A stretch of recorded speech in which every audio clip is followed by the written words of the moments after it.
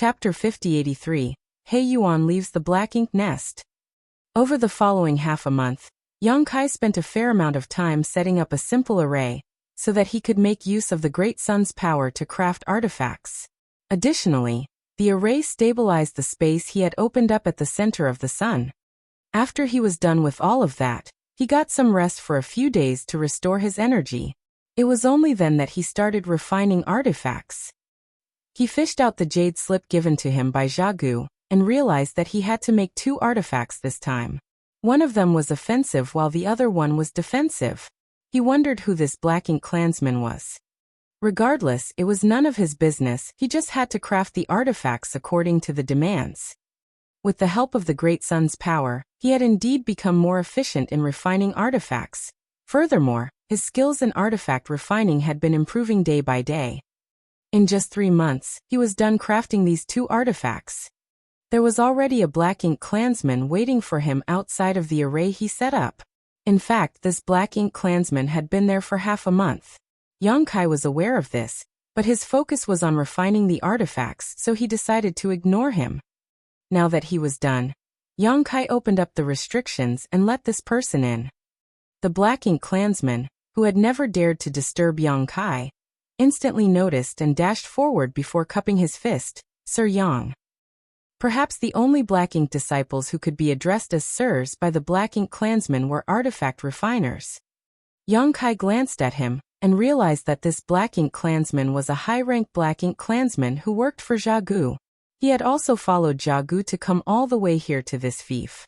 After a nod, Yang Kai asked, "Has Brother Xiaogu sent you here to tell me something?" The high-rank black ink clansman stepped forward and held out a space ring. "Sir Xiaogu said this is the next artifact you have to make. The materials, demands, and payment are all inside. Additionally, he wants me to retrieve the artifacts you've refined." Yang Kai took the space ring and realized that just like what the black ink clansman had said, there were a lot of materials for artifact refining, a jade slip with the specifications recorded in it, and 7,000 black ink coins inside the ring. Upon confirmation, Yang Kai passed him the 2 artifacts he had recently made and put on a bitter smile. "Your sir doesn't even give me some rest time." The high-rank black ink clansman put on a fawning smile. "Sir Xiaogu said that your skills in artifact refining are exceptional. Many feudal lords have heard about you, so they want you to make artifacts for them." "It's fine. I'm earning black ink coins to buy some cultivation resources anyway. Just tell your sir that he can accept all the orders. I'm fine with it." "Yes," the high-rank black ink clansman replied, then asked, "When should I come again?" After giving it a thought, Yang Kai said, "For each artifact, you can come again after 2 months." He then watched the high-rank black ink clansman leave, and reactivated the restriction.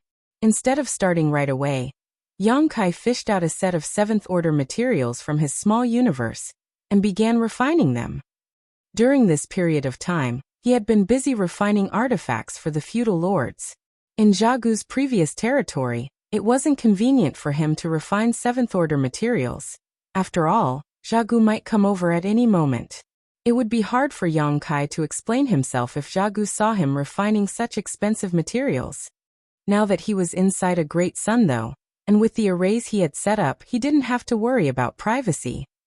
On the other hand, since he had helped so many feudal lords craft artifacts, his skill in the Tao of artifact refining must be well known by now. That was exactly what he had hoped to see, and the high-rank black ink clansman's statement just now proved this point. Everything was going according to plan, and Yang Kai just had to wait for He Yuan to leave the black ink nest. The days went by slowly. Xiaogu would send someone to pass Yang Kai materials for artifact refining and payment for his services every 2 months. Most of the time, it would be the same high-rank black ink clansman who looked for Yang Kai. Xiaogu had just obtained his own fief, so he seemed to be swamped with work, and would only visit Yang Kai sporadically. Nevertheless, the high-rank clansman wouldn't stay for a long time. After passing Yang Kai the space ring that contained the materials and money, he would take the artifact that had been made and leave. 5 years passed by in the blink of an eye. Including the amount of time Yang Kai had spent in Xiaogu's previous castle, He had now been refining artifacts for the Black Ink feudal lords for 7 or 8 years. During this period of time, he had produced dozens of artifacts that were all high quality. Given his near-complete focus on artifact refining, Yang Kai's comprehension of the Tao of artifact refining had improved significantly. However, he didn't feel one bit pleased about it. That was because he knew that every artifact he refined would be of great help to the Black Ink clan on the battlefield. Those artifacts might injure or even kill human soldiers. He had thought about pulling some tricks by designing the artifacts in a way that they would collapse when the Black Ink clansmen clashed with the humans. However, even though he could be considered a great master when it came to his mastery of artifact refining, he was not able to do such a thing without anyone discovering it. If he really tried, the feudal lords would realize it very quickly, and that would only destroy the reputation he had built up and derail his following plan. Hence, he decided to give up on the idea. Although Yang Kai had spent most of his time refining artifacts over the past few years, he would still take some time off to cultivate after crafting each item. As time passed, he managed to make up for some of the losses in his heritage due to the fact that he had sacrificed a part of his small universe in the past. He had been waiting for He Yuan to summon him, but his wish was still not granted. Supposedly, He Yuan should have left the Black Ink nest by now. Although he was badly injured, his speed of recovery shouldn't be so slow with the help of the Black Ink nest. Yang Kai wondered what was going on. One day, Xiaogu came over as usual. After getting the artifact from Yang Kai and passing him the next set of materials, Xiaogu thanked him and was preparing to leave. "Wait a moment, brother Xiaogu," Yang Kai said. Xiaogu turned around and asked with a smile, "What's wrong, brother Yang?" Over the years, he had earned a huge fortune through Yang Kai's skills in artifact refining. Gui Liao did indeed have wealthy friends who willingly paid 100,000 Black Ink coins for a single artifact without blinking an eye. Besides that, those feudal lords were eager to get their hands on the artifacts made by Yang Kai. According to Gui Liao, there were still more than 10 feudal lords who were waiting to order their artifacts. They would charge 100,000 coins for an artifact, and other than the 7,000 given to Yang Kai, Xiaogu and Gui Liao would respectively split the rest. Hence, Xiaogu gained 46,500 Black Ink coins for every artifact. 100,000 was just the amount that Gui Liao told him though, and Xiaogu even suspected that Gui Liao would charge his customers a higher fee. Nevertheless, he wasn't in any place to demand more. Over the past 5 years, Yang Kai had produced more than 30 artifacts, so not only had Xiaogu paid back the Black Ink coins he owed Gui Liao, but there was a lot of surplus. Now he focused on managing his own fief, so all the Black Ink coins he earned would be used to build up his territory. Now his fief was really beginning to take shape. Not only had Xiaogu nurtured several tens of thousands of Black Ink clansmen through the Black Ink nest, but he had also attracted many Black Ink clansmen from other places to settle down in his territory. It could be said that he owed his success to Yang Kai, so he was naturally quite friendly with him. Without beating around the bush, Yang Kai asked, "Do you know what's going on with Sir Territory Lord? Has he left the Black Ink nest?" Upon hearing that, Xiaogu shook his head. "I don't think Sir Territory Lord has left the Black Ink nest. I suppose he's still recuperating." Yang Kai frowned. "Why is it taking Sir so long to recover? It's been nearly 8 years since he returned. Supposedly he should have left the Black Ink nest a long time ago." Xiaogu nodded. "Usually it wouldn't take Sir such a long time, 3 to 4 years at most. However, you're also aware that Sir Territory Lord wasn't the only one who entered the Black Ink nest to recuperate. There were several other Territory Lords as well, and their injuries were even more severe than Sir Territory Lord's. Although the Black Ink nest can help Sir recuperate, there are several Territory Lords who need to share that power. Hence, it's not as effective as when he's on his own. That's the reason it's taking him a longer time to recuperate." This was the information Xiaogu obtained from Gui Liao. After all, he and Gui Liao knew that once He Yuan left the Black Ink nest, Yang Kai, as his Black Ink disciple, would be summoned no matter what. By then their business of selling artifacts would come to a halt. Certainly, Xiaogu wanted this business to last as long as possible. Therefore, he asked Gui Liao about He Yuan's condition. What he told Yang Kai just now was the information he had obtained from Gui Liao. Upon hearing his explanation, Yang Kai replied, I see. Do you know when Sir Territory Lord will leave the Black Ink Nest, then? It will happen within a year or two. As Xiaogu spoke, he patted the other man's shoulder. Don't worry about it. Sir Territory Lord is powerful, so he'll be fine. However, after he leaves the Black Ink Nest, you as his Black Ink disciple will have to go back to him. You won't stay here and keep making artifacts, so during this period of time, you have to work harder in order to earn more money to purchase cultivation resources. He thought that Yang Kai was worried about He Yuan, so he decided to placate him. Nevertheless, he still reminded Yang Kai to work harder to create more artifacts. Yang Kai nodded gently. You have a point, Brother Xiaogu. Upon learning that the reason He Yuan hadn't left the Black Ink Nest after such a long time was that he was sharing its power with other territory lords, Yang Kai set his mind at ease. He was most worried that an accident might have happened to He Yuan. If He Yuan lost his life due to his severe injuries, things would become complicated. Yang Kai definitely didn't want to see that happen. After seeing Xiaogu off, he continued refining artifacts. Several months later, on the universe fragment belonging to He Yuan, the Black Ink Nest, which had remained shut since the return of He Yuan and the other territory lords, shook a little. Following that, a portal opened up at the bottom of the Black Ink Nest. Several burly figures stepped out from the portal, all of their auras thick and intimidating. The moment the Black Ink clansmen, who were guarding the Black Ink Nest, saw these figures, they saluted them in a solemn manner. This couldn't be helped, as they were all territory lords. The person at the front was none other than the owner of this place, He Yuan. Of these territory lords, He Yuan looked perfectly healthy while the auras of the other territory lords were still a little unstable. It seemed that they hadn't fully recovered. That was indeed the case. After about 8 years of recuperation, their injuries had mostly healed, but they were still some distance away from full recovery. The only one who had fully recovered was He Yuan. Even though he was indeed a little stronger than the others, that had nothing to do with the speed of recovery. The main reason was that he was the owner of this Black Ink Nest. By having full control over the Black Ink Nest, he could direct most of its power to heal his injuries while the rest would be shared among the other territory lords. Chapter 5084, Territory Lord Summons. He Yuan would naturally recover much quicker than the other territory lords under such circumstances.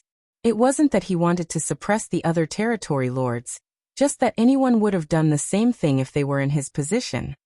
In fact, if possible, He Yuan would rather have sent these territory lords back to their respective territories upon their return from the battlefield, so that he wouldn't have to share the power of his Black Ink Nest. However, those territory lords were horribly injured at that time as they had all fallen into a state of deep sleep, so he couldn't possibly toss them out. Left with no other choice, he brought them back to his own Black Ink Nest, and they recuperated together. That way they could take care of each other. Despite all this, the territory lords were still grateful to He Yuan and not dissatisfied one bit. It was true that they hadn't fully recovered, but they were now able to protect themselves at the very least. They just had to return to their territories and get some more rest in their own Black Ink Nests, so that they would recover as time passed. The entire process would only take them a few more years. After stepping out of the Black Ink Nest, the territory lords thanked He Yuan before shooting into the sky to leave in a hurry. This was He Yuan's territory after all, so it wasn't appropriate for them to linger here. They naturally had to go back to their territories. He Yuan watched them leave. Not long after the territory lords left, Gui Liao, who had received the news, led a group of Black Ink clansmen and arrived at this place in a rush to welcome He Yuan. Soon they returned to the castle. After He Yuan was seated on his throne, Gui Liao stood in front of him and reported to him about what had happened in the territory over the years in a respectful manner. He Yuan listened to him in silence. No major events had taken place over the past few years. The humans were recuperating, and there hadn't been any serious conflicts between the two races. Hence, Gui Liao was done with his report soon. He Yuan nodded and praised him by saying, "You've done a great job." Gui Liao replied humbly, It is all thanks to Sir's excellent management of the territory. I am just taking care of it on your behalf, so I wouldn't dare to take the credit." He Yuan didn't comment on it. Suddenly he asked, "The new black ink disciple named Yang Kai that I've taken on is an artifact refiner." There wasn't a hint of surprise on Gui Liao's face as he replied respectfully, "Yes, he has refined a lot of artifacts for the feudal lords over the years." He Yuan had been recuperating in the black ink nest since his return, and he had never come into contact with anyone else. Despite that, he was still aware of all this information thanks to the black ink nest. The realm built on the black ink nest's consciousness was where the feudal lords would communicate with each other. Certainly, these exchanges couldn't be hidden from the primary black ink nest's owner. In other words, as long as He Yuan wanted to, he could monitor all the conversations that took place within that domain while he was recuperating inside his black ink nest. Many feudal lords were aware that Yang Kai was an artifact refiner, so they would certainly talk about it. It was expected that He Yuan would become aware of this fact. Furthermore, Gui Liao knew that this fact couldn't be hidden from He Yuan, so he never attempted to do so. The feudal lords seem to be pleased with the artifacts he's made. What do you think about his skills in artifact refining? He Yuan asked. Gui Liao replied, I have no idea how the humans classify the skills of an artifact refiner, but I think that he's fairly talented in artifact refining. The artifacts made by him are just as good as the ones owned by the humans. With those artifacts in possession, the feudal lords have enjoyed varying degrees of increase in their strengths. This will help them tremendously when they go to war. He Yuan nodded lightly. Since you've said as much, it must mean he's truly skillful in artifact refining. He couldn't help but be surprised. It never crossed his mind that the black ink disciple he had taken on was a valuable artifact refiner. The reason he decided to personally corrupt Yang Kai was that the latter had showcased exceptional combat strength back then. Other than being powerful, Yang Kai was also an expert in artifact refining. It seemed that He Yuan had accidentally picked up a treasure. A few years ago, he lost the resource harvesting area to the enemy, and many of his soldiers were killed during the war, so the royal lord would definitely punish him. As a territory lord, He Yuan wouldn't be slapped with a serious punishment. A part of his territory would be taken from him at most. However, he wouldn't want to see that happen. Nevertheless, he could probably make up for the losses by presenting a skilled artifact refiner to the royal lord. Certainly, he would feel heartbroken letting such a talented person go. But since Yang Kai was an artifact refiner, he would have to take part in that plan. Regardless of whether He Yuan wanted to make up for his losses or not, he couldn't keep Yang Kai by his side. Otherwise, he wouldn't be able to bear the royal lord's wrath. Where is he now? He Yuan asked all of a sudden. Gui Liao replied honestly, he's in Jiagu's place. There's a dead great sun star that is useful for him to refine artifacts with. Tell him to come over and see me now. Yes. For hours later, Yang Kai, who was refining an artifact, realized that the restriction was touched, which caused him to frown. Over the years, Jiagu's subordinate would always wait outside of the restriction instead of triggering it, so this behavior was a little unusual. Moreover, he could sense that the person triggering the restriction was none other than Jiagu himself. Yang Kai initially decided to ignore him. After all, he was in the final stage of refining the artifact he was working on, and it would be completed in just 3 to 5 days. Jiagu waited for a bit, but upon seeing that the restriction was not open, he directly broke it and entered. The restriction Yang Kai had set up was a simple one, not something powerful, so it was easy for a feudal lord like Jiagu to break it. This caused Yang Kai to be disturbed, and the artifact in his hands that was about to take shape became contorted. After taking a glance at it, Jiagu knew that the artifact must have been ruined because of what he had done. However, that was the least of his concerns now, as he promptly said, Sir Territory Lord has left the Black Ink Nest, Brother Yang. He wants to see you now. Sir has left the Black Ink Nest. Yang Kai was surprised. Previously, Jiagu told him that it would only happen after a year or two, but only half a year had passed since then. However, since He Yuan wanted to see him, there was no way Yang Kai could tarry. After all, he was technically He Yuan's Black Ink disciple. I'll set off immediately then. What about this artifact? Yang Kai turned to look at the warped artifact. Zhao Gu replied, It's fine. I'll pay for the loss.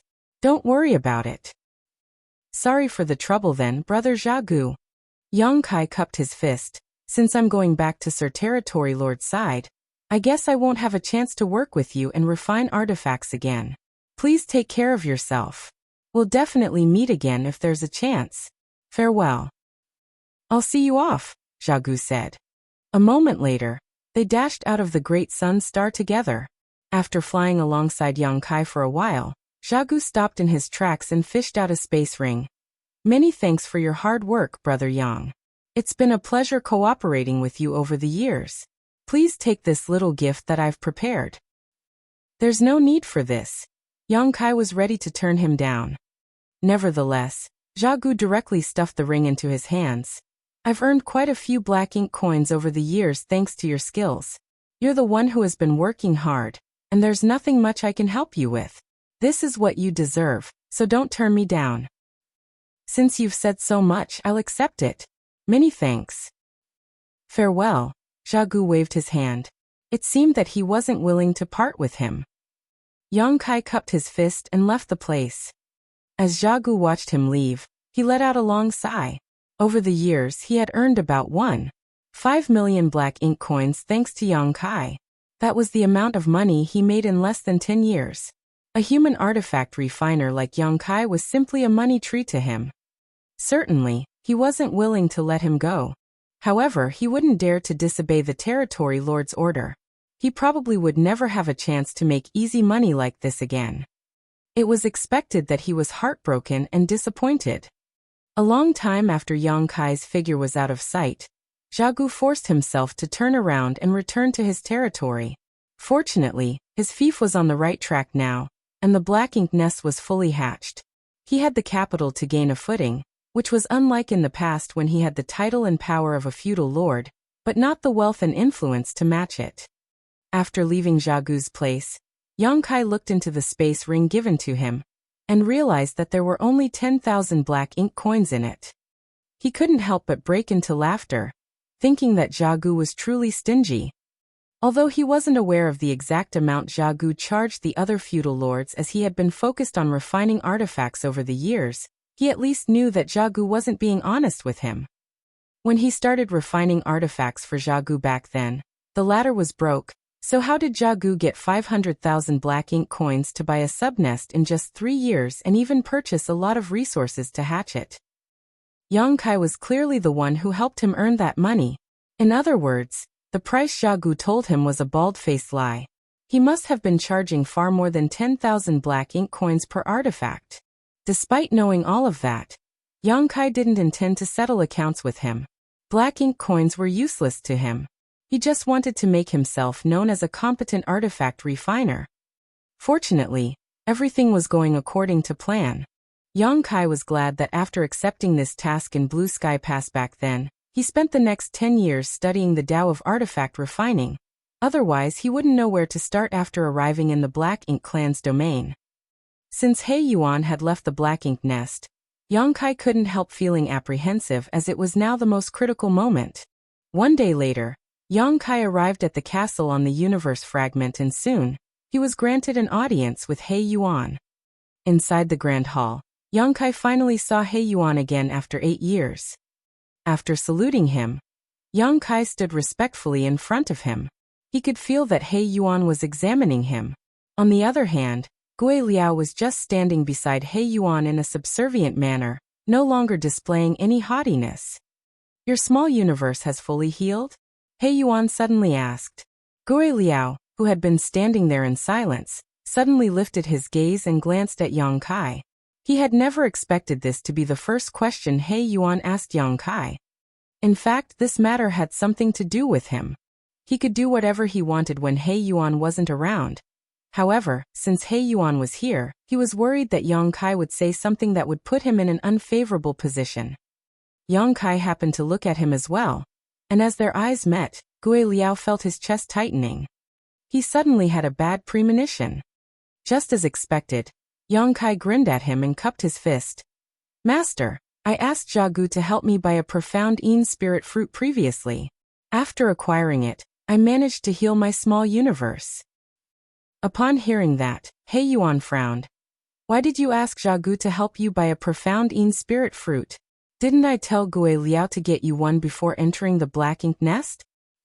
Yang Kai replied impassively, you'll have to ask Sir Gui Liao about that. He Yuan instantly turned to look at Gui Liao. Chapter 5085, Progressing Smoothly. Gui Liao turned around and saluted He Yuan before explaining.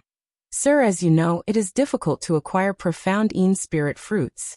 After you started recuperating, I did my best to look for one, but was regretfully unsuccessful in short order. Because of that, Yang Kai might have misunderstood my intentions. After asking for the spirit fruit several times but to no avail, he got into a conflict with my black ink disciple Lu Zian. I punished them respectively. After that, Yang Kai became furious and left the castle. It wasn't until you summoned him that he returned. Is that the case? He Yuan frowned. Yang Kai replied dispassionately, I'm not sure if Sir Gui Liao had done his best to look for the spirit fruit. However, after I went to Jagu's place and promised that I would refine 2 artifacts for him, he obtained a profound Een spirit fruit for me within 3 days. Gui Liao explained, that was when the profound Een spirit fruits became available in the territory. I seized the chance and bought one, thinking that I'd give it to you when you came back, but you didn't seem to have the intention of returning. Upon finishing his words, he fished out a box from his space ring and opened it. There was a profound Een spirit fruit sitting inside it. Yang Kai widened his eyes and secretly cursed at him, thinking that Gui Liao must have prepared it beforehand. Gui Liao sighed. You never showed up, and I didn't know where you were. It wasn't until a long time later that I found out you had been refining artifacts in Jagu's place, and your small universe had fully recovered. At that instant, Yang Kai was lost for words despite feeling aggrieved. He initially wanted to expose Gui Liao to He Yuan, but he hadn't expected that this guy had already come up with an immaculate explanation. Now he was in a dilemma. After pulling himself together, Yang Kai adjusted and said, In that case, I must have misunderstood you, Sir Gui Liao. Please accept my apology. It's fine. You are Sir Territory Lord's black ink disciple. Since it was his order, I would definitely do my best to execute it. Gui Liao emphasized his loyalty to He Yuan. He Yuan wasn't willing to waste his time dealing with such a minor issue, so he waved his hand and said, Since it's a misunderstanding, let's end this matter here. Now that your small universe is complete, you won't face any issues when cultivating. Gazing at Yang Kai, he changed the topic by saying, You're an expert in artifact refining. Yang Kai replied respectfully, I wouldn't dare to say that I'm an expert in artifact refining.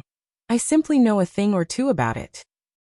He Yuan nodded lightly and extended his hand towards Gui Liao, who got the hint and hurriedly fished out a lance from his space ring before shuffling towards Yang.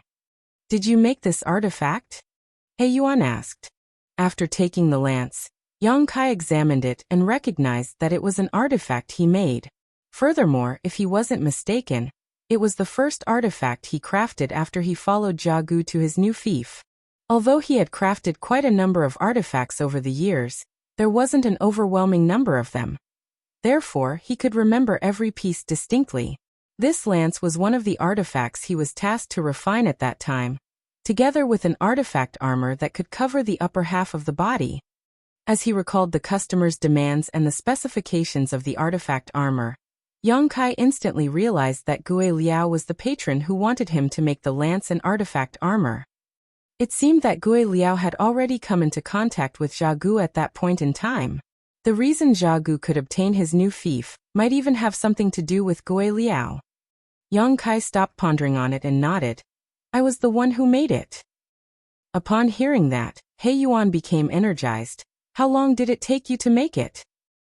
Yang Kai replied, about 2 months. He Yuan's eyes brightened. It only took you 2 months to make such an artifact. It seems that you really are skillful in artifact refining. Many thanks for your praise, Master. According to human standards, I am barely qualified to be called a great master when it comes to my skills in artifact refining. This is already the best I can make. It's already incredible that you're able to refine such artifacts.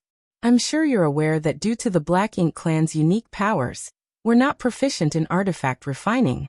Therefore, it's difficult for us to get artifacts that suit us.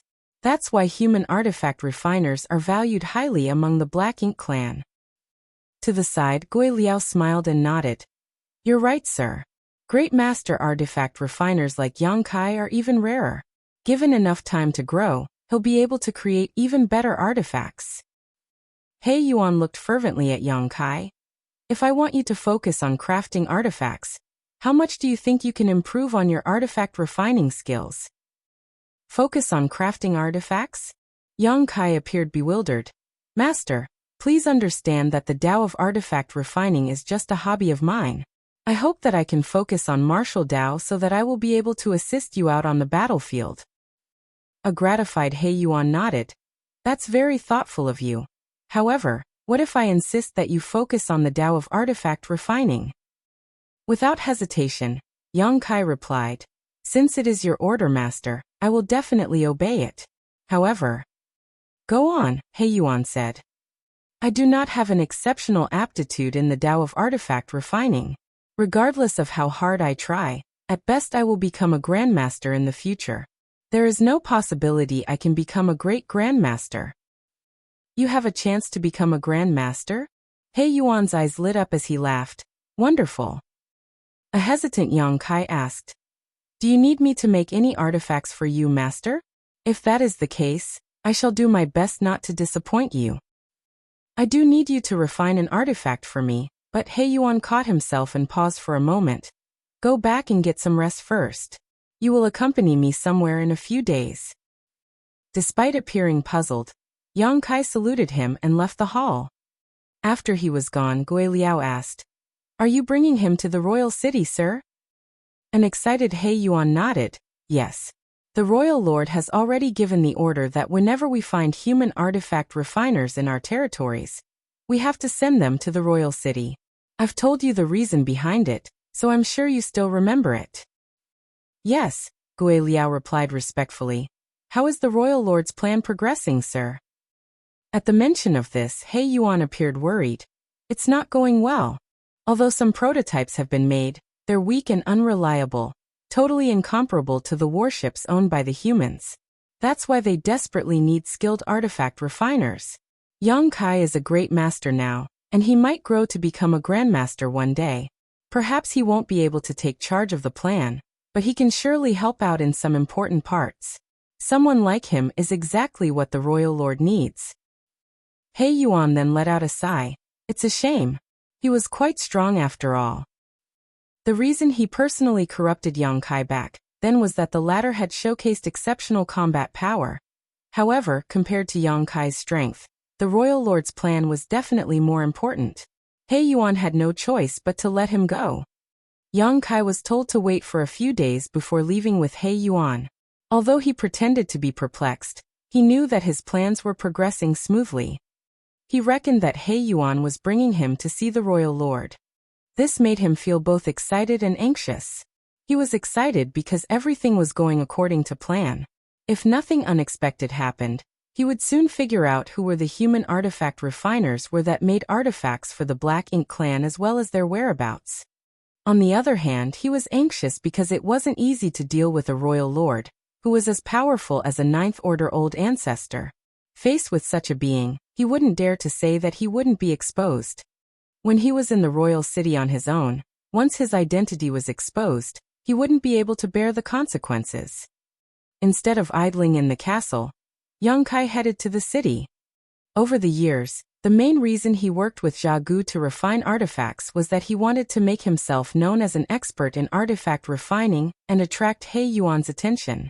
At the same time, he had also accumulated quite a lot of Black Ink coins. For every artifact he made, he received 7,000 Black Ink coins. Over the past 7 to 8 years, he had made about 50 artifacts and had thus earned more than 300,000 Black Ink coins. In fact, the purchasing power of Black Ink coins was incredible. Based on the conversion rate, 300,000 Black Ink coins would be equivalent to 3 billion open heaven pills. Although Black Ink coins were useless to Yang Kai, He could use them to purchase cultivation resources. This was the first time he brought so much money with him and bought things in the city, so he was curious about everything. There were quite a number of black ink disciples in the city, but they all followed behind their masters.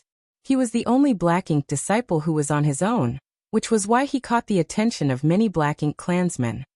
Although they were curious, they wouldn't dare to do anything to him upon detecting his 7th Order Open Heaven Realm cultivation. The person who could corrupt a 7th Order Open Heaven Realm master had to be a territory lord at the very least. Furthermore, they heard that the ruling territory lord here had taken on a 7th Order Black Ink disciple recently. Perhaps this human was that Black Ink disciple.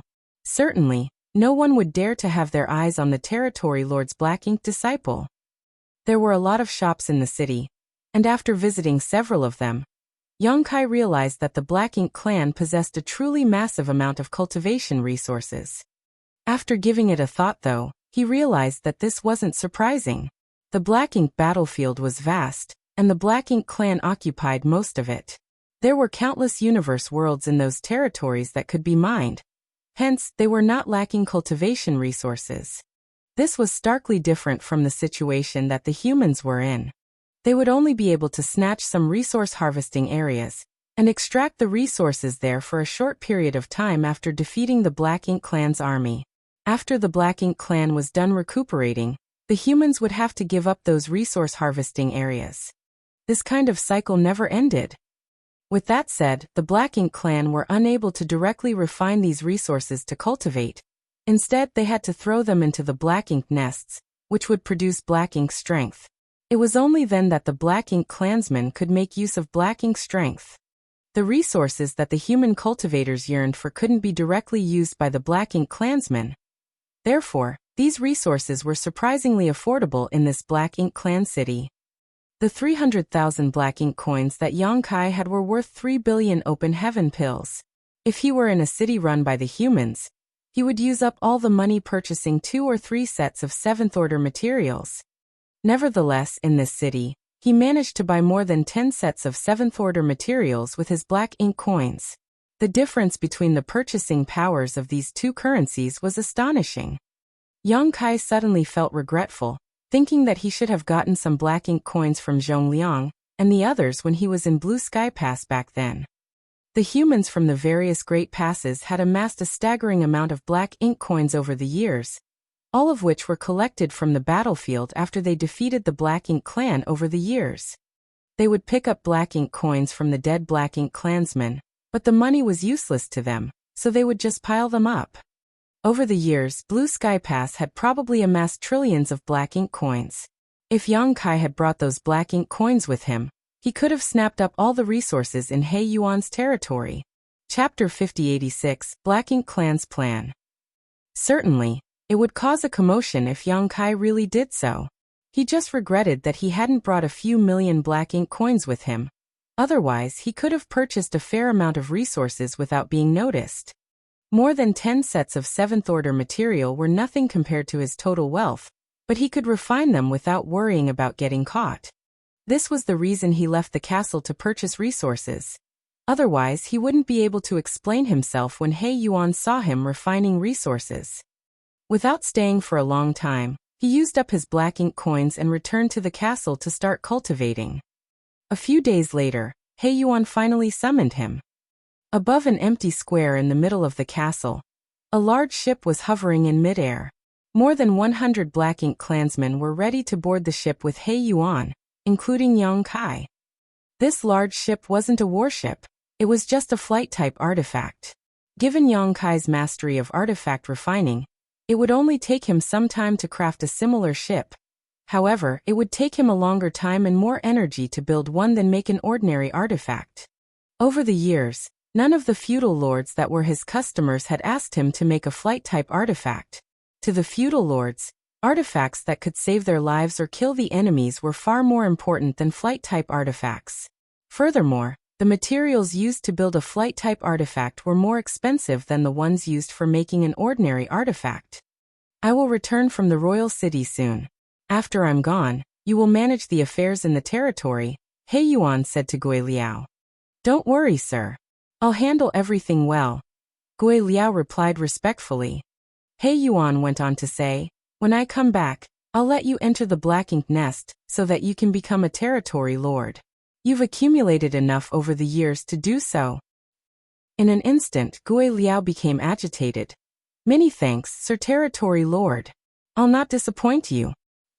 He Yuan nodded lightly, then said to the Black Ink clansman who was responsible for controlling the large ship, let's go. Following his order, the ship hummed and rose into the sky. After turning in a different direction, it transformed into a ray of light and left the place at the speed of lightning. On the deck, He Yuan stared out at the void and fell into his thoughts. Yang Kai just stood silently behind him in a subservient manner. I rarely turn humans. The last time I did so was 2,000 years ago. The Black Ink disciple I corrupted at that time was just like you. He was strong, He Yuan suddenly said. Yang Kai had no idea what the other man was trying to say. Although it seemed like a small talk, he didn't think a territory lord would waste his time in such a way. Hence, he decided to remain silent so that he wouldn't say anything wrong. He had followed me for 1,000 years and made a lot of contributions. Unfortunately, he was killed on the battlefield in the end. He Yuan sighed.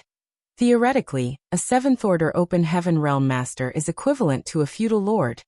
However, a 7th Order human will always be stronger than ordinary feudal lords. The strongest ones are even able to wound newly promoted territory lords. Yang Kai explained, the cultivation of humans is all about accumulation. Even if two people are both in the 7th Order Open Heaven Realm, there might be a difference of several thousand years of cultivation between them. Hence, there is a huge gap in power between them. He Yuan nodded. It's all about accumulation for the humans, and it's the same case for the Black Ink clan. However, in general, it takes a shorter time for the Black Ink clan to mature than the humans. Moreover, all our ascensions rely on the Black Ink nests. Perhaps that is the reason the individual power of the Black Ink clan is weaker than that of the humans. Upon hearing that, Yang Kai was startled. I've never thought about it before. Without turning his head, He Yuan said with a smile, the humans rely on themselves to break through while the Black Ink clan have to make use of external aids to do so. That's the difference between us. However, humans are not comparable to us when it comes to population. We have an infinite supply of soldiers while there's only a limited number of human cultivators in each great pass. Despite that, rarely has any great pass been conquered over the years. Sometimes, I can't help but admire the humans' determination and perseverance. Yang Kai sensitively caught a piece of important information in He Yuan's words. Sir, you said rarely any great pass has been conquered before. Does that mean it has happened before? He Yuan turned to look at him and asked curiously, don't you know about it? It really happened before? Yang Kai felt his heart sinking. While remaining calm, he shook his head. I've never heard about it. In fact, it's only been a short time since I arrived at this battlefield. He Yuan nodded gently. It indeed happened a long time ago. The humans must be ashamed of this incident, so they naturally wouldn't spread it. Perhaps they've erased all records of it. Which of the great passes had been conquered before? Yang Kai knew that as a Black Ink disciple, he shouldn't have asked so many questions. Nevertheless, he couldn't suppress his curiosity. It happened so long ago that I can no longer remember it. Let me think. I believe it was called the Great Evolution Pass. Yes, it was the Great Evolution Pass. Great Evolution Pass. Great Evolution Paradise. Yang Kai was shaken to the core. The Great Passes were basically named after the cave heavens and paradises. At the mention of the Great Evolution Pass, Yang Kai could only think of Great Evolution Paradise. That was the paradise where Grandmaster Ma Fan came from. The good fortune divine furnace that could be used to derive higher order materials from lower order ones was one of Great Evolution Paradise's core inheritances. Back then, in order to fight for the right to use the good fortune divine furnace, the cave heavens and paradises haggled with Yang Kai for quite some time. Great Evolution Paradise was removed from the 72 paradises, and Grandmaster Ma Fan was just a remnant of Great Evolution Paradise. Yang Kai had always been curious about what kind of crisis such a paradise faced to cause its downfall. Now, it seemed that it had something to do with the fact that the Great Evolution Pass was conquered on the Black Ink battlefield. However, other than the old ancestors, no one else seemed aware of what had happened in the past. Even Grandmaster Ma Fan himself seemed unaware of the details. After all, he had never come to the Black Ink battlefield as he had always been living in the 3000 worlds. That is the only great pass we managed to conquer. There was a hint of displeasure in He Yuan's tone. Although we had many chances of conquering other great passes in the past, we'd always fail in our attempts in the end. The resilience and persistence of the humans is inconceivable. You are a human as well as a Black Ink disciple, so you surely understand humans and the Black Ink clan better than most. Do you know the strengths and weaknesses of the two races? Yang Kai was caught off guard as he was suddenly asked such a question, but after giving it a thought he replied, "Just like what Master has said, the Black Ink clan have an unlimited supply of soldiers while there is a limited number of human cultivators. That's the advantage of the Black Ink clan. Also, Black Ink's strength is a tricky problem for the humans. In the past, once they were invaded by Black Ink's strength, they either had to sacrifice a part of their small universes or kill themselves on the spot. Otherwise, they would be turned into Black Ink disciples. However, since the humans invented purifying Black Ink pills, the threat of Black Ink's strength has greatly diminished." Indeed. He Yuan snorted. Purifying Black Ink pills are being used by the humans to suppress Black Ink's strength now. If we lose this advantage, it will be useless regardless of how many soldiers we have. The humans also have warships. That is their biggest advantage. A warship is the greatest weapon for both offense and defense. With only a small number of humans controlling the vessel, it can cause severe casualties on the battlefield. If the humans never had warships, they would have been destroyed by now. Yang Kai played along by saying, "If the Black Ink clan also had warships, the humans wouldn't be a match for us. Unfortunately, it's extremely difficult to refine a warship. Only great grandmasters are able to do that. Although I know a thing or two about artifact refining, I'll never be able to make a warship in my lifetime regardless of how hard I try." He Yuan turned to look at him and smiled. "While you can't do it, that doesn't mean no one else can make it." Yang Kai said curiously, "Master, you mean?" He Yuan went on to say, "You're not the only one who has thought of this idea. In fact, the Royal Lord has been working towards this goal for a long time now. The Black Ink clan has been trying to create a warship, and we've achieved some success so far." Yang Kai instantly appeared shocked. "There's a great grandmaster artifact refiner in the Black Ink clan?" He Yuan shook his head. "I have no idea whether he's a great grandmaster. Perhaps he's still some distance away from that rank, but he's certainly approaching it. As time passes, he'll be able to refine a warship. That's the reason I'm bringing you to the royal city." Upon learning his intentions, Yang Kai said, "Master, you want me to help create a warship?" He Yuan nodded. "You're a great master in artifact refining, so you should be able to help out. After all, there are not a lot of artifact refiners as capable as you in the Black Ink clan." Upon hearing that, Yang Kai said, "Since it is your order, this servant will do his utmost to comply." He Yuan was apparently pleased with his response. "Just do your best when you're there, and don't cause trouble. If other territory lords have their eyes on you, just tell them you're my Black Ink disciple. When you manage to make a name for yourself, you'll be a great contributor to the Black Ink clan. I'll reward you handsomely when the time comes." "You flatter me, Master. I will do my best to help." While facing away from him, He Yuan waved his hand. "We'll reach the royal city in a few days. You don't have to stay here. Go get some rest. Then I will retire to my room." Yang Kai cupped his fist and stepped backwards before turning around to leave. After he entered the room assigned to him, Yang Kai sat down with his legs crossed and fished out a set of 7th-order materials to cultivate. Although he already had a speculation about He Yuan's intentions, he hadn't expected the latter to make them so clear to him while they were on their way to the destination. After giving it a thought though, he realized that He Yuan must have decided to inform him about it in advance, so that he wouldn't be perplexed when they arrived at the royal city. Nevertheless, It never crossed He Yuan's mind that it was exactly Yang Kai's intention to sneak into the core of the Black Ink clan's territory. Everything was going well, and if nothing unexpected happened, after they arrived at the royal city, He Yuan would recommend Yang Kai to take part in the warship refining project. By then it would be easy for Yang Kai to gather information. Having said that, there was one thing that troubled him. How was he going to relay the information he had gathered back to Yinyang Pass? It wasn't that those from Yinyang Pass had neglected this issue per se, but while he could pretend to be a Black Ink disciple and sneak into this place, sending information back remained a difficult problem. Those from Yinyang Pass were simply unable to solve this problem. They only told Yang Kai to come up with a way to send the information to them. Yang Kai had been racking his brain for a long time, but he still couldn't come up with a solution, and it was now giving him a headache. Chapter 5087 The Royal City.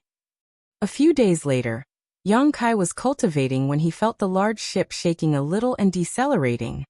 Following that, a Black Ink clansman was heard shouting from the deck, "Get ready! We're about to reach the royal city." Yang Kai put away his resources and dashed towards the deck. As he looked in the direction where the large ship was headed, a gigantic universe fragment came into his sight. He Yuan's territory was also a large universe fragment, but it paled compared to the one before his eyes. The universe fragment where the royal city was located was 10 times larger than He Yuan's territory. At the sight of it, Yang Kai was astonished. It had to be noted that a universe fragment was basically the result of a universe world breaking apart. Just by looking at the size of this universe fragment, Yang Kai could imagine how colossal the universe world must have been when it was whole. This must have originally been a flourishing world, but now there was only a universe fragment left, and it was engulfed in thick Black Ink strength all year long. As the large ship drew nearer, a massive Black Ink nest came into view. Despite the fact that the universe fragment was covered in dense Black Ink strength, it still couldn't conceal the magnificent nest. Looking at the unimaginably large object, Yang Kai was flabbergasted. Xiaogu had told him about the different ranks of Black Ink nests, so he was aware that this was supposed to be the Royal Lord's Black Ink nest, which was a high-rank nest. On the other hand, Xiaogu's was just a low-rank Black Ink nest. Despite being the lowest-rank Black Ink nest, it could produce more than 1,000 Black Ink clansmen at any given time as long as enough resources were provided to it. The Royal Lord's Black Ink nest in front of them was several dozen times larger than Xiaogu's Black Ink nest. Sitting on the universe fragment, the Black Ink nest looked like an insurmountable mountain. Given enough resources, such a Black Ink nest would undoubtedly be able to produce several tens of thousands of Black Ink clansmen at once. Black Ink nests were the foundation of the Black Ink clan, and this one was also the center of the entire royal city. With the Black Ink nest as the center, the vast area surrounding it made up the royal city. Before the large ship even got closer to the universe fragment where the royal city was located, Yang Kai detected a powerful aura that examined them. The person was obviously a territory lord who was responsible for keeping the royal city safe. He Yuan was just standing on the bow as he revealed a bit of his aura. Soon, the other aura retracted as the person verified He Yuan's identity. Without the need for any instructions, the large ship flew in a particular direction towards the royal city. They soon arrived at a square where more than 100 ships of different sizes were anchored. All of them were much larger than the ships owned by the humans. Nevertheless, these large ships were apparently made by human artifact refiners. Yang Kai was a fairly skilled artifact refiner now, so he could easily figure this out. These large ships were specifically made for the Black Ink clan by the human artifact refiners. "All of you stay here. I'll see the royal lord now," He Yuan said to his subordinates and left the ship. While standing on the deck, Yang Kai fell into a dazed state.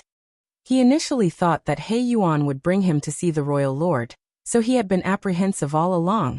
After all, he wasn't sure if the royal lord had any special skills that would allow him to see through his deception. If that was the case, he would lose his life before achieving his goal. However, He Yuan apparently didn't have the intention of bringing him to see the royal lord. This allowed Yang Kai to feel relieved. After giving it a thought, He realized that even though he could be considered a treasure as he was a great master artifact refiner, he still wasn't important enough to see the royal lord directly. It was expected that He Yuan wouldn't bring him along. Since Yang Kai didn't have to face the royal lord just yet, he set his mind at ease. He Yuan headed towards the giant black ink nest, and he was soon out of sight. Yang Kai looked around and realized that the black ink clansmen who had tagged along all sported solemn expressions. While standing upright, they stared at the black ink nest in a respectful manner. Besides them, the black ink clansmen staying on the other large ships were in a similar state. It seemed that the black ink clansmen especially revered the royal lord's black ink nest. According to Zha Gu, the black ink nest in the royal city was the source of all black ink nests in the Yinyang theater. All the territory lords' black ink nests were bred from this one, and the many low-rank black ink nests were then bred from those territory lord black ink nests. Innumerable black ink clansmen were born from the black ink nests of different ranks. Basically, the black ink nest in the royal city was the source of their lives. That was why they revered this particular black ink nest while they were here. Yang Kai couldn't help but fall into his thoughts. Where is the source of the royal lord black ink nests? It is not likely for them to have appeared out of thin air. I asked Zha Gu about it, but he was unable to answer my question. All Zha Gu knew was that a royal lord's black ink nest was the highest rank one. However, Yang Kai didn't think that was true. Perhaps there were some secrets that even many of the black ink clansmen were unaware of. It wasn't certain how long the meeting between He Yuan and the royal lord would last, and since Yang Kai was bored, he thought about taking a stroll around the royal city. However, he wasn't familiar with this place, so he was worried that he might invite some trouble. After all, his identity as a human was conspicuous. Furthermore, he had used up all his black ink coins. Even if he came across any good things, he wouldn't have the money to buy them. Therefore, he decided to give up on the idea. He thus shuffled into the cabin and fished out his resources to continue cultivating. This went on for a few days. Finally, there came a moment when he felt He Yuan's aura descending on the deck, so he hurriedly left the cabin. He Yuan was indeed standing on the deck. However, though he was on his own when he left the ship, when he returned, he had another black ink clansman with him. The black ink clansman was a feudal lord, but his aura was more ample than any feudal lord Yang Kai had seen before. Yang Kai saluted He Yuan respectfully, "Master." Him. The unfamiliar black ink clansman looked down at Yang Kai and examined him. He Yuan replied, "Yes, it's him." The black ink clansman nodded. "I'll take him from here then. I hope he's as skillful in artifact refining as you've described him to be, Sir He Yuan." He Yuan said, "Why would I lie to the royal lord?" Then he beckoned to Yang Kai. "Yang Kai." "Master." Yang Kai stepped forward. Like a senior to him, He Yuan instructed, "You will follow him. Remember what I told you before? Don't tarnish my reputation while you are here." Yang Kai cupped his fist. "Don't worry, master. I will do my utmost to serve you." A satisfied He Yuan nodded and turned to look at the feudal lord. "You can take him away now." The black ink clansman then activated his black ink strength and engulfed Yang Kai with it. After turning into a cloud of black fog, he shot into the sky. He didn't even bid He Yuan farewell before he left. Nevertheless, He Yuan didn't mind it. Although he was a territory lord, the other person was a personal guard of the royal lord. There was no doubt that he was weaker than He Yuan now, but he would be on an equal footing in the future. Everything was going well. Initially, after he was defeated in the previous battle and lost the resource harvesting area to the humans a few years ago, He Yuan was supposed to be punished. However, after he recommended Yang Kai to the royal lord, the latter didn't even reprimand him, just like he had expected. The royal lord only gave him a warning and told the personal guard to come to this place with He Yuan and take Yang Kai away. Since the matter had been settled, He Yuan decided to leave. He then told the person controlling the large ship to set off and return to his territory. Meanwhile, Yang Kai was engulfed in thick black ink strength and dragged along by the black ink clansmen at the speed of lightning. As he was covered in the black ink strength, it was hard for him to identify the exact direction they were traveling, though he had a general idea. As time passed, Yang Kai realized that they were actually moving further away from the universe fragment where the royal city was located. This astounded him. They were trying to build a warship, and this task couldn't be carried out by only one person, so there must be a lot of human artifact refiners that had been gathered together. Since this was an important matter, the Black Ink clan must have set up a secure place to conduct research and experiments. Yang Kai initially thought that such a place must be in the royal city. That was the speculation of those from Enyang Pass as well. That was why they decided to let him become He Yuan's Black Ink disciple, so that he could move around the royal city and gather information freely. Now, it seemed that the place where the warship was being developed wasn't in the royal city. The revelation made Yang Kai feel elated. Since the research center wasn't in the royal city, it meant that he didn't have to directly face the royal lord. This was good news to him. After all, the royal lord was too powerful. While they were on the way to their destination, Yang Kai asked probingly, "Where are we going, sir?" The Black Ink clansman apparently didn't have the intention of answering his question, and simply ordered impassively, "Shut up." Yang Kai directly kept his mouth shut. It seemed that it was difficult to deal with this feudal lord, for even He Yuan had to be polite to him. It was apparent that his identity was special. If Yang Kai was oppressed by him, he wouldn't have a way to get his revenge. Just 1 hour later, the feudal lord suddenly stopped in his tracks and looked around, as though he was trying to find something. Yang Kai scanned the surroundings and soon detected an anomaly somewhere in the void. Although that place didn't look different from the area around it, there was a weak fluctuation of space principles. Yang Kai arched his brow. If he wasn't mistaken, there was a portal over there. He soon realized what was going on. The place where the warship was being developed wasn't in the royal city. Instead, it was in a sealed world that would take a person an hour to reach from the royal city. This was indeed a good arrangement. As expected, after looking around for a while, the feudal lord stared fixedly at the hidden portal. Following that, he fished out a token and infused his power into it before casting a light at that place. A ripple spread across the void as the light penetrated a barrier and disappeared into another world. Yang Kai felt his brow twitching. It was apparent to him that this was a human's creation. The people who set up a restriction around here and made this access token were definitely human cultivators. After the feudal lord was done with all that, he waited patiently. A moment later, a ripple spread across the void as the portal to the sealed world opened up. Supposedly, someone from the inside had opened it. When the portal was large enough, the feudal lord grasped Yang Kai's collar and dashed inside. The view around Yang Kai changed, and he realized that he was now inside a sealed world. Just like the sealed worlds that had been explored before, this one was full of greenery. It was beautiful and refreshing like a spring day. The portal that led to the outside world was just behind him. However, he felt his skin tightening at that instant. This couldn't be helped, as he realized that several dozen auras had locked onto him, one of them being particularly fierce. Chapter 5088, Wuxia. Looking up, Yang Kai saw that there was a place that looked like a camp in front of him where several dozen Black Ink clansmen were looking in their direction. The one standing at the front had 2 horns on his forehead, and his burly figure made him look like some kind of 2-legged ox demon. Those several dozen auras apparently came from this group. Surprisingly, they were mostly feudal lords, while the Black Ink clansman who looked like an ox demon was a territory lord. There were many powerful Black Ink clansmen guarding the portal of this sealed world, and their leader was a territory lord.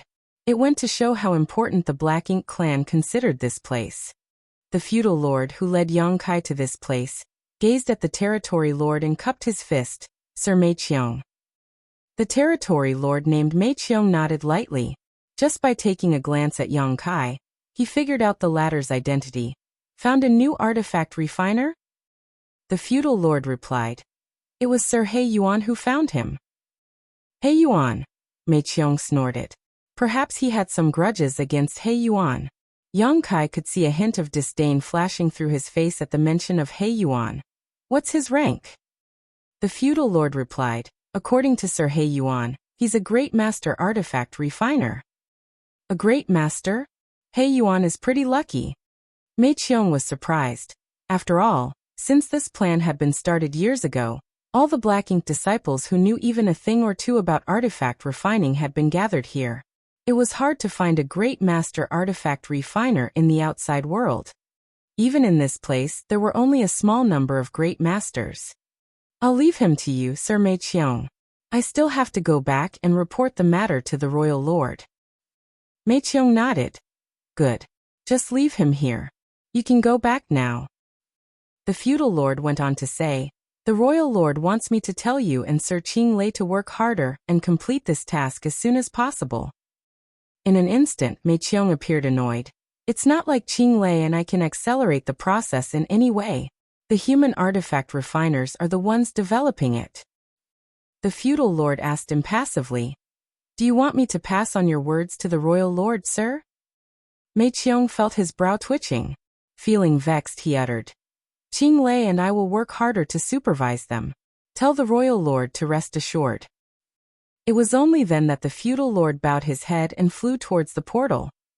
After the portal closed, Mei Qiong turned to look at Yang Kai and sneered, you're pretty bold. I hope your skills in artifact refining are just as great as your audacity. Yang Kai put on a fawning smile as he wouldn't dare to say anything in front of this overbearing man. Mei Qiong beckoned to a subordinate and ordered, bring him to see Qing Lei. Yes, upon receiving the order, the feudal lord directly pushed his black ink strength and engulfed Yang Kai with it before flying further into the sealed world. Just a moment later, they arrived at a huge valley where there was a grand hall in the middle of the mountain wall. There were a lot of black ink clansmen moving around the grand hall. The feudal lord turned his head and ordered, come with me. He then shuffled into the grand hall. Naturally, no one stopped him. Yang Kai followed him closely. Soon, they moved across the grand hall and arrived at an open-air platform on the other end. There was a well-built figure standing on the platform.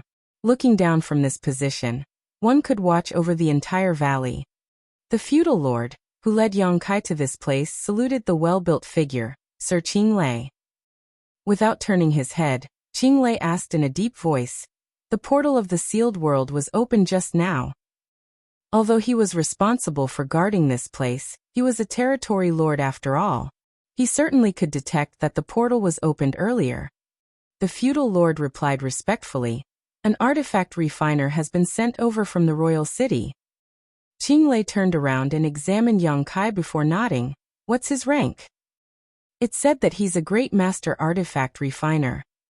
Qing Lei said impassively, not bad. Leave him to me. Yes, the feudal lord replied, then left the place respectfully. Yang Kai stood there silently and waited for Qing Lei to speak to him. However, Qing Lei didn't seem to have the intention of saying anything to Yang Kai as he remained unmoving. Yang Kai had no idea what the other man was waiting for. Despite that, he had figured out some important information not long after he arrived in this sealed world. There was no doubt that Mu Guang royal lord treasured this sealed world highly. Not only did it require a special token to open the portal, but there were also two territory lords guarding this place. One of them was Mei Qiong, who was responsible for guarding the portal, and the other was Qing Lei. Yang Kai had no idea how many feudal lords there were in this place, but he was certain there were a lot of them. The number of powerful black ink clansmen here showed how cautious Mu Guang was. Although Yang Kai always knew this would be a difficult task, he still felt frustrated at this moment. He could ignore the feudal lords, but it wasn't easy to do anything without alerting the territory lords. As Yang Kai followed Qing Lei's gaze, he saw a huge warship hovering in the middle of the mountain valley. The size of this warship was similar to the one he saw in Blue Sky Pass in the past. It was much larger than a typical warship owned by a human squad, similar to the size of a warship used by a battalion. The appearance of the warship was imposing. Since Yang Kai was unable to get closer, he couldn't ascertain the capabilities of this warship. However, it had been 20 years since those from Yinyang Pass discovered the first prototype Black Ink Clan warship, so the newer one must have been improved at least a little. At this moment, there were a lot of human artifact refiners that had gathered together in this mountain valley. Nevertheless, not every artifact refiner had the right to refine this kind of warship. Most of the artifact refiners could be ignored. The most pressing issue for Yang Kai was to find out who was the artifact refiner that was in charge of developing the warship. Only by doing so could he come up with a solution. All of a sudden, a figure shot into the sky, which caught Yang Kai's attention. As he looked intently, he realized that the person was a human, not a Black Ink clansman. The person was an elderly man who was in the Seventh Order Open Heaven realm. However, he appeared exhausted, as though he hadn't taken a break from work for a long time. The elderly man walked up to Qing Lei and saluted him. "What's wrong, Sir Qing Lei?" Qing Lei shot him a dispassionate glance. "Here's a new artifact refiner. Help him settle in." It was then that the elderly man noticed Yang Kai, who was behind Qing Lei, elated, and replied, "Understood." Upon finishing his words, he beckoned to Yang Kai, "Come with me." Yang Kai nodded and flew towards the mountain valley alongside the elderly man. Before they landed, the elderly man turned to look at Yang Kai and asked, "What's your name?" Yang Kai cupped his fist. "Yang Kai." The elderly man nodded. "So it is little brother Yang. You're already so strong at such a young age. You do have a promising future. By the way, I'm Wu Xinghe." Wu Xinghe. Yang Kai turned serious the moment he heard this name. Before he left Yinyang Pass, Tang Qiu had given him a list of a dozen people who had gone missing on the battlefield. Those from Yinyang Pass speculated that they had been corrupted by the Black Ink clan and turned into Black Ink disciples. These dozen people had studied artifact refining before and shown some talent for it. Of course, when they went missing, they could only be considered novices in artifact refining. However, if they fell into the hands of the Black Ink clan and started focusing on studying the Tao of artifact refining, they would have a chance to grow. Those from Yinyang Pass speculated that the person in charge of developing the warship was one of those people. Tang Qiu told Yang Kai to pay more attention to the information regarding the people on the list when the latter arrived in the Black Ink clan's domain. Yang Kai had never expected that not long after he entered this sealed world, he would meet one of the people on the list. Could this person be the one who was in charge of developing the warship? Yang Kai was uncertain about it. From the looks of it, even if Wu Xinghe wasn't the most important figure in this project, he wouldn't be insignificant. Otherwise, Qing Lei wouldn't have told him to help Yang Kai settle in. Suppressing the emotions in his heart, Yang Kai cupped his fist. "So it is Senior Wu." Wu Xinghe glanced at him and chuckled. "We're both in the Seventh Order Open Heaven realm, so you don't have to call me a senior. Moreover, we're in the Black Ink clan now, so we don't have to comply with the etiquette of the humans." Yang Kai was already used to human etiquette, and although he was a Seventh Order Open Heaven realm master, he could only be considered a rising star compared to the other much older veteran Seventh Order masters. Upon hearing Wu Xinghe's words though, Yang Kai stopped being overly polite and addressed the older man in a different way, saying, "Senior brother Wu." Wu Xinghe replied with a smile, "What's your rank in artifact refining?" Yang Kai replied honestly, "Great master." "What field are you particularly well versed in?" "Personally, I'm good at refining offensive and defensive artifacts. I can build flight-type artifacts as well, but that will take a longer time." Upon hearing that, Wu Xinghe nodded. "In that case, you shall work with me. I happen to need more people on my side. I shall trouble you from now on then, Senior Brother Wu." "No worries." By the time they finished speaking, they arrived at the bottom of the mountain valley. Yang Kai looked down and saw many artifact refiners working on the warship. There were also some feudal lords walking around that seemed to be supervising them. Wu Xinghe directly led Yang Kai to the edge of the mountain valley, where there were a lot of houses. Wu Xinghe pointed at those houses and said, "This is where we can get some rest and cultivate. The 3 houses on the left are empty, so you can choose one of them." Although Black Ink disciples are considered lowly in the Black Ink clan, artifact refiners like us are treated fairly well. If you need resources to cultivate, you can go over there and get some. Then he pointed at the hall on the side. Not only are there materials of different orders, but there are also a lot of spirit pills. They're for us to use. Yang Kai was astounded. "It seems that everything is provided for us." Wu Xinghe replied with a smile. "They've prepared everything for us so that we can work harder. It requires a lot of energy to refine artifacts. If we can restore ourselves quickly, we can put more effort into making artifacts. The Black Ink clan is aware of that. Yang Kai nodded to show that he understood what the other man was saying. The Black Ink clan has a lot of resources that are hard to come by on the human side. In this place, you can get a set of 7th order materials from the Black Ink clan to cultivate with ease. Of course, you can only get one set at a time, and you can only get another set after refining the ones you have. Chapter 5089 Solution. Since you're a newcomer, you can get used to the environment first.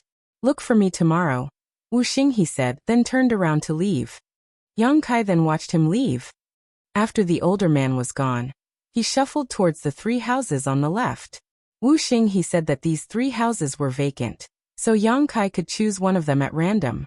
He didn't have any specific demands, so he just chose the one furthest away from him. Upon pushing the door open, he realized that the facilities were quite simple. There was only a table, chair, and bed. There was also a token on the table. After picking it up, he realized that this was the token that could control the restriction around this house. He spent some time refining the token, then activated the barrier. This restriction couldn't be considered powerful, as it could only prevent others from eavesdropping or disturbing the one getting some rest in the house. It should be the same for the other houses. Nonetheless, this was enough for the artifact refiners here. Just like Wuxia he had said, it required a lot of energy to refine artifacts. When they were exhausted, they needed such a place to restore their energy with peace of mind. After Yang Kai was done with all that, he took a stroll around the mountain valley. Then he found the hall where he could get some resources and entered. The Black Ink clansman responsible for managing the resources was a feudal lord. Faced with Yang Kai's request, he didn't even question him. He directly fished out a set of 7th order materials and passed them to him. This made Yang Kai feel rueful. It had to be noted that in the Great Passes, it was rare for anyone to refine 7th order materials to cultivate, for there was an acute shortage of resources on the Black Ink battlefield. Most of the time, even the 8th order division commanders couldn't refine 7th order materials to cultivate. Of course, the shortage had been alleviated since the introduction of the void yin-yang mirrors. Yang Kai had no idea about the circumstances in other Great Passes, but in Blue Sky Pass at least, the human cultivators could use the best possible resources to cultivate now, provided that they had enough military merits. The structures around the mountain valley were so simple that one could see everything clearly at a glance. Apart from the warship in the middle of the mountain valley, Yang Kai didn't find anything that was worth his attention. After getting what he requested, he returned to his house and cultivated in silence. He didn't forget to keep track of the time, of course, and the next day, he headed to the warship following Wuxia he's order. From afar, he could see many people working on the warship. Fluctuations of energy were seen coming from every corner. At least 100 people were trying to build this warship, all of them artifact refiners. Yang Kai had seen artifact refiners repairing warships in Blue Sky Pass, and it was equally bustling at those times. Therefore, he wasn't surprised one bit. However, that was in the inner sanctum after all. It must have been difficult for the Black Ink clan to have found so many artifact refiners. Furthermore, there must be more artifact refiners who were currently not working on the warship and were resting. Upon Yang Kai's arrival, some artifact refiners shot him curious glances, but they soon stopped paying attention to him. He soon found Wuxia, who was busy working on the warship somewhere. Wuxia was apparently refining an offensive artifact with full attention. A flame was seen flickering from his hands. The flame was scorching hot, and Yang Kai couldn't immediately identify what it was. All the artifacts on the warship had to be custom-made, and were quite different from the artifacts used by cultivators. After all, the warship was huge, so the artifacts that had to be installed on the vessel wouldn't be small. That way, when the artifact, as an array node of an offensive array, was activated, it would be powerful and lethal to the enemies on the battlefield. Yang Kai appeared beside Wuxia and greeted him. Wuxia was swamped with work as his forehead was beaded with sweat, so he just nodded and glanced to the side. "You came at the right time. Help me refine these materials." If there's anything you don't understand, you can ask junior brother Sunjio over there. Yang Kai turned his head and saw a lot of materials that had been piled up beside Wu Xinghe. All of them were precious as they were the materials needed for refining the artifact. It wasn't difficult for Yang Kai to refine these materials, therefore he could be considered Wu Xinghe's assistant now. He knew that he still wasn't skillful enough to be directly involved in developing the warship despite being a great master, so it was appropriate that he became Wu Xinghe's assistant. This kind of task was not simple, but it wasn't critical either. It suited his current rank in the Tao of artifact refining. In fact, he wasn't the only assistant of Wu Xinghe. Before his arrival, there was already a young man who was doing this task. He should be the person named Sunjio that Wu Xinghe had mentioned. Certainly Yang Kai already noticed him. The fluctuations of energy coming from Sunjio suggested that he was in the sixth order open heaven realm. It wasn't certain which cave heaven or paradise he was from. Yang Kai cupped his fist at him. Junior brother Sunday. Sunjio flashed a smile at him. You must be senior brother Yang. Apparently he had heard about Yang Kai from Wu Xinghe. Yang Kai nodded. While Sunjio never stopped working, he asked, have you ever taken part in developing a warship before? Yang Kai shook his head. No. In fact, artifact refining was just a hobby of mine, and I rarely made any artifacts when I was on the human side. Upon hearing that, Sunjio nodded. I see. Why don't you refine this 7th order metal element material first? This task is suitable for you given your cultivation. We'll need it at a later time. Certainly, Yang Kai wouldn't disagree. He then sat down with his legs crossed and picked up the 7th order metal element material. Following that, he fished out his hammer and circulated his power before striking the material with his own technique. Sunjio arched his brow with surprise. Thousand tempering art. Are you from Divine Cauldron Cave Heaven? Yang Kai shook his head. I'm from Yinyang Cave Heaven. I learned this artifact refining technique from a senior brother from Divine Cauldron Cave Heaven. Sunjio commented. You fully mastered this technique. That's why I thought that you're from Divine Cauldron Cave Heaven. Many thanks for your compliment, but compared to you, I'm still not skillful enough, Yang Kai replied humbly. Sunjio shook his head with a smile. I have simply practiced a lot. I started focusing on refining artifacts since I came to the Black Ink clan. It's been several hundred years since then. Yang Kai was surprised. Sunjio's words suggested that he started focusing on refining artifacts after he became a Black Ink disciple, probably on the Black Ink clan's orders.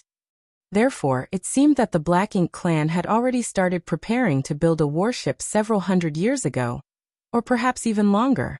Otherwise, these Black Ink disciples couldn't have achieved so much. Although Sunjio was one order below Yang Kai, he was also a great master artifact refiner. Furthermore, he was more skillful than him when it came to his mastery of artifact refining. This was proven from his way of refining these materials. According to Yang Kai's observation, Wu Xinghe, who was focused on refining the offensive artifact now, was a grandmaster artifact refiner. An artifact refiner like Wu Xinghe was already able to refine high-rank artifacts. In fact, the one he was crafting was a kind of high-rank artifact, though it wasn't certain if he could successfully complete it. After all, it was more difficult to refine an artifact specifically for a warship than an average high-rank artifact. It took a talented and experienced artifact refiner to achieve this. Therefore, even a grandmaster artifact refiner might fail in his attempt to craft such an artifact. Over the following days, Yang Kai continued to assist Wu Xinghe, and nothing major happened. Sunjio, who worked with him, was a talkative person, so Yang Kai managed to gather a lot of useful information through his conversations with him. According to Sunjio, there were about 300 artifact refiners that had gathered together in this mountain valley, with the 3 of them being grandmasters. There were 2 more grandmasters apart from Wu Xinghe, Wang Xibo and Guan Ning. Below them, there were 30 great master artifact refiners. Although the rest of the artifact refiners were not talented in artifact refining, they were good enough to handle some miscellaneous tasks. It was this large team that was building a warship for the Black Ink clan. Just like Wu Xinghe, Wang Xibo and Guan Ning were on the list which was given to Yang Kai by Tang Qiu. They were the targets he had to investigate. During this period of time, Yang Kai came to know more about the capabilities of this warship. Compared to the one he saw in Blue Sky Pass, the one before his eyes was indeed a significantly better version. It seemed that the artifact refiners here were working hard to improve their skills. This was terrible news for the humans. Fortunately, even though the capabilities of this warship had been enhanced, it still couldn't meet the Black Ink clan's needs on the battlefield. In other words, this warship was not good enough, and certainly not comparable to the warships used by the humans. Even if it was deployed on the battlefield, its usefulness would be quite limited. The warship had been greatly improved in just 20 years though, so if their progress went unhindered, a lot of warships owned by the Black Ink clan would appear on the battlefield in the near future. By then, the humans would be doomed. Now Yang Kai had successfully snuck into this place, so he had to come up with a solution to settle the issue here. In fact, it wasn't hard to deal with this issue. He could simply kill all 3 Grandmaster artifact refiners like Wu Xinghe. Without these Grandmasters, the development of the warship would come to a halt. Although the other artifact refiners still had room for growth, they couldn't possibly become Grandmasters. Over the years, the Black Ink clan had filtered a lot of Black Ink disciples, and only found 300 artifact refiners. Most of the artifact refiners were not gifted in this Dao, so even if they were allowed to grow, they wouldn't become Grandmasters. Killing Wu Xinghe and the others could be said to be the simplest way to destroy their plan once and for all. By then no one could be in charge of developing the warship, and the threat facing the humans would be resolved. However, if Yang Kai did so, his identity would instantly be exposed. There were also 2 territory lords who were monitoring this place, so once he was exposed, he didn't have the confidence to escape. Furthermore, Grandmaster artifact refiners like Wu Xinghe were extremely valuable assets to the humans too.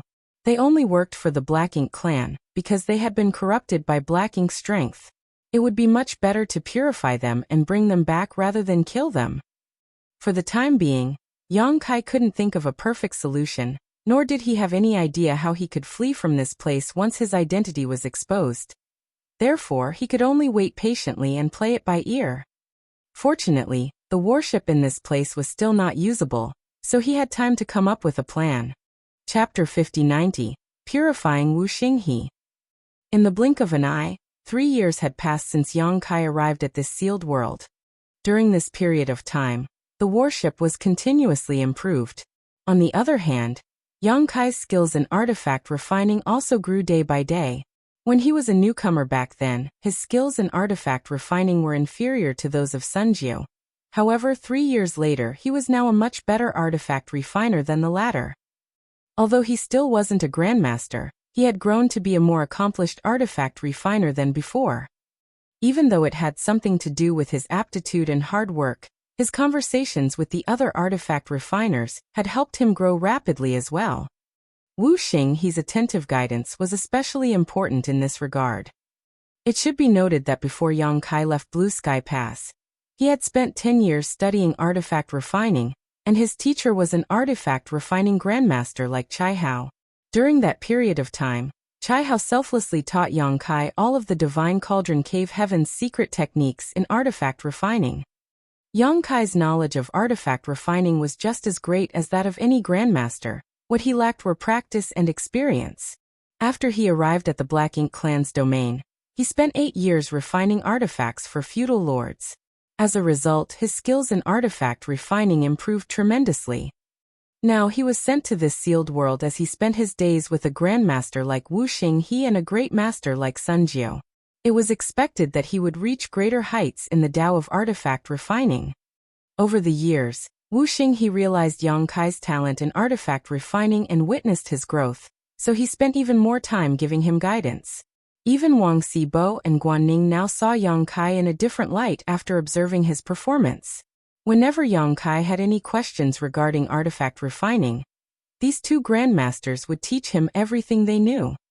As Yang Kai intentionally got closer to them, he formed a strong bond with these 3 grandmasters over the past 3 years. After 3 years of observation and planning, Yang Kai already had a vague plan in mind. If this plan could be carried out successfully, not only would he be able to crush the Black Ink clan's dream of building warships, he could also escape unscathed. However, it was difficult to execute this plan, for there were a lot of factors that were beyond his control. A slight problem could completely derail his plan. Therefore, even though he already had a plan, he was still waiting for a suitable opportunity.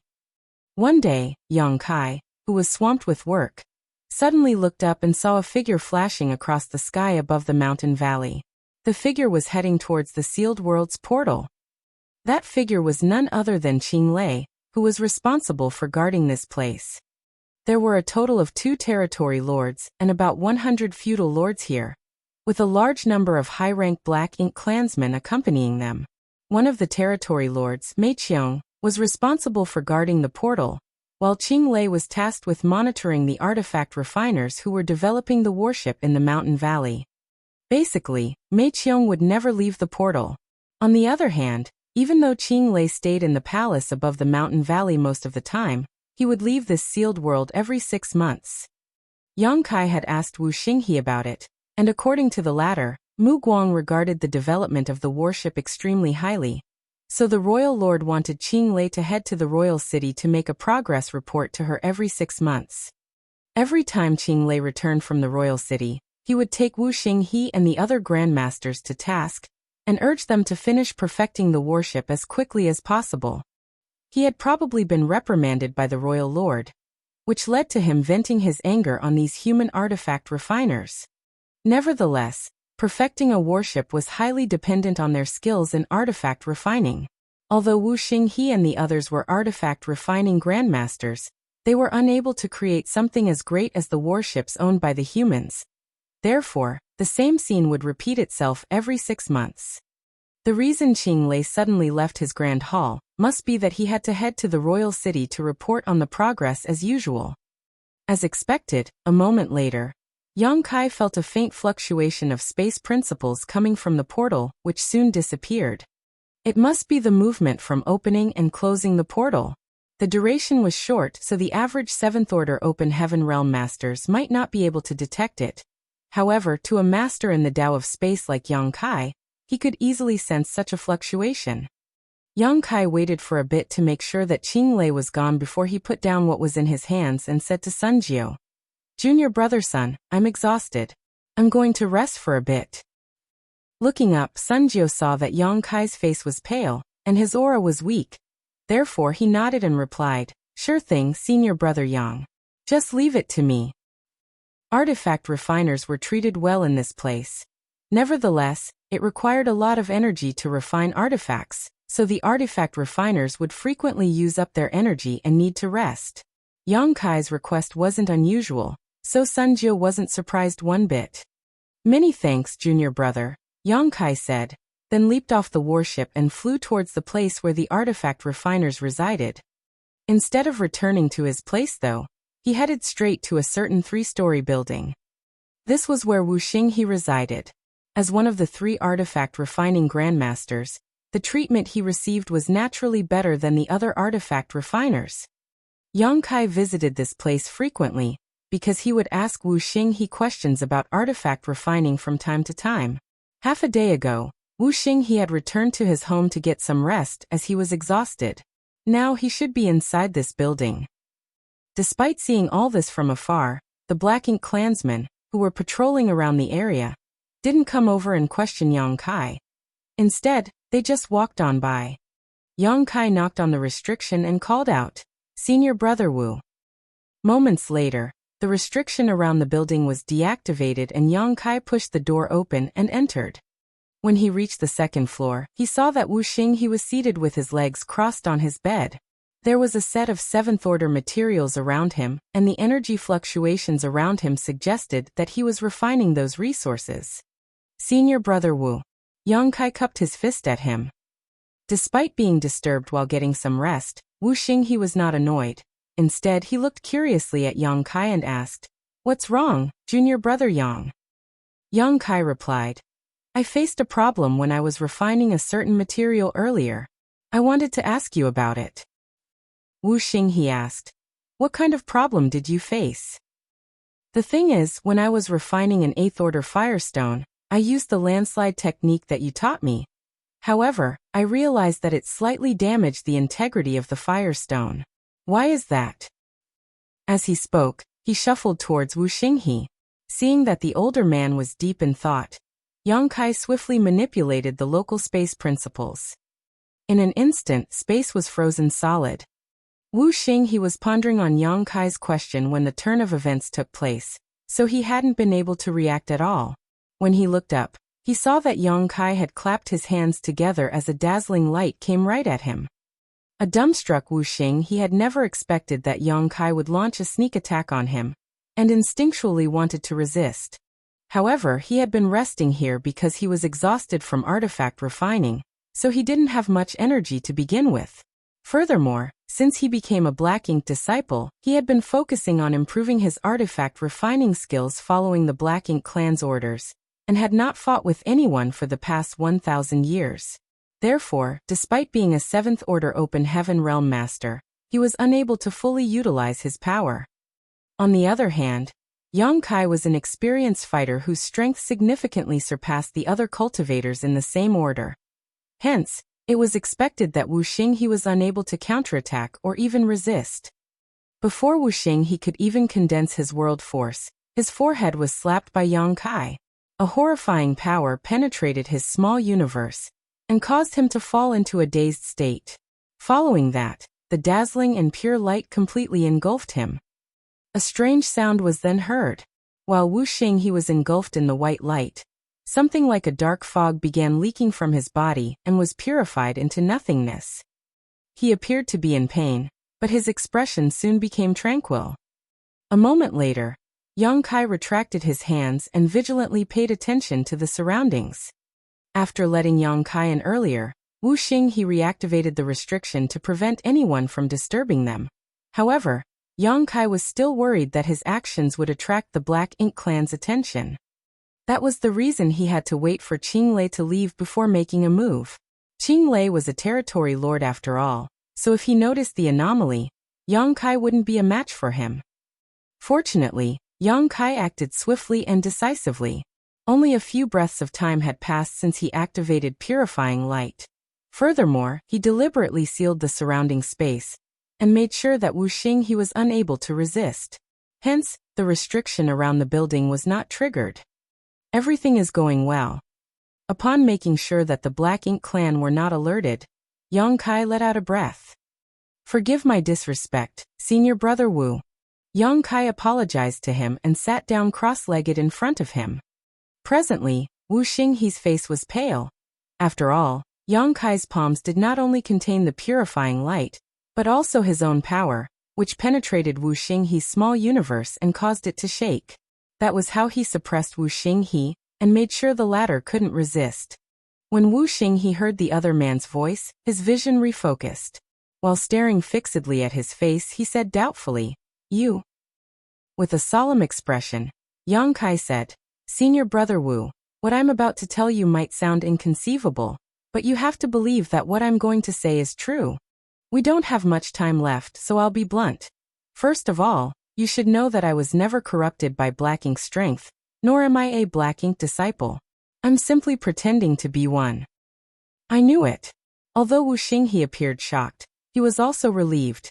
The Black Ink strength in his small universe had been rapidly purified, so the moment he regained his senses as a human, he suspected that Yang Kai had never been corrupted by Black Ink strength. After all, Yang Kai was able to dispel the Black Ink strength in his body, so there was no way he would be corrupted. Now, it indeed seemed to be the case. Yang Kai had been pretending to be a Black Ink disciple, and he had managed to fool the Black Ink clan. What kind of technique was that? Wu Xinghe asked curiously. It's called purifying light, Yang Kai explained. It could be said to be the nemesis of Black Ink strength. It's something that the humans mastered a few dozen years ago. Upon hearing his explanation, Wu Xinghe muttered, "It's no wonder the Black Ink clan have been talking about there being no new Black Ink disciples recently. So that's the reason." He paused for a moment and asked, "Can the purifying light prevent me from being corrupted again?" Yang Kai shook his head. "No. If you come into contact with black ink strength again, you'll still be corrupted. Fortunately, there's no black ink nest in this sealed world, nor is it filled with black ink strength, so as long as you're careful enough, you won't be corrupted by black ink strength. Chapter 5091, There's a Big Problem. Young Kai was relieved at the fact that the Black Ink clan had set up their warship development site in this sealed world. This gave him room to carry out his plan. Just like he had said, there was no black ink nest in this sealed world, nor was it flooded with black ink strength. Therefore, as long as Wuxia he was careful enough, he wouldn't risk getting corrupted again. It wouldn't have been possible in any other Black Ink clan territory, as they were all practically filled with black ink strength. Even if Yang Kai helped dispel the black ink strength in Wuxia he's body using purifying light, the latter would soon be corrupted again. When that happened, Yang Kai's identity would be exposed. How could he carry out his plans in such an environment? Senior Brother Wu, I'm from Yinyang Pass. On the Army Commander's orders, I've come here to look for artifact refiners like you all who are developing the warship for the Black Ink clan, and make sure that this project fails. On the other hand, you're the first breakthrough point I've selected. I'll need you to work with me for the following plan. Qing Lei has just left the sealed world. Based on past experiences, I believe he'll return in half a day. That's the amount of time we have. There was a solemn expression on Wu Xinghe's face as he asked, "What's your plan? What do you want me to do?" Yang Kai replied, "First of all, I need you to lure Senior Brother Wang and Senior Brother Guan to this place. I'll make a move and purify the black ink strength in their bodies, so that they will regain their senses as humans. Although they're 7th Order Open Heaven Realm Masters, they've been completely focused on artifact refining for centuries now, so their fighting instincts have grown dull. If we work together and launch a sneak attack on them, there shouldn't be a problem. Then, I want the three of you to gather all the artifact refiners together. I'll dispel the black ink strength in their bodies at once, so that they can recover their true selves." Of all the artifact refiners, Wu Xinghe and the other two were not only artifact refining grandmasters, but also 7th Order Open Heaven Realm Masters. The other artifact refiners were much weaker. Other than the fact that they were less competent than the three of them when it came to artifact refining, they were mostly in the 5th Order and 6th Order Open Heaven Realm. Therefore, as long as Yang Kai could settle Wu Xinghe and the other two, the rest of the artifact refiners wouldn't be an issue. Wu Xinghe nodded gently. And then? Assuming that everything goes to plan and the Black Ink clan are not alerted, how are you going to leave this sealed world? Although Qing Lei is not around, Mei Qiong would never leave the portal. If you can't defeat him, you'll never be able to leave this sealed world. Moreover, you have to bring so many of us with you. Yang Kai replied, "Other than the three of you, I can keep the rest of the artifact refiners inside my small universe. It's not a problem to bring them with me. However, the three of you are in the same order as me, so I can't keep you inside my small universe. Therefore, I need you three to sacrifice a part of your small universes, so you regress to the 6th Order." Upon hearing that, Wu Xinghe was astounded. "You want to escape this place on your own?" With a serious expression, Yang Kai replied, "Other than me, all of you are not able to resist black ink strength. Only by staying inside my small universe would you be safe." Wu Xinghe frowned, "But that will be a huge burden on you." These 300 artifact refiners were all Open Heaven Realm Masters. If they all entered his small universe, it would be a tremendous burden on Yang Kai. As a result, his strength would undoubtedly be affected. Yang Kai was already less powerful than Mei Qiong to begin with, so if his abilities were further weakened, he wouldn't have any chance of escaping from Mei Qiong. Yang Kai said, "I can deal with 300 people staying inside my small universe. There will be some negative impact, but it won't be an issue. On the other hand, it's indeed difficult to deal with Mei Qiong as he would never leave the portal. There are no other ways apart from trying to force my way out of this sealed world. Certainly, it would be wonderful if I can fool him into opening the portal for me. However, as soon as I make a move here, the Black Ink clansmen around us will notice. There's no way we can do it secretly." Wu Xinghe nodded. "So your plan is to bring us all away so that the Black Ink clan will never be able to finish this warship?" It's indeed a simple plan, but it's also the best way to crush their ambitions once and for all. Yang Kai let out a breath. Is there a problem with this plan? Wu Xinghe stared fixedly at him and replied. There's a big problem with this plan. Certainly, Yang Kai knew that there were all sorts of problems with his plan. Nevertheless, he was on his own in this sealed world where he was surrounded by enemies.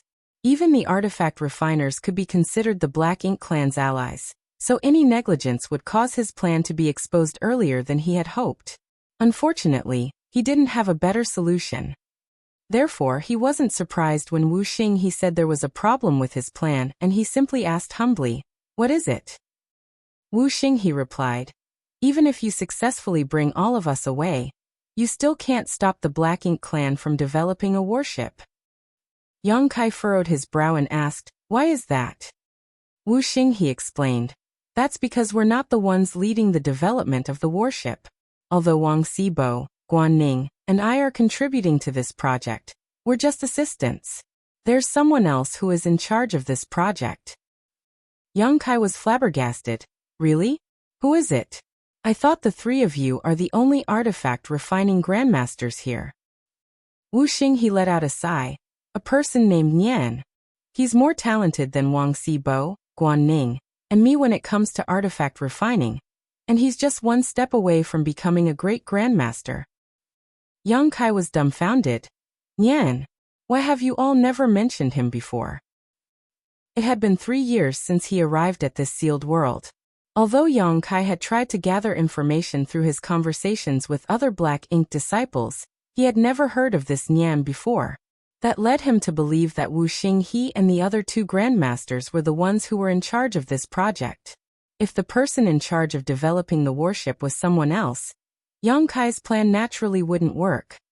Just like Wu Xinghe had said, even if he managed to bring all of the artifact refiners here away, he still couldn't stop the Black Ink clan from developing a warship. That was because the key person behind this project was someone he had never met before. In fact, if Yang Kai hadn't prepared to carry out his plan on this day, he would never have found out about it. He's not in this sealed world, so no one would talk about him in front of you. Yang Kai's plan was thoroughly derailed now, but he soon composed himself. That was because he knew that there would always be factors that were beyond his control, so he had to play it by ear. It was just that a variable like Nian had appeared now. "What's his background?" Yang Kai asked curiously. Wu Xinghe, Wang Xibo, and Guan Ning were on the list given to him by Tang Qiu, but Nian was not. Where did he come from? "I know little about his background," Wu Xinghe shook his head. "Although we've spent many years together, we don't really talk to each other. Other than the discussions on artifact refining, we rarely come into contact with one another.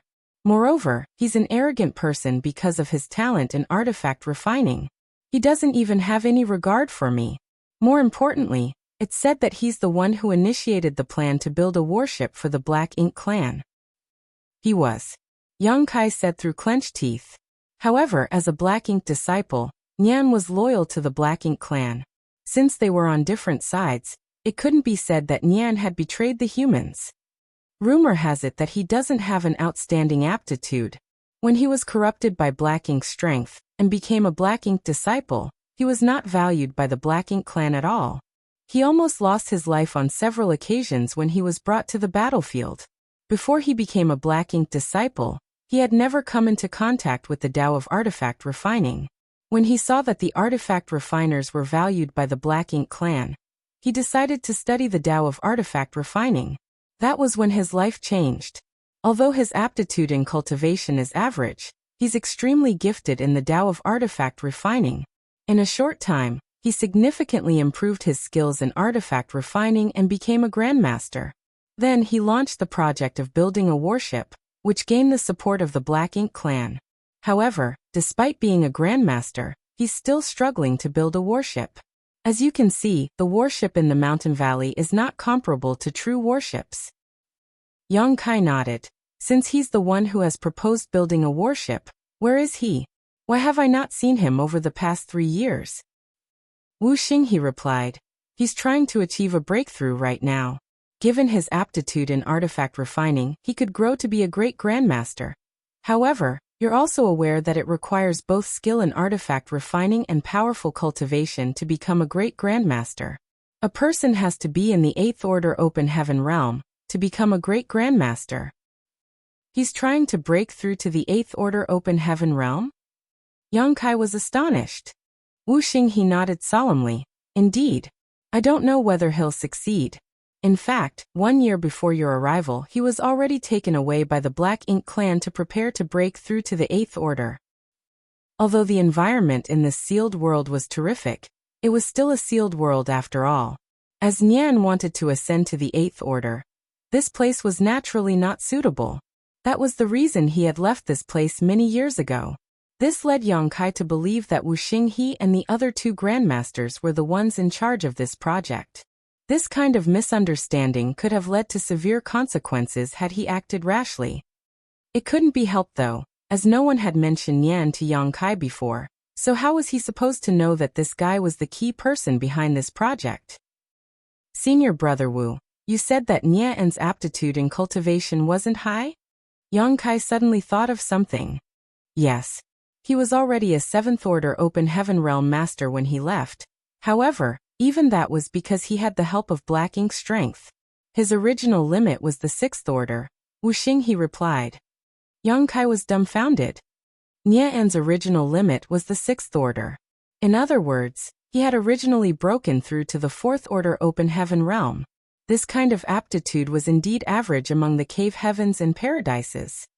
However, Black Ink's strength could help an Open Heaven Realm Master break through their limits. Nian, whose limit was the 6th Order, was already a 7th Order Open Heaven Realm Master when he left this sealed world, and he was now going to attempt breaking through to the 8th Order.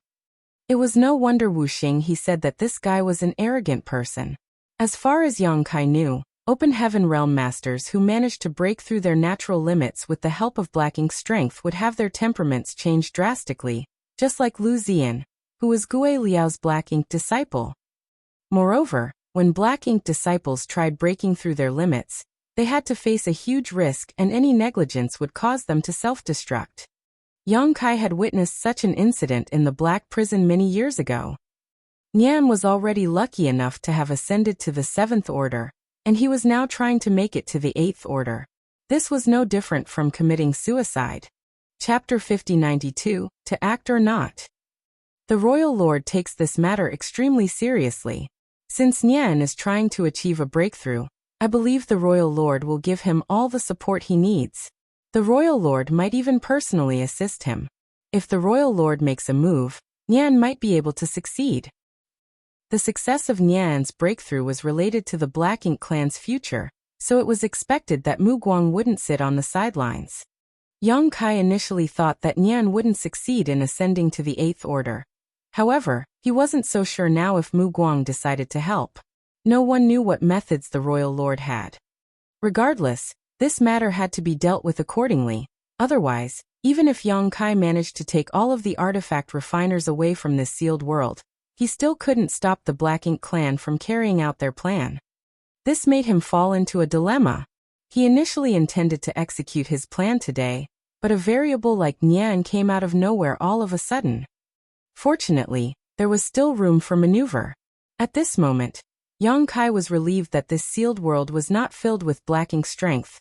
Otherwise, his plan would have come to a halt at this point.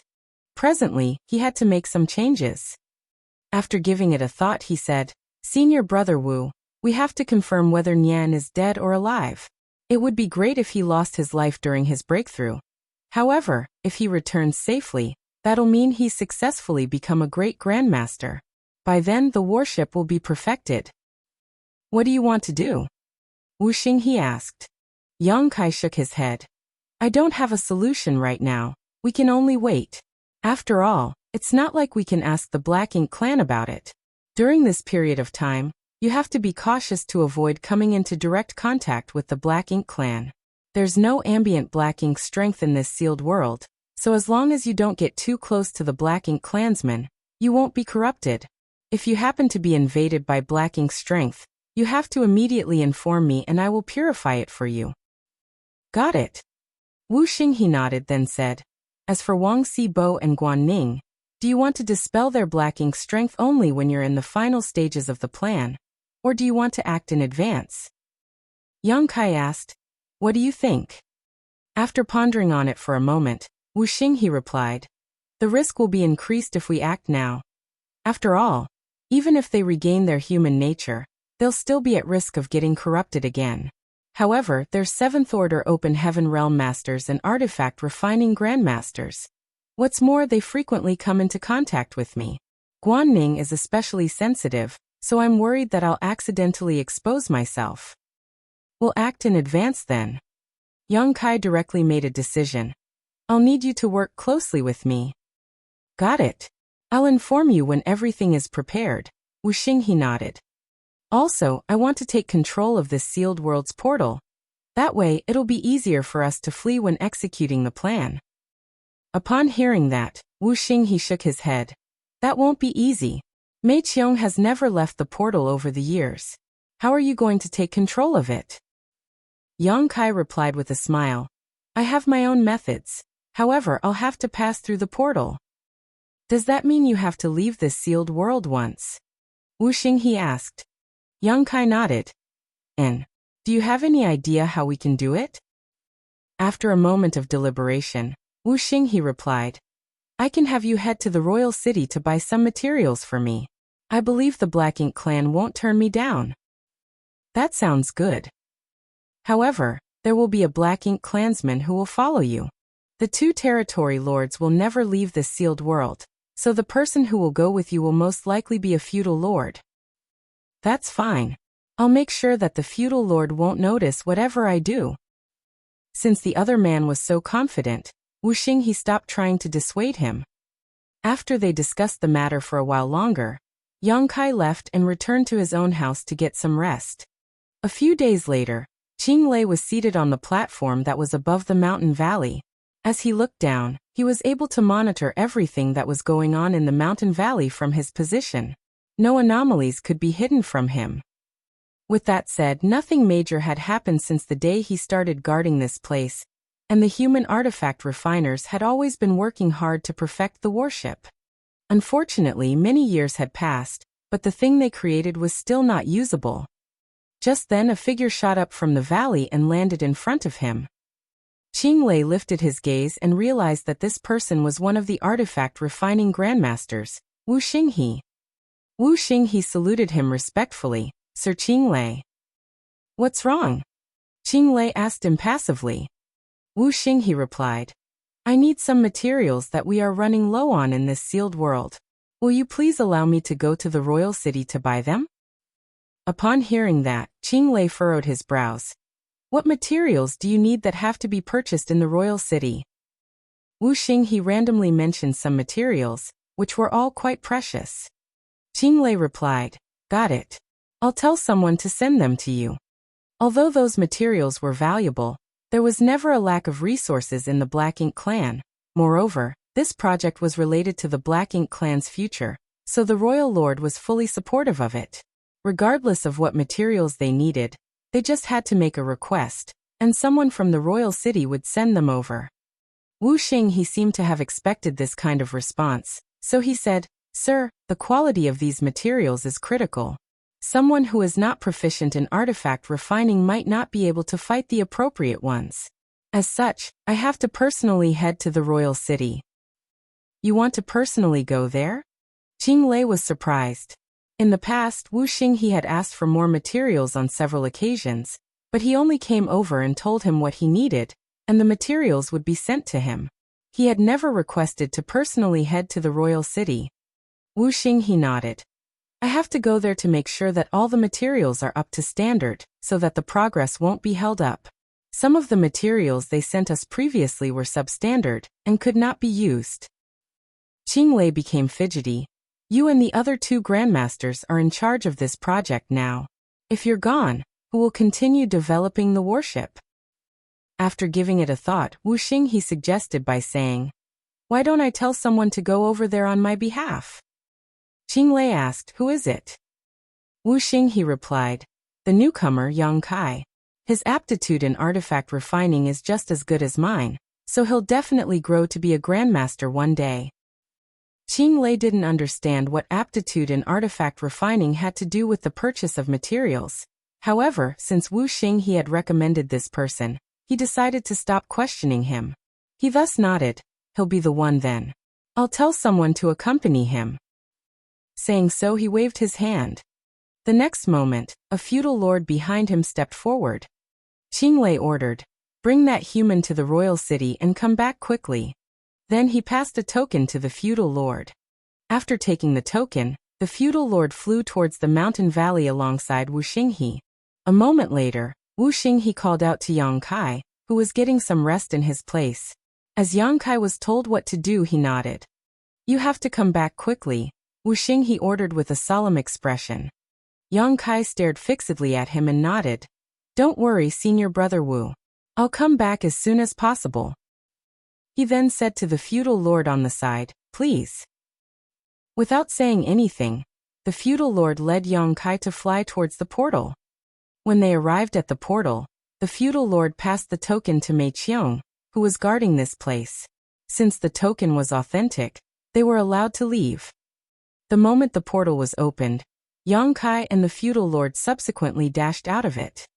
In the blink of an eye, the feudal lord passed through the portal and arrived in the outside void. When he turned his head though, he realized that Yang Kai was nowhere in sight. This startled him for a moment, for it had never happened before. Supposedly, since they entered the portal at the same time, they should reappear together. Nevertheless, he was the only one there at the moment while Yang Kai was missing. While he was puzzled, the portal before his eyes contorted slightly. Following that, Yang Kai's figure came into his sight. Although he found the incident strange, he didn't read too much into it and just beckoned to Yang Kai, "Let's go." He then flew towards the royal city. The sealed world wasn't far away from the royal city. When Yang Kai was led to the sealed world from the royal city back then, it only took them an hour to arrive. Therefore, 1 hour later, Yang Kai and the feudal lord came to the royal city. With the feudal lord leading the way, they soon reached a street where all sorts of resources were sold. It took Yang Kai another hour to purchase all the materials that Wu Xinghe wanted. Yang Kai didn't intend to stay in the royal city for long, and the feudal lord apparently wanted to go back as soon as possible. Hence, they soon left the royal city.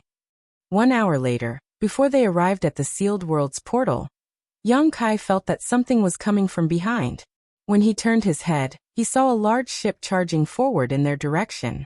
In the blink of an eye, the large ship got very close to them. Yang Kai and the feudal lord certainly noticed it. Seeing that the large ship wasn't going to stop, they quickly moved to the side. Even so, Yang Kai was almost hit by the large ship. Upon stabilizing himself, he lifted his gaze and saw that the large ship had moved across several hundred kilometers ahead. He frowned at the sight. Although the large ship had brushed past him quickly, he clearly detected 2 powerful auras from the vessel. One of them was a territory lord while the other was an 8th Order Open Heaven Realm Master.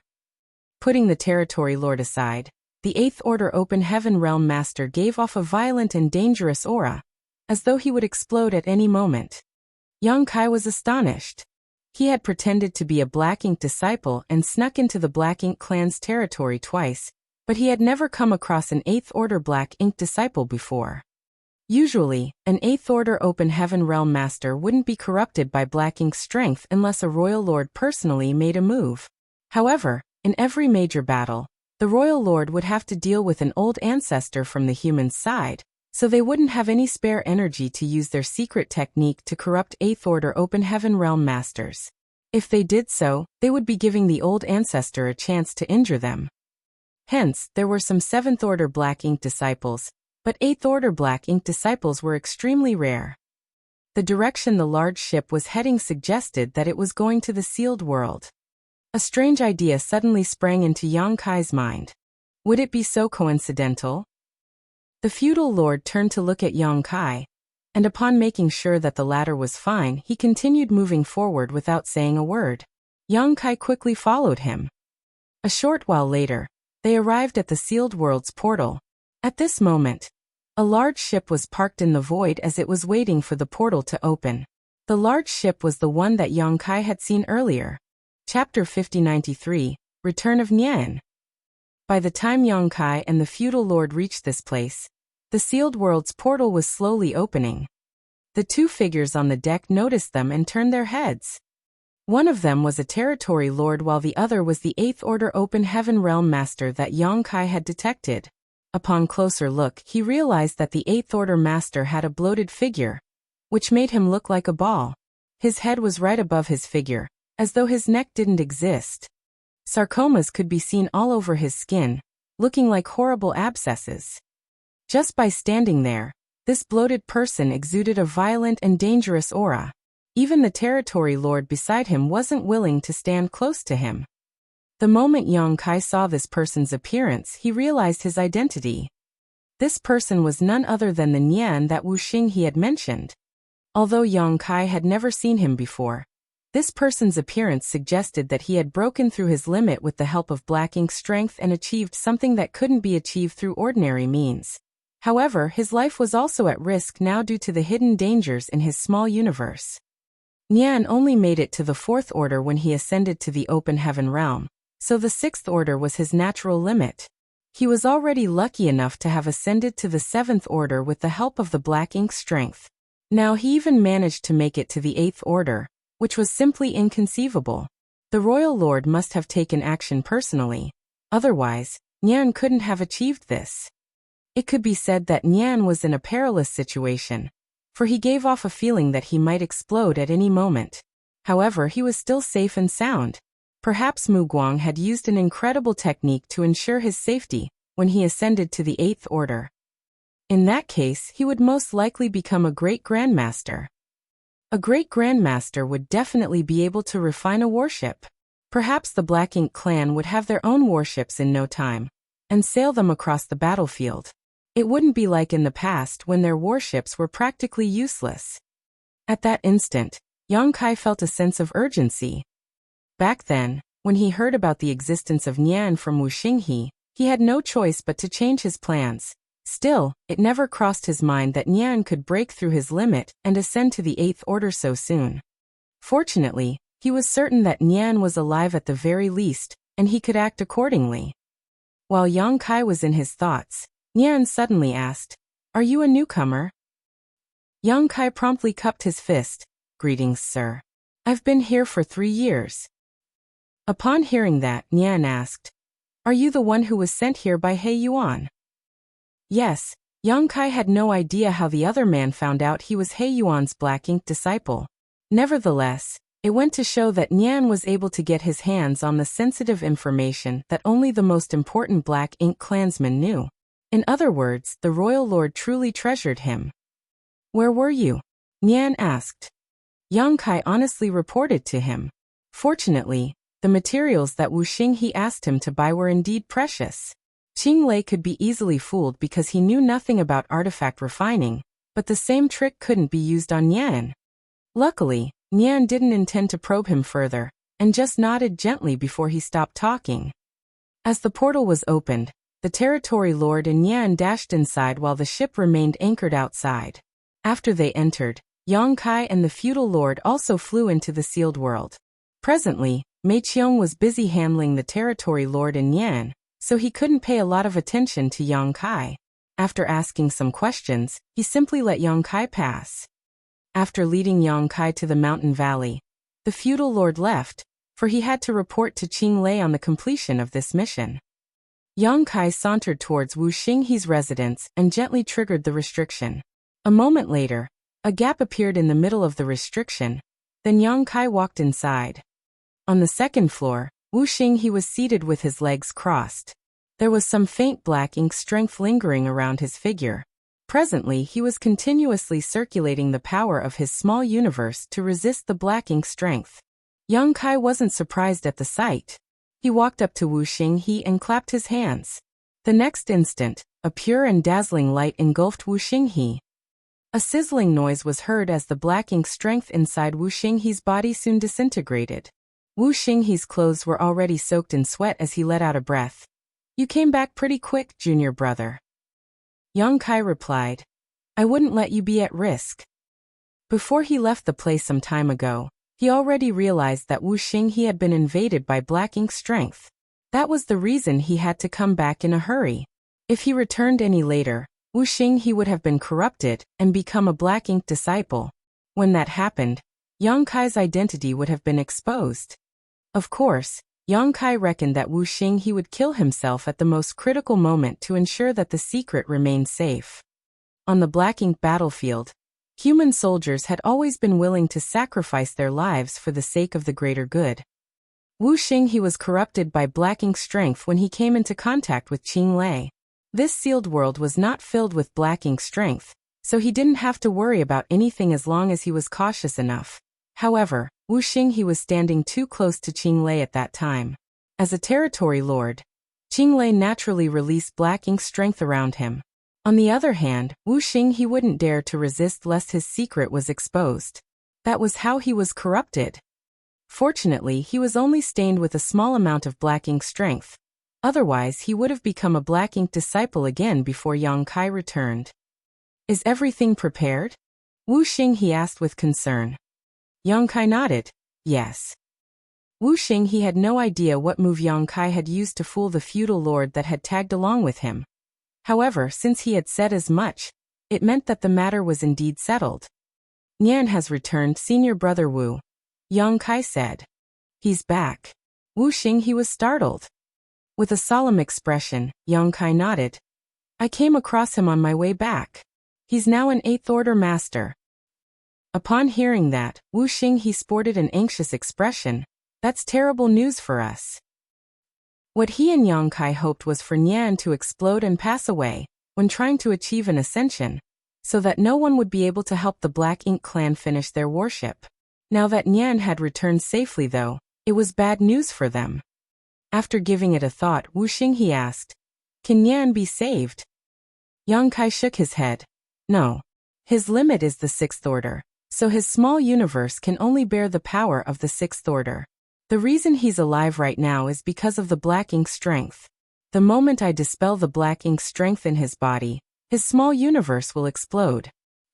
The light in Wuxia he's eyes went out. What a shame. If Nian could be saved, it would be good news for the humans. After all, artifact refining great grandmasters were rare. However, Yang Kai made it clear that Nian could not be saved, which was why Wuxia he found it to be a shame. Yes, it is indeed a shame. But Nian has to die, Yang Kai said grimly. As long as Nian was killed, the Black Ink clan's plan to build a warship would come to a halt.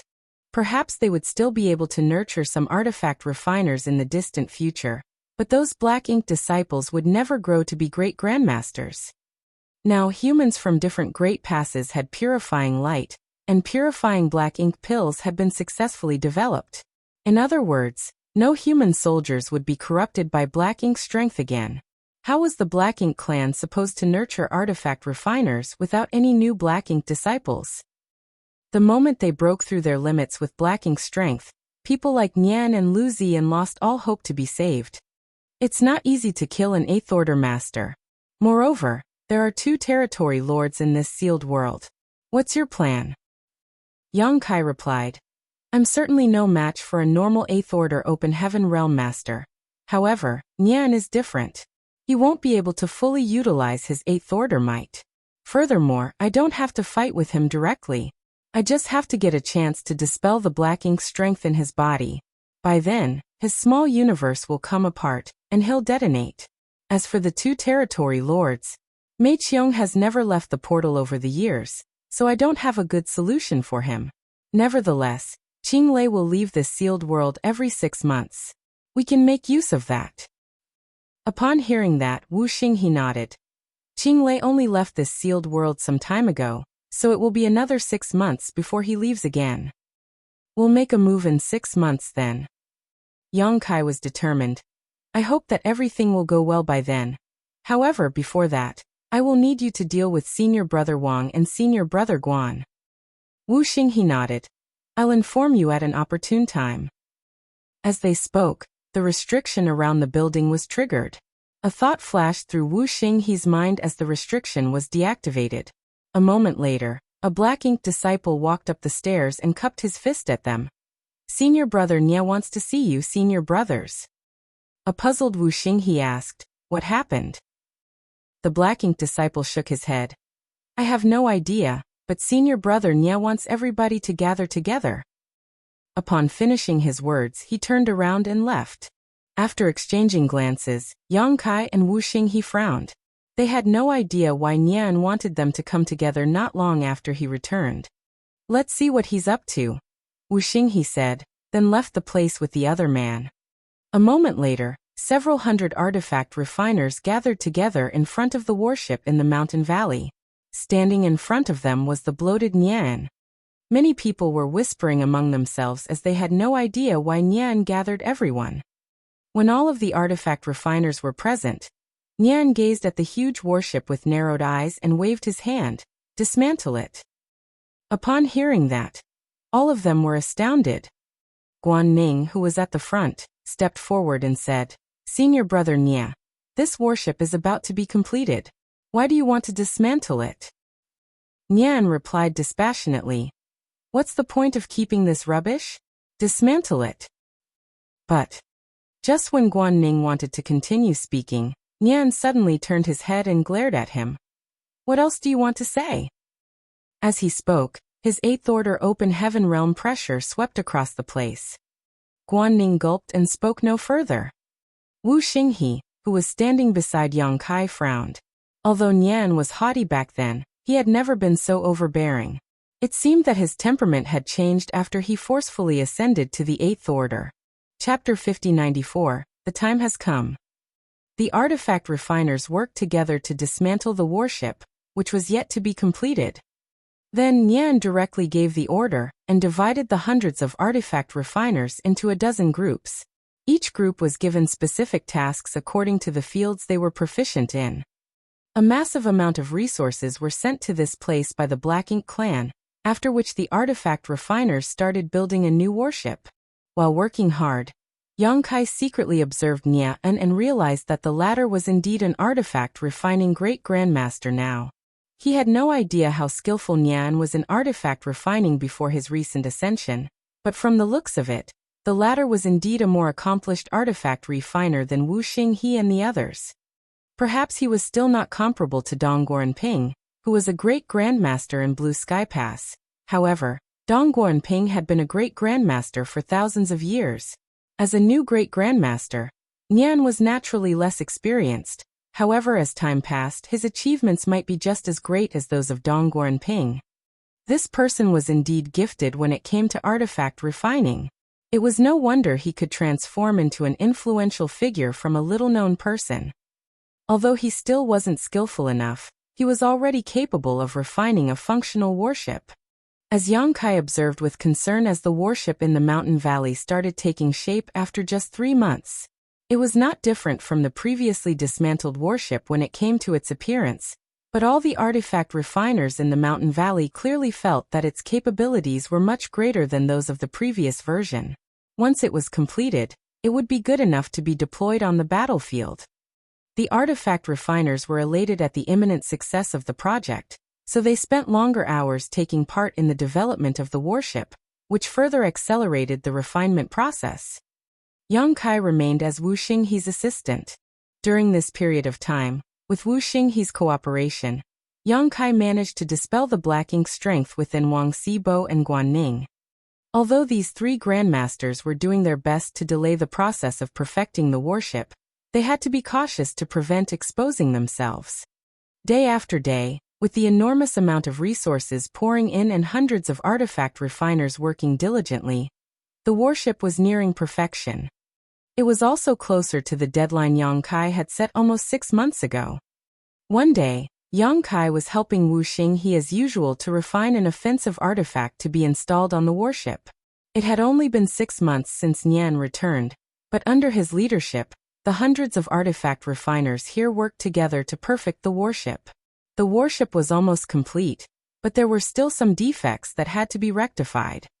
As for the capabilities of this warship, these artifact refiners had their own judgments. However, those could only be verified by deploying the warship on the battlefield.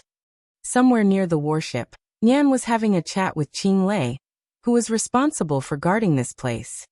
Qinglei had always acted aloof and arrogant in front of Wu Xinghe and the others, but he was polite to Nian. He totally regarded him as an equal, which just went to show how important Nian was to the Black Ink clan. This was to be expected though, as Nian was an 8th Order master as well as an artifact refining Great Grandmaster. Regardless of whose Black Ink disciple he previously was, he was now working directly under Mu Guang. Naturally, the treatment that the Royal Lord's Black Ink disciple received was different. They didn't seem to have the intention of keeping their conversation secret, so Yang Kai could hear them clearly. Qinglei asked, "Brother Nian, is this warship usable now?" With his hands behind his back, Nian replied proudly, "Yes. After a bit of troubleshooting, it can be deployed on the battlefield." Upon hearing that, Qinglei was ecstatic. "You're indeed incredible." Nian replied impassively, "This Nia certainly wouldn't disappoint the Royal Lord." Qinglei went on to ask, "How capable is this thing compared to those owned by the humans?" Nian said, "It's likely slightly inferior. However, this is a prototype. As we refine more warships, everyone will become familiar with the process. In time, the capabilities of our warships will improve. Soon, we'll be able to make ones that are on par with the ones owned by the humans." With that said, even though this warship is less capable, it's also much larger than the ones owned by the humans, as it's specifically made for the Black Ink clan. With enough people on board, this warship will be able to deal a heavy blow to the enemy. Qinglei nodded gently. "I'll report what you've said to the Royal Lord. Please tell the Royal Lord that one warship will not be useful on the battlefield. It would be better to make a number of them first, so that we can catch the humans off guard." Qinglei grinned. "With you working for the Royal Lord, it's as great as owning an entire army." "Many thanks for your compliment, Brother Qinglei." Qinglei decided to end their conversation here. "I'll head to the Royal City now and tell the Royal Lord about this piece of good news. I'm sure the Royal Lord will be pleased. I'll leave affairs here to you." "It's my duty." Nian nodded lightly. The next instant, Qinglei shot into the sky and headed towards the portal. As Yang Kai and Wu Xinghe exchanged glances, a glint flashed through their eyes. A moment later, a faint fluctuation of space principles was felt coming from the portal. Apparently, Qinglei had left this sealed world. Upon that confirmation, Yang Kai nodded at Wu Xinghe and got up before shuffling forward in a different direction. When he passed by Wang Sibo, he secretly said, "The time has come." Wang Sibo halted what he was doing and nodded almost imperceptibly. Then, Yang Kai brushed past Guanning and told him the same thing. A moment later, Wu Xinghe suddenly got up and called out, "Senior Brother Nia." Nian was in a nearby place. Upon hearing that, he turned his head and frowned. "What's wrong?" Wu Xinghe said, "There's a slight problem here. I need you to have a look at it." Despite being bloated, the unsuspecting Nian appeared in front of him the next instant. "What's the problem?" Wu Xinghe pointed at the offensive artifact he was refining. "There seems to be a problem with this artifact. Should I refine a new one?" Nian turned to look at the artifact and picked it up before examining it. A moment later, he snapped with a dark expression, "Waste. You've basically ruined this artifact. How do you have the nerve to call yourself an artifact refining grandmaster?" To the side, Wu Xinghe didn't dare to say anything, but in the next instant he caught a glimpse of Yang Kai appearing behind Nian like a phantom. Yellow and blue light appeared on his palms as energy fluctuated. The moment he clapped his hands, those lights turned into a pure white light and engulfed Nian. Seeing that, Wu Xinghe did not hesitate to execute the original plan as he dashed towards the defensive array and infused his power into it. In the meantime, in two different places around the warship, Wang Sibo and Guanning acted according to Yang Kai's instructions. The instant they detected the surge of energy, they promptly infused their powers into the defensive arrays. 3 defensive arrays were simultaneously activated by 3 7th Order Open Heaven Realm Masters, and a huge light barrier instantly covered the entire warship. The sudden change happening on the warship instantly caught the attention of the Black Ink clansmen nearby. As they turned their heads to look, however, They realized they were unable to see anything clearly as the warship was engulfed in a solid light barrier, which looked like a membrane that prevented anyone from peering through it. This made all the Black Ink clansmen feel shocked and doubtful. Having no idea what was going on with the warship, they began to gather around.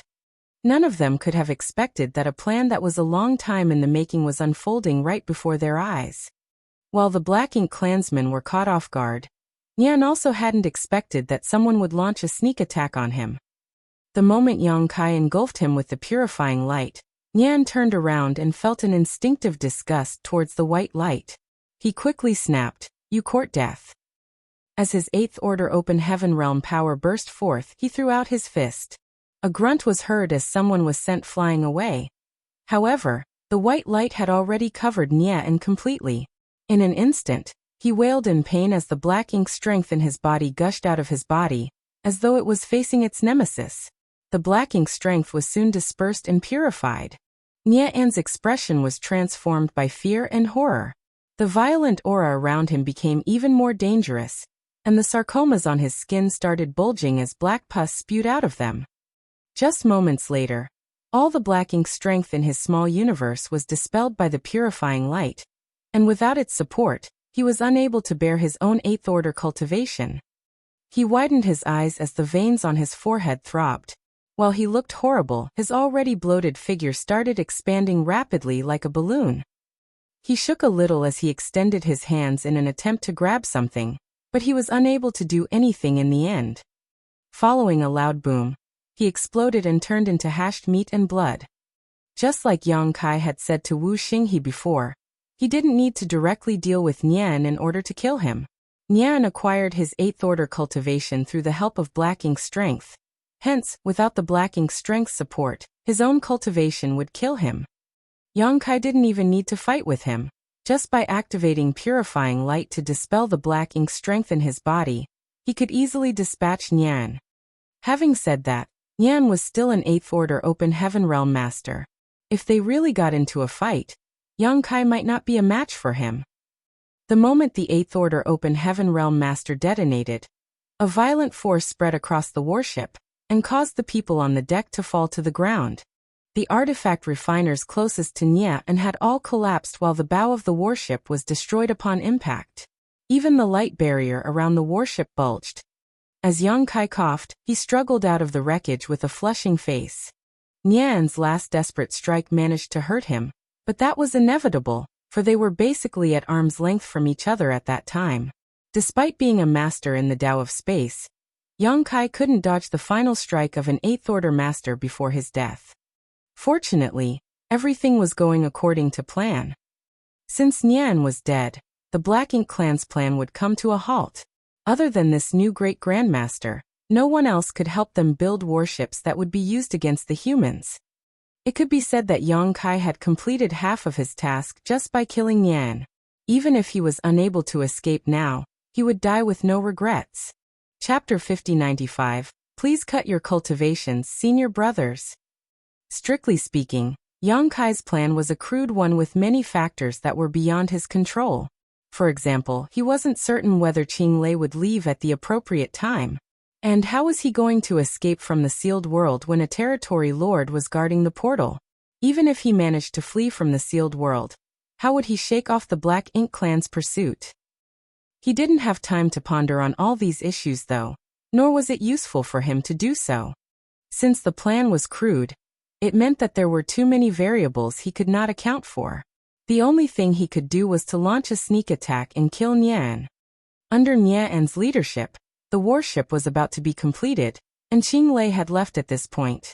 Regardless of how crude the plan was, it had to be executed immediately. Since Nian was dead, the Black Ink clan's plan would come to a halt. As for whether Yang Kai could bring the other artifact refiners to flee from this sealed world, and how he would get rid of the Black Ink clan's pursuit after that, he could only leave it up to the heavens. Upon confirming that Nian was dead, Yang Kai was relieved. Then he madly absorbed the powers of yellow and blue crystals in his small universe and activated purifying light. There were several hundred artifact refiners on the warship now. Over the past 6 months, under Nian's leadership, everyone was constantly building the warship, so no one had time to rest. All of them had gathered together, which gave Yang Kai a chance to deal with them all at once. Other than Wu Xing, he and the other two grandmasters, whose black ink strength had been dispelled some time ago, these hundreds of artifact refiners were still black ink disciples. In order to make these black ink disciples work with him, Yang Kai had to restore their true natures first. With Yang Kai as the center, purifying light exploded outwards and soon engulfed the entire warship as well as all the artifact refiners. Sizzling noises were heard coming from everywhere as black ink strength leaked from these artifact refiners before fading into nothingness under the intense white light. Just a moment later, all the artifact refiners regained their senses as humans. The turn of events startled them as they had no idea what was going on. With that said, they still remembered what had happened over the years and instantly felt ashamed and vexed that they had actually built a warship for the Black Ink clan. With no time to waste, Wang Xibo and Guanning quickly told them what was going on in loud voices and calmed them down. Following a temporary commotion and puzzlement, these artifact refiners followed the instructions of Wang Xibo and Guanning as they took charge of the arrays and infused their powers into them. Outside of the warship, the Black Ink clansmen were perplexed as they had no idea what was going on within the light barrier.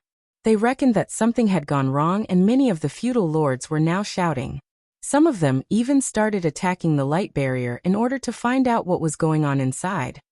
Right then, a humming sound was heard as the warship rose into the air.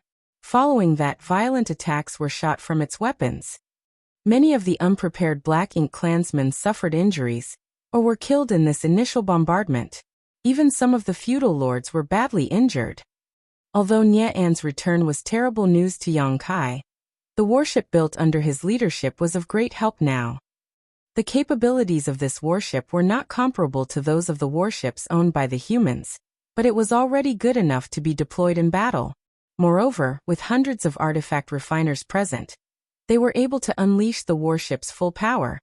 After all, they were the ones who built it, so they were the ones most familiar with its capabilities. Nothing was more enjoyable in the world than using the warship they had crafted to deal with the Black Ink clan. These artifact refiners madly channeled their world force to vent out their grievances of becoming the Black Ink clan's lackeys. As the warship roared to life, all the offensive arrays were fully activated. The consumption of energy did not bother the people on the vessel. Faced with this barrage of attacks, the surrounding Black Ink clansmen had no choice but to flee. The Black Ink clansmen would counterattack from time to time, but they wouldn't dare to use all of their powers, and the light barrier around the warship could easily fend off such tepid attacks. Before the Black Ink clansmen were certain what was going on with the warship, they wouldn't dare to destroy it. They had been staying in this sealed world for a long time, so they knew that these artifact refiners were valuable assets as well as talented people that the royal lord had high hopes for. Hence, no one would dare to deal a lethal blow to them. If they accidentally killed some of these precious artifact refiners, they would surely be executed as well. Since they were concerned about accidentally killing the artifact refiners, the warship only became more unstoppable. One of the feudal lords came to his senses soon and shouted, "Inform Sir Mei Qiong about this now." In fact, Mei Qiong was already gazing in their direction while feeling shocked and doubtful, a solemn expression on his face. The energy fluctuations coming from the warship were violent, and as a territory lord, he had certainly detected them. However, he was tasked with guarding the portal, so he couldn't leave as he pleased. Therefore, despite realizing the anomaly, he didn't immediately go over and look into the matter right away. After all, he had felt energy fluctuations coming from the warship in the past when the artifact refiners were experimenting with its offensive and defensive artifacts. Nevertheless, this time seemed to be different. After hesitating for a bit, Mei Qiong said to one of his subordinates, "Go over there and find out what's going on." Upon receiving the order, the feudal lord quickly left to investigate. At this moment, Yang Kai was moving around the warship. Although the humans managed to gain the upper hand by leveraging the warship's power and making a move first, the Black Ink clansmen would soon react accordingly. Although Qinglei was not around, it was not easy to deal with Mei Qiong. Once the territory lord arrived, the humans wouldn't be able to fight against him despite having the warship. After all, This vessel was not complete to begin with, and many of the arrays were damaged after Nian exploded. Yang Kai had to transfer these artifact refiners inside his small universe before Mei Qiong realized what was going on, so that they would stand a better chance of fleeing. Otherwise, with so many people around, they couldn't possibly flee. Other than Wu Xinghe and the two grandmasters, the rest of the 300 or so artifact refiners were below the 7th order. Therefore, Yang Kai could easily keep them inside his small universe. Wherever he went, the artifact refiners would disappear as they were stuffed into his small universe. Without these artifact refiners powering it, the warship was weakening rapidly. After just 10 breaths of time, only Yang Kai and the 3 grandmasters were left on the warship. The warship instantly became powerless, which startled the Black Ink clansmen around it.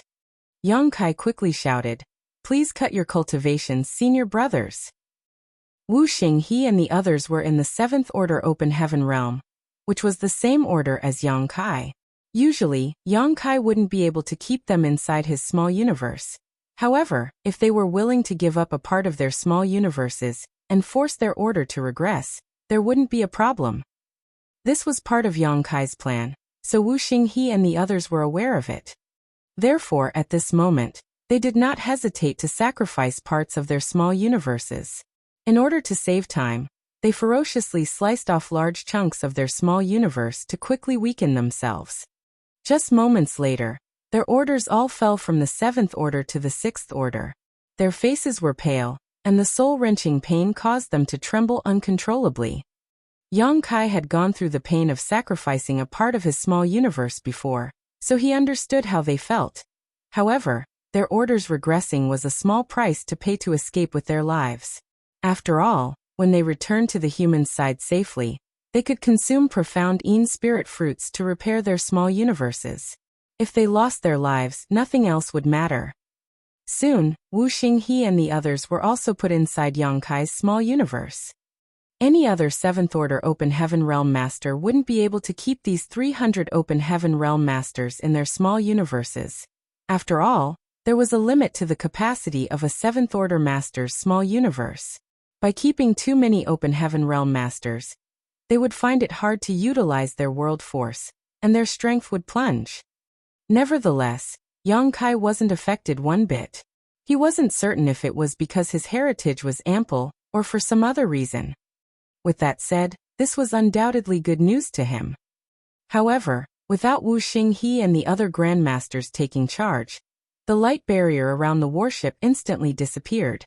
It wasn't until this moment that the Black Ink clansmen saw what was going on. The sight before their eyes astounded them. Presently, the several hundred artifact refiners had gone missing from the warship, leaving only one person behind. Besides that, the warship seemed to have been impacted by a violent explosion, and many places were evidently damaged. What happened? All the Black Ink clansmen were perplexed. Standing on the deck, Yang Kai ignored the clamor coming from the Black Ink clansmen, and instead stared intently at the portal. He could sense that Mei Qiong's aura was approaching quickly, obviously having detected the abnormal situation over here. After letting out a breath, Yang Kai channeled as much strength as he could into the defensive array beneath his feet. The next moment, the light barrier reappeared around the warship. However, this time, it could only serve as a shield and could no longer prevent others from looking through it. Following that, he turned the warship in a different direction and drove it towards the portal. From afar, he could see a dark light approaching the vessel. It was none other than Mei Qiong, who was responsible for guarding the portal, followed by a large number of feudal lords. At this moment, Mei Qiong was both shocked and furious. Although he had already detected the anomaly taking place in the mountain valley earlier, he didn't immediately come over to have a look, considering that the humans had been experimenting with the powers of the artifacts recently. Therefore, he only told a subordinate to look into the matter. However, he was astonished by the news he received. For some reason, the warship started attacking the Black Ink clansmen in the mountain valley, and caused a lot of casualties. This was simply intolerable. Were the human artifact refiners out of their minds? How did they have the guts to make a move on the Black Ink clan? What prompted them to do so? Before Qinglei left, He told Mei Qiong that the warship was almost complete, so he had to head to the royal city and share this good news with the royal lord. Nevertheless, such an incident happened not long after he left. As the only territory lord in this place now, how was Mei Qiong supposed to take responsibility? If the royal lord blamed this debacle on him, he would be severely punished despite being a territory lord. Like a rumbling volcano, the fury in Mei Qiong's chest was about to erupt. From afar, he saw that the warship built by the human artifact refiners was coming at him at full speed, and standing on the deck was one person whose expression was cold and indifferent. He was the artifact refiner sent to this place by He Yuan. Why is he the only one here? Where are the others? Chapter 5096, Great Escape. Seeing that the warship was coming at him at full speed without showing signs of decelerating, Mei Qiong barked, "Stop." Yang Kai, who was standing on the deck, curved his lips into a smile. Instead of stopping, he infused even more energy into the warship's arrays, which caused the warship to accelerate further. Something is wrong with him. He's not a Black Ink disciple. An idea flashed through Mei Qiong's mind. If he was really a Black Ink disciple, regardless of who his master was, he wouldn't dare to be impudent in front of a territory lord. However, instead of obeying Mei Qiong's order, this person became even more brazen. Mei Qiong didn't have time to ponder on this issue, though as the warship was about to hit him. Roaring, he surged his rich black ink strength, which turned into a huge black ink cloud and engulfed the warship. At the same time he pushed out his palms. The giant warship hummed as every part of it creaked upon impact. Mei Qiong was forced to move backwards, but he soon stabilized himself after more than 10 steps. He successfully stopped the warship. Given his power as a territory lord, such a warship with only a single person in charge couldn't cause any damage to him. If he wanted, he could have destroyed this warship. However, this was the treasure that the royal lord had high hopes of. They had spent countless amounts of time, resources, and manpower to build it. This ship was the key to securing the Black Ink clan's future. That was why he wouldn't dare to destroy it. Left with no other choice, he could only stop the warship in such a way. By stopping the vessel so easily, it went to show how powerful he truly was. Separated by only a light barrier, Yang Kai and Mei Qiong stared at one another. One of them was unfazed while the other was infuriated. Mei Qiong said through clenched teeth, "Bastard, you're dead." Yang Kai grinned at him as he madly channeled his power into the warship like a torrent. The next instant, a dangerous aura could be felt coming from every part of the warship. With widened eyes, Mei Qiong roared, "You dare?" As he spoke, he extended his hand towards Yang Kai. The thin light barrier around the warship couldn't possibly fend off the powerful attack from a territory lord, and lasted for only one breath before it shattered. As he was about to capture Yang Kai though, a dazzling light suddenly exploded from the warship. A horrifying force spread out as the entire warship was engulfed in a ball of raging flames. Mei Qiong missed his target and failed in his attempt to capture the insolent human. At the most critical moment, the human seemed to have vanished into thin air. On the other hand, the warship's explosion caused his arm to be injured, and he was also forced to move backwards upon impact. The warship was destroyed. Mei Qiong stared at the burning warship. Despite the heat, he felt as though a basin of cold water had been poured onto his heart. He could almost envision how infuriated the royal lord would be upon learning what had happened. He probably would have to bear all the responsibility. Despite being a territory lord, he wouldn't be able to bear what was to come. Up until this moment, he still had no idea what was going on. How did things go so wrong all of a sudden? After all, not long ago, Qinglei told him that the warship was almost completed, so he had to head to the royal city and inform the royal lord about it. Mei Qiong thought that he would not have to stay here much longer. In the future, he could stand on a warship and look down condescendingly at his enemies on the battlefield. Barely 2 hours later, his dream burst like a bubble. It was expected that he was enraged. That human. As long as he could capture that human, he would find out the truth.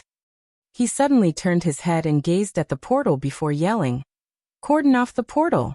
Make sure no one can leave this place."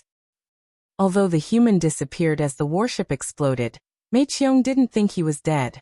The human must have pulled a trick and avoided his detection by using the explosion to cover his tracks. In that case, the human's target would undoubtedly be the portal, for he had to leave this sealed world as quickly as possible. Upon giving the order, Mei Qiong turned around to return to the portal. As soon as he started moving though, he heard the sound of battle coming from the portal. Following that, the portal in midair opened rapidly. The human that had escaped from Mei Qiong had really headed to the portal. The instant the portal was opened, he dashed past it and disappeared. After that, the portal closed abruptly and vanished. A furious Mei Qiong turned into a dark streak of light and reached the portal in just a few breaths' time. Lifting his gaze, he realized that 7 or 8 feudal lords had collapsed, all badly injured. The most severely wounded one had a large hole in his figure as his body was penetrated by some kind of weapon earlier. Black blood was splattered all over the place. That human is so strong. Mei Qiong was startled. As far as he knew, the Black Ink disciple sent to this place by He Yuan was just a 7th Order Open Heaven Realm Master. Usually, a 7th Order Open Heaven Realm Master was more powerful than a feudal lord, but even if one feudal lord was no match for him, how was it possible that so many feudal lords were defeated at the same time? Moreover, only a few breaths of time had passed since the human escaped from Mei Qiong. How did he disable 7 or 8 feudal lords in such a short time? Mei Qiong didn't have time to ponder on this issue. While gritting his teeth, he ordered, "Open the portal." Since the human had fled, he naturally had to chase after him. Only by capturing the human could he make up for his mistake and find out what had happened. It wasn't necessary for Mei Qiong to give the order. In fact, after Yang Kai fled, a feudal lord, who was usually responsible for opening the portal, had been trying his best to do just that. However, the portal that could be opened with ease normally showed no reaction on this day. After several attempts, he still got the same outcome. The feudal lord's forehead was covered with sweat, possibly because of pain, anxiety, or both. Still, he turned to look at Mei Qiong and reported, "Sir, I can't open it." Waste. Mei Qiong directly kicked the feudal lord away and snatched the token. He then infused his power into the token and waved it at the portal. As usual, a dark light shot into the void, but no reaction was seen. The portal, which should have been opened by now, was nowhere in sight. Mei Qiong widened his eyes and made one more attempt, but the outcome was the same. A feudal lord came over and said in a hushed voice, "Sir, the portal's restriction was set up by the Black Ink disciples. They must have tampered with it somehow." Certainly, Mei Qiong realized this as well. Otherwise, he couldn't explain what was going on. He directly exerted more force with his hand and turned the token into dust before demanding, "Break it open." As he spoke, he made a move first by launching an attack on the portal. Seeing that, the feudal lords followed suit. In the void, Yang Kai manipulated space principles and repeatedly used instantaneous movement. He was trying to get as far away from the royal city as possible. Previously, when he was led to the royal city to purchase materials, he left behind a trick in the sealed world's portal. Given his mastery in the Tao of space, no one else could possibly notice it. Now that he had to flee from this sealed world, he activated the trick. However, he knew that this little measure couldn't hold Mei Qiong up for long. Mei Qiong just had to forcefully break through the portal, which would take no more than a cup of tea's time. After that, a large number of Black Ink clansmen would relentlessly pursue him. Therefore, he only had a cup of tea's time to flee. Given such a short time, regardless of how proficient he was at the Tao of space, Yang Kai couldn't possibly escape from the Black Ink clan. Therefore, he could only get as far away from the royal city as possible. Given his strength, he might be able to escape from a territory lord. However, if the royal lord made a move, there was nothing else he could do but to wait for death. Nian was dead, and the only completed warship was destroyed. It could be said that the Black Ink clan's plan was as good as dead. Everything would be perfect if Yang Kai could bring the remaining 300 artifact refiners in his small universe back to the human side. Nevertheless, the road ahead of him was paved with danger. He wasn't certain if he could get away. Presently, he could only do his best to run for his life. If he succeeded, everything would be fine. If he failed, he had more than 300 friends to accompany him on the road to the Yellow Springs, so he wouldn't feel lonely. As he fully activated space principles, his figure flickered like a phantom.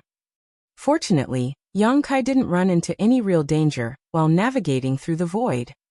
Even though he would sometimes come across some Black Ink clansmen who were heading to the royal city, he would disappear from their sight the next instant.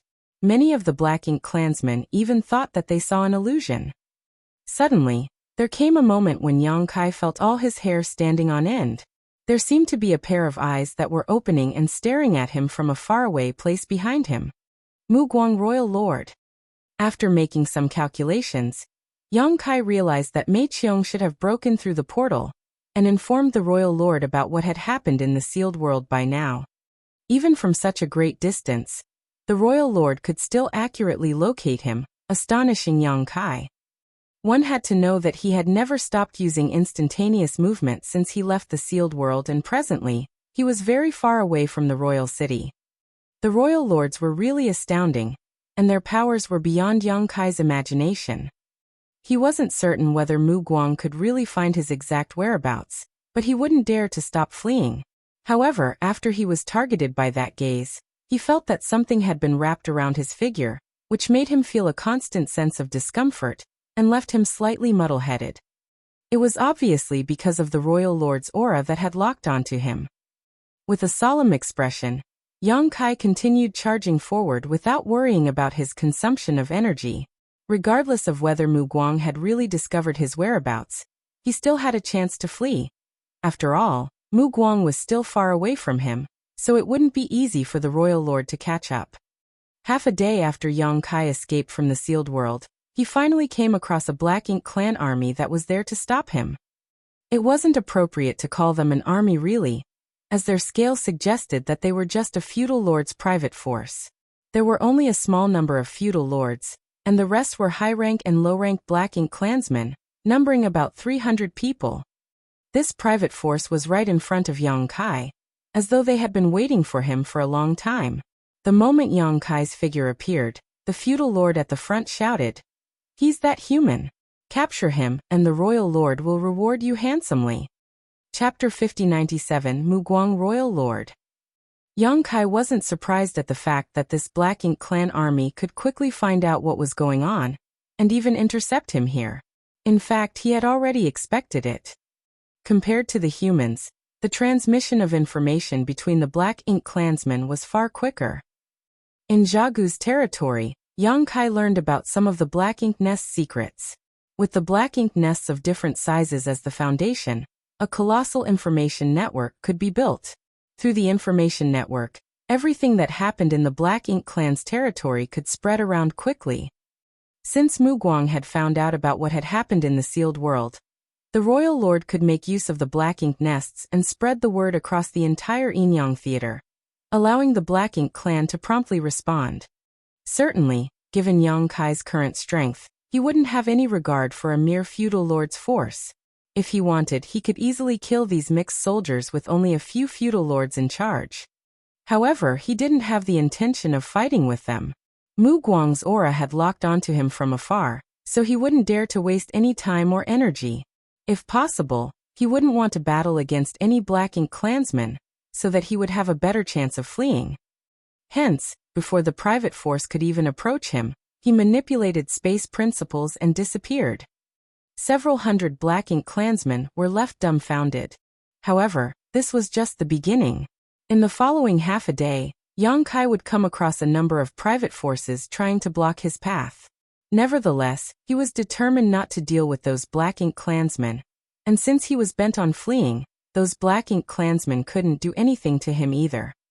They couldn't capture him unless they could cordon off a stretch of space and seal it. Unfortunately for them, the void was expansive, so even if they knew where he was heading, they couldn't set up a trap in advance. It was a thrilling escape. In fact, Yang Kai was familiar with this kind of escape as throughout the years, he had been in this exact situation a number of times. He managed to get away every time with the help of his mastery of space principles. He couldn't remember when the last time such an incident took place, but every time he ran into this kind of situation, he was facing an opponent he couldn't hope to defeat. As time passed, all the Black Ink clansmen in Mu Guang's territory seemed to have been mobilized. After experiencing several setbacks, the Black Ink clansmen began using a different tactic. Instead of gathering together, they separated into small teams and scattered around the void as they awaited Yang Kai's appearance. That way, regardless of how reluctant Yang Kai was, he inevitably had to fight at least some of the Black Ink clansmen he happened to bump into. After all, when manipulating space principles, he couldn't be certain whether there would be a Black Ink clansman waiting for him in his next location. Fortunately, he never came across a lot of Black Ink clansmen, and most of his enemies were weak, so it took him little effort to kill them all. This kind of delay wouldn't ordinarily pose a problem, but it was lethal at this moment as he was being pursued by a royal lord. As time passed, he could feel that Mu Guang was getting closer. Although he had no idea about Mu Guang's exact location, Yang Kai realized that the aura that had locked onto him became heavier. He felt a kind of pressure, as though he was held down by something, making it more difficult to manipulate space principles. The entire void felt viscous to him. Despite his calm expression, Yang Kai felt helpless in his heart. As expected, he was unable to escape from a being like a royal lord. The huge gap between their powers couldn't be made up for with space principles alone. While fleeing, he turned his hand around as an ancient coin appeared in his palm. This coin was given to him by the little girl who wandered around the marketplace in Yinyang Pass all the time. According to her, she acquired this thing from the old ancestor, and it might save his life if he cast it out at the critical moment. Certainly, Yang Kai wouldn't expect the little girl, who knew nothing but how to eat all the time, to help him in any way. However, this thing came from the old ancestor of Yinyang Pass, so it must have some special power. As the old ancestor, she must be fully aware of everything that was going on in Yinyang Pass. Yang Kai didn't think a little girl, who had never cultivated before, could steal anything from the old ancestor. In other words, the old ancestor must be aware that the little girl had given this ancient coin to him. Perhaps she had even instructed the little girl to do so. Why would the old ancestor give him this ancient coin though? After giving it a thought, Yang Kai reckoned this coin was some kind of life-saving tool. After all, he was asked to come to this place by those from Yinyang Pass. Moreover, he could be considered a half-disciple of Yinyang Cave Heaven, so it was expected that the old ancestor in Yinyang Pass would give him something to protect himself. Otherwise, it wouldn't explain why the old ancestor had never shown up even though he had been staying in Yinyang Pass for quite some time. The fact that the Black Ink clan were building a warship was a critical matter, so it was impossible that the old ancestor wasn't concerned about it. The reason she never showed up was that she must have made a special arrangement. This ancient coin could very well be the old ancestor's arrangement. Yang Kai had inspected this ancient coin before, but couldn't find out the secrets inside it. Given the situation he was in, he could only pin his hope on this ancient coin. He secretly prayed that this thing had better be useful. Otherwise, he and 300 artifact refiners would perish today. The aura behind him was getting closer, and Yang Kai could feel the grand will that was unique to royal lords. It wasn't the first time he sensed this kind of will. He had the same experience in the Black Prison and outside of Blue Sky Pass. However, those experiences were not as profound as what he was going through at this moment. After all, the royal lord in the Black Prison had been sealed off since ancient times, so she was already weak and frail. On the other hand, the one outside of Blue Sky Pass was badly injured and not really paying much attention to him. However, Mu Guang, who was behind him, was at full strength and was completely focused on him, which was different from the two royal lords he had encountered before. The pressure coming from this will alone had almost devastated him. Yang Kai felt as if he was carrying a huge mountain on his back, which made it extremely difficult for him to take even a step forward, and he could no longer manipulate space principles with ease. After fleeing with difficulty for a bit, he suddenly froze on the spot and became immovable. First of all, he had consumed too much energy by madly manipulating space principles for a prolonged time. Secondly, a pressure had engulfed the entire void and cordoned off the space around him. He didn't even have the strength to turn around. In the void, a figure slowly stepped out of the darkness. Lifting his gaze, Yang Kai saw that there was an elegant-looking, curvy woman standing in the void in front of him. The woman was in an imperial dress, which was a form of clothing commonly worn by humans. The imperial dress perfectly outlined her hourglass figure. Yang Kai almost thought that he was having a hallucination. Upon closer look though, he realized that the person indeed looked perfectly human. However, her grand will, indescribably authoritative demeanor, and overwhelming black ink strength suggested that she wasn't just any black ink clansman. She was the royal lord. Mu Guang. Yang Kai had heard of the royal lord's name on several occasions from the mouths of the humans in Yinyang Pass, as well as the black ink clansmen. However, it wasn't until this moment that he realized this was what Mu Guang looked like. It was the first time he came across a black ink clansman that looked entirely human. Most of the black ink clansmen were burly, and came in various different forms. Yang Kai had been living in the black ink clan's territory for quite a long time, and he had seen all sorts of black ink clansmen, but he had never seen someone like her before. This was an eye-opener.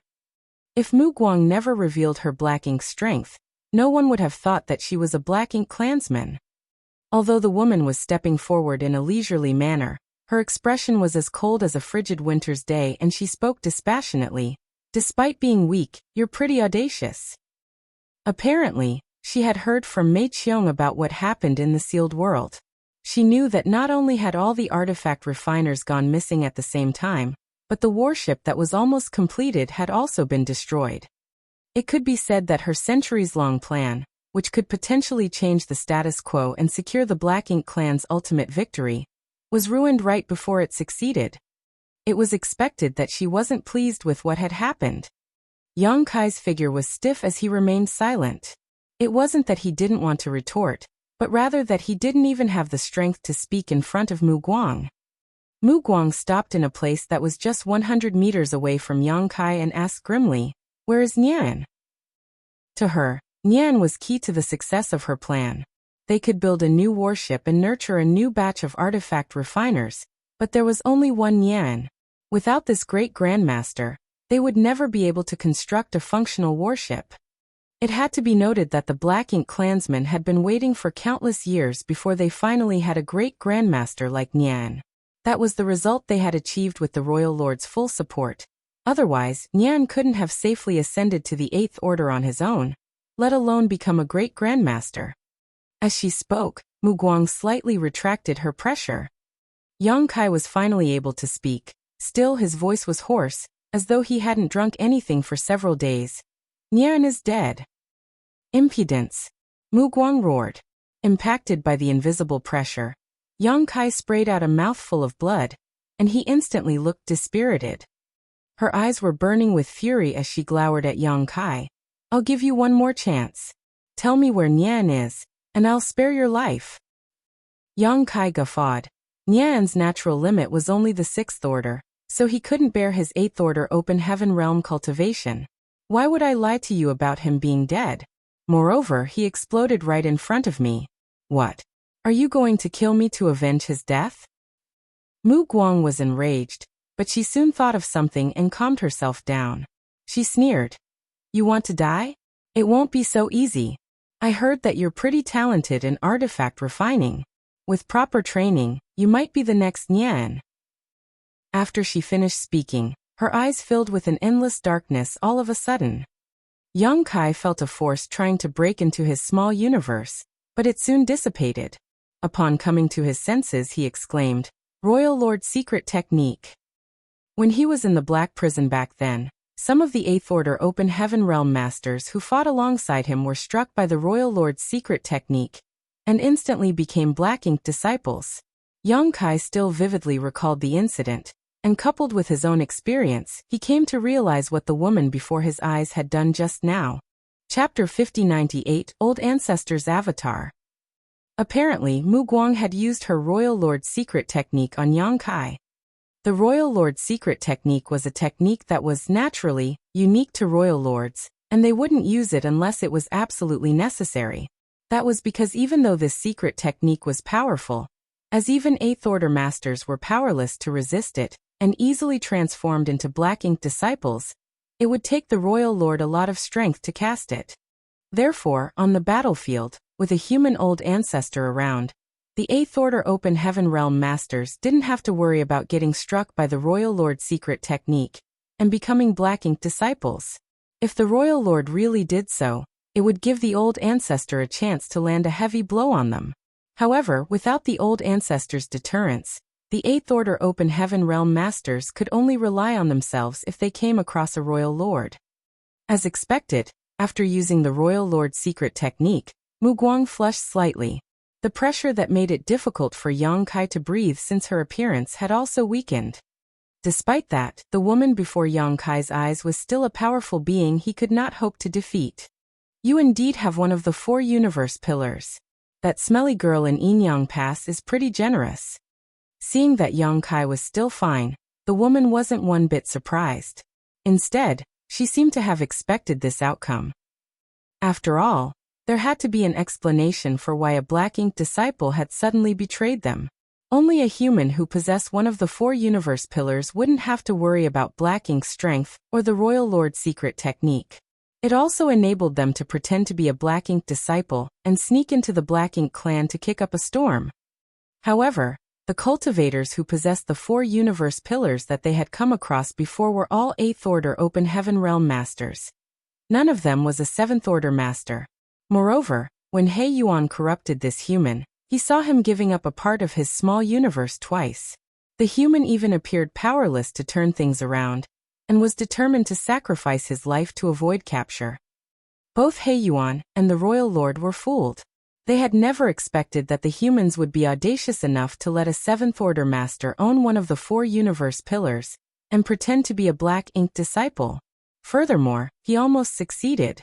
Yang Kai had no idea who the smelly girl from Yinyang Pass that the Royal Lord had mentioned was, but before he could ponder on it, he felt his entire figure stiffen on the spot. The woman extended her slender hand and said impassively, "Do you think I have no way to deal with you just because you have one of the 4 universe pillars? Since Nian is dead, you'll replace him from now on." As soon as she finished speaking, she pushed out her palm.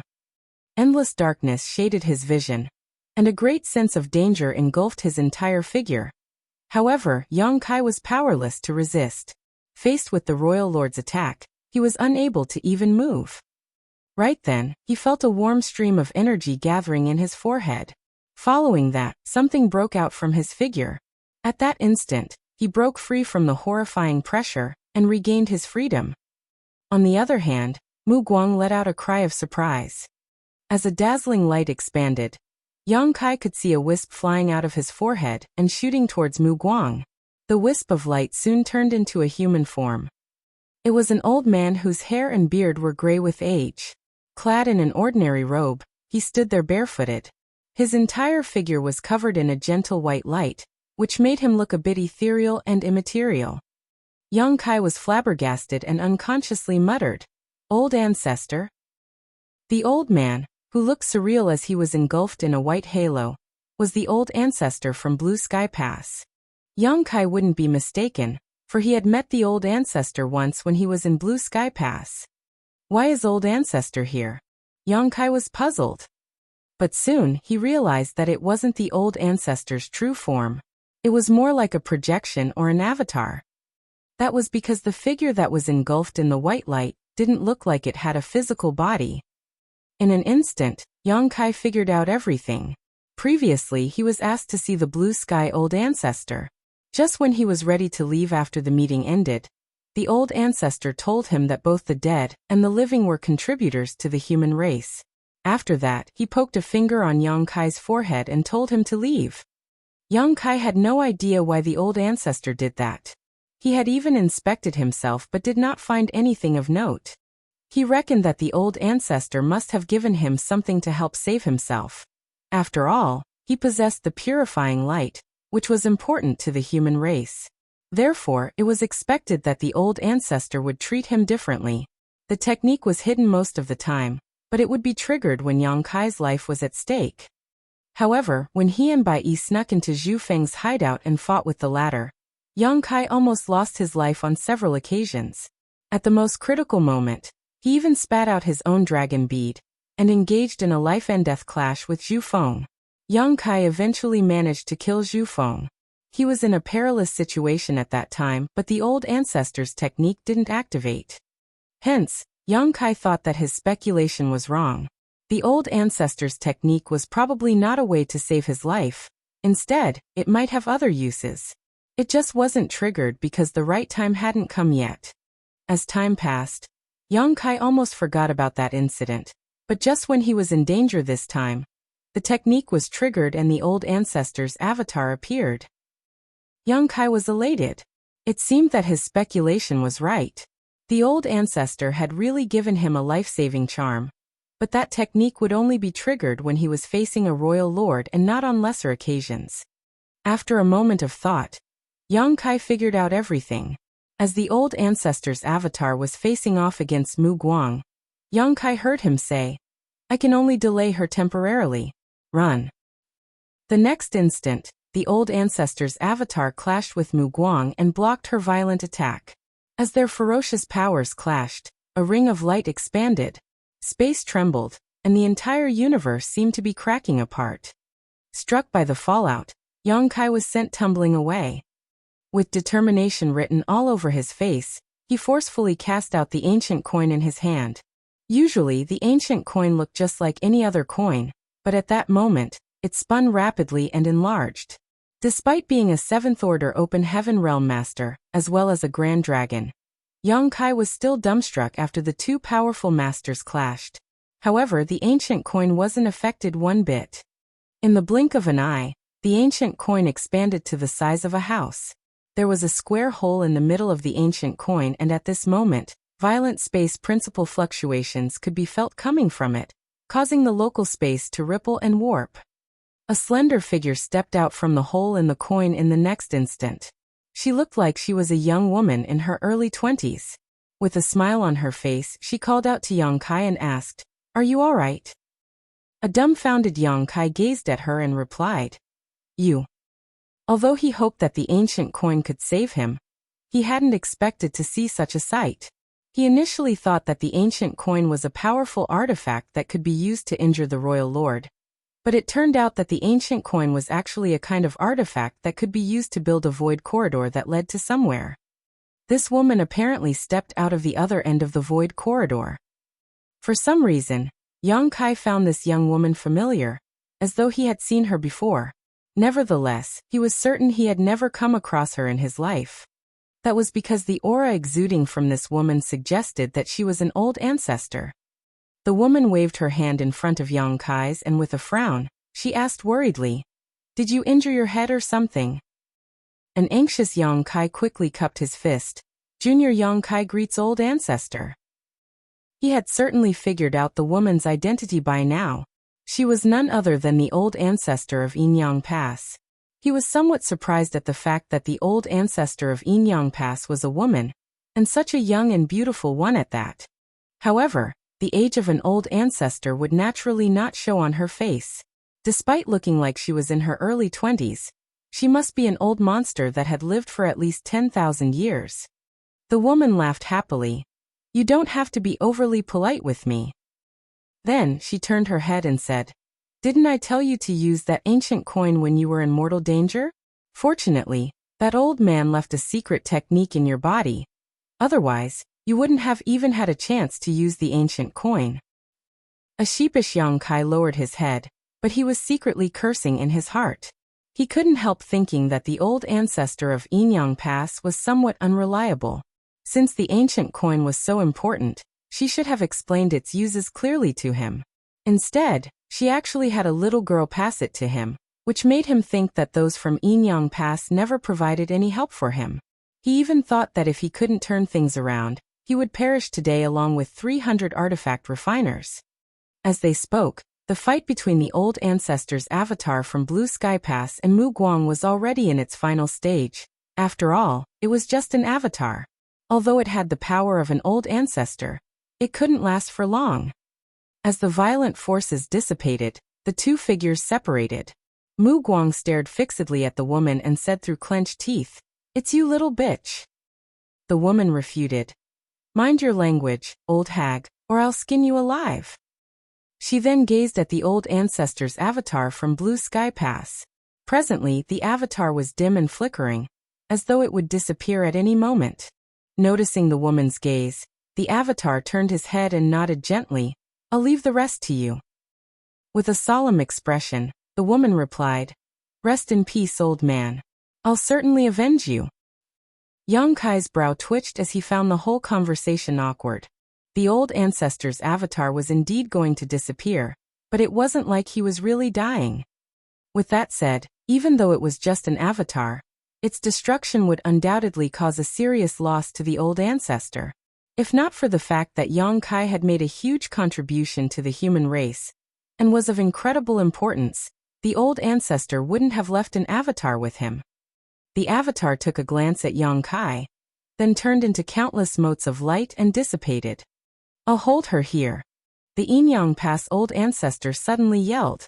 Yang Kai turned his head and saw that she had deliberately folded her arms, as though she was gripping something. With her left hand remaining still, she extended her right hand, like she was drawing out an invisible sword. As she did that, she really unsheathed a sharp-looking sword. Mu Guang's expression turned solemn as the black ink strength around her surged. "Young boy, head in the direction of Inyang Pass. The army has sortied from the inner sanctum. Join up with them," the old ancestor ordered as she raised her sword. "Yes," Yang Kai replied and turned around to leave. Mu Guang couldn't help looking in that direction. "What are you looking at, old hag?" the woman yelled. Only half of her sword was unsheathed at this point, but the next instant, she forcefully drew it and disappeared from the spot. When she reappeared, she was right above Mu Guang as she slashed down with her weapon. Mu Guang roared and lifted both of her hands, blocking the attack with her rich black ink strength. Chapter 5099, Seeing Gue Liao again. Yang Kai couldn't possibly intervene in the battle between the old ancestor and the royal lord. What's more, both of them had been fighting against each other for many years. Be it the old ancestor from Inyang Pass or Mu Guang royal lord, the two of them knew practically everything about their opponent, so the outcome of the battle was basically predetermined. It would either come to a draw or be a mutual loss. There wasn't a third possibility. Mu Guang had the advantage in that this was her territory, but it wouldn't be realistic for her to think that she could make the old ancestor of Inyang Pass stay behind. If the old ancestor was bent on fleeing, the royal lord wouldn't have a way to stop her. It was just like what happened outside of Blue Sky Pass back then. When the badly injured royal lord wanted to flee, the old ancestor from Blue Sky Pass was unable to stop him. The repercussions of the battle spread across the void, and even though Yang Kai had immediately manipulated space principles to escape the battlefield, he could still feel the violent impacts behind him. A sense of longing overwhelmed him as he wondered when he would be able to make it to the Ninth Order Open Heaven realm. With that said, he knew that he was far from that goal. After all, he only directly ascended to the Fifth Order Open Heaven realm back then. Although he had consumed a mid-rank world fruit and made it to the Sixth Order, his limit would be the Eighth Order. In order to ascend to the Ninth Order, he would have to find the innate open heaven pills formed in the universe furnace. That wouldn't be easy, for the universe furnace was elusive and mysterious. No one knew when it would appear. Casting his wild thoughts away, Yang Kai dashed toward Inyang Pass. The old ancestor said that the army had deployed. If he wanted to survive, he had to join up with them and fight against the Black Ink clan alongside them. However, the road ahead would surely be paved with danger, so Yang Kai wasn't sure if he would successfully join the Inyang Pass army. Fortunately, the old ancestor was there to deal with Mu Guang. Without the royal lord pursuing him, he stood a greater chance of fleeing. He fished out some spirit pills from his small universe and stuffed them into his mouth. As he moved forward, he tried to restore his strength. As he repeatedly manipulated space principles, his figure kept flickering across the void. Whenever he bumped into Black Ink clansmen, he wouldn't deal with them. Only when he was left with no choice would he fight. By doing so, he moved across billions of kilometers in one day. Presently, he was soaked in blood. The blood was his own as well as the Black Ink clan's. After escaping for such a long time, he was quite battered, but he was still far from Inyang Pass. After all, his starting point was basically the royal city, Even though he had the help of space principles, it would still take him a long time to return to Inyang Pass. Despite being exhausted, Yang Kai didn't dare to stop and rest. Wherever he went, there would be Black Ink clansmen waiting for him. With the help of the Black Ink nests, the Black Ink clan was able to relay information rapidly. Whatever happened in any given place, the news would be soon spread to all the Black Ink nests in the region. Fortunately, he didn't come across any territory lords while escaping, which gave him some room for maneuver. If he really bumped into a territory lord, he wouldn't be able to shake them off given the state he was in. After giving it a thought, Yang Kai realized that this wasn't so surprising.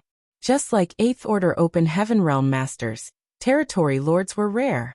Furthermore, the army had left Inyang Pass, so the territory lords had to deal with the enemy. They wouldn't have time to hunt him down. Half a day later, Yang Kai flickered and appeared somewhere in the void. However, before he could stabilize himself to scan the surroundings, he felt a gust of wind coming at him as several auras locked onto him. A shocked Yang Kai knew that he was unlucky as he happened to bump into Black Ink clansmen who were lying in wait for him here.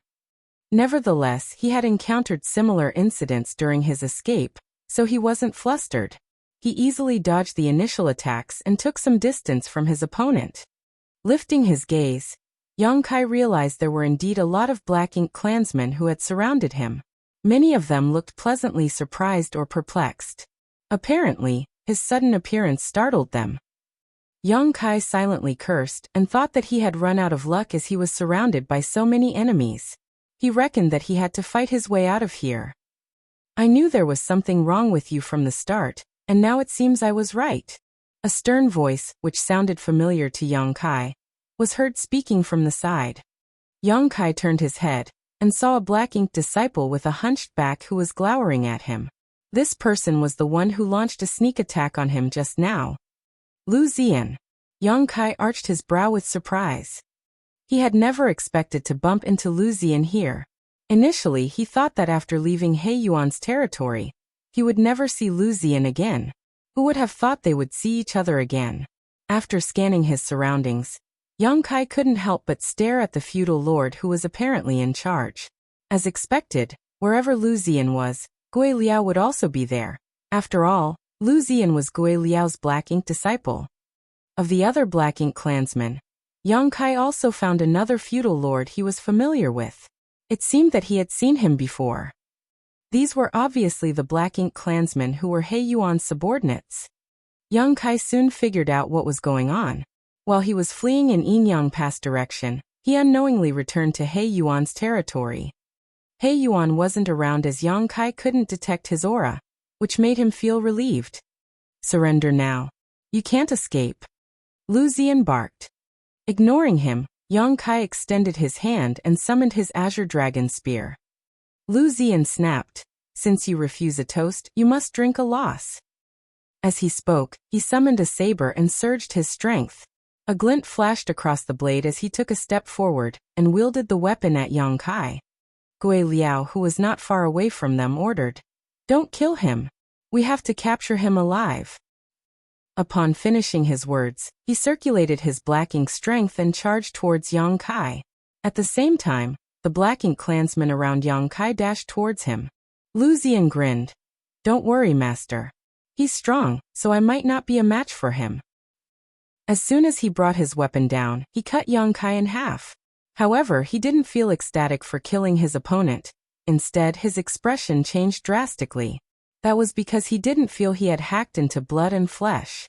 It was apparently an afterimage. He promptly whirled around and brandished his saber. Although he seemed to have hit something, a horrifying impulse was felt coming at him through the blade, one that forced him to step backwards. Before he could stabilize himself, the tip of a spear rapidly magnified before his eyes as he was engulfed in a great sense of danger. A flabbergasted Lu Zian madly pushed his strength in an attempt to dodge, but the spear seemed to have affected the space around him, which made it impossible for him to evade the attack. "Master! Save!" Lu Zian exclaimed in horror, but before he could finish his words, the Azure Dragon Spear pierced right into his eye. The violent force from the spear exploded and turned his head into mist. Lu Ziyan was fully aware of his inferiority. He had fought with Yang Kai back then when the latter's small universe was damaged, and he was defeated in the end. Certainly, he wouldn't be a match for Yang Kai now as the latter's small universe had healed, and his power had increased. Therefore, he knew that he couldn't defeat Yang Kai, nor did he hope that he would deal a heavy blow to him. However, they were in a one-on-one fight back then, but he had many Black Ink clansmen with him now. Lu Ziyan thought that regardless of how powerful Yang Kai was, there had to be a limit. After all, Yang Kai was just a 7th Order Open Heaven Realm Master, so he couldn't possibly defeat so many Black Ink clansmen on his own. Nevertheless, it never crossed Lu Ziyan's mind that he would lose his life after just 2 exchanges. His demise astounded the Black Ink clansmen around him. They couldn't even clearly see what was going on when the 7th Order Black Ink disciple was killed by the enemy. They had a feeling that Lu Ziyan hadn't stood a chance to even resist in front of Yang Kai. It wasn't until this moment that Gui Liao reached Yang Kai and tried to attack him. Lu Ziyan's death shocked him as well, so he was affected despite being determined to capture the opponent. This led to him uncontrollably retracting half of his force to defend himself. When he summoned Jiagu back then, the latter told him about what happened before Yang Kai was eventually captured by He Yuan. Jiagu's descriptions of Yang Kai's capabilities were vivid, but Gui Liao had a feeling that he was exaggerating. It wasn't like he had never dealt with 7th Order humans before, and they were nothing special in his opinion. Although Yang Kai was indeed unusually powerful, he couldn't possibly be as invincible as Jiagu described him to be. Gui Liao figured Jiagu must have suffered a loss at Yang Kai's hands, who was then personally corrupted by the Territory Lord, and became his Black Ink disciple. That was the reason Jiagu overstated Yang Kai's strength. Upon seeing that Yang Kai easily killed Lu Ziyan though, Gui Liao realized that perhaps Jiagu wasn't exaggerating. Yang Kai was just as powerful as Jiagu's descriptions of him. It was no wonder that the Territory Lord decided to personally corrupt him. He was indeed significantly stronger than other 7th Order humans. It was expected that He Yuan would be tempted. Gui Liao could feel that Yang Kai wasn't at his peak, and he seemed to be injured, which wasn't a surprise since he must have gotten into quite a number of fights as he fled from the royal city to here. Despite that, he was still able to showcase such terrifying strength. How formidable would he be if he was in top condition? Nevertheless, this realization came too late. After killing Lu Ziyan, an overbearing Yang Kai turned his Azure Dragon Spear into countless phantoms and engulfed Gui Liao with them. In an instant, Gui Liao felt immensely pressured. He madly pushed his Black Ink strength and cast several secret techniques in an attempt to save his own life. The Black Ink clan no longer hesitated to launch their attacks on Yang Kai. As a result, Yang Kai staggered while his blood spurted out of his wounds, but he remained unperturbed.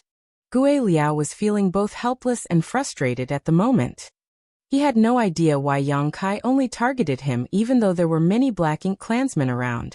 In fact, there were Black Ink clansmen who were closer to him, but Yang Kai ignored them and seemed determined to kill Gui Liao. Could it be that Yang Kai still hadn't gotten over the unfair treatment he had received in the castle? If that was really the case, Gui Liao felt that he was being unfairly blamed.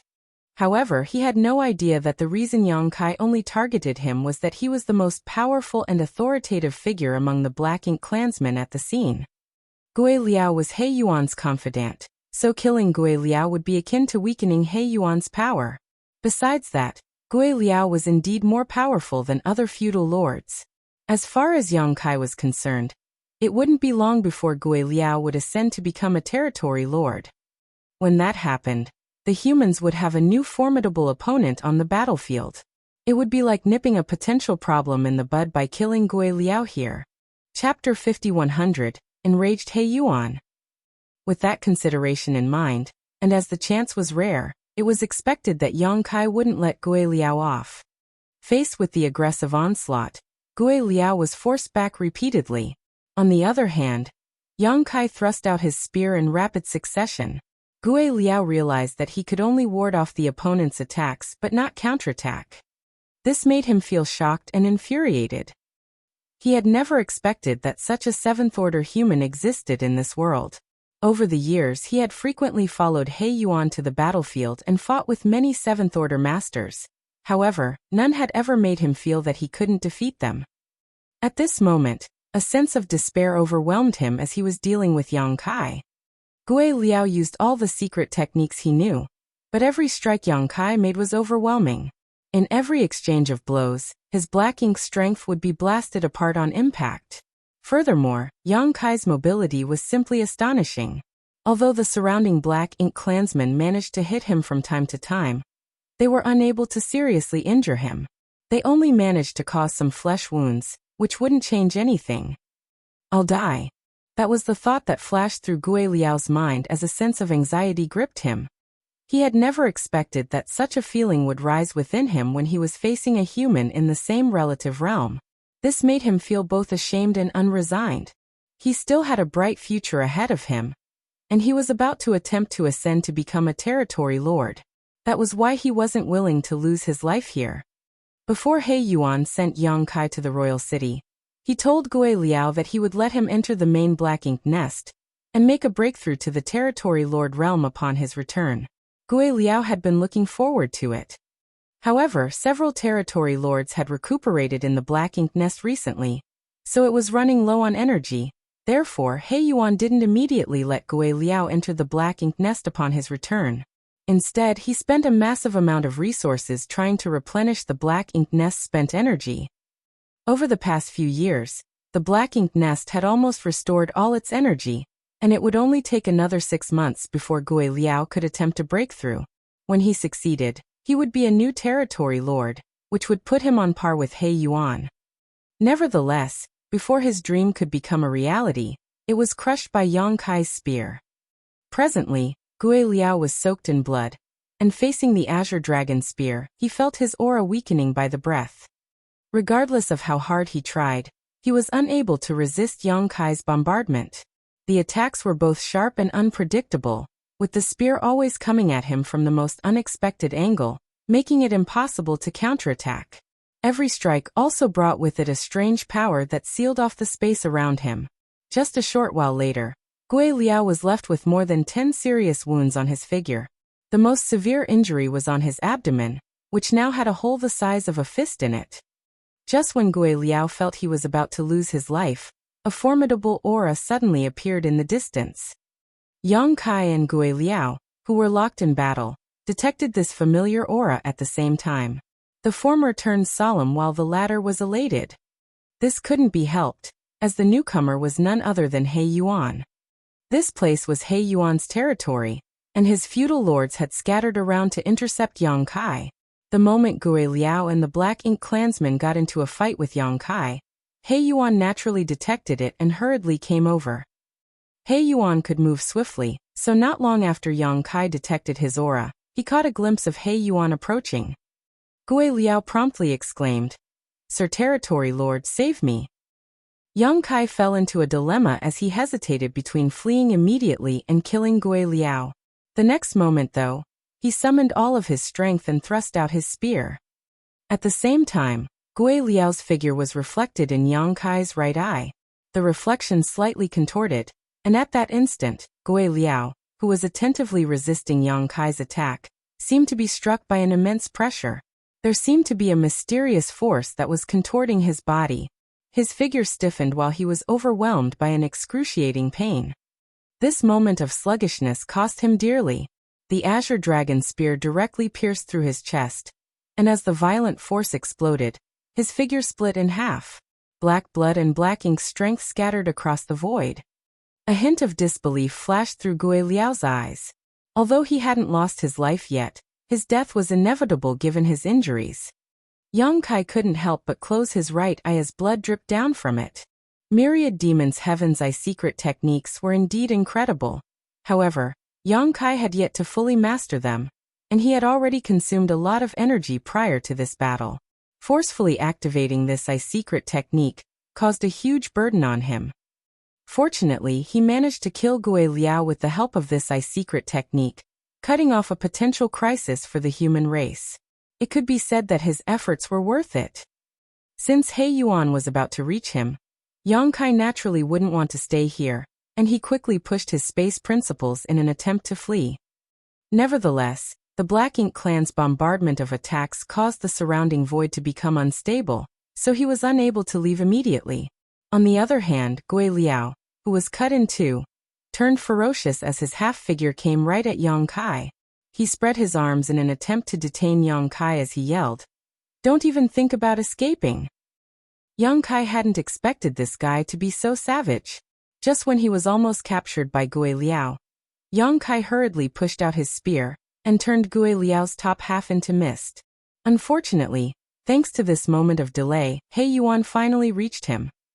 Black Ink's strength surged around He Yuan as he sported a furious expression, and he directly extended his hand towards Yang Kai.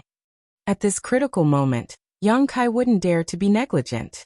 All of a sudden, a gigantic ancient tree appeared behind him.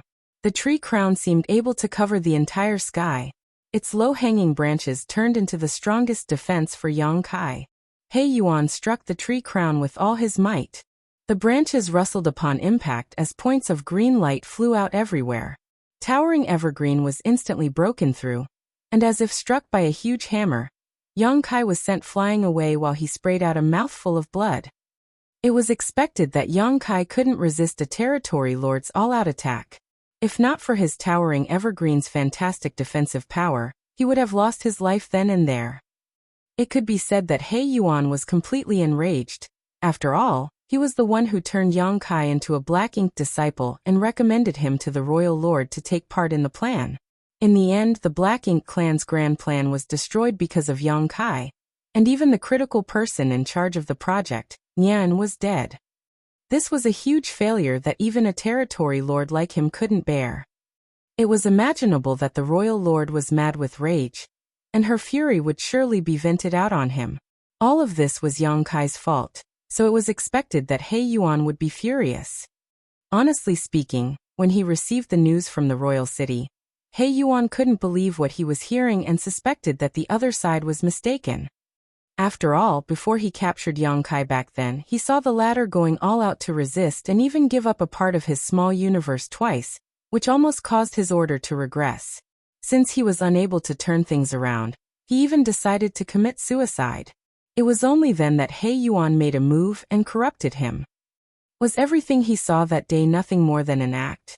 Were those the lengths this human was willing to go to in order to sneak into the Black Ink clan's territory? If that was true, he was truly a cunning and devious person. Despite knowing that the humans were sly, He Yuan hadn't expected them to be so deceitful. He regretted not examining Yang Kai's small universe after capturing him back then. If he had done so, none of this would have happened. At that time, he firmly believed that he had successfully corrupted Yang Kai. In his defense, the humans never granted one of the 4 universe pillars to 7th-order masters, so it never crossed He Yuan's mind that Yang Kai would be capable of resisting his Black Ink strength. The human was even audacious enough to pretend to be a Black Ink disciple and follow him to his territory. After several inquiries, He Yuan finally confirmed that the news from the royal city was true. It was only then that he realized he had been played by the humans all along. While he was recuperating, Yang Kai tactfully revealed his talent in artifact refining, which must have been part of the humans' plans from the beginning. Everything that had happened made He Yuan feel humiliated. As a result, he was burning with endless fury, which ensured that he did not hold back when sending out his last strike. However, he regretted it the instant he made a move, because the royal lord had ordered that Yang Kai be captured alive. It seemed that the royal lord had the intention of replacing Nian with Yang Kai, who would be tasked to continue building warships. Fortunately, Yang Kai was unusually strong, and had used some kind of secret technique to save himself. Seeing that Yang Kai was still alive, He Yuan breathed a sigh of relief. If he had accidentally killed Yang Kai, he wouldn't be able to explain himself to the royal lord. Now he could still make up for his mistake. Presently, Yang Kai was overwhelmed by a great sense of discomfort. He had already suffered a setback in front of Mu Guang, and then he consumed a lot of energy and became injured while escaping. Now that he was struck by He Yuan's attack, it was expected that he would be in a terrible state. It had to be noted that He Yuan was one of the top 5 territory lords who served Mu Guang, meaning he was significantly stronger than the average territory lord. If not for the great defensive power of his towering evergreen divine manifestation, and that Yong-kai had thick skin and strong flesh due to his dragon vein, he would have lost his life after being struck. Even so, he was still feeling dizzy and seeing stars at this moment. Many of his bones were also fractured. Steadying himself with difficulty and lifting his gaze, Yong-kai saw He Yuan standing not far away from him, while he was surrounded by a lot of black ink clansmen. As their eyes met, He Yuan suppressed his fury and said grimly, "You're really something." Yong-kai spat out a mouthful of blood and grinned. "Many thanks for your compliments, sir. I never expected that I'd come across you again. It seems that we share some common destiny, don't we?" He Yuan replied impassively, "Since it all started because of me, I'm sure the royal lord will be pleased if this matter is ended by me. Surrender without a fight. You're important to the royal lord, so I don't want to keep damaging you." Upon realizing what the other party meant, Yong-kai arched his brow. "Does the royal lord want you to capture me alive?" "An artifact refiner is only valuable if he's alive," Yong-kai replied. "It seems that Mu Guang intends to keep building warships." He Yuan looked sympathetically at him. "It's pointless to stall for time. Your old ancestor is still in a fight with the royal lord while the human army is far away from here. You don't stand a chance to flee. The humans have a saying, do not refuse a toast only to be forced to drink a forfeit. Resisting will only make you suffer." "Who says I'm going to flee?" Yong-kai lifted his azure dragon spear and pointed it at He Yuan. With his chin raised, he appeared condescending. "It's not like I've never killed a territory lord before. I don't mind killing one more." He Yuan was slightly surprised. "You've killed a territory lord before?" However, he soon cast the doubt away as he strode towards Yong-kai. "Whatever. I can explain myself to the royal lord as long as you're not killed." As he stepped closer, his territory lord's pressure swept over Yong-kai. Chapter 5101, Like Maggots on Rotting Bones. Yong-kai was on his last legs, so he wouldn't dare to be negligent when he was facing a territory lord. Although He Yuan didn't intend to kill him as he wanted to capture him alive, Yong-kai certainly wouldn't grant his wish. If he was really captured by He Yuan and sent to the royal city, he would become a servant for the Black Ink clan for the rest of his life. Before He Yuan could get close to him, Yong-kai drew on whatever power was left in his small universe. Strike first to gain the advantage. As the golden crow cawed, a great sun leapt from behind him, burning with a brilliant radiance. At the same time, a full moon rose as well, casting its frigid cold glow. As the sun and moon appeared simultaneously, space principles madly fluctuated. The sun and moon started spinning around in tandem, transforming into a kaleidoscope where space principles and time principles intertwined and formed into space-time strength before spiraling towards He Yuan. Sun and Moon Divine Wheel. Faced with a formidable enemy like He Yuan, Yong-kai wouldn't dare to hold back any of his strength and directly used his most powerful method. He Yuan stopped in his tracks and instinctively felt a horrifying power coming from this secret technique. This caused his expression to turn solemn. Covered in the mysterious force, he even felt that his mind and body had been affected. Thick black ink strength erupted from his body and formed into a shield around him. Right after he did that, he was stunned to realize that the secret technique, which had looked far away just now, was already about to strike him. A violent force swept across the void and caused the local space to tremble. He Yuan was forced backwards several steps while the Black Ink clansmen who were surrounding Yong-kai were instantly vaporized despite only being hit by the attack's fallout. A moment later, the terrifying force settled. He Yuan stood there stiffly, a strange and mysterious force wandering around his figure like arcs of lightning. The surviving Black Ink clansmen stared at He Yuan in shock, as they were worried he had been killed just like that. After all, they had witnessed how terrifying Yong-kai's secret technique was. They had no idea what would happen to their territory lord after being struck head-on by such an attack. Fortunately for them, even though He Yuan seemed affected by the secret technique, he wasn't at risk of losing his life. Just a moment later, his figure shook and the lingering arcs of lightning around him were shattered. After he sprayed out a mouthful of black blood, His aura weakened slightly. He then turned to look in a different direction and gritted his teeth. The next instant he transformed into a dark light and shot forward. It wasn't until this moment that the surviving Black Ink clansman realized that Yang Kai was gone. Apparently, Yang Kai ran away right after he cast his secret technique.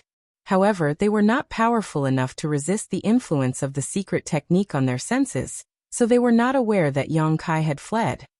He Yuan was far stronger though, so he definitely wouldn't let the wretched human off. Just then, Yang Kai reappeared from the void. He staggered and almost couldn't support his own weight, his face as pale as a sheet of paper. Presently, he was like a lamp that was running out of oil. There was no doubt that the heritage of his small universe was indeed far richer than those of the other Seventh Order Open Heaven Realm Masters. However, since he started fleeing from the sealed world near the royal city, he had been constantly manipulating space principles and pushing himself to his limits. It also took him quite a bit of effort to kill Lu Zian and Gui Liao earlier. Furthermore, he almost used up all his energy to cast his most powerful secret technique at He Yuan. Fortunately, he had the World Tree clone with him. Otherwise, his small universe would have been affected given the state he was in. That would have been a huge problem. Yang Kai wouldn't dare to remain, and quickly fished out a handful of open heaven pills from his space ring, and stuffed them into his mouth. Although open heaven pills couldn't help restore his power quickly, it was better than nothing. Moreover, the living creatures in his small universe would continuously produce world force for him, which helped restore his strength over time. The moment he took a step forward though, Yang Kai realized that an aura had locked onto him from afar. There was no doubt that it was He Yuan. As a Black Ink territory lord, he could easily ascertain Yang Kai's whereabouts as long as the latter wasn't too far away. Yang Kai cursed. He didn't expect his Sun and Moon Divine Wheel to kill He Yuan. After all, there was a huge gap between their powers as He Yuan was in a higher relative realm. Despite that, he still hoped that the Sun and Moon Divine Will could wound He Yuan and tie him down for a moment. As long as he could escape He Yuan's perception range, he could shake him off and gain some safety. However, Yang Kai hadn't expected that He Yuan would recover so quickly. Now that he had been targeted by He Yuan's aura, it wouldn't be easy to get rid of him, unless Yang Kai could continuously use instantaneous movement to open a large gap between them. Nevertheless, Yang Kai was unable to do so at this moment. He couldn't even activate instantaneous movement once, let alone repeatedly. Left with no choice, he could only try to restore his energy while doing his best to flee. An enraged He Yuan moved across the void swiftly, shortening the distance between them. To add insult to injury, Yang Kai would come across some Black Ink clansmen who got in his way from time to time. There was no doubt that they were all residents of He Yuan's territory. Upon receiving He Yuan's order, they started forming into different teams to cover a wide range. There were only a small number of people in every team, ranging from 10 to 30, their leader usually a single feudal lord. Although these Black Ink clansmen couldn't harm Yang Kai, they could slow him down. Yang Kai either had to avoid clashing with them or force his way through them. Regardless of what option he took, he would have to consume both strength and time. Barely 1 hour later, Yang Kai broke through his third blockade. However, He Yuan was also getting closer to him. Seeing that it would reach a critical point where He Yuan would be able to make a move against him, Yang Kai hesitated no more and pushed his space principles. By using instantaneous movement, he disappeared from the spot in an instant. He used up what little energy he had recovered with that one move. Over the next day or so, such incidents would happen roughly every hour. The gap between Yang Kai and He Yuan would shorten and widen in a seemingly endless cycle. Yang Kai felt extremely bitter as he was unable to get rid of He Yuan, who was just like maggots on rotting bones. On several occasions he almost couldn't widen the gap between them at the most critical moments, allowing He Yuan's attacks to graze him from afar, which exacerbated the horrible situation he was already in. By straining himself for a long period of time, Yang Kai realized that his vision had turned blurry. The pounding of his heart against his chest could clearly be heard, as though it couldn't endure the immense strain and would explode at any moment. While he was trying his hardest to escape, He Yuan wasn't exactly feeling any better. Pursuing such a fast and tricky enemy had left him exhausted as well. However, in order to make up for his mistake, he would never let Yang Kai go. Only by capturing Yang Kai and bringing him to the royal city would he be able to appease the royal lord. Otherwise, he would be doomed. The warship plan was critical to the future of the entire Black Ink clan. Yet it was ruined because of his negligence. It was expected that the royal lord wouldn't easily let him off. With one escaping and the other pursuing, the pair crossed billions of kilometers in the void. Initially, Yang Kai thought that things would get better after he left He Yuan's territory. After all the Black Ink clansmen he came across all along were He Yuan's subordinates. However, he realized he was mistaken upon fleeing from He Yuan's domain. Instead of getting better, things actually got worse. The Black Ink clansmen he bumped into in He Yuan's territory only came in small teams. Therefore, he was able to force his way out despite being besieged.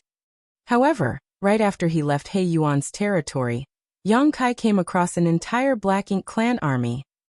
It was an army consisting of several tens of thousands of troops. Among all those Black Ink clansmen, Yang Kai clearly detected a powerful aura coming from another territory lord. Moreover, the direction they were traveling suggested that they were heading towards Yinyang Pass. If Yang Kai rashly charged forward, he wouldn't stand a chance to escape. The territory lord in charge of the army just had to cooperate with He Yuan, who was chasing him from behind, and they would easily capture him. Soon, Yang Kai came to realize something. The Black Ink army wasn't there to intercept him. Instead, they were heading to the main battlefield. In order to facilitate the old ancestors' plan and save Yang Kai, the humans had emptied out Yinyang Pass. Certainly, the Black Ink clan had to meet the humans in battle.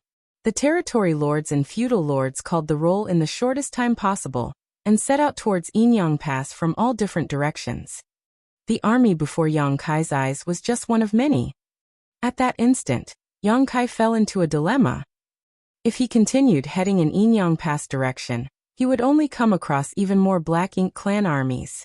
Even if he was in peak condition, he still could never hope to break through all of their blockades, unless the masters from Yinyang Pass could work with him to open a safe passageway. However, Yang Kai was in a terrible state, and he hadn't managed to restore a lot of his strength, so this idea was not feasible. Once he blindly used instantaneous movement, he might land right in the middle of a large Black Ink clan army. When that happened, it would be akin to stepping right into the enemy's trap. It was impossible for him to avoid running into these Black Ink clan armies and return to Yinyang Pass. Worse, every enemy army had a territory lord overseeing it, as they were practically the territory lord's own subordinates. He Yuan alone was able to leave Yang Kai battered and exhausted. If he had to contend with other territory lords as well, he would fall into an even more horrible state. Nonetheless, where could he go if he couldn't return to Yinyang Pass? While he was hesitating, the territory lord from the army up ahead scanned his surroundings with his divine sense, and seemed to detect Yang Kai's presence. After gritting his teeth, Yang Kai turned around and transformed into a ray of light. Soon, the territory lord's divine sense detected a trace of aura left behind by Yang Kai. After giving it a thought, he soon figured out what was happening. However, he was tasked with dealing with the humans' army, so he wouldn't dare to be distracted. A moment later, he decided to ignore it and retracted his divine sense. The moment Yang Kai turned in a different direction, He Yuan followed, a hint of surprise flashing across his face. He was surprised to realize that Yang Kai didn't head straight towards Yinyang Pass, but after pondering on it for a moment, he soon figured out what Yang Kai was worried about. He snorted and thought, "Where else can you go if you can't go back to Yinyang Pass?" He Yuan had somewhat figured out the condition that Yang Kai was in, so he firmly believed that as long as he persevered, he would capture Yang Kai sooner or later. Now he just had to wait for Yang Kai to lose all of his strength. While he was in his thoughts though, he suddenly lost track of Yang Kai. The realization astounded him. Chapter 5102 A Bold Plan. Mid-pursuit, He Yuan suddenly stopped in his tracks and spread out his powerful divine sense to scan the surroundings. However, regardless of how hard he tried, he couldn't find Yang Kai's whereabouts. This caused his expression to darken. "I can't believe I lost him," How is that even possible? Yang Kai was on his last legs with little energy left. How did he escape He Yuan's range of perception in such a state? He Yuan didn't think Yang Kai was powerful enough to cut off the thread of aura he had locked onto him, as there was a huge gap between their powers. If Yang Kai was capable of doing that, he would have done it earlier instead of waiting until now. Moreover, He Yuan didn't feel that his aura was forcefully cut off. Rather, it felt like Yang Kai just vanished somehow. The only logical explanation was that Yang Kai had massively widened the gap between them in an instant. As a result, He Yuan's aura wasn't able to locate him. However, Yang Kai didn't have much strength left. Even though he could use a special technique that would help him move across several tens of thousands of kilometers in an instant, he couldn't possibly have done such a thing repeatedly in his current state. How could he have regained so much energy in such a short period of time? With a gloomy expression, He Yuan stood still in the same spot, not knowing what to do. The void was expansive, so now that he had lost track of Yang Kai, how was he supposed to look for him? But soon he pulled himself together. The Black Ink clan's armies were heading in Yinyang Pass direction, so Yang Kai couldn't possibly go that way. That was the reason he turned around and continued fleeing. In other words, regardless of where he was still within the Black Ink clan's territory. As long as Yang Kai was still in their territory, his whereabouts would be exposed sooner or later. At the thought of this, He Yuan started taking action by heading to the fief of a feudal lord nearest to this place. The feudal lord of the fief had led his tenants towards the battlefield, so although there were still a lot of Black Ink clansmen who stayed behind, none of them was particularly powerful. Since He Yuan had shown up, these weak Black Ink clansmen would naturally obey his orders without question. Soon, with the Black Ink nest in this place as the center, word was spread across all of Mu Guang Royal Lord's domain. Within moments, Black Ink clansmen from all over could be seen searching for Yang Kai. Meanwhile, Yang Kai was hiding in a Black Ink cloud and recuperating. Just like He Yuan had speculated, Yang Kai had relied on instantaneous movements to shake off his tracking aura. The reason he had enough energy to use instantaneous movement repeatedly was that he had consumed a low-rank world fruit. When he left the Grand Ancient Ruins boundary back then, Yang Kai brought 16 world fruits with him. The 3 mid-rank world fruits had been put to good use while the remaining 13 low-rank world fruits were somewhat useless. He had given 1 low-rank world fruit to Guaziyan, which allowed him to ascend from the second order to the third order open heaven realm. As for the remaining low-rank world fruits, he basically had no use for them. Although they came from the world tree, they were not valuable to him at all.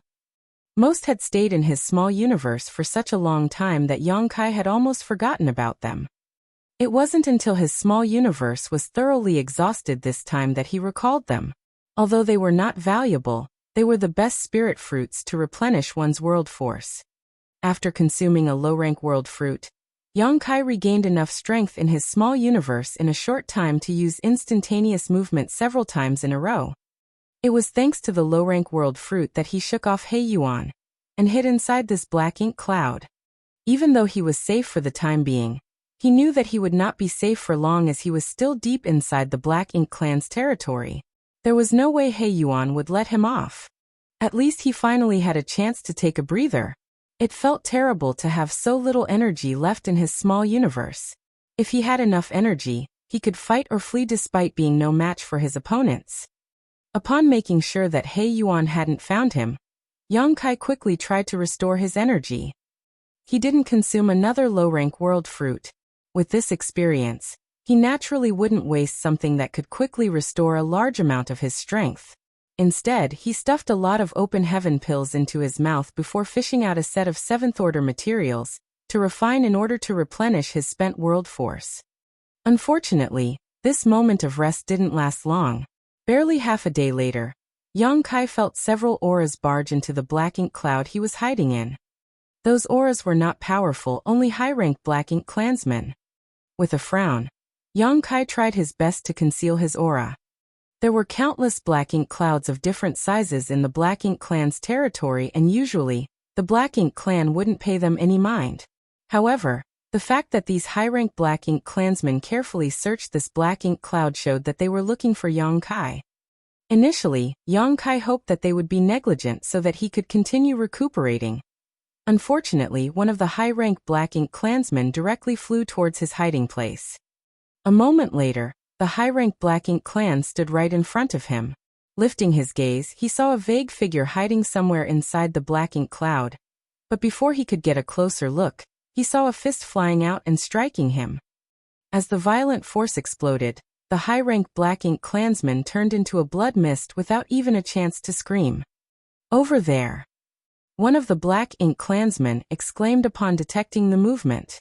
As soon as he finished speaking, he was struck by an immense force and sent to the afterlife. 2 breaths of time later, Yang Kai dashed out of the Black Ink cloud. The high-rank Black Ink clansmen who had barged into the Black Ink cloud had all lost their lives. "That human is here. We found him," quickly informed Sir He Yuan.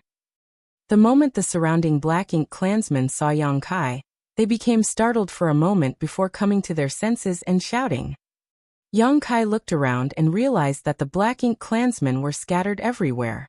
They were thoroughly searching through the void in order to ascertain his whereabouts. Although they were weak, there were too many of them to avoid. He Yuan didn't think these weaklings could harm Yang Kai.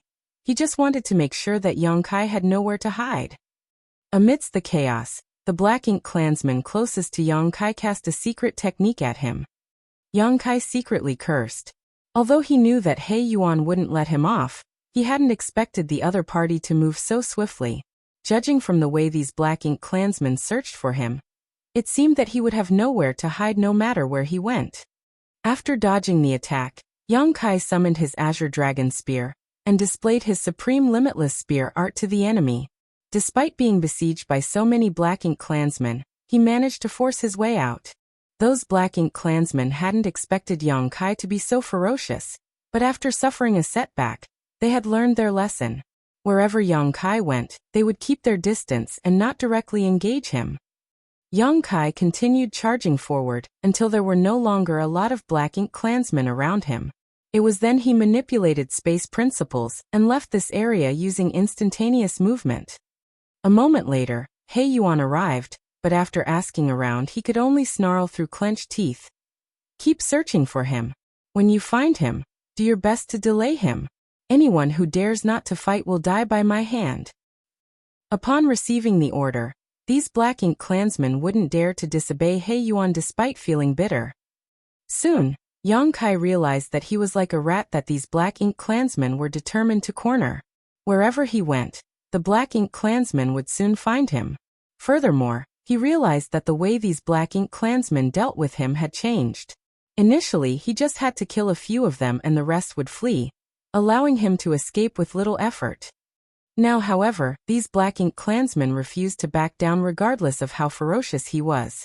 It was as though they were determined to drag him down even if they had to die. However, without a territory lord around, how were they supposed to stop Yang Kai from escaping? Their reckless charge only caused even more casualties. Presently, Yang Kai was glad that the Inyang Pass armies had tied down the main Black Ink clan force. Otherwise, he couldn't have kept moving around the Black Ink clan's territory. At the very least, the only territory lord he had to deal with so far was He Yuan.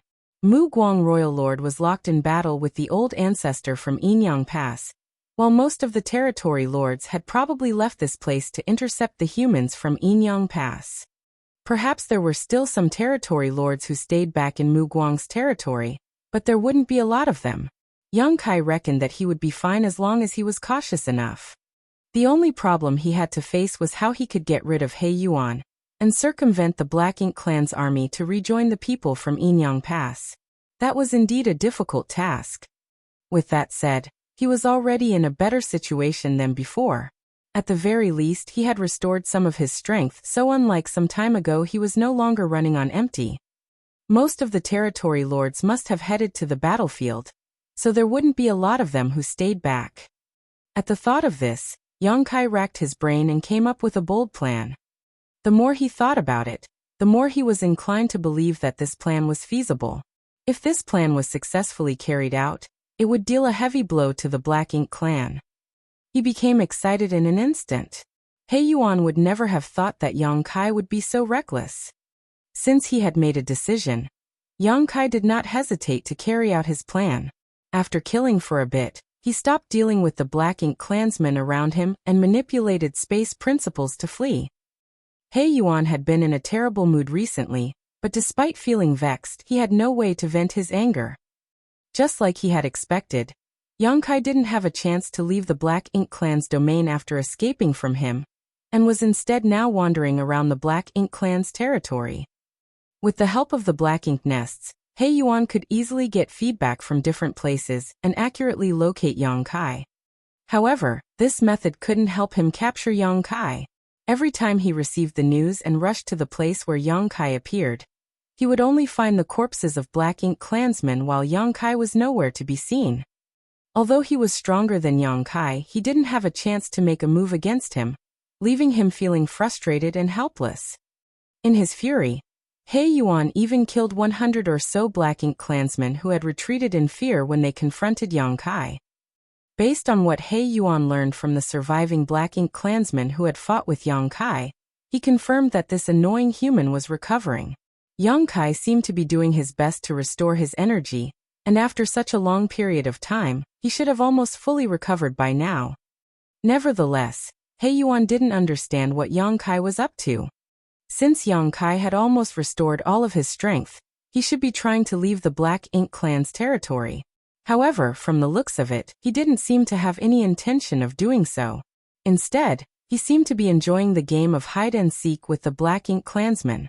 During this period of time, several thousand Black Ink clansmen were killed by his spear, and although only several of them were feudal lords, as most were high-rank and low-rank Black Ink clansmen, it was still humiliating for He Yuan.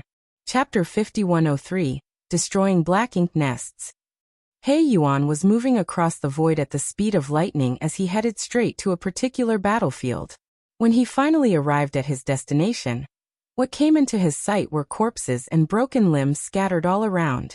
They were the Black Ink clansmen who were killed. Many of the horribly injured Black Ink clansmen groaned in pain. The battlefield was like a living hell. After sweeping a glance over the place, He Yuan estimated that more than 100 Black Ink clansmen were dead. He sported a grim expression. Since he started chasing after Yang Kai, he had encountered the same sight many times. Whenever he received the news and rushed over, he would see the same sight. On the other hand, Yang Kai would always run away before he arrived, leaving no chance for him to act. He had never come across a human who was as skilled as Yang Kai when it came to fleeing. Despite his burning fury, he had no way to vent it out.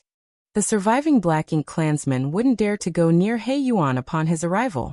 Recently, He Yuan had killed many of their companions.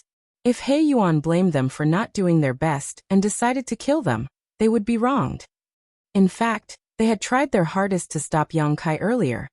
However, how were they supposed to make him stay behind when they were no match for him? They could only watch as Yang Kai went on a killing spree and then left. Since no Black Ink clansman took the initiative to tell him what happened, He Yuan asked grimly, "Where did he go?" A high-rank Black Ink clansman closest to him pointed in a particular direction with caution. He Yuan turned to look in that direction and frowned. That was because his territory was in that direction. Although a large area of the void could be considered his territory, his foundation was where his Black Ink nest was located. That was his direct territory. Upon that realization, He Yuan felt his chest tightening. As he recalled the route Yang Kai had been moving around, he suddenly had a bad premonition. It seemed that Yang Kai wasn't aimlessly wandering around anymore. He was heading towards a particular goal. Just then, a feudal lord rushed over from afar.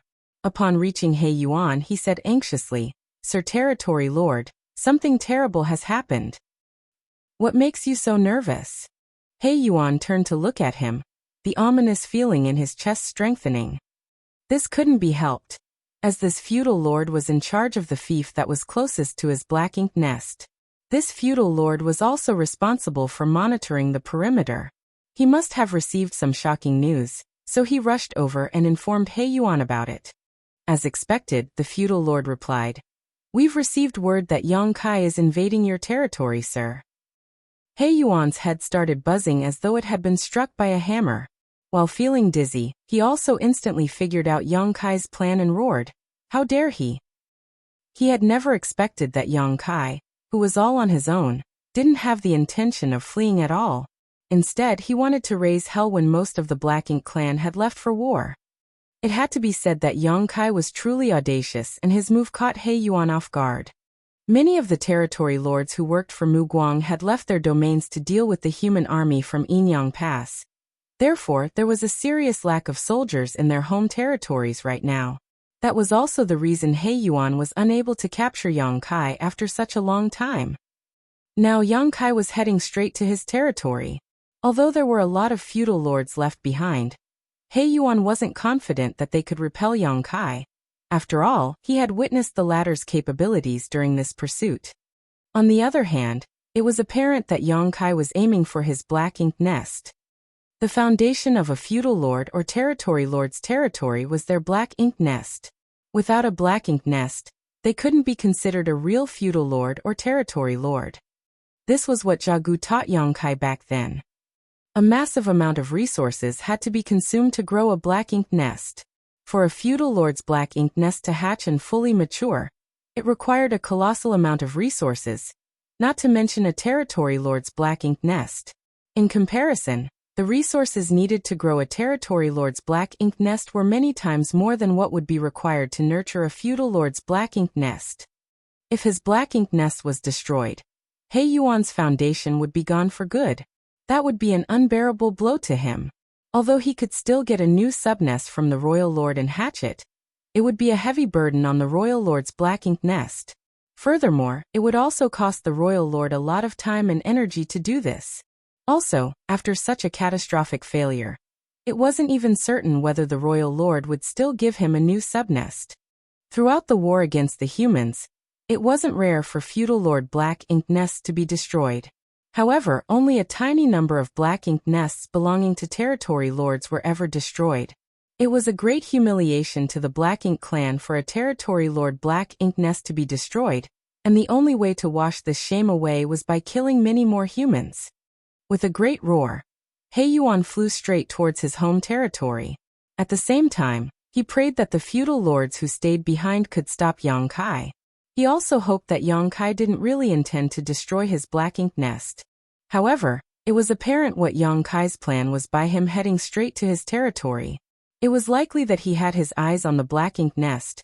After all, he had pretended to be a Black Ink disciple and lived in this place for years, so he might have heard of the Black Ink nest secrets from somewhere. While feeling worried, He Yuan was moving forward at full speed. Given that he was a territory lord, it would usually take him half a day to return to his territory from the previous location, but in his haste he managed to arrive in just 4 hours. When he finally arrived at the universe fragment where his direct territory was located, what came into his sight made him feel cold all over. That was because the universe fragment had been shattered and traces of the battle could be seen everywhere. The originally flourishing city was nothing but a disaster zone now. Every part of the place had been turned into ruins, and innumerable Black Ink clansmen had lost their lives. All of that was inconsequential though compared to what happened to the Black Ink nest, which was originally in the center of the city. The Black Ink nest, which had always looked like a giant flower bud, was starting to wither. Black Ink's strength was leaking out of the Black Ink nest like fresh blood, and its roots had clearly been cut off by a violent force. What He Yuan dreaded had become a reality, and he could not accept it. The Black Ink nest was withering, and it couldn't be saved. In other words, his foundation had been destroyed. In order to rebuild his foundation, he would need a new Black Ink nest. Even if the royal lord was magnanimous enough to give him another subnest from her Black Ink nest, it would take He Yuan at least 100 years to nurture it, and cost him an enormous amount of money and manpower. To make matters worse, the feudal lords working for him would all experience the same problem. In other words, he and his subordinates had to rebuild everything from scratch, which would take a very long time. Sir. A blood-soaked feudal lord detected He Yuan's aura, so he quickly shot into the sky. Where is Yang Kai? He Yuan growled through clenched teeth. He couldn't detect Yang Kai's aura, so he could only hope that the feudal lords had killed him. With that said, he knew that it was unlikely to be the case. We did not see that human named Yang Kai, the feudal lord replied. He Yuan snapped. You didn't see him? Then what happened to my territory? What happened to the black ink nest? Did you all destroy it? The feudal lord shuddered and quickly replied, Sir He Yuan, we really didn't see Yang Kai. Everything was destroyed by a grand dragon. He then hurriedly gave an account of what had happened.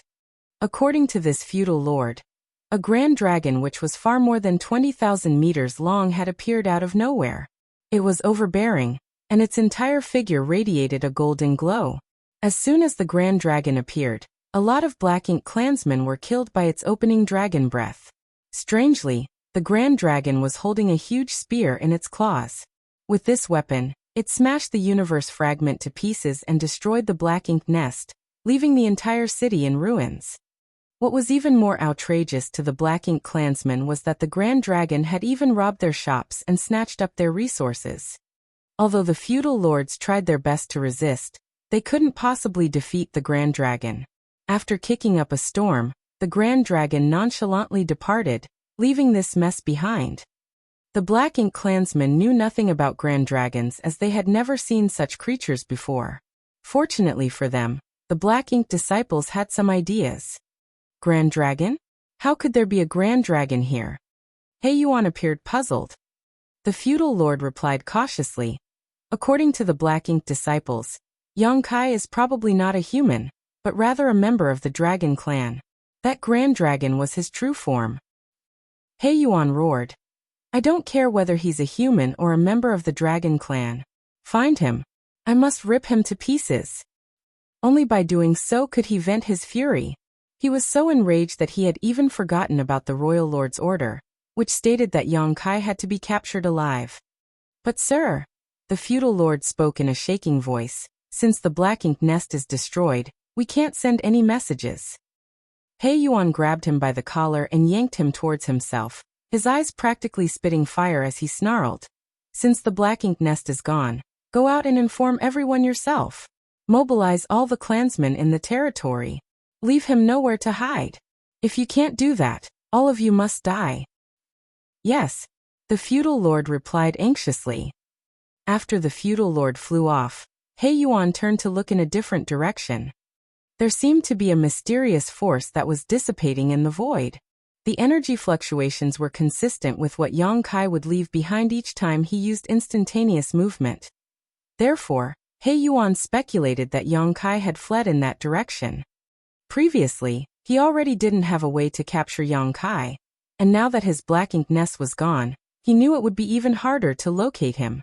Nevertheless, he had to get his revenge after his foundation was destroyed. Despite his slim chances, he had to hunt Yang Kai down. Regardless of the cost, he had to capture that damn human and bring him to the royal lord to make up for his mistakes. At this moment, in a place that was far away from the universe fragment, Yang Kai was hiding inside a black ink cloud and recuperating. After assuming his grand dragon form and making a scene in He Yuan's territory, not only did he shatter the universe fragment, but he also destroyed He Yuan's black ink nest. It was expected that he would be pleased with himself. However, he had paid a hefty price to achieve this victory. There were indeed a lot of feudal lords who had stayed behind, and there were also innumerable high-rank and low-rank black ink clansmen around. Although he could easily kill more people when he was in his grand dragon form, it also made him a huge target. While Yang Kai destroyed the black ink nest, he also inevitably got struck by the black ink clansmen's attacks. To the black ink clansmen, he had made a scene and left the place in a nonchalant manner. However, only Yang Kai knew that he wasn't as nonchalant as he appeared to be when he left. In truth, he just didn't dare to remain, otherwise he would most likely be captured. Presently, his entire figure was covered in wounds. Every time he moved, he would grimace in pain.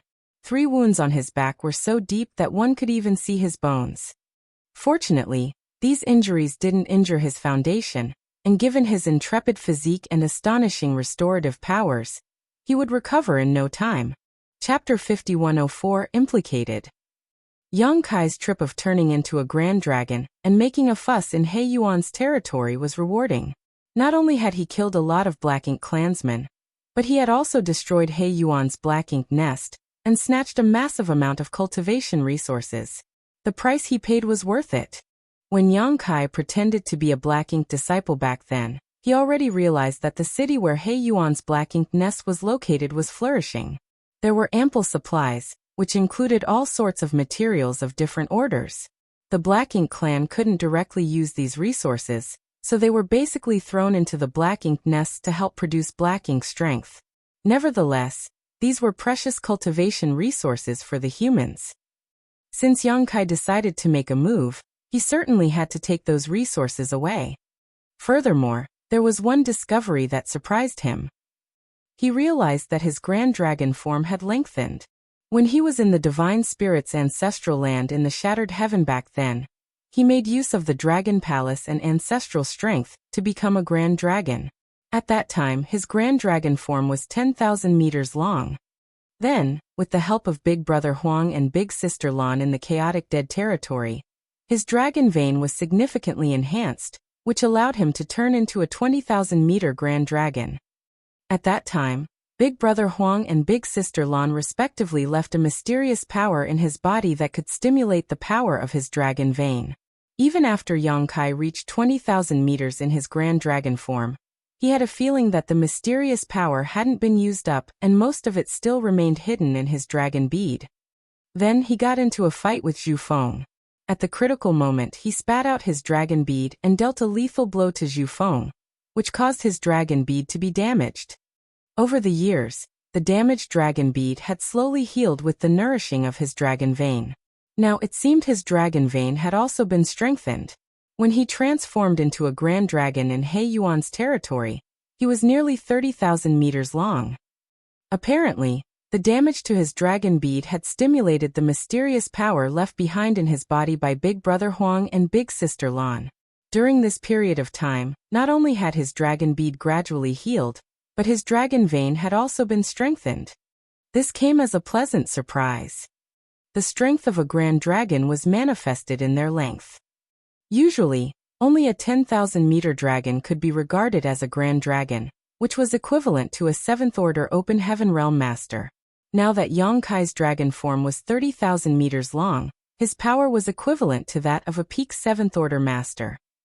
However, there were pros and cons to fighting as a Grand Dragon. Since his Grand Dragon form was so massive, he could cause serious damage over a wide area, especially when doing things like destroying He Yuan's territory and the Black Ink nest some time ago. There was no doubt that it was easier for him to achieve his goal by turning into a Grand Dragon. Nevertheless, his large size also meant that he wasn't as agile or maneuverable. He might suffer a setback if he faced certain opponents in such a state. Fortunately, there were no powerful beings in He Yuan's territory at that time.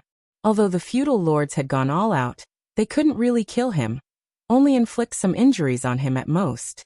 Presently, Yang Kai was recuperating in a Black Ink cloud with peace of mind. However, he knew that he couldn't stay here for long. According to past experiences, these omnipresent Black Ink clansmen would soon find him, and more Black Ink clansmen would quickly arrive to hunt him down. As expected, barely 1 hour later, some Black Ink clansmen barged into the Black Ink cloud and found his whereabouts. Yang Kai charged forward and easily killed these Black Ink clansmen, and soon he arrived at a different place and snuck into a new Black Ink cloud. When the nearby Black Ink clansmen rushed over upon receiving the news, Yang Kai was already nowhere in sight. Over the following days, Yang Kai kept changing his locations as he seized every chance to recuperate. Soon though, he realized something was off. The Black Ink clansmen were reacting much slower than before. Previously, regardless of where he went, as long as his whereabouts were exposed, a large number of Black Ink clansmen would promptly swarm in from all directions and besiege him. Now, it seemed that they couldn't mobilize as quickly. This was a situation he had already expected though. Yang Kai had learned some secrets behind the Black Ink nests. With He Yuan's Black Ink nest as the center, all the feudal lord Black Ink nests formed a huge information network, which was used to spread information quickly. Now that he had destroyed He Yuan's Black Ink nest though, the central node was gone for good, disabling the information network between the Black Ink clansmen. That was the reason he decided to head straight to He Yuan's direct territory. Only by disabling their information network would he be able to move around easily. Now it seemed that he had made a wise decision.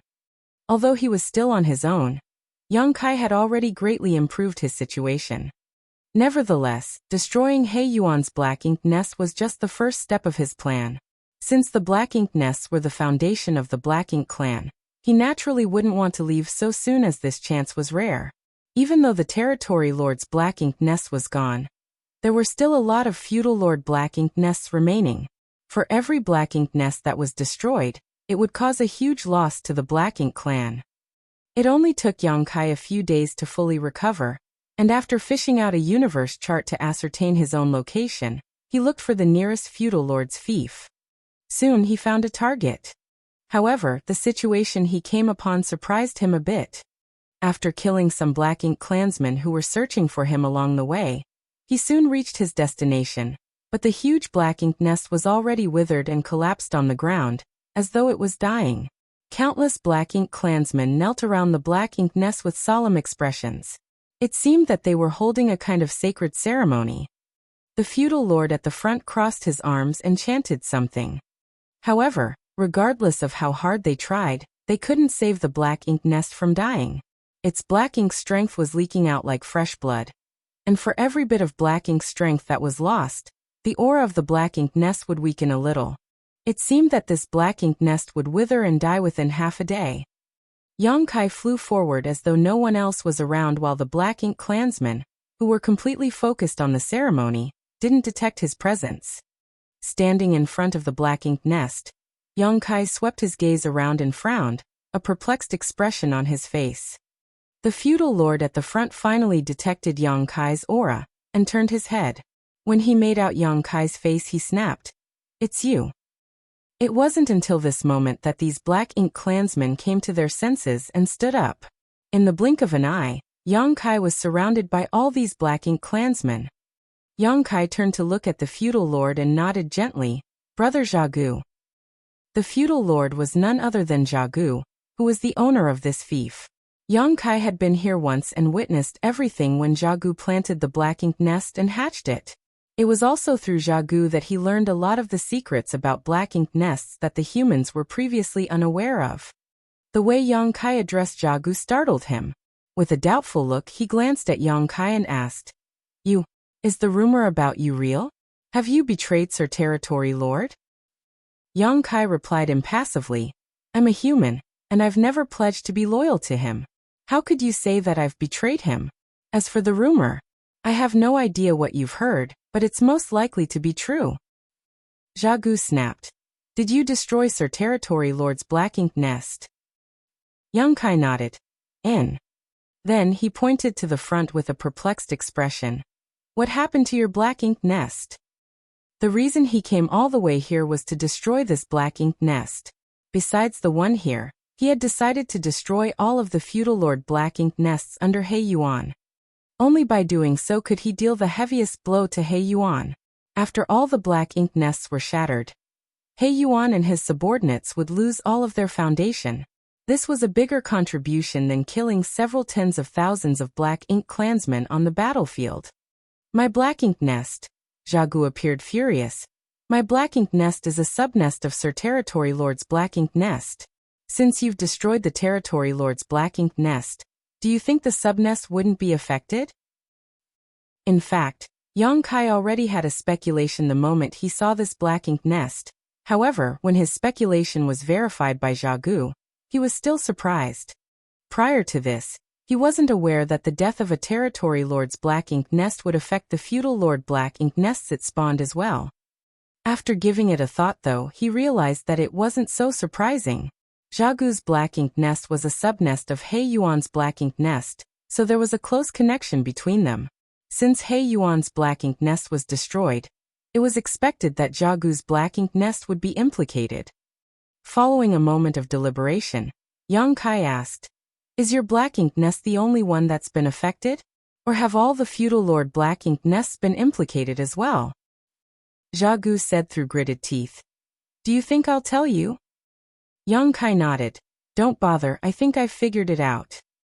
Judging from the situation Xiaogu was in, it wasn't hard to speculate that the other feudal lord Black Ink nests had been affected as well. They were probably all withering at this very moment. Initially, Yang Kai planned on destroying all the black ink nests in He Yuan's territory one by one. Now, it seemed that it wasn't necessary for him to do so. As a thought flashed through his mind, Yang Kai asked, "Brother Xiaogu, what if the royal lord's black ink nest is destroyed?"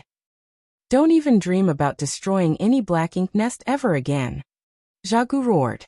Apparently, he no longer wanted to listen to any of Yang Kai's nonsense. He extended his hand and summoned a giant halberd. At the same time, a dark fog swirled around his figure and soon, he was clad in an artifact armor that covered the upper half of his body. The giant halberd and artifact armor were the artifacts that Yang Kai previously refined for him. With the giant halberd in hand and the artifact armor on his body, Xiaogu appeared quite imposing. He directly thrust out his halberd at Yang Kai. Presently, Yang Kai was holding his Azure Dragon spear, and faced with the attack he didn't intend to dodge. His spear thrust forward like a dragon and skirted past the giant halberd before jabbing toward Xiaogu's chest. A hint of ferocity flashed through Xiaogu's eyes as he also didn't intend to dodge the attack. He exerted even more force with the giant halberd as he was determined to wound the other party despite knowing that he would be injured as well. He was aware that Yang Kai was extraordinarily powerful. After all, he had witnessed Yang Kai going on a killing spree back then. Those feudal lords were as frail as paper tigers when they were dealing with Yang Kai, and Xiaogu didn't think he was more powerful than them. Even though he had 2 artifacts in his possession now, he didn't think he could defeat Yang Kai in a one-on-one fight. In order to survive, he had to take risks despite knowing he would get hurt as well. In fact, it was a good idea, but when the Azure Dragon spear easily stabbed into his chest and its explosive force shattered all the organs in his body, he still appeared bewildered. With a dispassionate expression, Yang Kai looked at him and said, "I'm the one who made that artifact armor. It's ridiculous that you think you can use it to defend against me." Xiaogu came to his senses and asked, "Are there weaknesses in all the things you've made?" Yang Kai roared, "The things I've made will not be used to go against my people. None of them will shed a drop of blood because of those artifacts." Chapter 5105, Pleasant Surprise. "I was the one who helped you back then." The ferocity on Xiaogu's face faded. Faced with imminent death, he pleaded with the other man. Yang Kai looked around and nodded. "I can't deny the fact that you'd helped me before, but how did your black ink nest come about? How did you gather enough resources to hatch this black ink nest? Do you really think I have no idea? All you have now is because of me, and it's only apt that I am compensated for my work." As soon as he finished speaking, he channeled more world force into the Azure Dragon spear, and Xiaogu exploded, leaving no traces behind. There was no denying that they had gotten along pretty well, and Yang Kai had earned a lot of black ink coin with his help and made himself known as an expert in artifact refining. However, he was pretending to be a black ink disciple at that time, and Xiaogu was just making use of him. They were fundamentally on different sides, so Yang Kai had no qualms about killing him. A feudal lord was still a pretty significant force on the battlefield, so if Yang Kai let him off on this day, some humans might be killed by him in the future. Xiaogu was still in the early stage of building his fief, so he was the only feudal lord here, and the rest of them were insignificant. There weren't even that many high-ranked black ink clansmen. As Xiaogu was dead, these black ink clansmen couldn't possibly ward off Yang Kai. Despite their resistance, they were all killed within a cup of tea's worth of time. By the time Yang Kai was gone, no one was alive in the fief. Yang Kai initially wanted to destroy all the feudal lord black ink nests under He Yuan's wings, but what he saw in Xiaogu's fief made him realize that it wasn't necessary to do so. In fact, after a territory lord's black ink nest was destroyed, all the subnests it spawned would be affected. That explained why, after he destroyed He Yuan's black ink nest, the black ink clan became slower in their response. After He Yuan's black ink nest was destroyed, not only was the information network in He Yuan's territory disabled, but all the subnests had also withered. The feudal lords who had their own fiefs must be flustered now, so they wouldn't be in the mood to search for Yang Kai despite He Yuan's order. To play it safe, Yang Kai decided to head to another feudal lord's fief to see it for himself. Just like what happened in Xiaogu's fief, the feudal lord's black ink nest was withering, and its black ink strength was leaking out. It would die in no time. Finally, Yang Kai could set his mind at ease. It never crossed his mind that destroying He Yuan's black ink nest would bring about such a pleasant surprise. It seemed that there were pros and cons when it came to the special connection between the black ink nests. Inferring from this, if the black ink nest in the royal city was destroyed, all the territory lords' black ink nests would wither, which would lead to the decline and eventual fall of all the black ink nests in Muguang's territory. Yang Kai couldn't help but have the urge to head back to the royal city and shatter the royal lord's black ink nest. Nevertheless, he soon gave up on the idea. This couldn't be helped as, given his current strength, he could only make a scene in a territory lord's territory as most of the black ink clansmen had gone to the battlefield. However, if he barged into the royal city, it would be akin to stepping right into the enemy's trap. He would be doomed. After all, there was more than one territory lord guarding the royal city. At the thought of the royal city, Yang Kai couldn't help but recall the old ancestor from Yinyang Pass. With the help of the ancient coin, a void corridor was formed and the old ancestor arrived and saved him before getting into a fight with Mu Guang. A few days had passed, so he wondered if there was any outcome now. Although the old ancestor was powerful, the battle took place near the royal city, after all, so she might not gain the upper hand since she was on her own. Nevertheless, he wasn't in any position to worry about her. Given his current power, he was unable to intervene in the fight between the royal lord and the old ancestor. Perhaps 8th Order masters could assist the old ancestor in this situation, but a 7th Order master like him was still too weak. Yinyang Pass army and the Black Ink clan's main force must be clashing at the front line as well. Yang Kai had no idea what was going on over there, but judging from the collective powers between the two races, the human army would have to return to the inner sanctum soon. That was because there was a huge gap between the numbers on both sides. Furthermore, the Black Ink clan did not care about casualties. On the other hand, the life of every human soldier was valuable. The humans were in a disadvantageous position by fighting against the Black Ink clan in the void. They could significantly reduce casualties by staying near Yinyang Pass. The reason the army had left Yinyang Pass this time was that they had to facilitate Yang Kai's return. However, he was unable to circumvent the Black Ink clan and join up with those from Yinyang Pass back. Then as he was in a horrible state, it was destined that the soldiers from Yinyang Pass wouldn't achieve their goal. Therefore, Yang Kai speculated that the soldiers from Yinyang Pass should have retreated by now. Presently, Yinyang Pass must be surrounded by the Black Ink clan. The two races had gotten into a battle, where one side would defend while the other side would attack. It was the pattern of battle they were most familiar with. Over the years, this kind of battle had taken place at every Great Pass numerous times. Be it the humans or the Black Ink clan, they were already familiar with how this would go. If that was indeed the case, the situation would be in Yang Kai's favor. Since the Black Ink clan's army had gathered outside of Yinyang Pass, there wouldn't be any blockades in front of him. He could stealthily head to the battlefield and wait for a chance to return to the inner sanctum during the fighting. He had done the same thing when he and Fengming saved several hundred Black Ink disciples and brought them back to Blue Sky Pass previously. However, Yang Kai didn't intend to do that.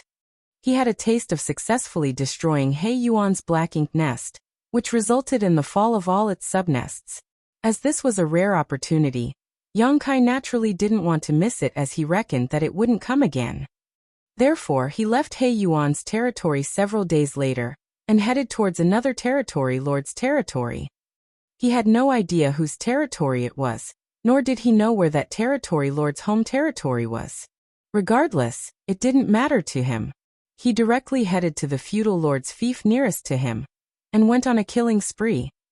In just half a day, most of the Black Ink clansmen in this fief were either dead or dying. Some of the Black Ink clansmen seized the chance to flee from the place, but Yang Kai didn't have the intention of pursuing them. To him, destroying the Black Ink clan's foundation was the most important objective, while killing stray Black Ink clansmen came second. Moreover, the most powerful Black Ink clansmen in this fief had followed their feudal lord and left for the battlefield, so the ones who stayed back were undoubtedly weak. Yang Kai then directly barged into the Black Ink nest in this place. This was a feudal lord's Black Ink nest, And with the prior experience of visiting Xiaogu's black ink nest, Yang Kai soon realized that the inner structures of all black ink nests were more or less the same. There were still some black ink clansmen inside the black ink nest, but they appeared oblivious to what had happened outside. The moment they saw a human entering this place, they were puzzled. They were all killed by Yang Kai before they realized what was happening. A moment later, Yang Kai stood inside an empty chamber and opened the portal of his small universe. His word force was instantly drawn by a powerful force and absorbed by the black ink nest. With his world force serving as a bridge, he was soon connected to the consciousness of this black ink nest. He had done the same thing in Xiaogu's black ink nest back then, so he was familiar with the process. The next instant, Yang Kai found himself in a special space where a lot of consciousnesses wandered around. This was the secret behind the information network that the Black Ink clan had built using the Black Ink nests. These Black Ink clansmen had entered this place through the consciousnesses of the feudal lords' Black Ink nests. They could then exchange all sorts of information here and find out what was going on in the other feudal lords' fiefs. The arrival of a new consciousness like Yang Kai's didn't catch the attention of the Black Ink clansmen. After all, there would be unfamiliar consciousnesses entering the place from time to time, so they were used to it. After listening to them for a while, Yang Kai realized that he couldn't gather any useful information.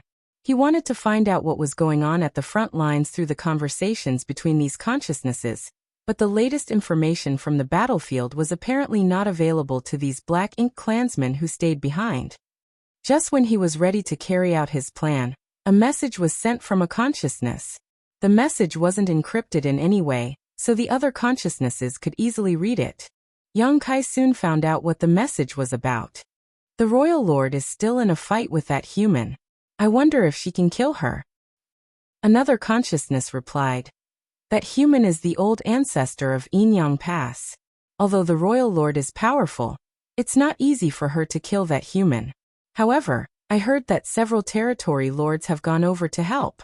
With their assistance, I believe that human will be defeated. No. From the looks of it, the Royal Lord is in a disadvantageous situation. Although she has the help of several territory lords, both parties are only equally matched now. The moment the message was sent, the other consciousnesses were evidently shocked. One of the consciousnesses asked, "How could it be that the Royal Lord is at a disadvantage? They've fought with each other countless times in the past, and they've always been equally matched. Neither side could defeat the other. What happened this time?" The consciousness from earlier replied, "I have no idea, but for some reason, they arrived somewhere near our fief and continued fighting. My feudal lord was the one who saw it.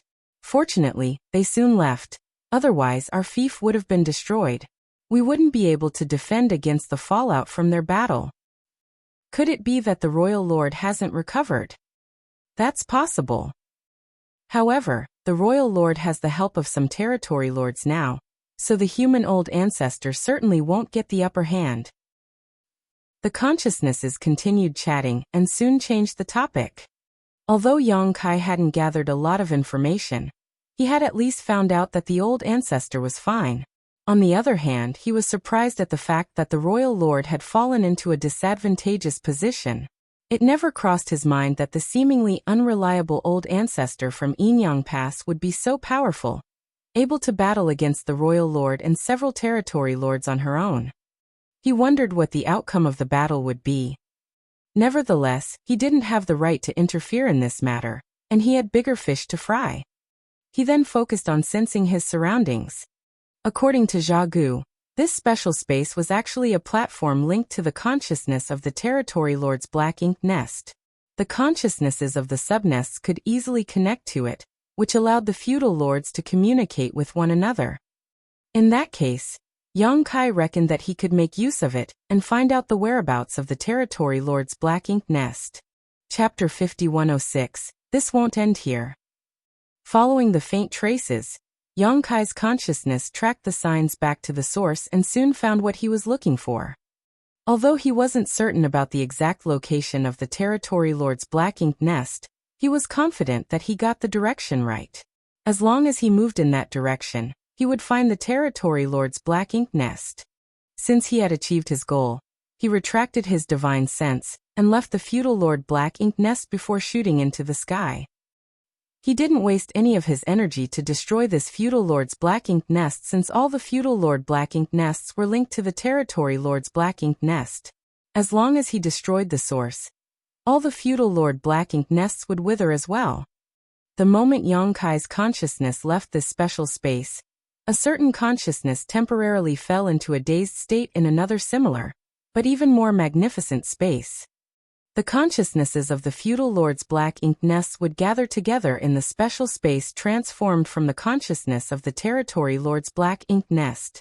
Similarly, the consciousnesses of the territory lord's black ink nests would assemble in the special space transformed from the consciousness of the royal lord's black ink nest. This even bigger space was where the consciousness of the royal lord's black ink nest was located. The consciousnesses that had gathered together in this place came from the territory lord's black ink nests. Hence, the consciousnesses in this place represented the territory lords. Upon detecting the anomaly, the other consciousnesses quickly inquired about it. The consciousness from earlier fell silent for a moment and said hesitantly, "Just now, someone seemed to be searching for my location." "Someone was searching for your location?"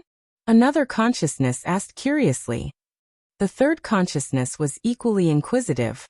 "What's the point of ascertaining your location? Are you mistaken?" The first consciousness replied, "Maybe. I'm not sure about it." Since he had said so, the other consciousnesses stopped asking about it. This matter ended here, and they went on to talk about another topic. What's going on with that human named Yang Kai? Has Sir He Yuan captured him? There's no news about him yet, but it seems that human has destroyed Sir He Yuan's black ink nest. What? Sir He Yuan's black ink nest was destroyed? When did that happen? Another consciousness exclaimed. It was apparent that he had not heard about this news yet. It happened not long ago. The person guarding the black ink nest sent me a message at the last moment. Apparently, the human named Yang Kai directly invaded Sir He Yuan's home territory. Now we can't contact anyone from Sir He Yuan's side. Our connection with them has been cut off. The other consciousnesses fell into silence. Something must have gone wrong as they were unable to contact anyone from He Yuan's side. The only possibility was that He Yuan's black ink nest had been destroyed. Otherwise, this shouldn't have happened. All of these consciousnesses felt their hearts sinking at the revelation that a human had destroyed a territory lord's black ink nest. At the same time, they felt furious and humiliated. The only thing they knew was that He Yuan was chasing after the human, but they had no idea whether he would succeed. The consciousnesses felt that the topic was too depressing, so they quickly moved on to another. They started discussing the war between the two races, and tried to speculate on the outcome. While they were engrossed in the discussion, a certain consciousness suddenly exclaimed. As the conversation was cut off, the other consciousnesses looked at him in puzzlement. The consciousness explained. Some feudal lords reported to me that the human named Yang Kai came to our territory. He's in your territory? What is he doing there? Regardless of what he is up to, quickly inform Sir He Yuan about it, so that he can come over to help. Also, mobilize the Black Ink clansmen in your territory, and restrain the human until Sir He Yuan arrives. We must not let him flee. Got it. The moment the consciousness finished speaking, he passed on an order through the Black Ink Nest network, and the Black Ink clansmen in his territory started taking action. The other consciousnesses waited with concern as they asked about what was going on from time to time. Certainly, the consciousness wouldn't hide anything from them. Half a day later, a consciousness suddenly said in a puzzled manner, "The human doesn't seem to be running away from Sir He Yuan. Instead, go on. It seems that he has targeted my territory lord's Black Ink Nest." Upon hearing that, the other consciousnesses paled, especially the one who represented the area of the territory lord's Black Ink Nest where Yang Kai was located. Just then another consciousness said, "Earlier, you said that someone was trying to figure out your location, right?" The consciousness that represented the area of the territory lord's Black Ink Nest where Yang Kai was located replied, "Yes, that's what I felt." "Wait, you mean?" "That's right. The human named Yang Kai didn't know the exact location of your territory lord's black ink nest, so he made use of a feudal lord's black ink nest to find it. He then headed straight to your place after that. His target is the territory lord's black ink nest. What? The consciousness exclaimed. What should I do? What about Sir Heiyuan? Have you reached him? Sir Heiyuan is on his way, but he's still far away from the human. It seems that he can't arrive in time to stop him. Assemble the feudal lords to stall him. We must not let that human destroy another territory lord's black ink nest. Otherwise, it will be a humiliation we can never wipe away. When Sir Heiyuan reaches there, he'll easily capture that human. It's too late. The consciousness sounded despondent. Why? It seems that Yang Kai has arrived. I can feel the fluctuations of battle outside. How is it possible that he has arrived so soon? The other consciousnesses were astounded. Are you sure that human is there? It's not a human. It's... What are you talking about? What do you see? It's a monster that's several tens of thousands of meters long with a humongous spear in its claws. The feudal lords can't block him. It's heading straight for the black ink. Arg. The shriek sent a shockwave across the other consciousnesses. Although they were not the ones experiencing the disaster, they could feel how heart-wrenching it must have been for their companion the moment they heard the shriek. Feelings of panic and fear overwhelmed these consciousnesses, causing them to tremble. The black ink nest's consciousness was a medium through which one could connect with the other consciousnesses via divine sense. Although one could communicate with others swiftly and easily, he had to promptly cut off the connection when he fell into danger. Otherwise, his soul would die following the destruction of the black ink nest. This was an unbearable pain for any living creature. This won't end here. The consciousness wailed. The message made the entire space descend into despair. The next moment, the consciousness vanished into thin air, as though he had never existed before. The other consciousness fell into silence in this special space. Another consciousness tried to contact him, but regardless of how hard he tried, he couldn't reach the other side. In the meantime, in a particular territory lord's home territory, a colossal black ink nest was cut down by the Azure Dragon Spear. A violent force caused the entire black ink nest to collapse and countless black ink clansmen lost their lives while the expansive territory shattered. Those black ink clansmen tried their hardest to repel the enemy, and many attacks of varying power were sent out at the 30,000-meter-long dragon. Although most of the attacks were weak, they came in massive numbers.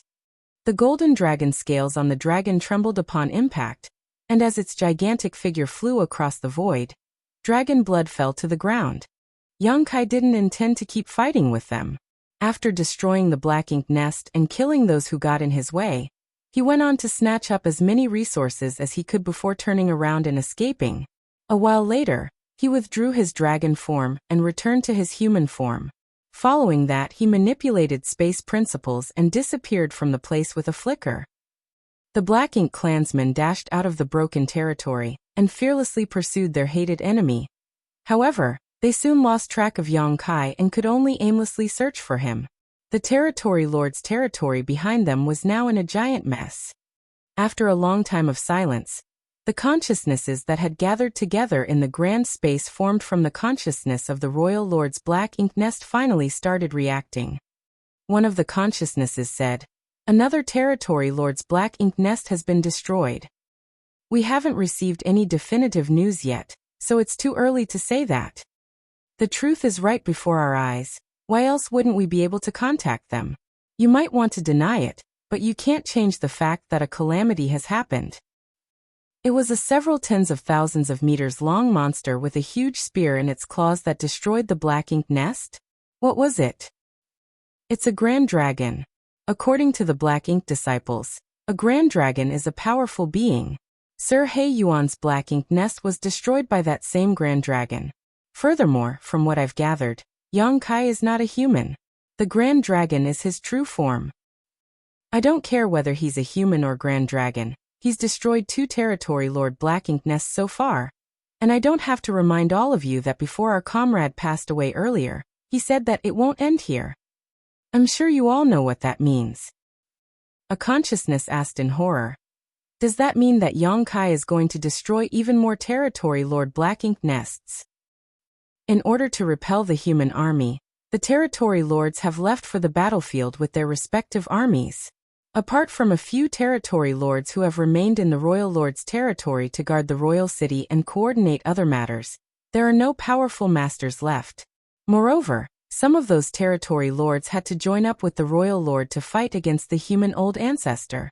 It's not surprising that Yongkai would seize this chance to raise chaos. Although Sir He Yuan has been hunting him down, he hasn't managed to achieve his goal so far. The human's next target could be me, or any one of you. Upon hearing that, those consciousnesses became apprehensive. We can't pin all our hopes on Sir He Yuan. To put it bluntly, if he was able to capture the human, the second Black Ink nest wouldn't have been destroyed. We have to save ourselves. How are you going to do that? That human is too powerful. We can't fend him off even if we have a lot of subordinates with us. Regardless of how powerful he is on his own. Moreover, he must be injured after destroying 2 territory Lord Black Ink nest.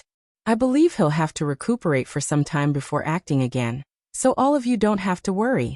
However, once he recovers, he'll probably make a move again. Do you have a suggestion? Tell us about it. The consciousness then told everyone about his plan, and the rest of them nodded in agreement. Chapter 5107, I've been waiting for you. Life hadn't been peaceful in Muguang's royal domain recently. First of all, the royal lord's plan that was hundreds of years in the making was derailed by a human just before its imminent success, flushing all her efforts down the drain. Then the old ancestor of Enyang Pass suddenly appeared in her territory, and started a huge fight against her and several territory lords. Space shattered and many Black Ink clan fiefs were devastated while countless Black Ink clansmen were killed from the fallout of their battle. The human army from Enyang Pass had also gone all out. The territory lords in the royal domain had no choice but to lead their own armies to deal with the humans. The Black Ink clansmen who stayed behind had no idea what was going on at the front line. Usually they just had to wait patiently. After all, even though the humans were powerful, they could never break through the Black Ink clan's blockade and storm the royal domain. However, there was now a lone human who was raising all kinds of havoc in the royal domain when most of the powerful Black Ink clansmen were not around. He was the very human who derailed the royal lord's plan. This human wasn't particularly powerful. According to the classification of the humans, he was just a 7th-order master, equivalent to a feudal lord. Nevertheless, it was this 7th-order human who threw Muguang's royal domain into absolute chaos. In just half a month, he managed to destroy 2 territory Lord Black Ink nests and killed several tens of thousands of Black Ink clansmen. Although He Yuan was personally hunting him down, he hadn't achieved his goals so far. From what they had gathered, this human could transform into a several tens of thousands of meters long grand dragon, and wield a gigantic spear in his claws. Once he got close, he could destroy a territory Lord Black Ink nest with one strike and shatter the universe fragment it sat on. The reason he was able to evade He Yuan's pursuit for so long was that he was a master in the Tao of space. With the help of space secret techniques, this human could move with shocking speed. Even if He Yuan was stronger than he couldn't capture the human intruder without being able to restrict his movements first. After destroying 2 territory Lord Black Ink nests, the human went missing. However, the consciousnesses staying in the territory Lord Black Ink nests believed that he was recuperating somewhere. When he fully recovered, he would make a move on another territory Lord's Black Ink nest. This made the consciousnesses staying in the territory Lord Black Ink nests feel anxious, as they were worried that one of them would be Yongkai's next target. Black Ink clansmen were seen thoroughly searching for Yongkai across the void, leaving no stone unturned. Nevertheless, they couldn't find the human after several days, as though he had vanished into thin air. This made many Black Ink clansmen suspect that Yongkai might have left Muguang's royal domain. One day, a team of 20 or so were examining a cluster of thick Black Ink clouds. From what they had gathered, this human liked hiding in places like this. Therefore, the Black Ink clouds of different sizes that scattered across the void would be thoroughly inspected. After all, no one knew if he was hiding in a certain Black Ink cloud, just waiting to catch the nearby Black Ink clansmen off guard. After they inspected all of the black ink clouds here though, they still couldn't find the human. Just when the team of black ink clansmen were preparing to leave, the leading high-rank clansman detected something and turned to look in a particular direction. What came into his sight astounded him, for a series of ripples had suddenly appeared in the void. As the ripples expanded, a portal glowing with a faint light abruptly formed. This high-rank black ink clansman was a quick-witted person, instantly realized something, and hurriedly ordered, "Hide!" After he finished speaking, he led his team to charge into the nearest black ink cloud. They concealed themselves and withdrew their auras as best they could as quickly as possible. As they lifted their gazes, they saw that a portal had fully taken shape. While the ripples continued to expand, a figure appeared all of a sudden. He was the human that the Black Ink clan had been looking for. The high-rank clansman narrowed his eyes and soon realized something. It was no wonder that so many Black Ink clansmen were unable to find a trace of this human even after several days of searching. It turned out he had been hiding inside a sealed world. The portal that suddenly opened up was obviously a portal that led to that sealed world. Despite the distance between them, the high-rank clansman could clearly feel the aura coming from the portal. It was the aura of the world force that the Black Ink clan loved the most. So that's how it is. Upon figuring out everything, the high-rank Black Ink clansman couldn't help but think that Yang Kai was blessed with luck to have found a sealed world, and hidden inside it. It seemed that the news they had received was true. Yang Kai had been badly injured when destroying the previous territory Lord Black Ink nest, and was hiding and recuperating recently. Although there were over 20 members in the group he led, this high-rank Black Ink clansman didn't dare to make a rash move upon sighting Yang Kai. He knew that this human was too powerful for them, and he and his team were no match for him. Exposing themselves at this point would be no different from committing suicide. Despite acting swiftly though, Yang Kai, who had just stepped out of the sealed world, still sensed something and quickly looked in their direction. Apparently, he had realized they were there. As their eyes met, the high-rank clansman felt a chill shoot up his spine. Before he could react, Yang Kai pushed out his palm as his 7th Order Open Heaven Realms world force burst forth. Without having a chance to resist, the Black Ink clansmen hiding in the Black Ink cloud were all instantly killed. The high-rank Black Ink clansman thought that Yang Kai was simply lucky enough to have found a sealed world to recuperate in. But the truth was that luck only played a part in it. As a master of the Tao of space, Yang Kai could easily find sealed worlds that the Black Ink clan hadn't discovered. Not only had he been recuperating during this period of time, but he had also picked clean all of the resources in this particular sealed world. Although he had already obtained an astonishing harvest from robbing the home territories of 2 territory lords, Yang Kai didn't mind collecting even more resources. He was already pleased that he could snatch so much from the Black Ink clan, and it was even more satisfying that he had also destroyed 2 territory Lord Black Ink nests. Just like the Black Ink clan expected, Yang Kai's next target was still a territory lord's Black Ink nest. Nevertheless, even though he had killed this search party, another nearby group of Black Ink clansmen soon noticed what happened. Realizing that Yang Kai might have appeared, they quickly spread the word. By the time everyone found out that Yang Kai had reappeared, he had arrived at a feudal lord's fief. With the previous experiences, Yang Kai was already familiar with how to look for the local territory lord's Black Ink nest. The Black Ink clansmen in this feudal lord's fief were weak, so it only took Yang Kai a little effort to kill them all. He then headed straight to the feudal lord's Black Ink nest. The moment he entered the central chamber, he opened his small universe and let the Black Ink nest absorb his world force. With that serving as a bridge, he connected himself with the Black Ink nest's consciousness. Just a moment later, his divine sense entered the special space with the Black Ink nest's consciousness as the medium. As usual, there were a lot of consciousnesses in this special space. These consciousnesses represented the feudal lords who had their own fiefs and Black Ink nests. Many of the feudal lords had left for the battlefield to fight against the humans. Despite that, other Black Ink clansmen could stay back and guard their Black Ink nests. Hence, Yang Kai wasn't surprised one bit. However, he soon realized that something was off. Previously, when he entered this space with his consciousness, the other consciousnesses didn't pay much attention to him. However, on this day, All the consciousnesses around him appeared hostile to him. Yang Kai could clearly feel that these consciousnesses were paying close attention to him. Hostility and formidable powers exuded from these consciousnesses. Was I exposed? A thought flashed through Yang Kai's mind. But he soon realized something. In fact, it wasn't surprising. He had done the same thing before, so it was expected that the Black Ink clan had put their guard up. Nevertheless, since he had the audacity to make a move, he had the confidence to keep himself safe. The consciousnesses didn't intend to say anything to Yang Kai.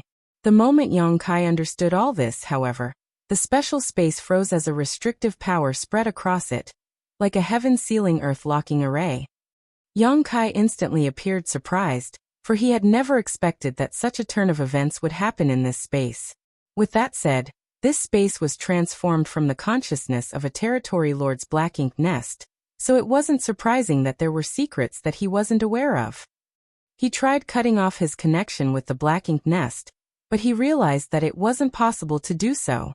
The space had been completely sealed up, so unless he could shatter this place's barriers, he couldn't possibly withdraw his divine sense. If he forcefully tried, his soul might be damaged.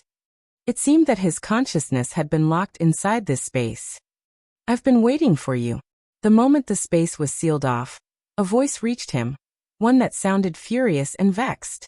Yang Kai could sense that this consciousness gave off a familiar aura. Moreover, this consciousness was unlike the others. It was far more powerful. It was like a crane standing among the chickens. A doubtful Yang Kai asked, "Hey Yuan?"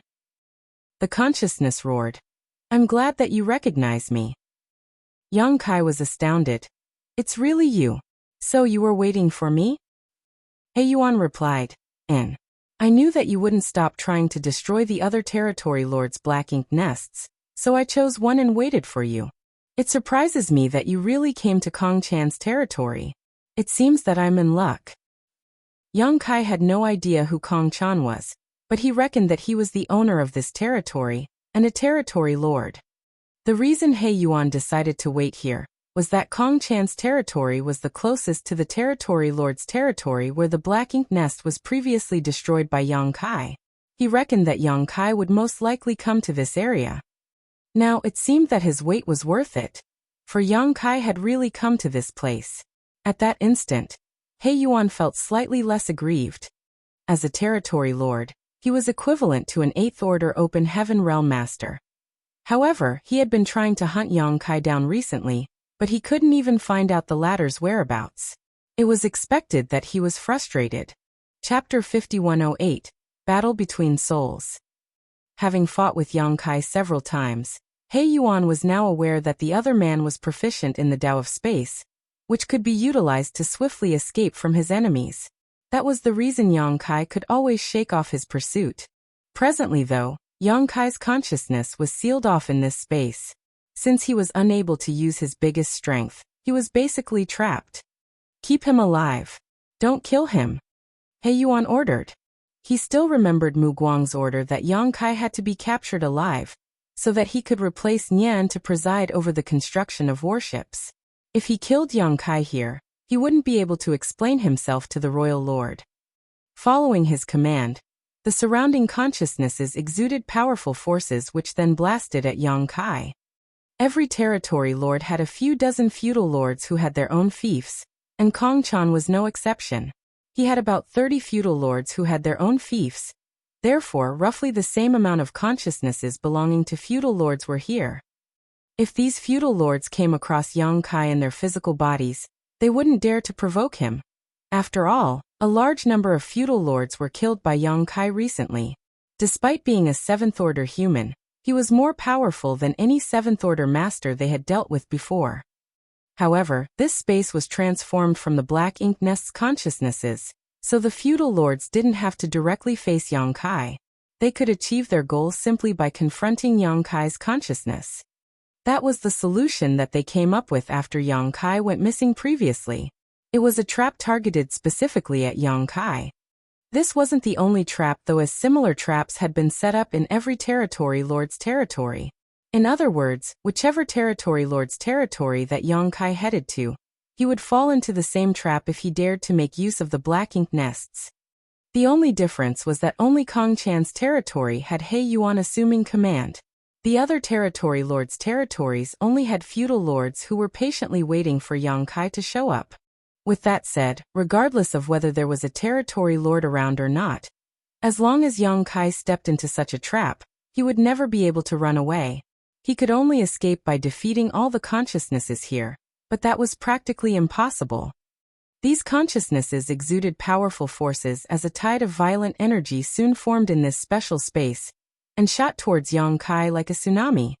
This became a battle between souls. Yang Kai couldn't help but turn solemn. He had never expected that the Black Ink clan would deal with him using such a trick, nor was he aware that the space transformed from the Black Ink nest's consciousnesses could trap a person's consciousness inside. Nevertheless, since he had fallen into the trap, he had no choice but to act accordingly. Fortunately, he was no ordinary open heaven realm master. Faced with the tide of powerful attacks, Yang Kai's consciousness appeared small in comparison. It seemed that he would directly perish the moment the waves struck him. He Yuan, who was watching on the side, couldn't help but be worried. What if Yang Kai couldn't withstand this bombardment, and was killed directly? It had to be noted that if a consciousness passed away in this space, its body back in the Black Ink nest would become a soulless husk. It was just a matter of time before such a person would die.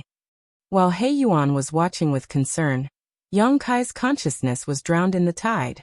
All of a sudden, an explosive power burst out from Yang Kai's consciousness and warded off the strike. He was as unshakable as a rock. An astounded He Yuan exclaimed, "Impossible." If he were in Yang Kai's place, he wouldn't have been able to fend off the joint assault of 30 feudal lords. According to his estimation, the best outcome would be that Yang Kai's consciousness was instantly injured. Once that happened, he would lose the ability to fight. Presently, following He Yuan's order, a large number of Black Ink clansmen were rushing towards Yang Kai's real body. As Yang Kai would be unable to flee, they could easily capture him. However, the sight before He Yuan's eyes was simply unbelievable, for Yang Kai had flawlessly defended himself against all the attacks from the feudal lord's consciousnesses. How was that even possible? Why was a seventh-order human's soul so powerful? Although the feudal lords didn't use their full powers following He Yuan's order, the sight before the latter's eyes was still inconceivable. Besides He Yuan, these feudal lords couldn't believe their eyes either, and they promptly exerted more force with their attacks. The tide rose again and became even more violent. Yang Kai's consciousness was finally affected. Faced with the bombardment of the Black Ink clansmen, he felt his spiritual energy being drained rapidly. He couldn't endure attacks of such intensity for long. Fortunately, Yang Kai had obtained the soul-warming lotus when he was just a budding cultivator. Over the years, his soul became much stronger than other cultivators in the same realm, because he had continuous nourishment coming from the soul-warming lotus. Furthermore, his spiritual energy had increased significantly after he obtained Yu Ru Meng's primordial yin.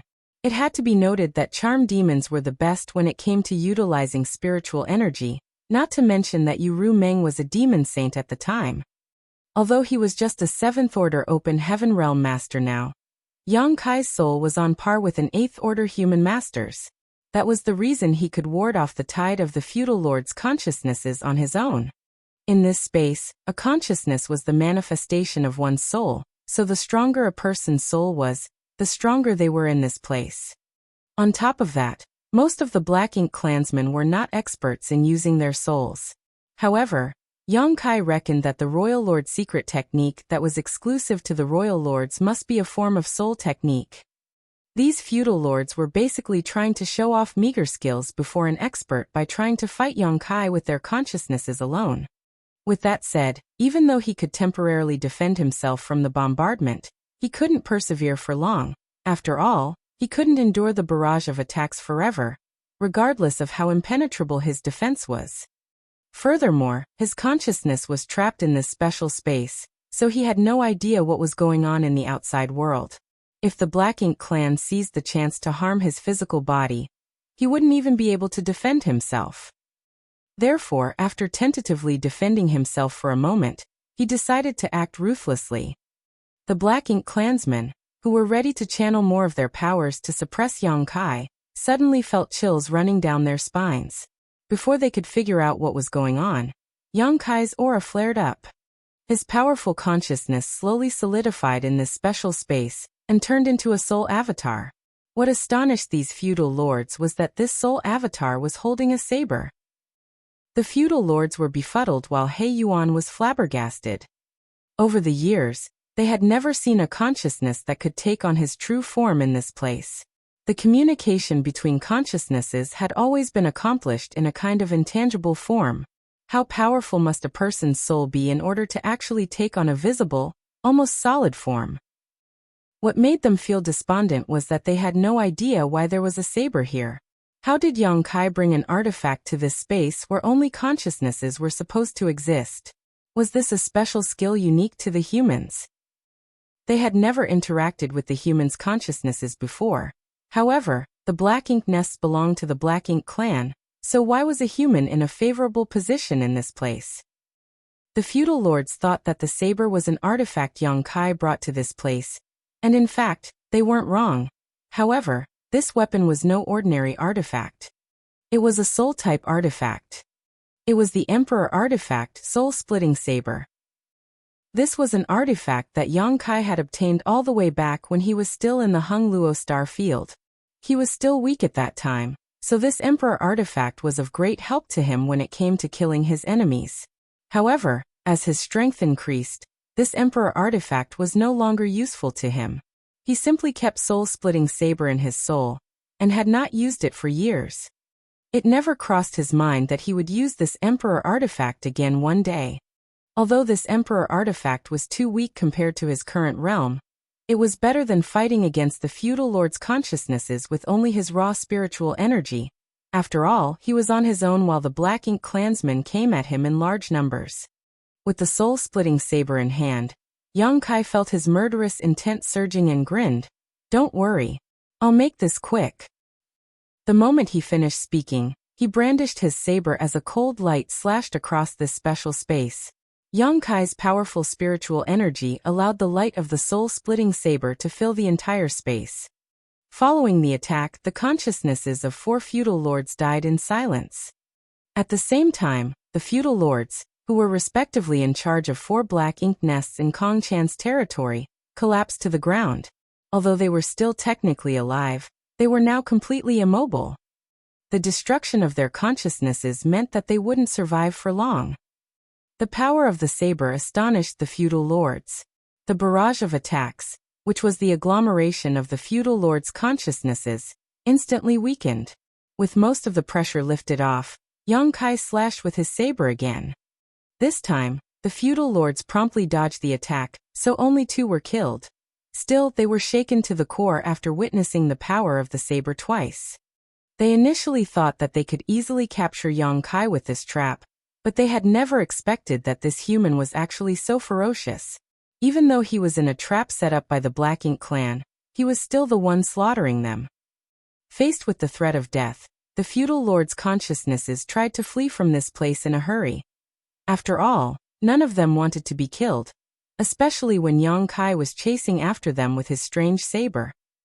To their dismay though, they soon realized that they were unable to leave this place. The moment Yang Kai's consciousness barged into this special space, it was completely sealed off. Only He Yuan, who was in charge of this place, could open it again. Apparently, He Yuan didn't have the intention of opening this space.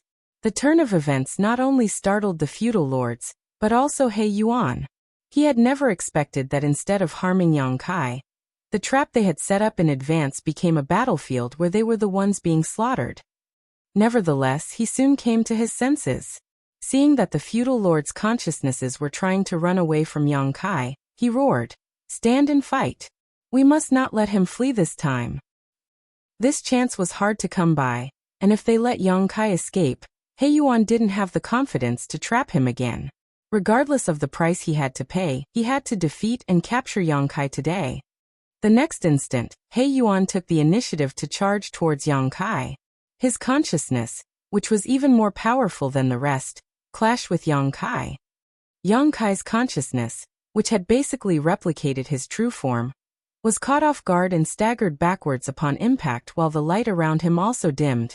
Chapter 5109, Ray of Hope for the Black Ink Clan. The instant Yang Kai was attacked, he responded with his saber.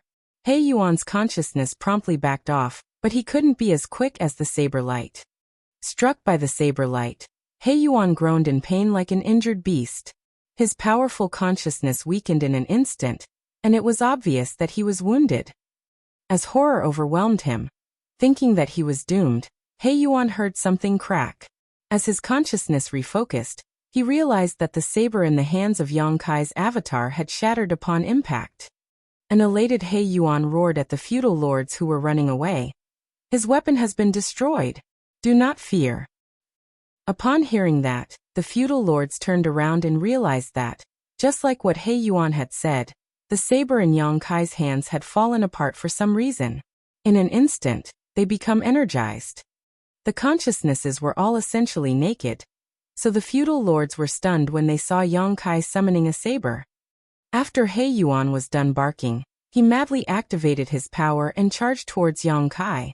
Seeing that, the feudal lords promptly assisted him. At that moment, Yang Kai was immensely pressured. In the end, the soul-splitting saber was just an emperor artifact. Although it had been nurtured in his soul over the years, its original quality couldn't be changed. It couldn't bear the power of Yang Kai's spiritual energy, so 3 strikes had been its limit. Therefore, before Yang Kai could kill all of his enemies, the saber broke apart. Presently, with He Yuan leading the charge, the attacks from the feudal lords' consciousnesses came right at Yang Kai in a continuous manner from all directions.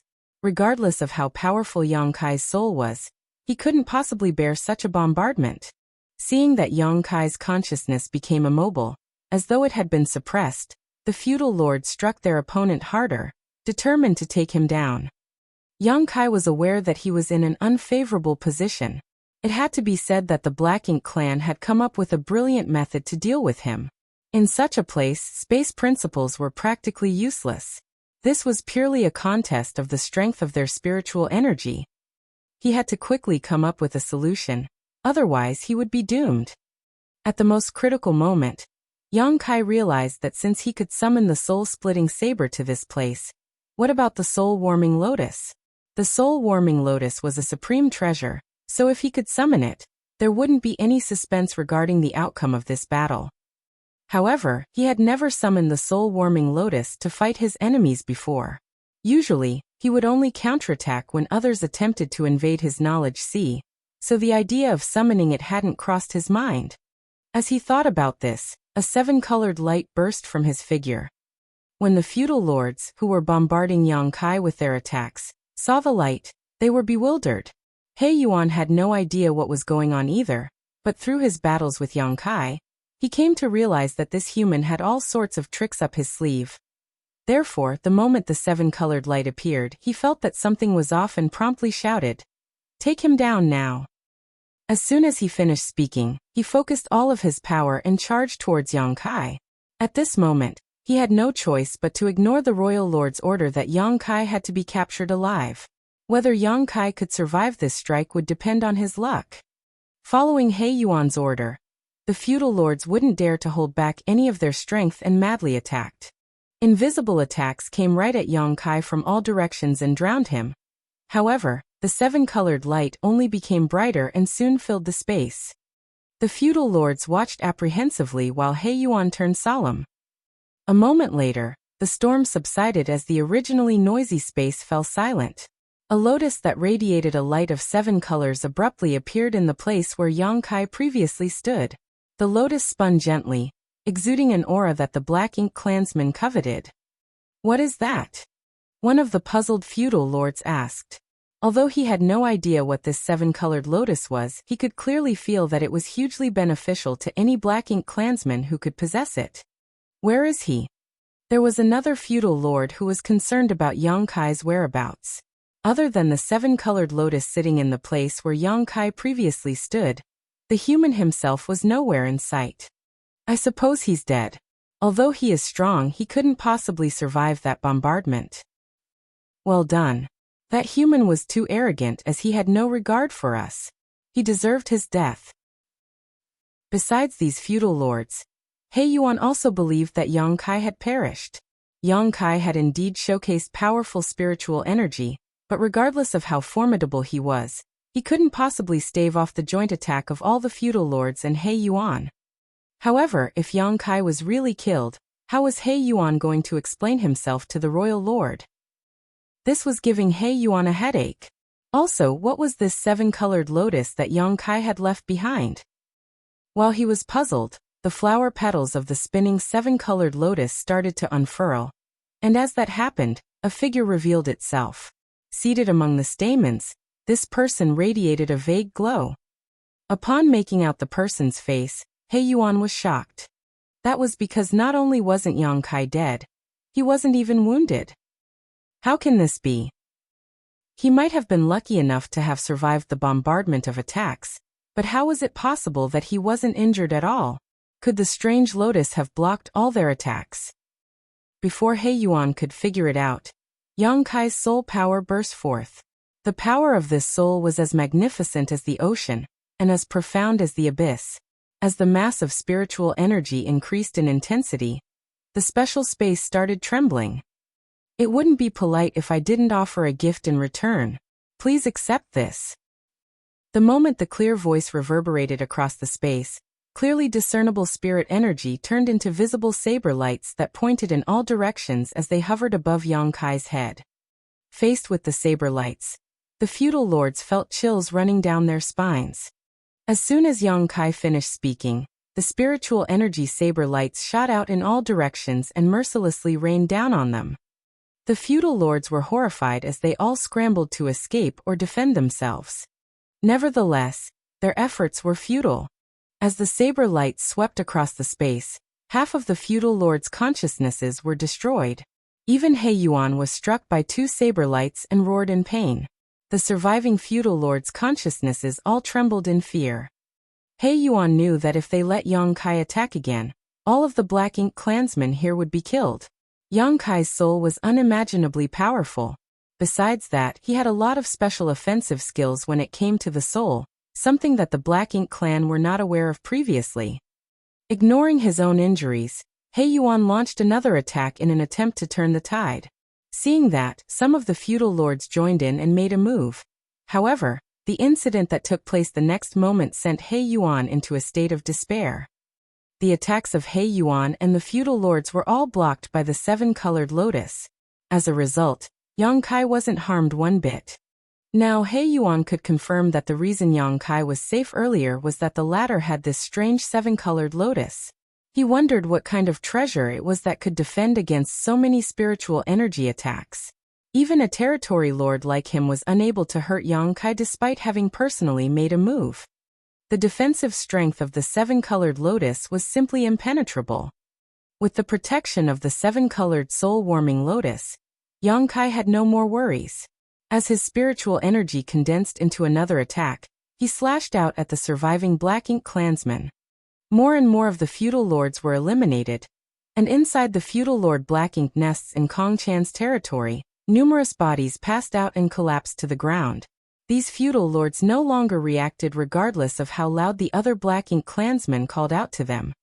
Within moments, fewer than 5 of the original 30 feudal lord remained.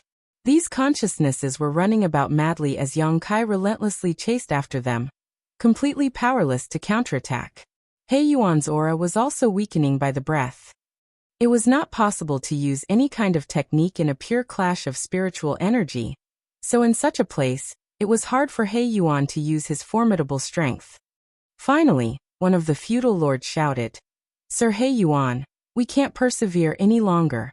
Please open this space, otherwise, all of us will die." He Yuan was unperturbed though, for he firmly believed that the seven-colored lotus wasn't as impenetrable as it seemed. He thought that by exerting more force with his attacks, he could shatter the lotus defense. However, his goal was still not achieved after so many of the feudal lords' consciousnesses perished. Regardless, their defeat in this place didn't mean that the Black Ink clan had lost.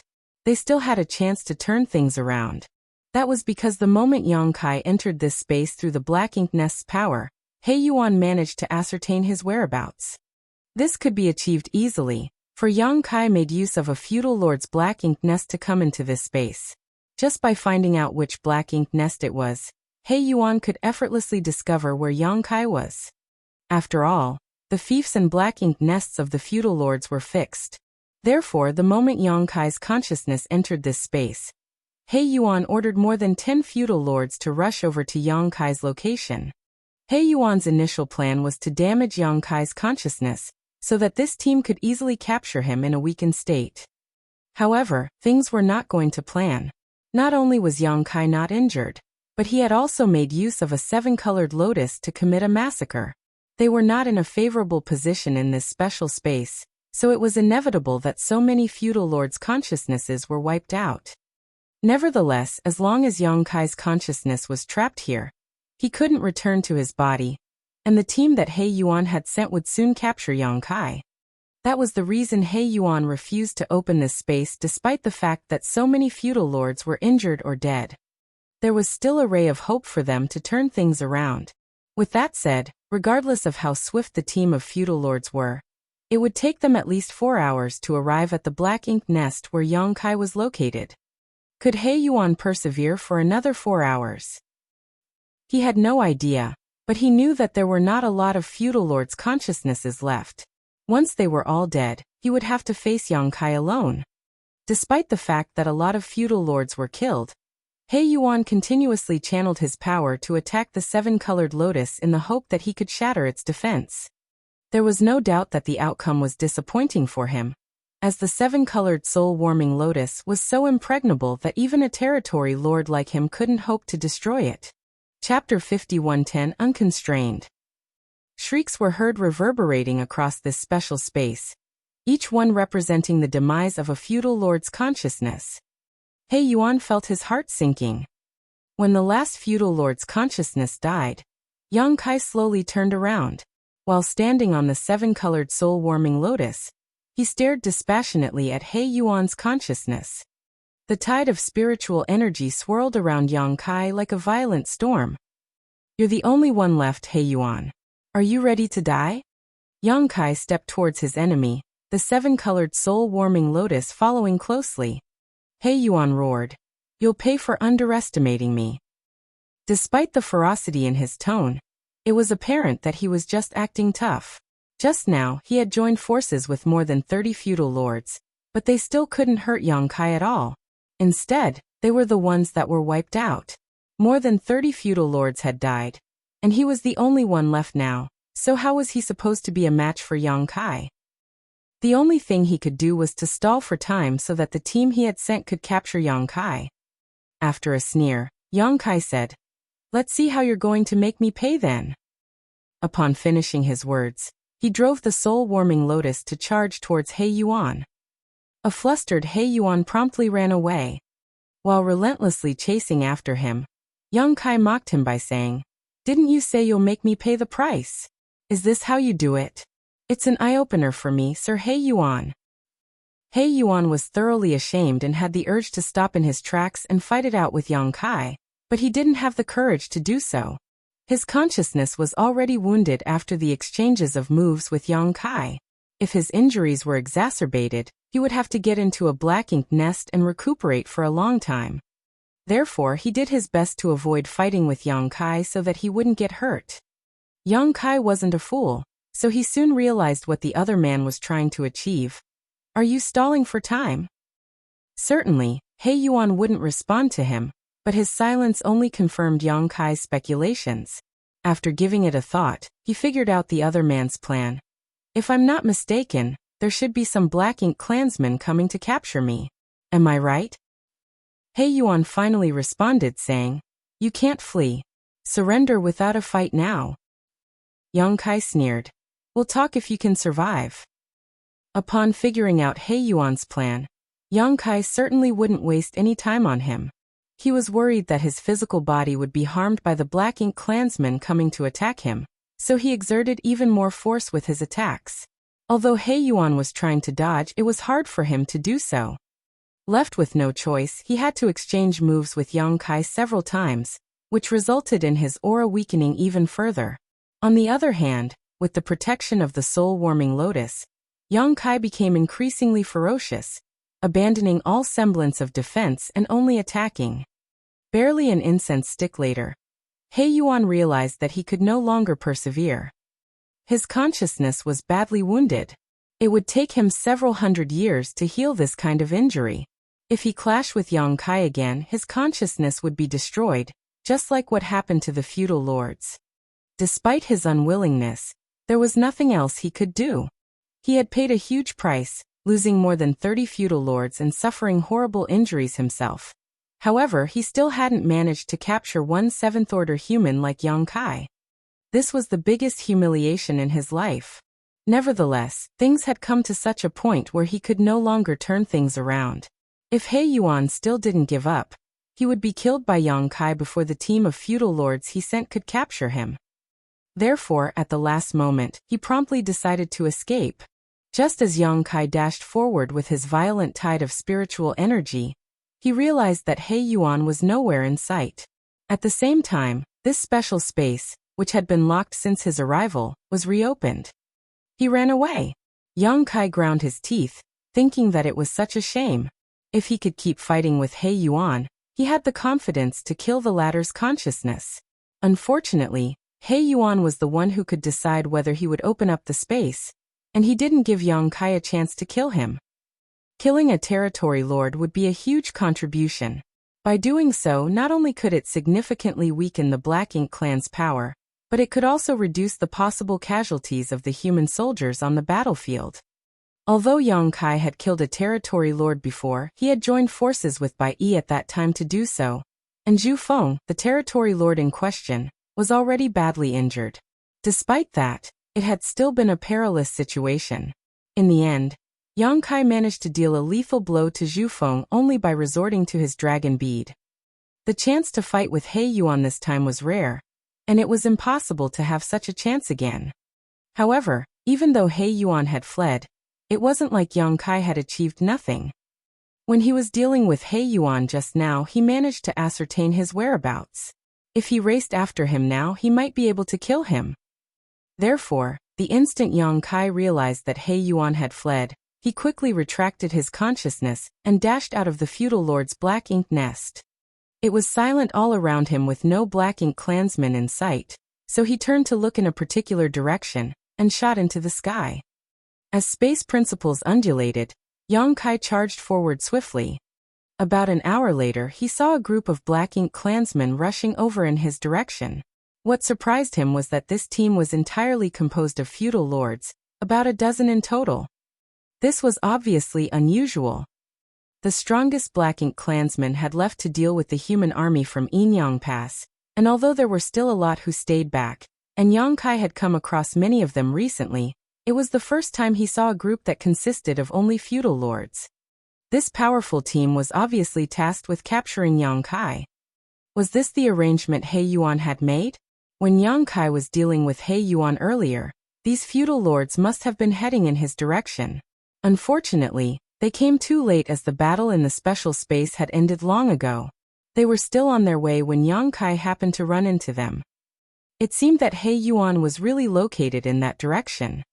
While Yang Kai had discovered the team of feudal lords, the other party had certainly seen him as well. These feudal lords, who were moving at full speed, were flabbergasted as they stopped in their tracks and got ready to fight. Recently, Yang Kai had sent a shockwave across the Black Ink clan. All the teams that had come across Yang Kai were destroyed. Although they were all feudal lords, they still didn't have the confidence to defeat Yang Kai here. However, this human's consciousness was supposed to be trapped inside the Black Ink nest's network, and they just had to go over and capture his body. So why was he here? Had He Yuan failed in his attempt to injure this human in that special space? Before these feudal lords could figure it out, Yang Kai was seen turning into a ray of light and charging towards them.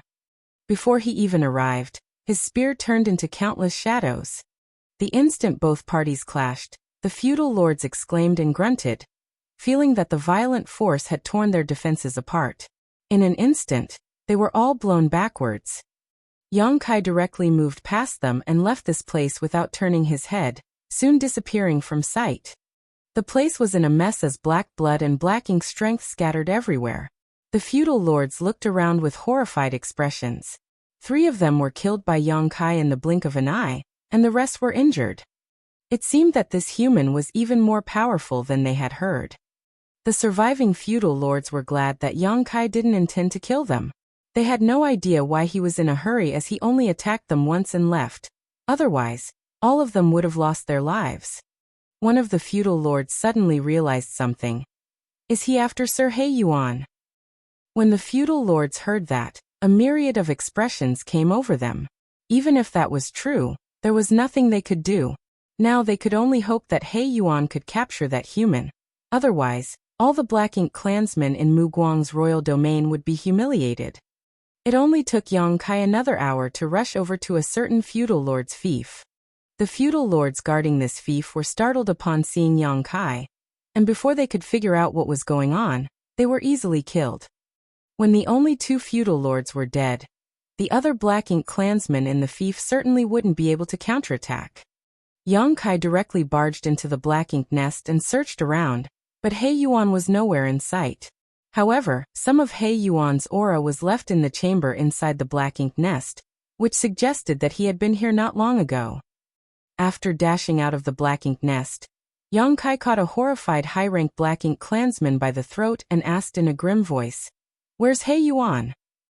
The high-rank Black Ink clansman breathed out a puff of Black Ink strength in an attempt to corrupt Yang Kai, but an unperturbed Yang Kai simply exerted more force with his hand and broke the other party's neck. He then caught another Black Ink clansman and asked, "Where's He Yuan?"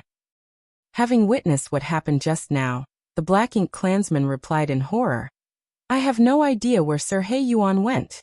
He left in a hurry just now." "In what direction did he head?" The Black Ink clansman quickly pointed in a particular direction. Yang Kai tossed him away, and by the time the Black Ink clansman landed, he had lost his life. In the meantime, Yang Kai shot into the sky and raced after He Yuan. Since He Yuan had fled, it suggested that he was badly injured, and he had speculated that Yang Kai would come for him. Otherwise, he wouldn't have immediately run away after leaving the special space. Although Yang Kai had promptly pursued, he was still too late. Even if Yang Kai chased after He Yuan now, he might not be able to find him as the void was too vast. He also wouldn't have any solution if He Yuan was determined to hide. However, he wouldn't want to miss this rare chance. It would be best if he could kill He Yuan, but there was nothing he could do if he couldn't find him. One day later, Yang Kai stopped in his tracks somewhere in the void. Although he had searched around a large area for the entire day, he still hadn't discovered He Yuan's whereabouts. He felt that it was such a shame. With that said, it wasn't necessarily a bad thing for him. Most of the Black Ink clansmen had left Mu Guang's royal domain to fight with the humans from Yinyang Pass, so there were not a lot of them left in this place. The territory lords who stayed back had to assist Mu Guang to deal with the old ancestor from Yinyang Pass, so they wouldn't have time to hunt Yang Kai down. Previously, he had to put his guard up as He Yuan was relentlessly pursuing him. Now that He Yuan had gone into hiding though, no one else in Mu Guang's royal domain could restrain him. In other words, Yang Kai could basically go anywhere in this royal domain. Given his mastery of the Tao of space, he wouldn't fall into danger as long as he was cautious enough. At the thought of this, he turned to look in a particular direction and grinned. Chapter 5111, Destroying Black Ink Nests. Kong Chan's home territory was located in a dead universe world where there was a magnificent mid-rank Black Ink nest. Over the years, the Black Ink strength that had been emanating from the Black Ink nest had enveloped everything. There were over 1 million Black Ink clansmen living in this place, which was just as flourishing as He Yuan's territory. The strongest and most competent Black Ink clansmen had left with Kong Chan to intercept the human army, so although there were some feudal lords around, the rest of them were mostly high-rank and low-rank Black Ink clansmen. Over the past few days, a slight sense of tension could be felt among the Black Ink clansmen in Kong Chan's territory. Rumor had it that a human named Yang Kai was on a killing spree in Mu Guang's royal domain. He had already destroyed 2 territory lord Black Ink nests, and his next target was Kong Chan's. Most of the Black Ink clansmen didn't believe this rumor. As far as they were concerned, even though the humans were strong and resilient, they couldn't resist the corruption of Black Ink strength. Therefore, They had been hiding in their great passes all these years. Faced with the Black Ink Clan's soldiers, they could only defend themselves. How was it possible that a single human had barged into the Black Ink Clan's territory, and even destroyed black ink nests belonging to the powerful territory lords? One day though, a 30,000-meter-long creature, which was covered in scales and radiating a golden light, arrived at this place, wielding a giant spear in its claws. The horrifying pressure this creature exuded sent chills down the spines of these high-rank and low-rank Black Ink clansmen. The humongous creature descended from the sky and forcefully swept his spear across the territory lord's Black Ink nest. The Black Ink nest, which had stood in this place for tens of thousands of years, given birth to countless Black Ink clansmen, and provided a resting place for all the Black Ink clansmen who were born here, was cut in half with just one strike. As the Black Ink nest fell, Black Ink strength gushed out of it like a flood. The Black Ink clansmen in Kong Chan's territory were naturally flustered. The feudal lords promptly shot into the sky to repel the enemy. However, the Black Ink clansmen, who were much larger than ordinary humans, appeared as petite as ants in front of this behemoth. The terrifying creature didn't even spare these feudal lords a glance as he opened his mouth and spat out a horrifying flame. In an instant, many Black Ink clansmen were slaughtered. Kong Chan's territory was set ablaze, and countless Black Ink clansmen perished. The terrifying creature flitted across the sky, and wherever he went, he easily killed all the Black Ink clansmen within his reach. On top of that, he swept his claws across all the shops that were filled with resources. The moment his claws came into contact with the shops, they simply disappeared. Barely a cup of tea's time later, Kong Chan's territory was dyed with black blood. The Black Ink clansmen tried their best to resist by bombarding the creature with their attacks.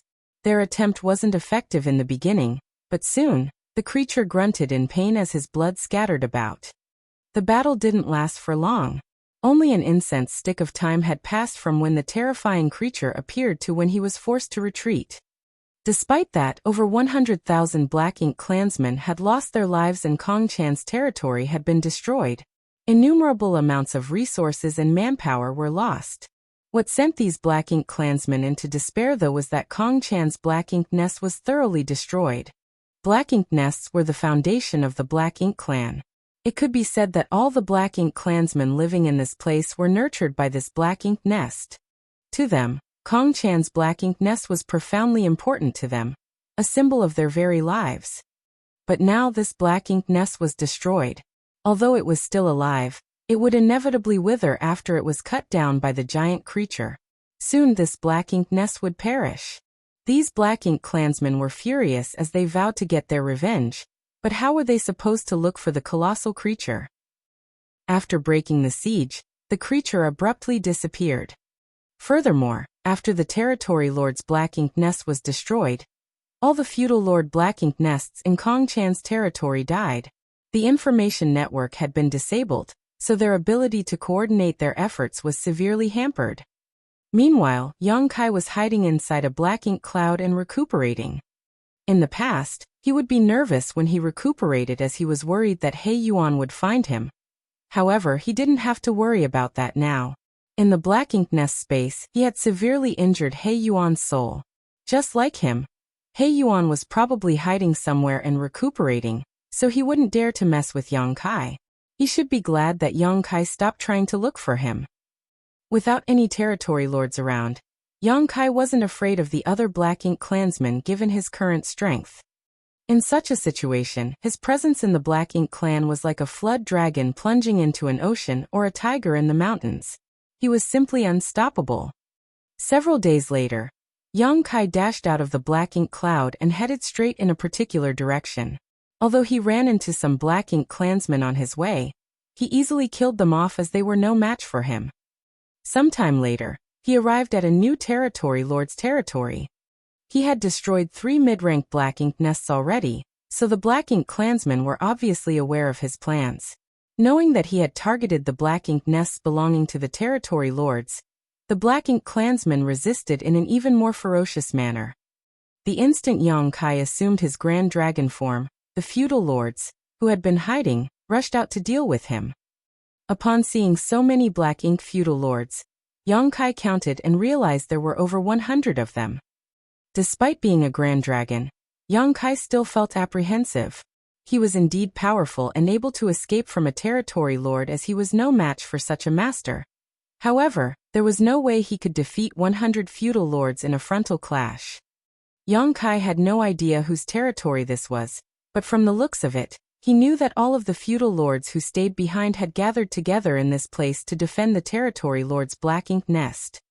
It was no wonder that when he arrived at a feudal lord black ink nest to ascertain the location of the territory lord's black ink nest earlier, he faced no organized resistance at all. That was because they were all waiting for him here. After a moment of hesitation, Yang Kai still charged at the feudal lords, who apparently hadn't expected that he would be so unrelenting. Seeing that the 30,000-meter creature was coming at them with a gigantic spear, the feudal lords instinctively dodged. The Grand Dragon directly plowed through the feudal lord's lines, forcefully enduring the attacks that came at him. Dragon blood splashed everywhere and dragon scales were shattered and broken, while some unlucky feudal lords were instantly killed as they came into contact with Azure Dragon's spear. With that said, the casualties were insignificant compared to the total number of feudal lords in this place. Regardless, Yang Kai just had to break through their blockade. Ignoring the attacks coming from behind, he directly struck the territory lord's black ink nest with his Azure Dragon spear. After a long time of dealing with the Black Ink clan, Yang Kai came to realize that the Black Ink nests were actually quite frail. Basically, the Black Ink nests were defenseless. Even if he was in his human form, he could easily destroy a Black Ink nest with one strike, not to mention in his Grand Dragon form with the Azure Dragon spear in his claws. Therefore, Yang Kai didn't need to get tangled up with these feudal lords. His target had always been to destroy the territory lord's Black Ink nest. As a Grand Dragon with the Azure Dragon spear, Yang Kai's attack was unimaginably destructive. Following the strike, the Black Ink nest collapsed to the ground. Yang Kai didn't even take another glance at it as he flew across the sky above the prosperous city and spat out dragon breath, instantly killing tens of thousands of weaker Black Ink clansmen. The 100 feudal lords were relentlessly pursuing him from behind as they continuously cast violent attacks at him, in an attempt to take him down. Although Yang Kai did his best to dodge the attacks, his figure was too massive, so almost all of them struck him, causing him to tremble and roar. In such a situation, he couldn't possibly rob the shops, as a moment of delay would greatly exacerbate his injuries. Despite thinking that it was such a shame, he had achieved his main goal. Therefore, Yang Kai did not hesitate to shoot into the sky and leave. The feudal lords were still chasing after him. However, after Yang Kai returned to his human form, he manipulated space principles several times and easily shook off his pursuers. Since Yang Kai was nowhere in sight, these feudal lords had no choice but to give up. They turned around and saw that the Black Ink nest was withering and could not be saved. Although they had caused some damage to the Grand Dragon, they didn't manage to make him stay behind, and he had successfully fled in the end.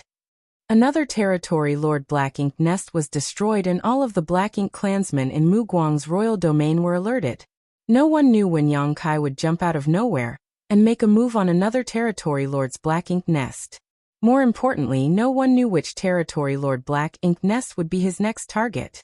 Based on this experience though, they understood that even 100 feudal lords couldn't stop Yang Kai from destroying a Black Ink nest.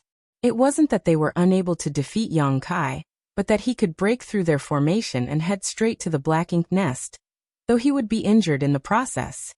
Presently, the royal lord and several territory lords were dealing with the old ancestor from Yinyang Pass, while He Yuan had gone missing.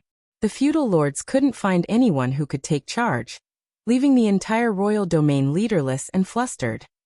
Now the only thing the feudal lords could do was to gather together around their respective territory lords' Black Ink nests and wait.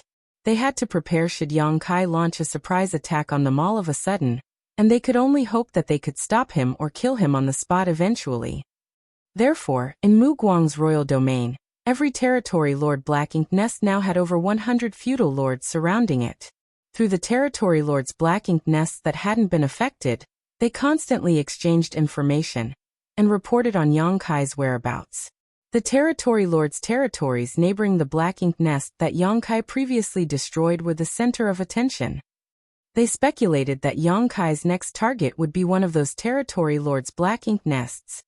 Therefore, countless weaker black ink clansmen were sent from these territory lords' territories to search for Yongkai. As time passed, Yongkai was still nowhere in sight though, and the pressure on the black ink clan intensified.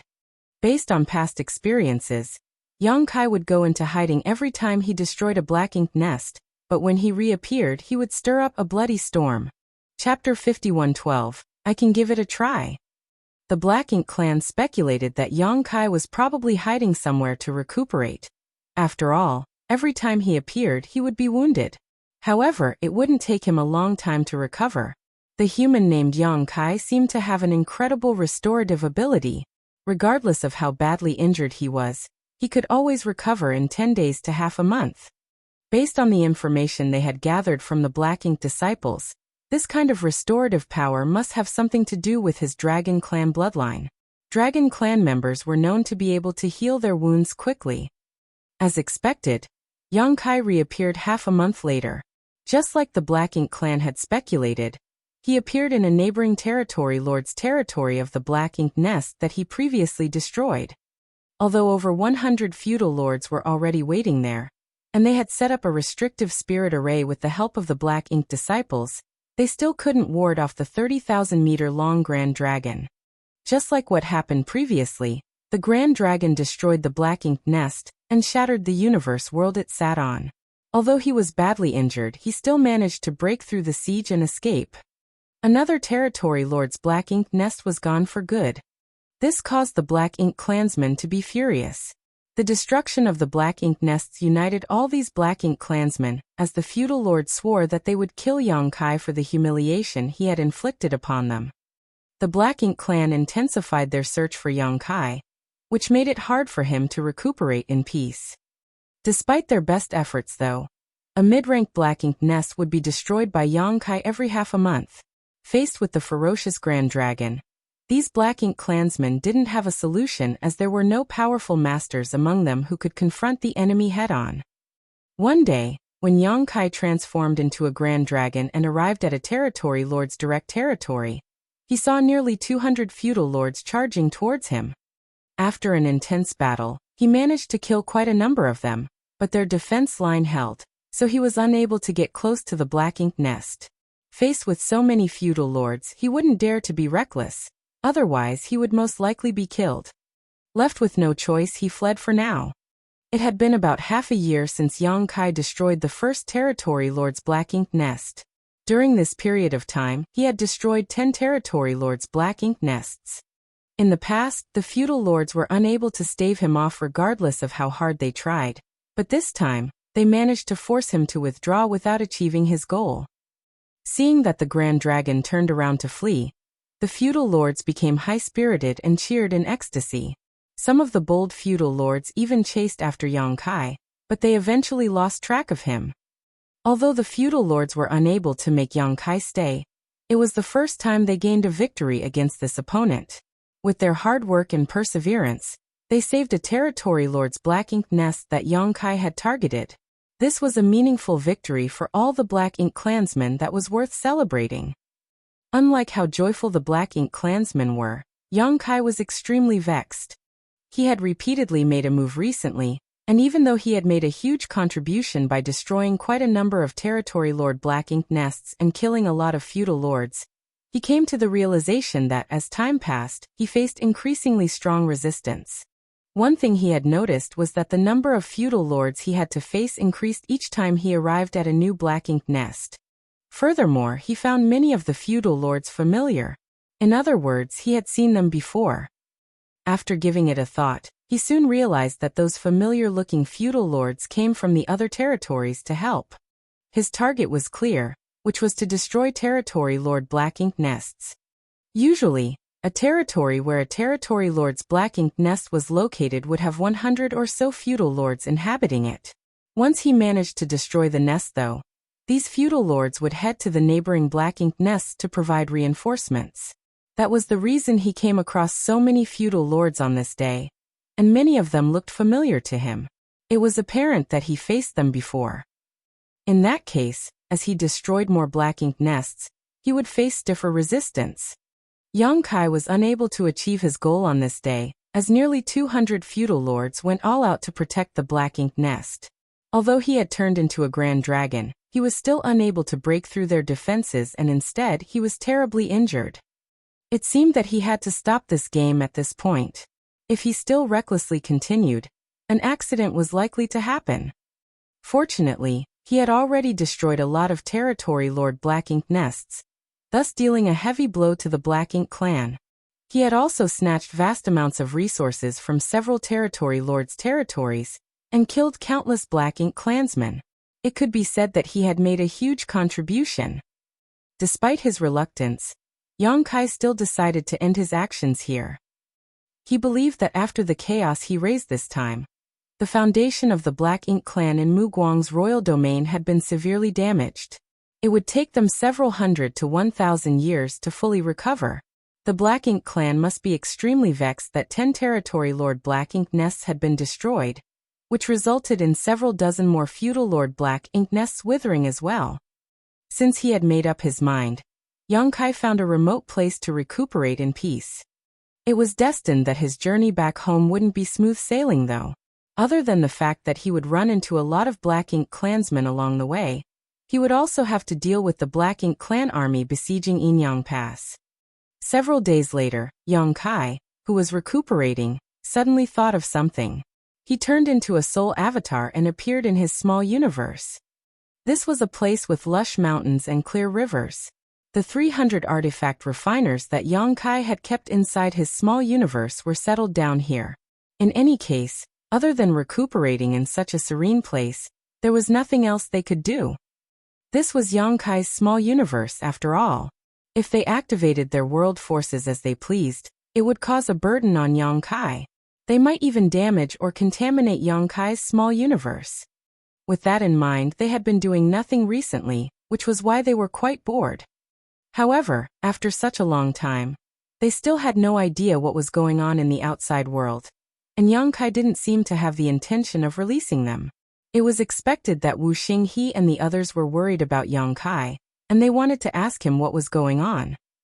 Therefore, the moment Yang Kai's soul avatar appeared, they promptly surrounded him. "What's wrong, senior brothers?" Yang Kai asked. Wu Xinghe said, "Junior brother Yang, haven't we returned to the inner sanctum?" Yang Kai shook his head. "Not yet. There's been an accident.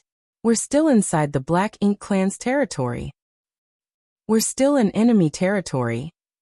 Guan Ning was astounded. Wang Xibo asked with concern, "What kind of accident? Is there anything we can help you with?" Yang Kai shook his head. "The Black Ink clan's territory is filled with Black Ink clouds and Black Ink strength, so it's best you stay here lest you become corrupted again." Wu Xinghe and the other Grandmaster artifact refiners had cut off large sections of their small universes, causing them to drop to the 6th order from the 7th order open heaven realm, so that Yang Kai could easily keep them inside his own small universe. Now that their orders had dropped and their small universes were incomplete, they would easily be invaded by Black Ink strength. The other artifact refiners were unable to help either, because they were only in the 5th order and 6th order open heaven realm. As for what accident occurred, it's no big deal. Recently, I've been destroying some Black Ink nests. Yang Kai briefly told them what he had been up to.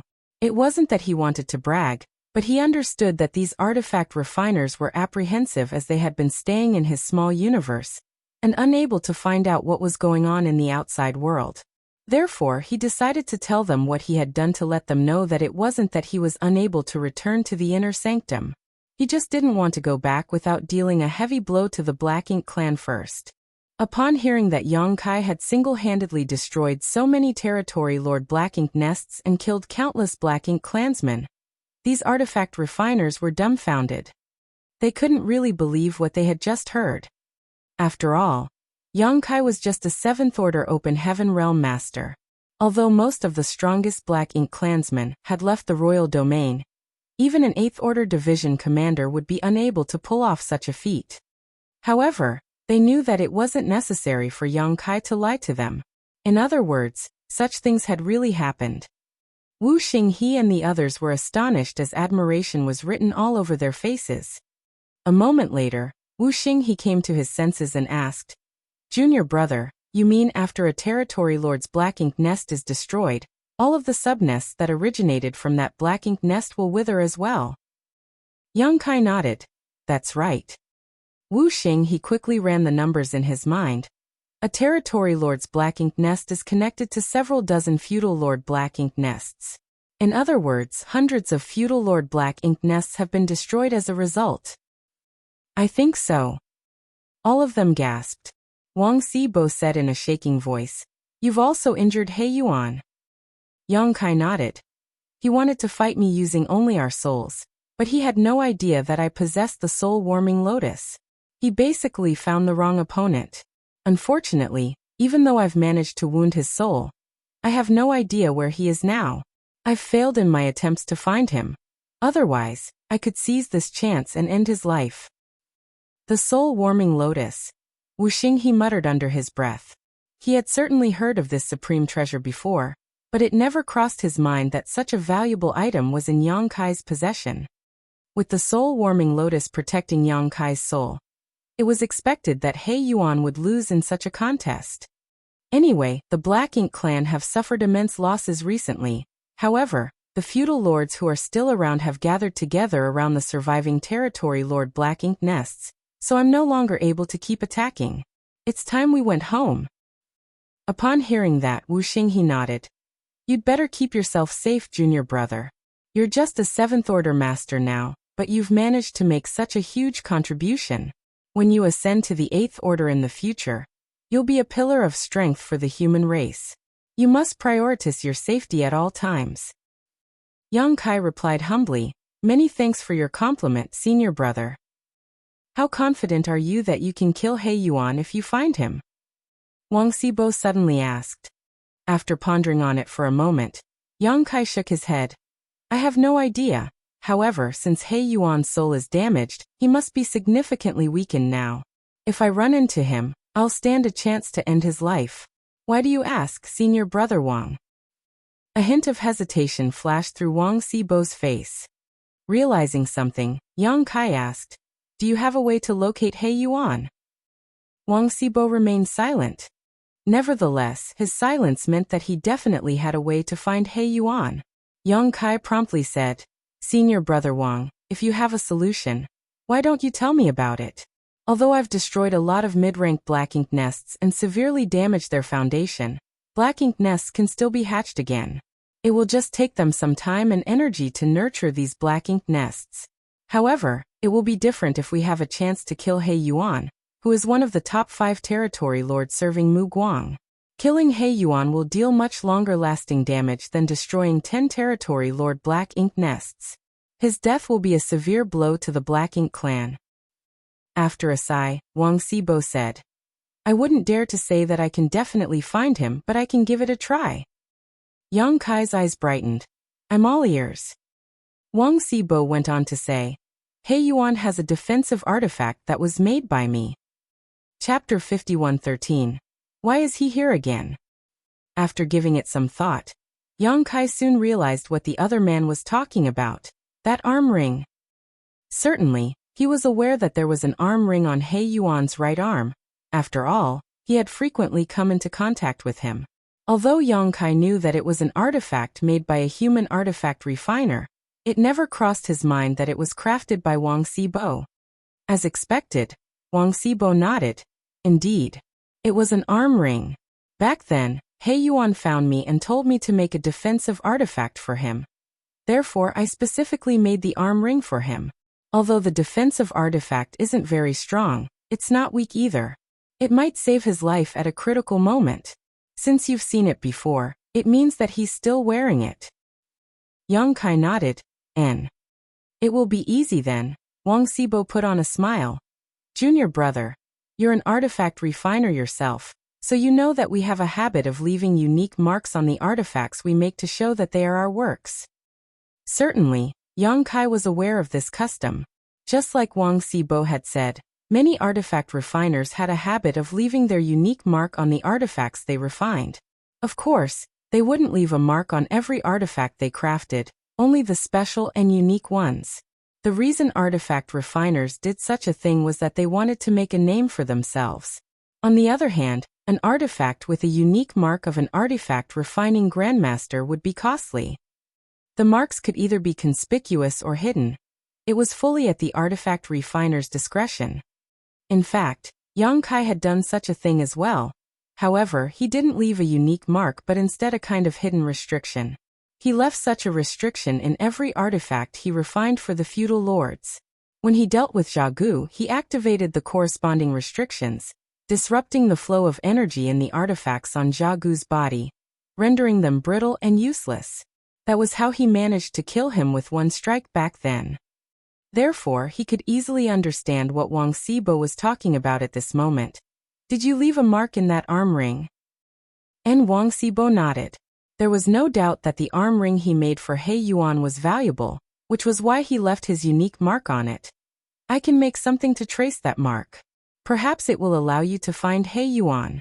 However, if he's hiding in a sealed world or if he's too far away, it won't work. If He Yuan was hiding in a sealed wood, he couldn't be traced as the signal from the mark couldn't be traced across a world barrier. On the other hand, if he was too far away, they simply would be able to connect to the mark. With that said, it was worth giving it a try, and Yang Kai promptly said, "In that case, please do what you can, Senior Brother Wang. It would be best if we can seize this chance to kill He Yuan, but if that's not possible, we can just return to the inner sanctum." Certainly, Wang Xibo wouldn't turn him down. However, he wasn't able to freely use his power in Yang Kai's small universe. Left with no choice, Yang Kai could only look for a safe place first. Fortunately, there were a lot of sealed worlds within the Black Ink clan's territory. While Yang Kai was raising chaos, he discovered a lot of hidden portals to sealed worlds, but he didn't have time to explore them. Hence, it wasn't hard for him to find a sealed world now. It only took him a day to locate a sealed world, and after opening the portal he entered and let Wang Xibo out from his small universe. He had already prepared all the materials needed for artifact refining. It wasn't difficult to craft a tracker, but it would still most likely take Wang Xibo several days. Yang Kai thus released Wu Xinghe and the others so that they could protect Wang Xibo while he searched around the sealed world for any potential dangers. By doing so, he could explore this place as well. If there were any rare spirit herbs or profound spirit fruits, he could pick them. As he explored the sealed world, Yang Kai pondered on where He Yuan was hiding. Although Wang Xibo could craft a tracker, it wouldn't be useful if He Yuan was too far away. Therefore, Yang Kai had to speculate where He Yuan was so that they could make better use of the tracker. Since He Yuan's soul had been badly injured, he must be recuperating now. A Black Ink nest would be the best choice if a Black Ink clansman wanted to recuperate.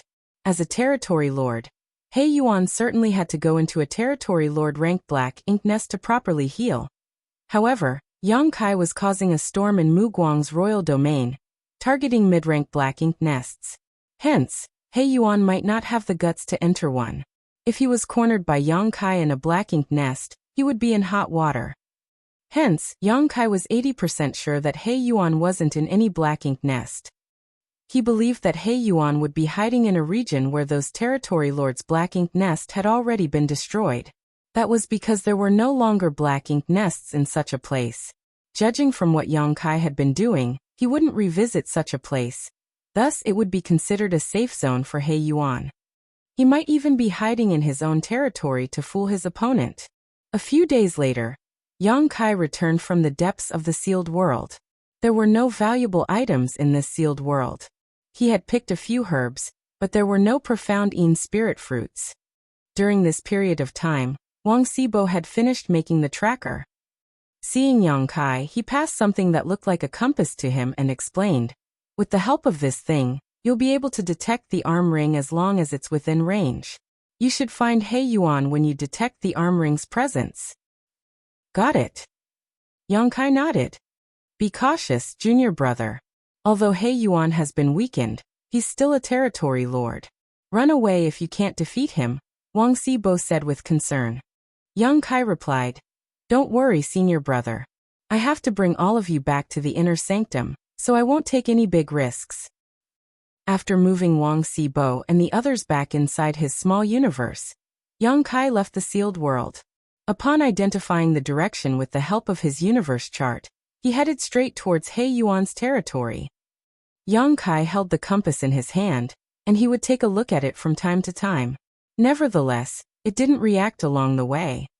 Whenever he ran into a group of Black Ink clansmen, he would directly kill them all. There wasn't even a single feudal lord among the Black Ink clansmen that he came across, so how were they supposed to stop him? It seemed that his speculation was right. All the feudal lords had headed to the neighboring mid-rank Black Ink nests to help and waited for Yang Kai to arrive. Therefore, there wasn't a single feudal lord among the Black Ink clansmen on patrol. Yang Kai went on a killing spree for the next 7 to 8 days before he arrived at He Yuan's territory. He headed straight to He Yuan's home territory, since he speculated that He Yuan was trying to deceive him by hiding in the least likely spot for him to look. This place also made sense for He Yuan though, as this was where his foundation was. If he wanted to recuperate without relying on a Black Ink nest, this place would be the best choice. However, when Yang Kai arrived at the universe fragment and took a look at the compass, he realized that there was no reaction. Is He Yuan not here? Yang Kai frowned. He certainly had trust in the thing Wang Xibo crafted. This compass wasn't a complicated artifact and Wang Xibo was an artifact refining grandmaster, so the items he refined couldn't possibly be useless. Since the compass didn't react, it suggested that He Yuan wasn't here. It seemed that Yang Kai's speculation was wrong, so he was disappointed. Nevertheless, since he was already here, he wouldn't want to go back without achieving anything. As he took a glance at the shattered universe fragment, he activated the power of his dragon vein and roared. The next instant he turned into a 30,000-meter-long dragon. Life hadn't been peaceful for the Black Ink clansmen living on this universe fragment. When the human named Yang Kai appeared as a grand dragon previously, not only did he destroy the mid-rank Black Ink nest and kill a lot of Black Ink clansmen, but he also shattered the universe fragment.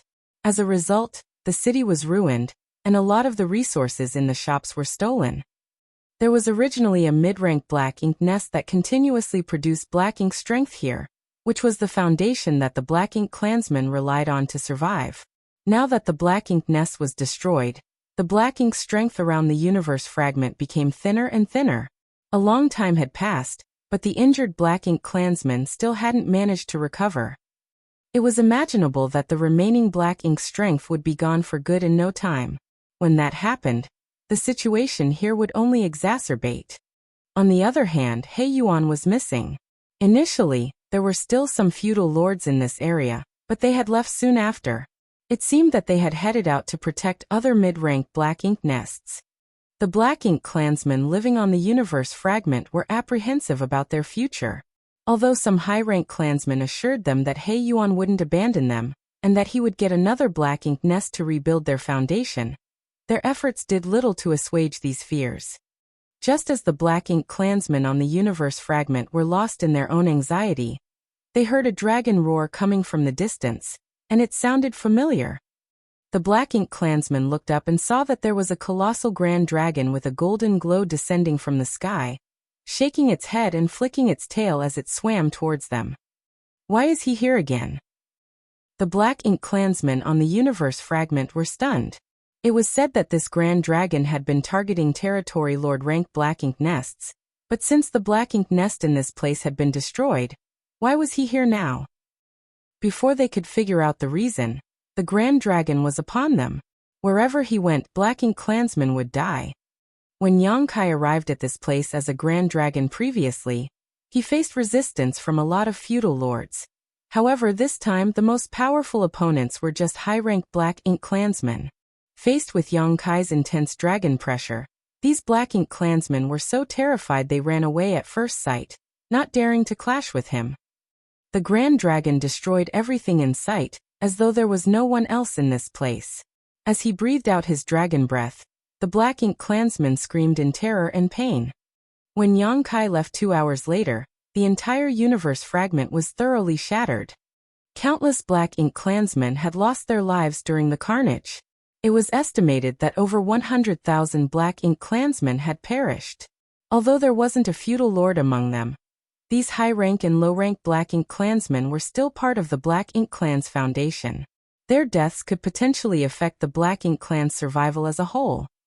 What's more, all the resources in all the shops had been snatched up. Although Yang Kai had previously looted several shops, he didn't obtain everything as he was in a hurry. This time he could pillage without any worries, so he picked the Black Ink clan clean. The entire universe was shattered, and innumerable Black Ink clansmen had lost their lives. It could be said that He Yuan's home territory was thoroughly destroyed. This was probably the first territory lord territory to be completely wiped out by a human in history. Chapter 51:14. Wearing out iron shoes while seeking one's feet. Unfortunately, He Yuan wasn't here. He Yuan's soul had been damaged, so if Yang Kai could find him here, he had the confidence to kill him.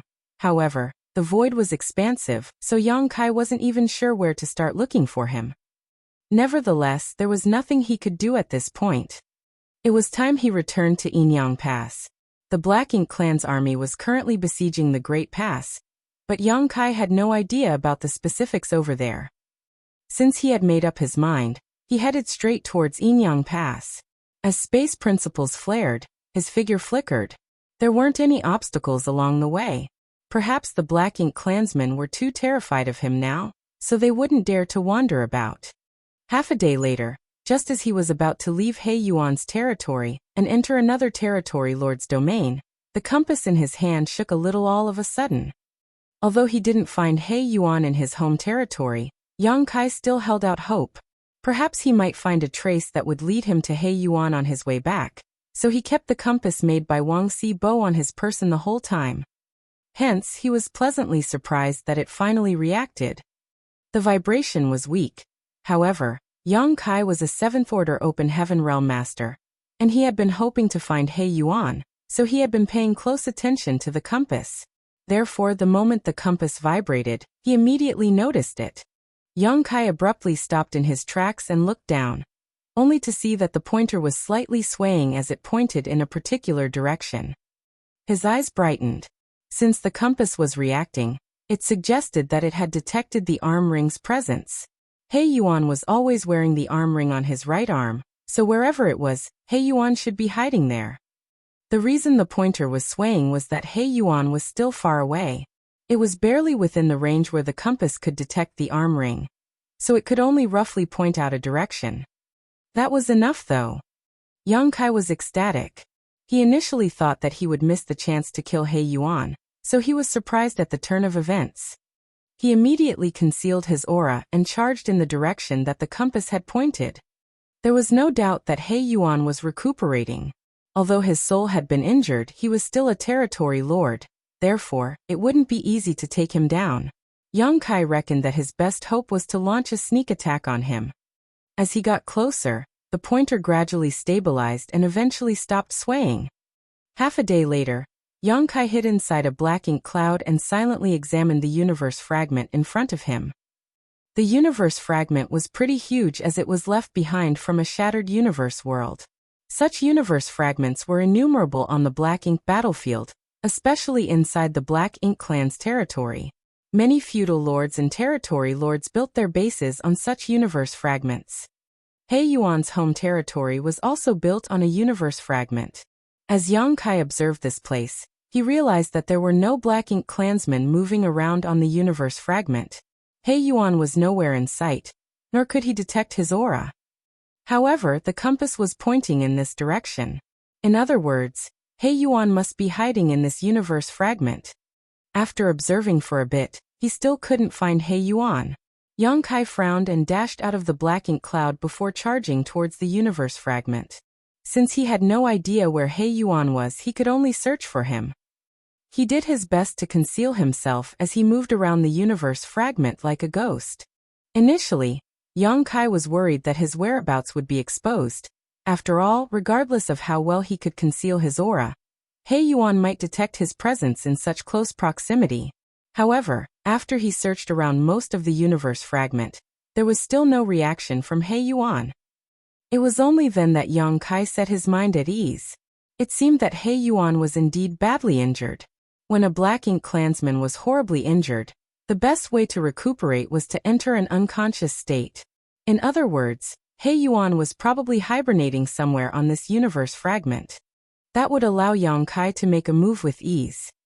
However, after inspecting most of the places on the universe fragment, he still couldn't find He Yuan. Fortunately, there came a moment when a hint of Black Ink's strength caught his attention. In the Black Ink clan's territory, Black Ink's strength was practically omnipresent. Some of it had even formed into Black Ink clouds.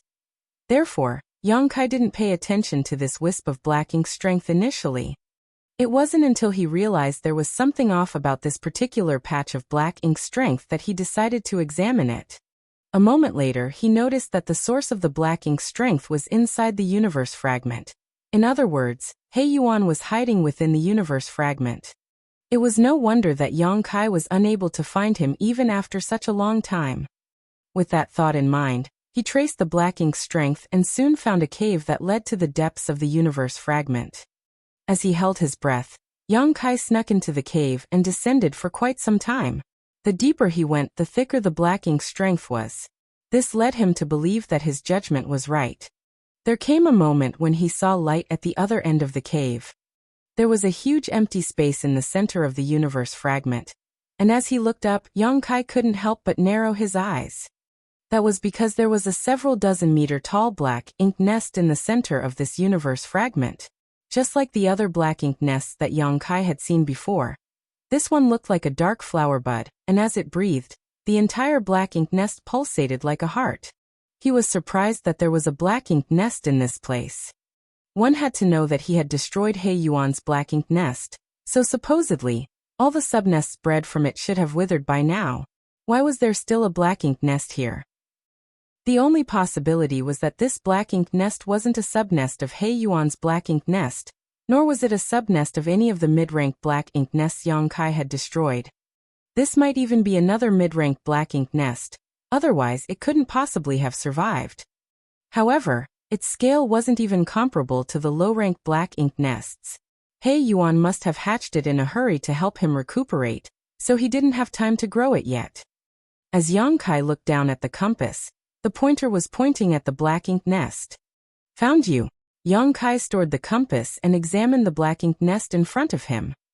The entire Black Ink nest had been sealed up, so it was impossible for him to sneak inside without alerting He Yuan. Nevertheless, He Yuan still didn't react even though Yang Kai was in such close proximity. It seemed that he was really in a state of deep sleep. Yang Kai took a deep breath and reached out his hand, summoning the Azure Dragon spear into his grip. The next instant, he madly pushed the power of his small universe. As a golden crow cawed, a great sun leapt up from behind Yang Kai. Fixing the great sun at the tip of his spear, he hurled it towards the Black Ink nest. At the same time, space principles flared, turning the local space viscous, giving He Yuan no chance to flee. Under the great sun, the several dozen meter tall Black Ink nest was blown away. Right then, a roar with a hint of fury reverberated across the space. The next instant, a golden light dazzled Yang Kai's eyes as a ring-shaped light shield appeared and blocked his attack. It was the arm ring refined by Wuxia bow. Yang Kai long ago realized that the arm ring was a defensive artifact that He Yuan wore on his right arm. Although he had been sound asleep, he, as a territory lord, still instinctively reacted to the danger the moment Yang Kai launched the attack, and the arm ring's shield was instantly activated. Wuxia bow was an artifact refining grandmaster, so the defensive artifact with his unique mark that he had personally refined certainly wouldn't be weak when it came to its defense.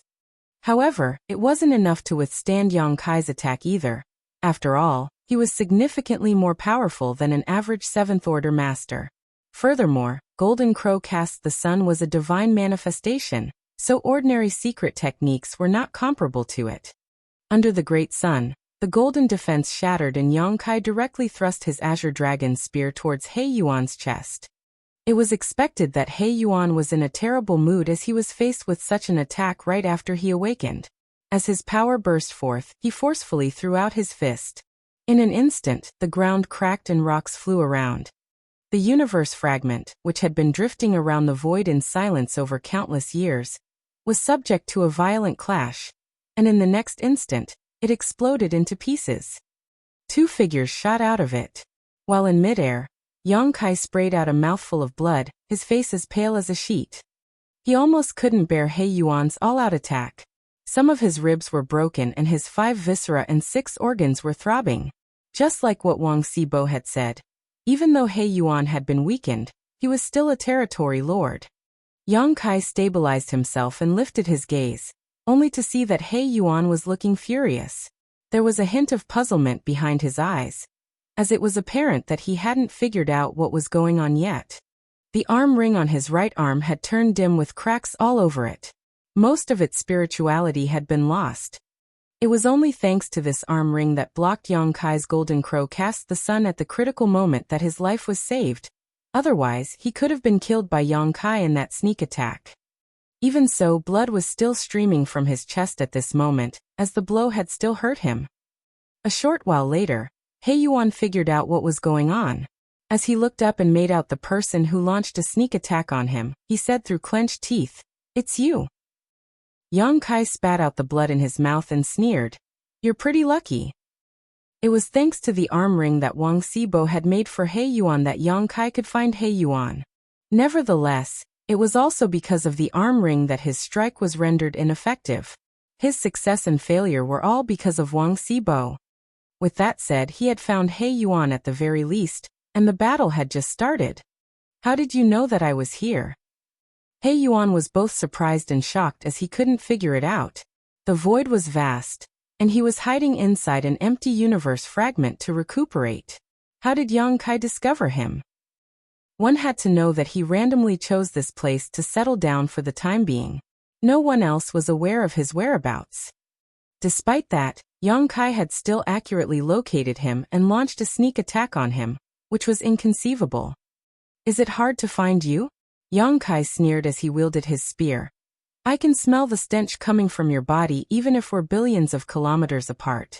So, don't even think about hiding from me. Wherever you are, I can find you and kill you." Chapter 51:15 You Can't Run Away. He Yuan's expression darkened. "Do you think you're capable of doing it?"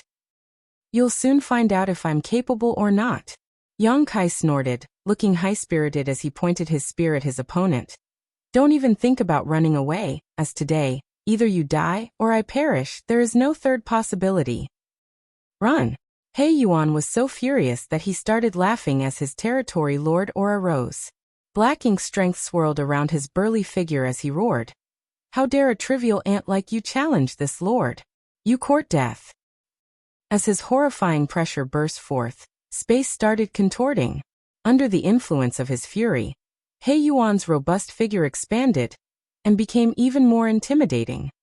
Standing in front of He Yuan, Yang Kai was so petite that it was as though he was really just an ant. In the next instant, a huge fist came at Yang Kai. Faced with such an imposing attack, Yang Kai had never been more solemn, because wherever the fist went, space would shatter apart. This showed how powerful a territory lord truly was, and the situation was quite unlike what Yang Kai had imagined. The damage to He Yuan's soul didn't seem to affect his strength at all. This reality surprised Yang Kai, but he didn't have time to ponder on it. Faced with He Yuan's punch, he didn't hesitate to cover himself in spear light and charge towards his opponent. As he infused his 7th Order Open Heaven Realm World Force into the Azure Dragon's spear, he was determined to pierce through whatever stood in front of him. As the violent forces clashed, Yang Kai felt an immense power sweeping across his figure. He almost lost grip of his spear as the force easily shattered all of his defenses, causing him to see stars as he was sent flying backwards while spraying out a mouthful of blood in midair. If not for the fact that he had the World Tree's clone, his small universe would have turned upside down because of this one attack. Once a cultivator's small universe was shaken, his power would severely weaken. When that happened, his life or death would be controlled by his opponent. Despite the fact that Yang Kai's small universe was robust, he couldn't make up for the gap between their powers. A relentless He Yuan was determined to capture Yang Kai and charged forward, throwing out his fist again. Yang Kai raised his spear to intercept the attack, but his attempt was futile, and he was sent flying away again. Hong hong hong. A violent force swept across the void with every attack that He Yuan launched.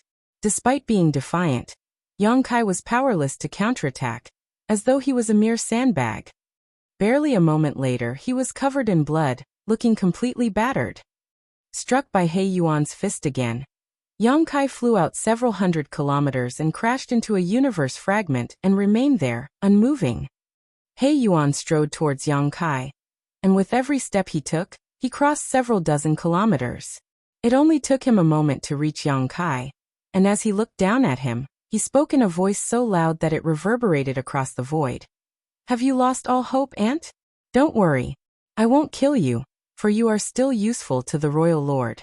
I initially had no idea where to look for you, but since you've delivered yourself right to me, I'll not let you go. Upon finishing his words, he extended his hand towards Yang Kai. Stop shamelessly boasting, Yang Kai sneered as he stood straight up without a warning, the blood on his face giving him a hideous look. Do you seriously think I'm unable to fight back? I was just trying to ascertain the gap between our strengths. As he spoke, He Yuan managed to grasp him. Yang Kai was stuck in the huge hand, and was restrained by thick black ink strength. Aware that Yang Kai was a master in the Tao of space, He Yuan ensured that his opponent wouldn't be able to flee. The calm expression on Yang Kai's face made He Yuan even more furious though, and he exerted more force with his grip, resulting in the sounds of bones cracking. He lifted Yang Kai and said grimly, "Have you ascertained the gap between us now?" Yang Kai let out a breath. And you're not as powerful as I thought. Now who is boasting shamelessly? He Yuan growled. You're in my grasp now. I can squeeze you to death if I feel like it. Yang Kai just grinned at him though, and in the next instant, an invisible force condensed into a spike and stabbed into He Yuan's forehead. An unsuspecting He Yuan felt that a stake had penetrated his head. He was instantly overwhelmed by excruciating pain, which caused him to flail and groan in agony. Yang Kai, who was right in front of him, gripped his spear and stabbed it into He Yuan's left eye, directly destroying it. Black ink strength and dark blood gushed out of the now empty eye socket, and dyed Yang Kai black. He Yuan roared even louder as he staggered backwards. In excruciating pain he instinctually tightened his grip in an attempt to kill Yang Kai. Certainly, Yang Kai wouldn't let that happen. As he roared, he transformed into a 30,000-meter-long gigantic creature, and effortlessly broke free from He Yuan's grip. Yang Kai next directly struck He Yuan with his dragon tail, and sent him flying away like an arrow. He Yuan only managed to stabilize himself with difficulty after flying across several thousand kilometers. As he covered his wounded eye with one hand, he sported a grim expression, dark blood streaming through the gaps between his fingers. Yang Kai had turned back into his human form, and with the azure dragon spear in hand, he sauntered towards He Yuan. Although he still looked battered, he wasn't dispirited at all. Instead, he appeared condescending. As the human drew closer, He Yuan couldn't help but step backwards, his only remaining eye filled with horror. Yang Kai said impassively, "Do you think you can intimidate me just by showing your strength? Such a display only proves how weak you are. I guess it's really hard to heal the damage in your soul. Am I right, Sir He Yuan?" "You knew from the start," He Yuan said through clenched teeth. Yang Kai snorted. "Of course I knew. If I wasn't confident, I wouldn't have looked for you in the first place. This place will be your grave. Are you ready to die, He Yuan?" Upon finishing his words, he lifted his spear and vanished into thin air. When he reappeared, he was already right in front of He Yuan. In an overbearing manner, Yang Kai thrust his azure dragon spear towards his enemy's other eye. A flustered He Yuan extended his fist in a hurry in an attempt to intercept this attack, but in that instant, Yang Kai pushed his spiritual energy again, and launched another attack on He Yuan's soul. Instantly, He Yuan growled, feeling as though someone had stuck a knife into his head. The pain caused his figure to shudder. Just like Yang Kai had said, it wasn't easy to heal the damage to one's soul, and He Yuan's was badly injured during their previous confrontation in that special space. It was now a fatal weakness which Yang Kai could use against him. If he were at his peak, Yang Kai couldn't have easily attacked his soul. However, given the state he was in, He Yuan couldn't possibly fend off Yang Kai's attack on his soul. His injured soul was attacked once again, which caused his defense to slip and Yang Kai easily bypassed it with his spear. At the critical moment, He Yuan tilted his head and saved his remaining eye from being gouged out. Although there was now a wound on his head, physically he was still fine. Just as Yang Kai was ready to push out his spear again, He Yuan swung his arm out and swept him away. The next moment, he turned around and ran away at full speed. Yang Kai couldn't believe that his opponent had fled just like this. He had been targeting the damage in He Yuan's soul, so the latter was completely powerless to go against him. If He Yuan hadn't fled, he would be doomed. Since he didn't want to die though, He Yuan could only run away. As Yang Kai stared at his opponent's back, he slightly lowered his head. "No one can flee from me. Don't even dream about it, He Yuan." Saying so, he manipulated space principles. Instantly, He Yuan's movements became sluggish, as though he was stuck in a quagmire. But soon a powerful force burst from his figure, which allowed him to struggle out of the constraint. Yang Kai frowned in surprise, for this was the first time he saw that someone able to break through his space principles restraint with such ease. However, He Yuan was still a territory lord while Yang Kai was just a 7th-order master, so the raw power difference between them was still quite large. It wasn't surprising that He Yuan could do this. Based on Yang Kai's observation, He Yuan was still able to fully utilize his strength as long as his soul wasn't attacked. But when his soul was targeted, his power would drop considerably. Initially, Yang Kai wanted to settle this issue quickly, but now it seemed that he had to act carefully. It would be terrible if He Yuan became desperate and went all out against him without caring for his own life. Yang Kai still remembered vividly that when he joined forces with Bai Yi to deal with the wounded Zhu Feng back then, they were almost killed despite the territory lord being terribly wounded. At the thought of this, Yang Kai chased after his opponent and shouted, "You can't run, He Yuan." At the same time, he struck with his spear and manipulated space principles to restrict He Yuan's movements. Noticing the danger coming from behind, He Yuan turned around and roared before pushing out his fist. A well-prepared Yang Kai used the same trick by sending out a spiritual energy attack. Instantly, He Yuan staggered, and his punch was significantly weakened. While enduring the attack, Yang Kai jabbed his spear into the side of He Yuan's belly, and madly surged his world force. A hole was formed in He Yuan's abdomen as a result. The two of them traded injuries, and seeing how Yang Kai was forced back, He Yuan quickly turned around and fled. Soon, Yang Kai caught up though and repeated the process. Barely half a year ago, Yang Kai had been running away from He Yuan for such a long time that the world force in his small universe had almost dried up. Now the prey had become the hunter. He was the one pursuing He Yuan. It seemed that He Yuan had run out of luck. He Yuan knew that he was unable to flee from Yang Kai as the latter was a master of the Tao of space. However, he didn't lose hope. Every time Yang Kai attacked him, he would be injured as well. As they kept wounding each other, He Yuan hoped that Yang Kai would be the one who could no longer persevere. Only then would he stand a chance to escape. Unfortunately for He Yuan, he wasn't aware that this was the situation Yang Kai had deliberately created. In fact, Yang Kai wasn't unable to dodge He Yuan's counterattacks at all. There were several times when he could have completely evaded such attacks, but he still chose to clash with He Yuan despite knowing that he would be wounded as well. Chapter 51:16. Why are you here? Yang Kai wanted to give the prey in front of him the illusion that he could still survive and escape. Yang Kai's cultivation may not be as high as He Yuan's, but in terms of restorative abilities, He Yuan was far inferior to him. Trading injuries put Yang Kai at an advantage. He Yuan was destined to grow weaker over the course of this chase, and at the right time, perhaps He Yuan would die from exhaustion even without his intervention. Nonetheless, He Yuan was not an idiot. He might not know what Yang Kai was planning, but he was still trying his very best to escape from his pursuit.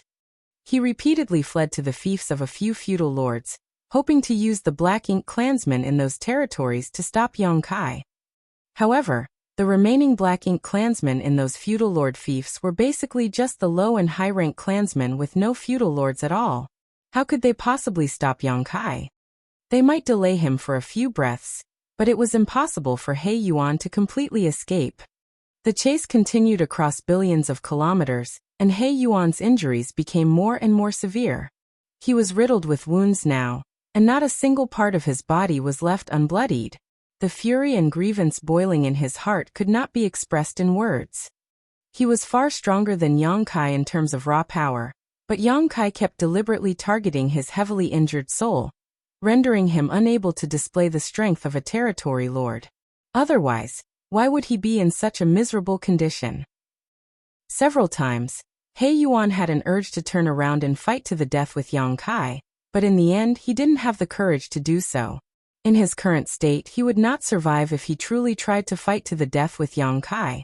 He wasn't even sure that he could take Yang Kai down with him at this point. His desire to survive pushed him to constantly flee, hoping for some miracle to happen which would help him overcome his current crisis. Suddenly a variable indeed appeared.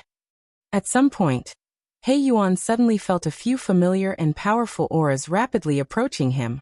Obviously, they were other territory lords, existences like him. He could even ascertain the identities of these people from the auras. He Yuan was overjoyed.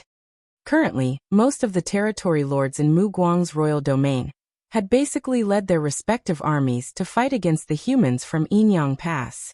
Only a few territory lords remained to guard critical areas like the royal city. However, He Yuan also knew that the territory lords in the royal city had been assisting the royal lord in besieging the human old ancestor. He Yuan had been recuperating recently, so he had no idea about the current situation of the battlefield. Since he could sense the auras of these territory lords appearing in the distance though, it meant that the battle between the old ancestor and the royal lord had come to an end. Regardless of what the final outcome of the battle was, these territory lords could provide some assistance at the front lines. And judging by the direction they were heading, it seemed that they were heading in that direction. Running into them here was truly a stroke of luck. He Yuan immediately flew in the direction of the territory lords without a moment of hesitation. So long as he met up with them, Yang Kai, who was chasing after him, would definitely have to act cautiously. He could even team up with the other territory lords and find a way to capture Yang Kai. With their help, even if Yang Kai was proficient in the Tao of space, he might not be able to escape. At this moment, He Yuan couldn't help but recall a saying passed down in the human race: every cloud has a silver lining. But right then, a petite figure appeared in his sight all of a sudden. He Yuan suddenly felt so cold, it was like he had been frozen solid. When He Yuan sensed the auras of these territory lords, Yang Kai also noticed them. Even from a great distance, the monstrous auras of these territory lords were as clear as the bright moon in the night sky. Yang Kai immediately became anxious. He had originally planned to slowly exhaust He Yuan to death as, no matter how weakened, the latter was still a territory lord. If he was forced into a corner, Yang Kai had no idea what kind of methods He Yuan could pull out in desperation. However, the sudden appearances of other territory lords had thrown his plans off entirely. He could sense Miaqiong and Qing Lei among these auras, and apart from those two, he also sensed the aura of another unfamiliar territory lord. In other words, there were 3 territory lords up ahead. What are they doing here? According to the information Yang Kai had received, a few territory lords were assisting Mu Guang in besieging the old ancestor. That was why, when he had severely wounded He Yuan's soul, Yang Kai had been able to continue acting freely within the Black Ink clan's territory. After all, there was no other territory lord present to stop him. But now 3 of them had appeared all of a sudden. Has the battle between the old ancestor and the royal lord ended? Who won? Yang Kai had no time to give it another thought though, as he only hesitated for a moment before immediately activating his space principles and disappearing like a ghost. The next moment he appeared, he was not too far behind He Yuan. He promptly manipulated the local space principles to seal the surrounding space and thrust out his Azure Dragon Spear. At the same time, he fired a blast of his spiritual energy straight at He Yuan's head while shouting, He Yuan, suffer death. The 3 territory lords were still some distance away, so Yang Kai figured he still had enough time to escape after killing He Yuan. Yang Kai was already prepared to defend against He Yuan's final counterattack, but He Yuan appeared as if he was completely oblivious to the danger even when this fearsome spear thrust was upon him. Rather, all his attention was focused on something in front of him. Suddenly, a glimmer of cold light flashed by as a petite figure, holding a longsword, flew past He Yuan. The longsword was devoid of even a stain of black blood, and just so happened to collide with Yang Kai's spear. Yang Kai's eyes almost popped out of their sockets at the sight of this figure, and he frantically retracted his spear, but the powerful impact still caused his vitality to tumble in his chest. The petite figure rushed to Yang Kai and asked in surprise, "Why are you here?" Yang Kai was also stunned as he asked in a dumbfounded voice, "Old ancestor." He had not expected to run into the Yinyang Pass old ancestor here. Yang Kai had been wondering about the battle between the old ancestor and the royal lord when he felt the auras of Miaqiong and the other territory lords up ahead. Nonetheless, it never crossed his mind that the old ancestor would suddenly appear before him the next moment. Does this mean that the old ancestor was fighting Mu Guang for an entire half a year? Astonishing. However, now was obviously not the time to reminisce about such things.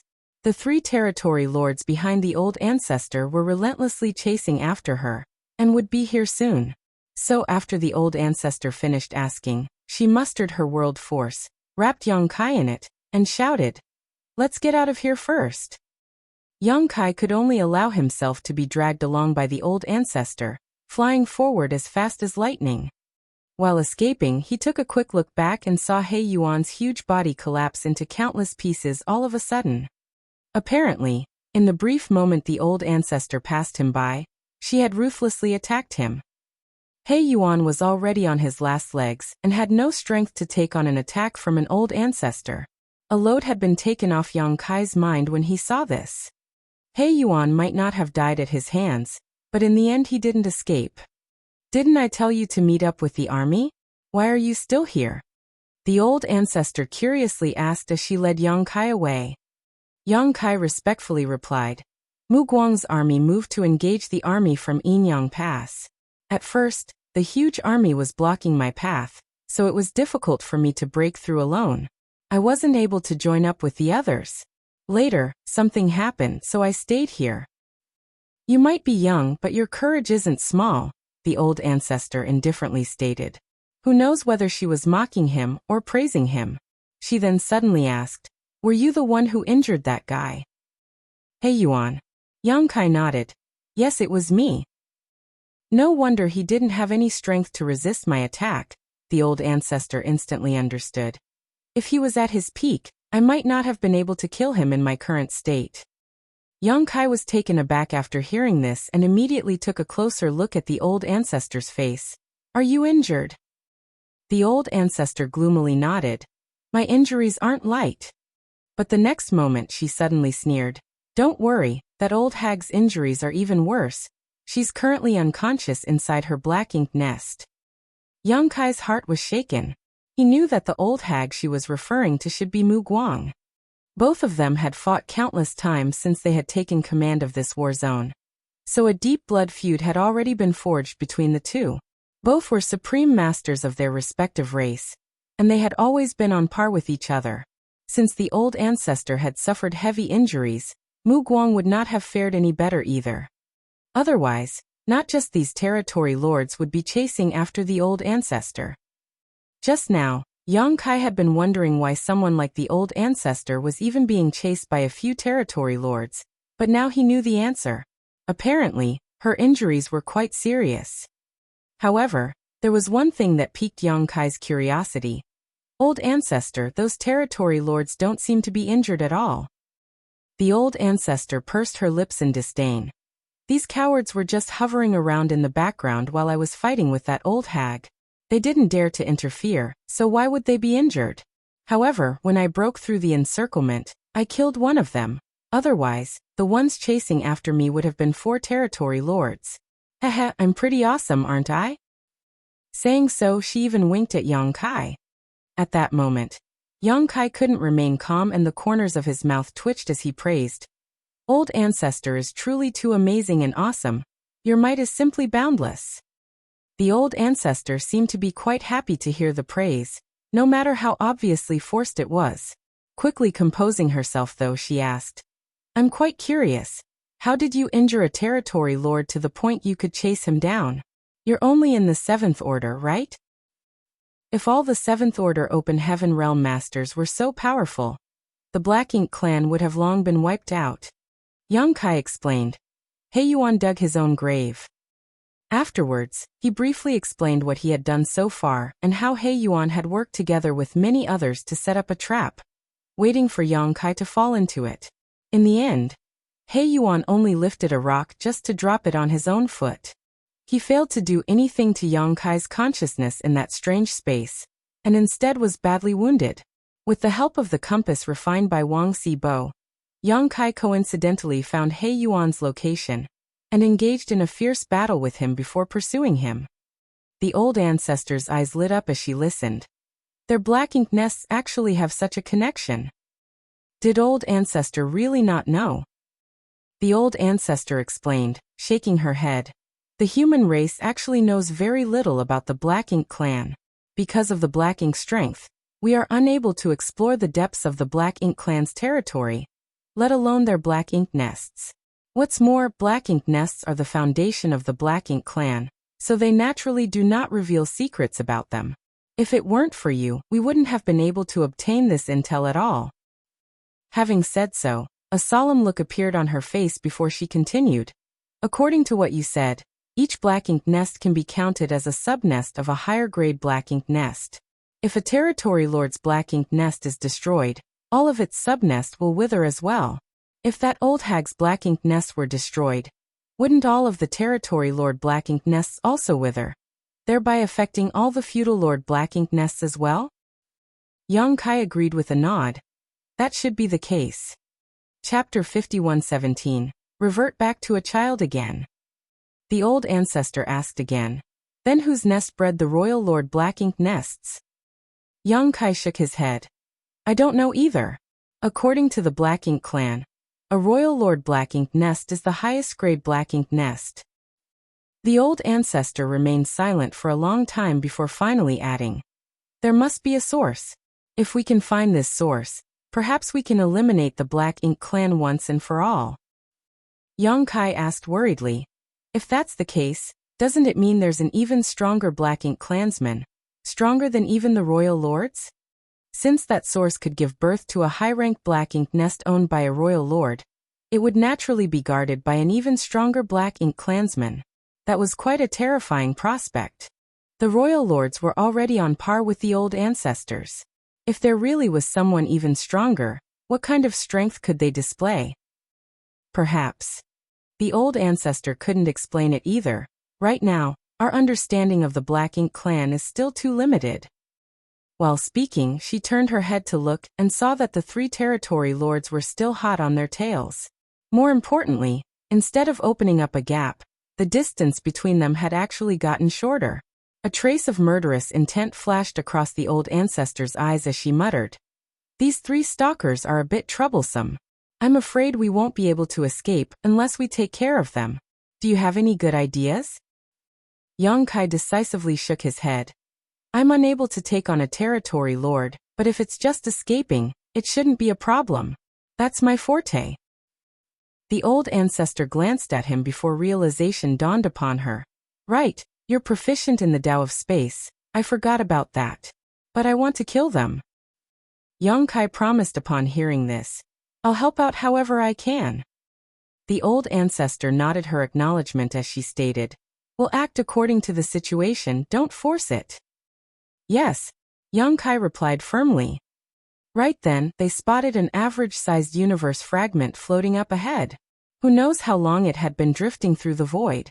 In the cover of the universe fragment, the old ancestor turned around and landed straight on the universe fragment. The next moment, she thrust her longsword out repeatedly while forming a set of hand seals with her free hand. Yang Kai couldn't understand what she was doing, but he knew that the old ancestor was probably setting up some kind of array or trap. She was done in the blink of an eye. Afterwards, the old ancestor bit her fingertip before flicking a drop of gemstone-like blood essence into the void. Immediately after doing this, she quickly concealed her aura. Yang Kai understood the gist of what she was planning, and hurriedly concealed his aura as well. Of course, since his cultivation was lacking compared to the old ancestors, his concealment wasn't as effective. Although the old ancestor was standing in front of him right now, if one didn't use their naked eyes to observe her, they wouldn't be able to perceive her at all. This showed just how exquisite her concealing technique was. Of course, this also had to do with her fantastic strength. Just as she was finished, the three pursuing territory lords flew across the universe fragment. They failed to spot the old ancestor ahead. However, they seemed to have noticed the universe fragment from the corner of their eyes, and felt that there was something strange about it. Mietxiong, who was leading the group, turned his head. The next moment, he saw the old ancestor dressed in white standing alone on the universe fragment with her sword pointed at them with a solemn expression on her face. Mietxiong's hair stood on end. He might not have any idea as to what the old ancestor was planning, but judging by her posture, he could tell that it was not anything good for them. At the same time, Qing Lei and the other territory lord whom Yang Kai didn't recognize also noticed this peculiarity. The three territory lords had never imagined that the human race's old ancestor, who they had been chasing all this time, would actually stop here and ambush them. They had thought that the old ancestor was too seriously injured and unable to contend with the three of them, which was why they had chased after her so aggressively. All along the way, the three territory lords had been fantasizing about killing an old ancestor. After all, the death of such a powerhouse was a rare opportunity. They would have made an enormous contribution to the war if they really did kill her. It wasn't until this moment that the three territory lords realized that things were different from what they had imagined. The human old ancestor wasn't completely powerless. Before they could react, a torrential world force erupted from the old ancestor as she swung her sword. The universe fragment exploded, and was reduced to dust as a giant yin-yang fish pattern appeared in the void, enveloping the three territory lords. The yin-yang fish was filled with endless murderous intent, and as it rotated, it seemed to transform into a giant millstone that crushed everything in its range. The three territory lords who were enveloped by it immediately began to bleed profusely as they howled in pain and anguish. Immediately after, a surge of black ink strength erupted from the territory lords. Naturally, they wouldn't just sit back and wait for death. Each of them released a powerful burst of energy in an attempt to break free. While they were struggling though, the old ancestor arrived before the three territory lords with her sword in hand. No one saw when she had attacked, not even Yang Kai, who was standing right next to her. It wasn't until a cold light flashed in front of the territory lord Yang Kai didn't recognize, and his giant head flew up into the void that Yang Kai came to his senses. The old ancestor had decapitated a territory lord with one swing of her blade.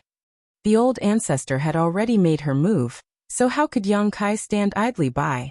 His figure instantly teleported in front of Mietxiong and attacked. At this moment, Mietxiong was preoccupied with resisting the grinding force of the yin-yang fish, and his entire body was covered in blood as his aura had greatly weakened in this short span. When Yang Kai attacked Mietxiong with his spear, the latter was unable to react and was stabbed through the chest by the Azure Dragon Spear. Although this injury was not light, it wasn't enough to take his life. On the other hand, the old ancestor swung her sword towards Qing Lei, after killing the first territory lord. Qing Lei wasn't weak though and managed to dodge the oncoming attack, preserving his life. Be that as it may, the sword light cut off one of his arms as a fountain of black blood spurted from his wound, causing him to stagger back, howling in pain. But his howl was abruptly cut off as the old ancestor slashed again. This time, Qing Lei was unable to dodge and his huge body was split in two. At the same time Qing Lei was killed, Yang Kai was also sent flying by Mietxiong's fist, breaking many of his bones. Yang Kai somehow managed to stabilize himself and grit his teeth as he madly mobilized space principles, wrapping himself in spear light as he shot towards his enemy. Mietxiong let out a furious roar and ruthlessly thrust out palm. As the palm and spear clashed, Yang Kai felt as if he was struck by lightning, and he could see stars circling around his eyes. Right then, a look of horror flashed across Mieqiong's eyes. Yang Kai also spotted the old ancestor silently appearing behind Mieqiong like a ghost. Immediately after, she swung her sword, sending a shocking sword wave down at Mieqiong. When the brilliant sword wave disappeared, the frozen Mieqiong fell to pieces, literally, and scattered in all directions. Yang Kai stared ahead in a daze, his face covered in blood and filth. Dead. 3 territory lords had died in less than 10 breaths. He might have participated in the battle, but his contribution was minuscule. He had only been able to restrain Mieqiong for a moment, and had even been struck hard by the latter's counterattack. It wasn't wrong to say that these 3 territory lords had all died at the hands of the old ancestor. The fearsome territory lords, against whom Yang Kai was completely helpless, were like common chickens in front of the old ancestor, unable to fight back or even resist, easily killed in an instant. Yang Kai got to witness the true strength of an old ancestor up close today. Be that as it may, he was greatly puzzled by the current situation before him, and immediately turned to the old ancestor. The old ancestor put away her long sword and turned to him, worriedly asking after seeing his state, "How are your injuries?" Yang Kai lightly coughed before replying, shaking his head. "It's nothing serious, I can recover after a few days of rest, but old ancestor, I don't understand something." The old ancestor indifferently asked, "You want to know why I let them chase me since I could have killed them at any point I wished?" Yang Kai nodded his affirmation. The old ancestor replied, "Because I only had this much strength left. If I killed them before, I wouldn't have been able to return, but since I met you, I'll be relying on you to take me back." An earnest and serious expression took over Yang Kai's face. "I will not fail in the duty I have been entrusted with." The old ancestor suddenly clucked her tongue. "Damn it, I'm about to revert back into a child again." Yang Kai was confused. "Huh?" The moment he was finished speaking, the old ancestor suddenly spat out a mouthful of blood as her aura rapidly weakened like a deflating balloon. Only then did Yang Kai suddenly come to his senses. The old ancestor was wounded, and her injuries were not light either. Furthermore, the old ancestor began to shrink with the weakening of her aura. Originally, the old ancestor looked like a young woman in her early 20s, but under Yang Kai's dumbfounded gaze, this young woman seemed to regress into a 7 or 8-year-old kid in less than 20 breaths. Her white clothes also shrank along with her figure, sticking close to her body. Obviously, this was not an ordinary piece of clothing, but a specially refined artifact. Yang Kai's eyes almost popped out, looking at the little girl the old ancestor had transformed into. "You." He was not just shocked by the old ancestor's transformation, but also by her little girl persona. It was the same little girl who had been pestering him in Yinyang Pass marketplace. It was this little girl who had given him that ancient coin. When he first met the old ancestor, Yang Kai found her a bit familiar, but he couldn't remember where he had seen her before. Now he finally understood that the old ancestor's appearance was somewhat similar to that little girl's. He had never imagined that the old ancestor herself was that little girl. Suddenly, everything that Yang Kai had encountered back then which he failed to understand made sense to him. Previously, he had been wondering why the old ancestor of Yinyang Pass hadn't summoned him, or given him any instructions before sending him on such an important mission to infiltrate the depths of the Black Ink clan's territory, and find the Black Ink disciple artifact refiners. It wasn't that the old ancestor hadn't summoned him, but rather that she had been at his side the whole time. The ancient coin's origins also made sense now. How could a little girl who wasn't even in the open heaven realm steal such a precious thing from the old ancestor? At the time, Yang Kai had assumed the old ancestor had given it to her, but now it seemed that was not the case. At this moment, Yang Kai couldn't sense any trace of cultivation from this little girl. She was like an ordinary mortal who had never cultivated before. If Yang Kai hadn't witnessed her transformation with his own eyes, he wouldn't have believed that this person in front of him was actually the Yinyang Pass old ancestor. What the hell? Yang Kai was more than a little confused. Don't just stand there gawking, hurry up and run. Who knows when more Black Ink clansmen might arrive to investigate. The old ancestor's face was pale, and a bit of blood was trickling from the corner of her lips. Her bright eyes had gone gray and lost their shine, and she looked extremely tired with her eyelids already starting to droop. Chapter 51:18. Ancestor has issued a decree. Having prompted Yang Kai, her small body staggered forward. Yang Kai immediately reached out to support her. "I'm a bit tired." The little girl rubbed her eyes with her white, small and chubby baby hand, yawning. "Hurry back to the pass and be careful on the way." Saying so, she closed her eyes. Yang Kai called out to her twice but didn't receive any response. After he carefully examined the little girl in front of him, he found that she had really fallen asleep. He didn't know whether to laugh or cry. He was left with no choice but to pick up the little girl by the waist and make a beeline towards Inyang Pass. He might not have played a big role in the last battle, but he was still injured by Miechiong while he was holding him back. However, this kind of injury wasn't a big problem for Yang Kai. Even if he didn't take rest, he could still recover.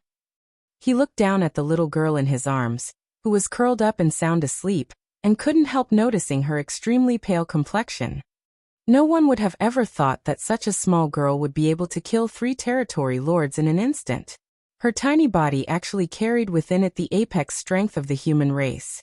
When Yang Kai first met her, he had only felt the aura of an Origin King realm cultivator from her. At that time, he could not help but wonder how such a little girl could exist in Inyang Pass. She had lied to him at the time, claiming to have been born in Inyang Pass, and Yang Kai believed her. But at this moment, Yang Kai could not even feel the slightest trace of a cultivator's aura from her. She was like an ordinary mortal now. Yang Kai had never encountered such a situation before, but he suspected that it had something to do with the old ancestor's secret art. Perhaps when she was seriously injured, she would return to her youth to recover. He tried to place the little girl in his arms into his small universe, but he found that he was unable to do so. Even if the old ancestor was showing no signs of cultivation right now, her 9th Order Open Heaven Realm Foundation was still present, so his small universe was unable to contain her. Since he couldn't put her in his small universe, he could only remain on guard and try to avoid any conflicts with the Black Ink clan along the way as he physically carried her. Furthermore, Yang Kai did not dare to use instantaneous movement unless absolutely necessary. Firstly, it would consume too much of his energy. It would have been extremely convenient for him to use instantaneous movement if he was alone, but bringing someone along with him would increase his consumption several times over. Secondly, the old ancestor's condition really was not good and Yang Kai had no idea if instantaneous movement would negatively affect her. Fortunately, Yang Kai's cultivation was not low and his speed was not slow. Even if he flew all the way back to Inyang Pass, it would only take him a month or 2. Along the way, Yang Kai avoided the scattered Black Ink clansmen, and the journey remained uneventful for the time being. 3 days later, Yang Kai suddenly felt the small figure in his arms move. Looking down, he saw the old ancestor rubbing her eyes and slowly waking up. Yang Kai was overjoyed. "Old ancestor, you're awake?" The old ancestor's complexion was still pale, but it had improved compared to before, albeit only slightly. The old ancestor let out a muffled groan as she shifted into a more comfortable position in Yang Kai's embrace. Having done so, she indifferently asked, "Where are we?" Yang Kai replied, "We're still in the Black Ink clan's territory, about a month away from the Inyang Pass." So slow. The old ancestor looked displeased. Yang Kai suddenly felt a bit awkward. "Why don't you sleep a little longer? Perhaps we'll arrive the next time you wake up." The old ancestor deliberately widened her eyes, shaking her head. "I'm not tired, I'm not sleeping." Perhaps it was because it was uncomfortable in Yang Kai's arms. Her small body adjusted and changed to other positions a few times, but she was still not satisfied. Finally, she grabbed Yang Kai's arm, flipped her body over, and straddled his neck, finally stopping. Yang Kai suddenly felt uncomfortable. It wouldn't matter if a real 7 or 8-year-old little girl was riding on his shoulders, but the issue was that she wasn't a little girl. She was the old ancestor of Inyang Pass. The high and mighty old ancestor was riding on his shoulders like this, putting him in an awkward position. It would be quite embarrassing if someone from Inyang Pass saw this. The old ancestor, on the other hand, seemed quite happy. Her two little legs dangling over Yang Kai's chest rocked back and forth as she looked around with interest, as if she was enjoying the picturesque scenery. However, there was naturally no picturesque scenery in the Black Ink clan's hinterland, so after staring for a while, the old ancestor grew bored and patted Yang Kai's head. "I'm hungry." "Ah." Yang Kai thought he misheard her. "I'm hungry." The little girl bent over and shouted in Yang Kai's ear, "I want to eat some hot steamed stuffed buns." Yang Kai's eyes widened in shock. Where would I get steamed stuffed buns here? There were naturally no shops in this vast void. Yang Kai had a nagging feeling that the old ancestor's temperament had greatly changed after turning into a kid. "I don't care, I want to eat steamed stuffed buns right now, right this instant." The little girl kept shouting, throwing a tantrum like a real child. Yang Kai was just about to refuse her and say that he couldn't do anything, but he suddenly remembered that while other open heaven realm cultivators might not be able to accommodate this request, he was raising a large number of humans in his small universe. He could get whatever he wanted from them. Using his divine sense, he immediately found a steamed stuffed bun shop in a bustling city in his small universe. The next moment, a tray of steamed stuffed buns appeared with a flip of his hand before he handed it to her. "Take it." The little girl immediately smiled happily. She grabbed a steamed stuffed bun and took a bite, but the next moment, she suddenly spat it out as a furrow appeared on her brow. "Yuck, this tastes like poop. I want to eat delicious steamed stuffed buns." Yang Kai immediately had a huge headache. He suddenly understood why those 7th and 8th order open heaven realm masters in Inyang Pass didn't have the demeanor of masters in the marketplace, and why each and every one of them was extremely unscrupulous with their business dealings. The people of Inyang Pass had to work hard in order to serve an old ancestor like her. Yang Kai's small universe, inside the main conference hall of 7 Stars sect. A meeting of the higher-ups was taking place. Since the last time Yang Kai had borrowed the strength of the Emperor Realm Masters of 7 Stars sect to kill Zhu Feng, they had gained some understanding of what was above the Emperor Realm. Yang Kai also taught them the method to condense their Dao seals, and gave them some resources to cultivate with. Recently, the higher-ups of the 7 Stars sect had been working hard to break through to the open heaven realm, but their aptitudes came up short. Even if they managed to break through to the open heaven realm in the future, their order would be extremely limited. They wouldn't be of much help in the Black Ink battlefield. Only Miao Fei Ping had a chance of reaching the 6th order. At this moment, the Emperor Realm Masters were discussing their own cultivation insights with the sect master, Shang Guanji, as the leader. Although Yang Kai had taught them the method to condense their Dao seal, they naturally had many questions as they had never come into contact with such things before. They wanted to ask Yang Kai for some advice, but their ancestor, Yang Kai, had always remained elusive. They were unable to find him, so left with no options, they could only try to learn by discussing with each other. Just as everyone in the hall was locked in a heated discussion though, Shang Guanji suddenly jolted as he stood up straight as an attentive look appeared on his face, apparently listening to something.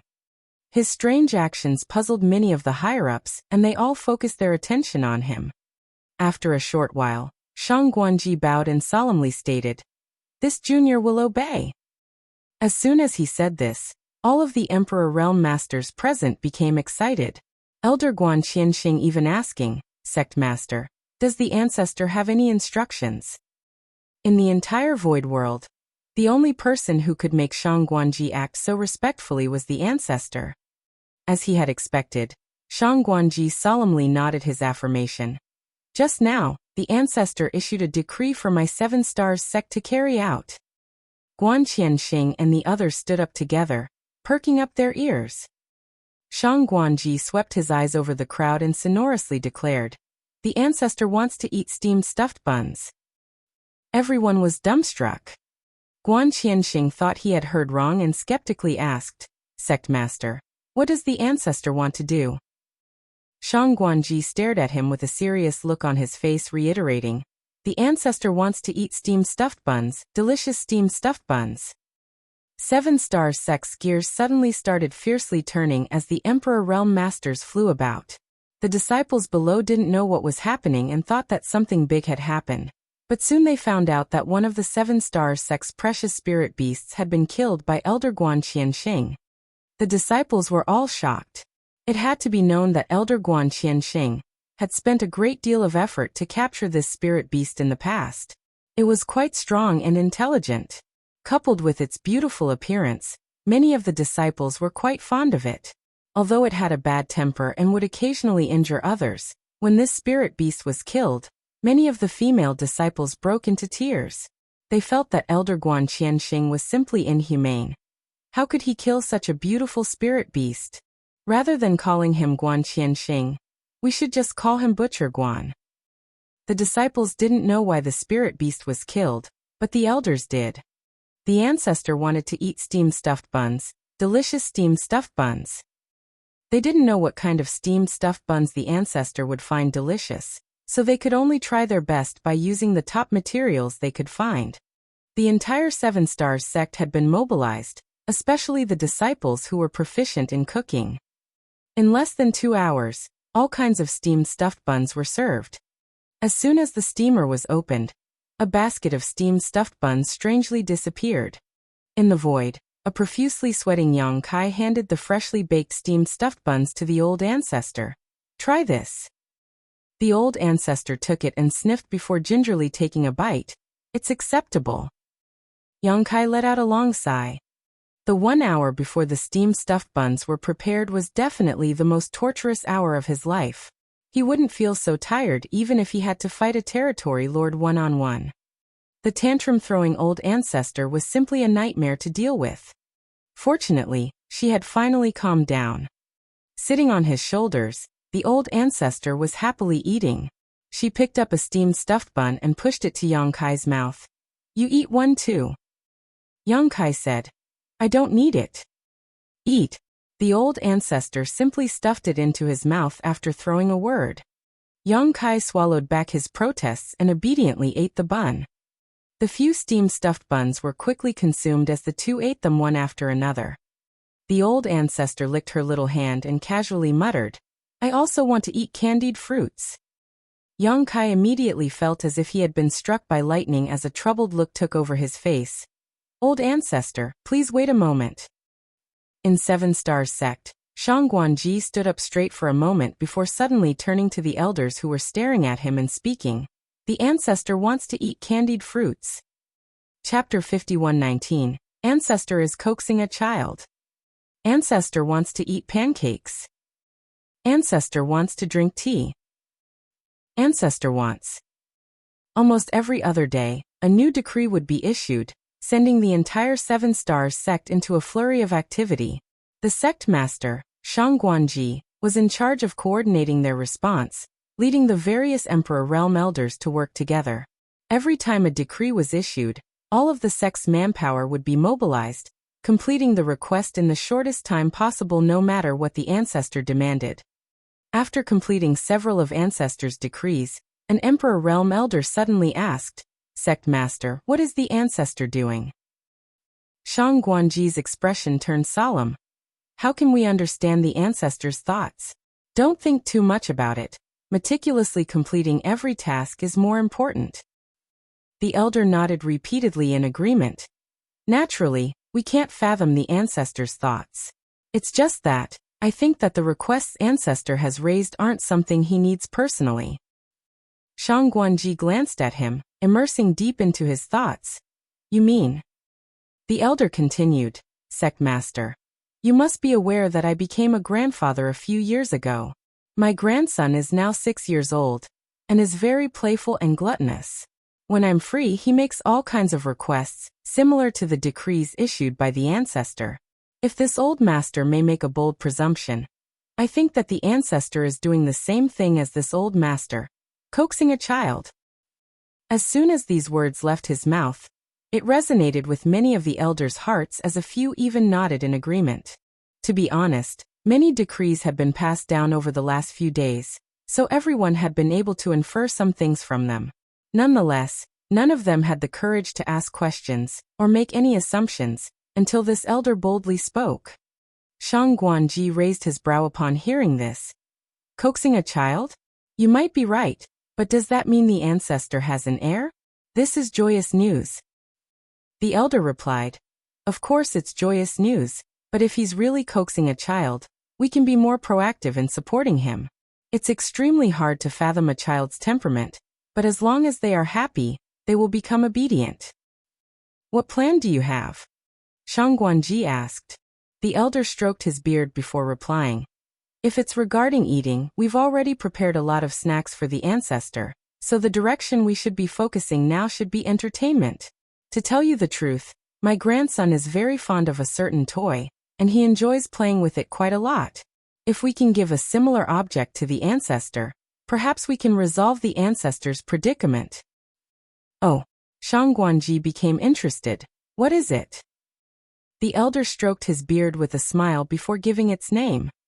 Shang Guanji lightly nodded his acknowledgement. "An interesting proposal.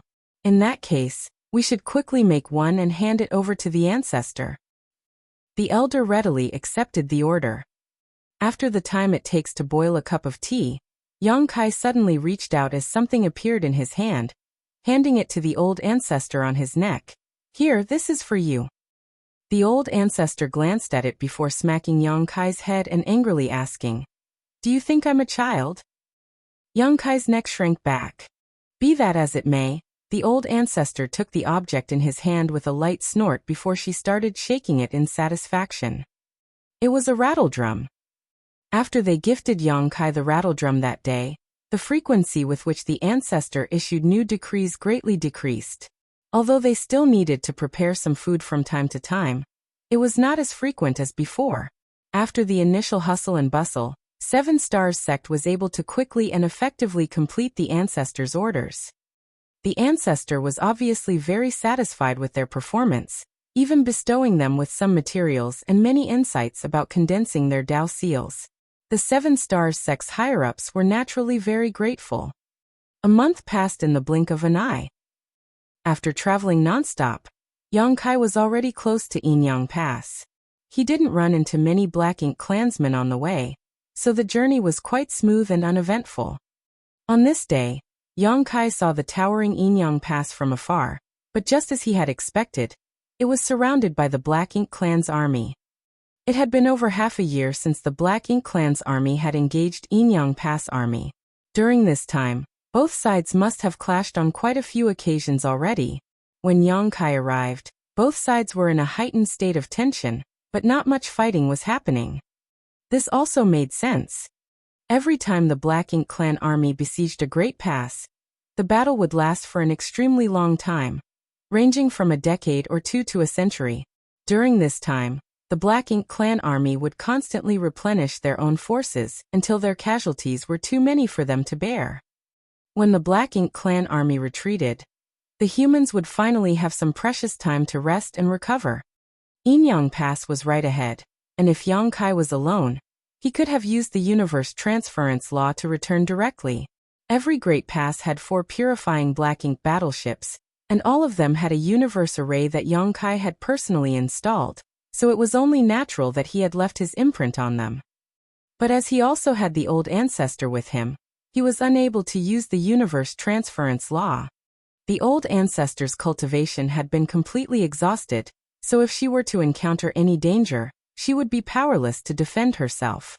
If he wanted to return to the inner sanctum, he would have to plan his every step very carefully.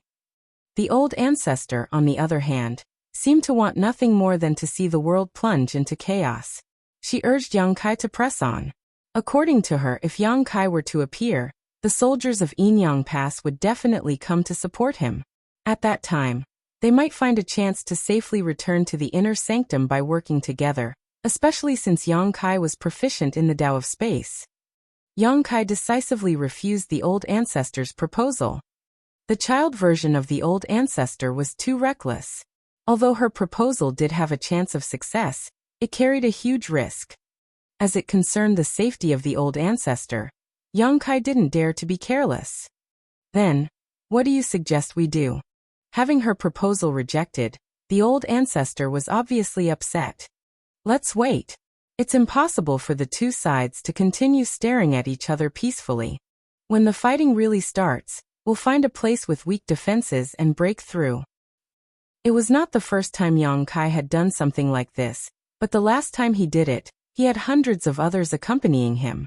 This time, he could only rely on himself. Having made his decision, Yang Kai immediately found a universe fragment and settled down. This universe fragment wasn't very big, and there were traces of mining on it. Possibly Inyang Pass had used void Inyang mirrors to transport a universe world back here, mined it, and then discarded the leftovers. The Black Ink clan probably didn't expect any humans to stop over in such a place, so they did not have any intention of investigating it. For the next few days, although the two races clashed with each other, it was only some small skirmishes, nothing too big. Yang Kai patiently waited. Finally, after half a month, Yang Kai, who was cultivating, suddenly felt powerful energy fluctuations coming from the direction of Inyang Pass. When he looked up, he saw the Black Ink clan army attacking Inyang Pass in a frenzy. The entire battlefield was shrouded in rich Black Ink strength, and he could see countless Black Ink clouds of all sizes spanning over the entire battlefield. This was his chance. Yang Kai stood up and started paying close attention to the battle. The old ancestor also climbed onto his shoulder and sat down in her special seat, staring at the battle with widened eyes. Facing the frenzied attacks of the Black Ink clan, the humans basically left everything to Inyang Pass' strong defenses. So long as Inyang Pass remained standing, the Black Ink clan was basically unable to do anything to the human race. All of their attacks were just a waste of energy. On the other hand, the spirit arrays and artifacts set up around Inyang Pass could effectively kill the incoming Black Ink clan. This assault lasted for 3 full days before the Black Ink clan's momentum weakened all of a sudden. At that moment, warships suddenly appeared from the gates of Inyang Pass one by one. Immediately after, figures charged straight at them one after another, attacking them. The soldiers of the two races were instantly locked into another heated confrontation on this massive battlefield. Countless Black Ink clansmen instantly lost their lives, whereas many human race warships were reduced to shambles. "Let's go!" Yang Kai shouted and rushed towards Inyang Pass. Riding on his shoulders, the old ancestor tightly gripped his hair with one hand, while pointing ahead with the other, looking all excited as she shouted, "Charge!"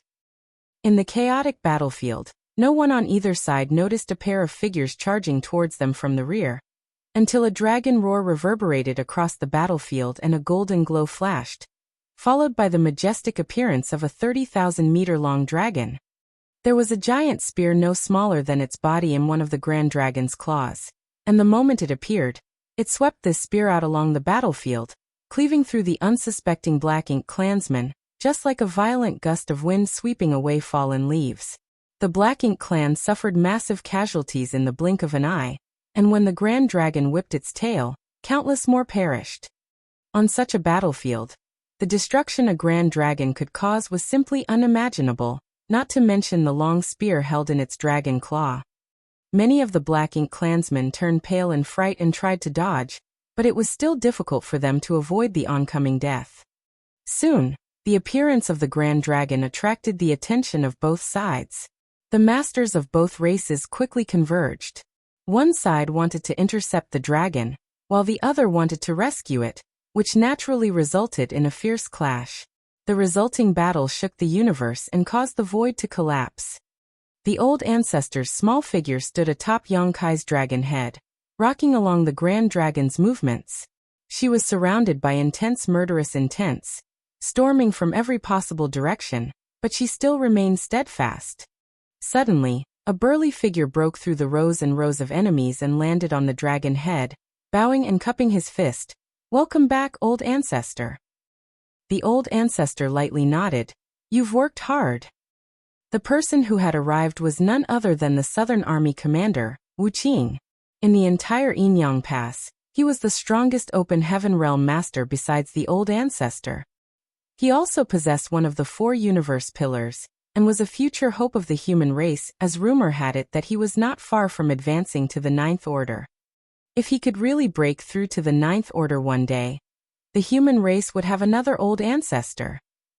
Along with Wu Qing's arrival, many open heaven realm masters soon gathered around the Grand Dragon.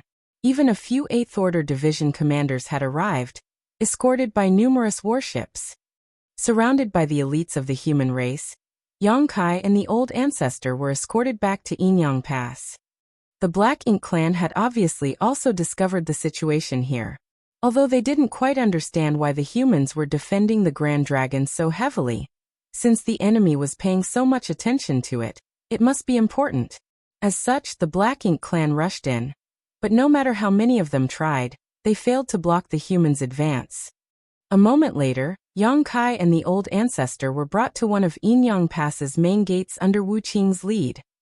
Wu Qing summoned his strength and wrapped it around the Old Ancestor before quickly entering the inner sanctum, while Yang Kai turned around and joined up with the army to fight back against the Black Ink clan. Chapter 5120, Battle Outside Yinyang Pass. This battle lasted for several days, and by the end, Yang Kai couldn't maintain his dragon form and had no choice but to fight in his human form. After a few days, both sides withdrew. The battlefield entered a rare brief period of peace. The armies on both sides focused on recuperating, but so long as the Black Ink clan did not retreat, Yinyang Pass could not really rest. Fortunately, the Old Ancestor had returned. Although the Old Ancestor had been seriously injured once again, and had inevitably returned to her younger self, the news she brought back greatly boosted the morale of Yinyang Pass. Mu Guang was seriously wounded in her fight with the Old Ancestor, and was currently sleeping in her Black Ink nest. In other words, Mu Guang would not appear in this battle. More importantly, the Old Ancestor had eliminated 5 territory lords. This was an unimaginable loss for the Black Ink clan. On top of that, Yang Kai had single-handedly destroyed almost 10 mid-rank Black Ink nests, along with hundreds of low-rank Black Ink nests.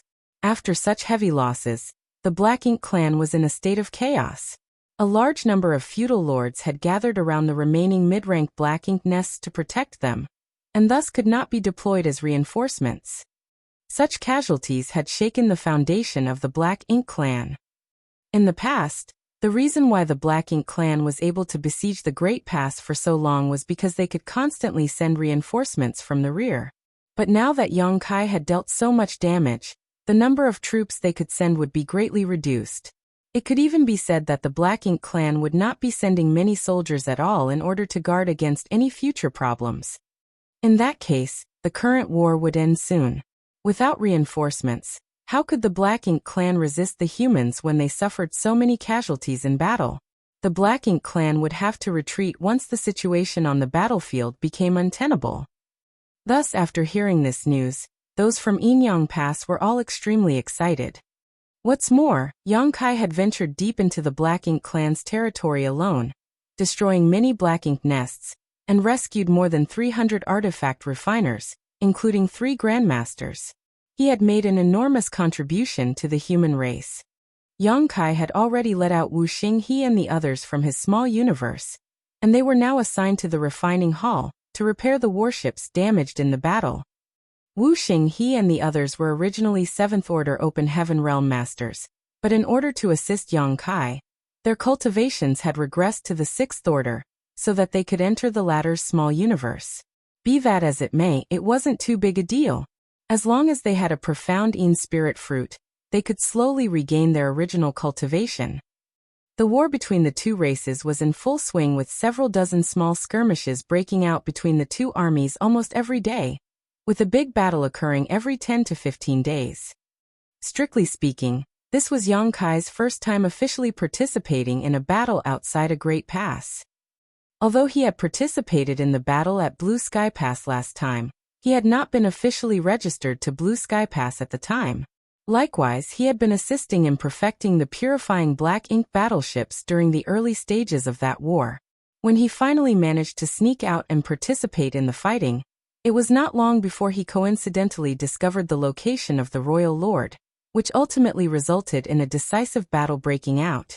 The Black Ink clan army had suffered heavy losses because of him, giving Blue Sky Pass the chance to capitalize on the situation. It was different this time. Without so many twists and coincidences, although the battle was still leaning in Yinyang Pass' favor, they were still a long way from completely repelling the Black Ink clan. Fortunately, the Royal Lord was not present on the battlefield, So the Black Ink clan army seemed to be a bit sluggish either from lack of coordination or morale. Many territory lords simply lead their own armies to fight on their own, making it difficult to form an effective strategy. Those from Inyang Pass would often gain a great advantage on the battlefield using this weak point. The entire Inyang Pass had essentially transformed into a giant meat grinder. Every time a big battle broke out, the Black Ink clan would lose countless masters. Although the humans would also suffer heavy casualties, the losses were still within an acceptable range because of the protection of the warships. As Yang Kai was a soldier from Blue Sky Pass, he didn't have an official position here. However, Tang Qiu had decided to temporarily place him in Su Linggong's squad. As they fought, Yang Kai got to taste how truly cruel the battlefield was, though it was not like this was his first time on such a battlefield. When the great demon god had wreaked havoc in the star boundary, all the cultivators of the star boundary were pulled into the turmoil. That battle almost caused the star boundary to shatter, and billions upon billions of lives were lost. In the end, the great emperor stepped forward and finally put an end to the great demon god's rampage.